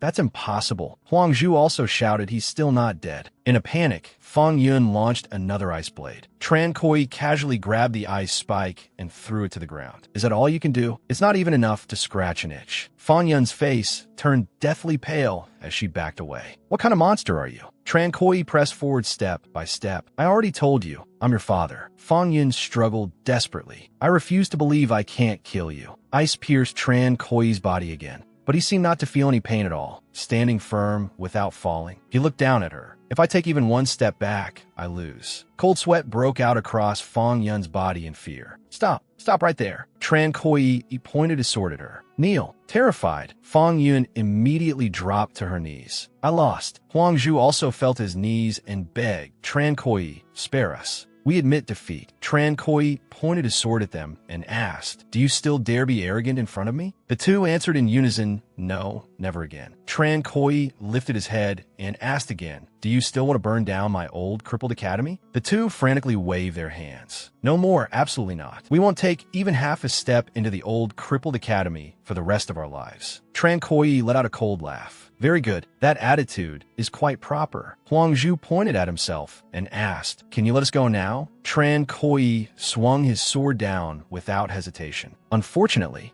it's too late." The two fell side by side. Tran Koi said coldly, "You learned my secret, so you must die." After getting free, Xiao Huahua ran over and said anxiously, "Senior brother, you killed a holy son and a divine maiden. Even if you're the young sect master, this will bring huge trouble. Hurry and destroy the bodies and erase the traces." Tran Koi replied seriously, "This can't be hidden. Hang the two corpses at the gate." Xiao Huahua said in fear, "I'm afraid this will enrage by Immortal Academy and Feng Immortal Academy." Tran Koi frowned. "Things have already come to this. That definitely won't let me off, so we might as well make this bigger and see whether the sect master can carry it." The two disciples' corpses were hung up. Xiao Huahua sat drinking tea with Tran Koi, too restless to sit still. "Senior brother, I'm a little worried." Tran Koi said calmly, "Worried about what?" "Keep drinking." At that moment, Xia Wu Cheng rushed over after hearing the news and shouted, "You little beast, you've got some nerve." Fang Tiankai also pointed at Tran Koi and yelled, "The 4 old trash of the old crippled academy are gone, and you still dare be this arrogant. You're even more conceited than they were." Tran Koi raised the blue token and gave an authoritative order. Come down and speak to me. I am now the young sect master of the Luo immortal sect. Xiao Wucheng burst out laughing. You really are hilarious. Fong Tiankai couldn't hold back and charged over. What the hell are you? Do you really think you're the center of the universe? I'll kill you. The Luo immortal sect master appeared in time and shouted, Stop! With a vicious expression, Xiao Wucheng emphasized, Sect master, even if you've come today, you still can't save this brat. The sect master turned to Tran Koi and asked, Speak. What exactly happened here? Tran Koi cupped his hands and replied, very simple. They wanted to kill me, so I killed them. The sect master turned to the two academy masters, Xie and Fong, and said, You heard him yourselves. Tran Koi did nothing wrong in this matter. Fong Tiankai roared without caring about right or wrong. That beast must die today. Xiao Wucheng also released his spiritual power and added fuel to the fire. Sect Master, step aside. The Sect Master clasped his hand behind his back and said in a low voice, Tran Koi is my disciple now. Try making a move against him if you dare. Fong Tiankai ignored everything and lunged at Tran Koi, but the Sect Master shifted in front of him, blocking him and grabbing his arm. Don't forget, I'm still the Sect Master. Fong Tiankai gave a cold snort and even moved to strike the Sect Master. If we respect you, then you're the Sect Master. If we don't, then you're nothing. He turned his head and shouted, Academy Master Xie. Join forces and end this quickly. Before making his move, Xiao Wucheng said to the Sect Master, Wiping out everyone in the old crippled academy is the ancestral rule. It is the common consensus. Step aside. We will still honor you as Sect Master. Otherwise, the Sect Master said firmly, Enough nonsense. Today, as long as I am here, none of you will touch Tran Koi. Xiao Wucheng and Fong Tiankai attacked him at the same time. Then don't blame us for being rude. Xiao Huahua watched from the side in astonishment. I never expected the Sect Master to protect our old crippled academy so resolutely. Tran Koi frowned and thought, I still can't see through what the Sect Master really wants to do. Normally, he should be standing against the old crippled academy. Xiao Huahua looked at him and said, No matter what, from today onward, the Luo immortal sect is completely split apart. At that moment, the Luo immortal sect master was fighting two against one and had already fallen into a disadvantage, crashing to the ground. Fong Tiankai said, Sect Master, you're no match for the two of us. The Luo immortal sect master sat up, his voice still full of resolve. Cut the nonsense. As long as I'm here, you won't touch even a single hair on Tran Koi's head. Fong Tiankai and Xiao Wucheng angrily charged forward. Since that's how it is, don't blame us for being ruthless. The Luo immortal sect master resolved to risk his life and shouted, Kill! Fong Tiankai suddenly froze and cried out, the sect's divine weapon. The Dragon Roar Spear. The Luo immortal sect master gathered his strength and swung the long spear, directly forcing him back. Fong Tiankai asked angrily, just to protect one beast, you actually used the sect's divine weapon? Is it worth it? Holding the spear, the Luo immortal sect master stood tall and retorted without hesitation. The old crippled academy has rendered meritorious service to the sect. I absolutely cannot be an ungrateful man. Xiao Wucheng found it utterly ridiculous and surged forward with spiritual power. Ha ha ha. Meritorious service? Sect Master, don't forget what the Luo immortal sect exists for and what exactly the Luo immortal sect believes in. Taking advantage of the moment, he struck with a blasting move. The Luo immortal sect master blocked it with the Dragon Roar Spear and snorted coldly. Fong Tiankai seized the chance to throw a heavy punch and shouted, As I see it, you've forgotten your roots and violated the ancestral teachings. You are unworthy of being the sect master of the Luo immortal sect. The Luo immortal sect master erupted with spiritual power and swept out with a spear, roaring, All of you, get the hell out of here. Fong Tiankai was blasted far away and pointed at him accusingly. I think you've been bewitched by those people from the old crippled academy. The Luo immortal sect master rushed at the two with all his strength, retorting, No, it's you who have been blinded by that so-called faith. Fong Tiankai also charged forward to meet him while instructing Xiao Wucheng. With the Dragon Roar Spear here, we won't be able to defeat the sect master anytime soon.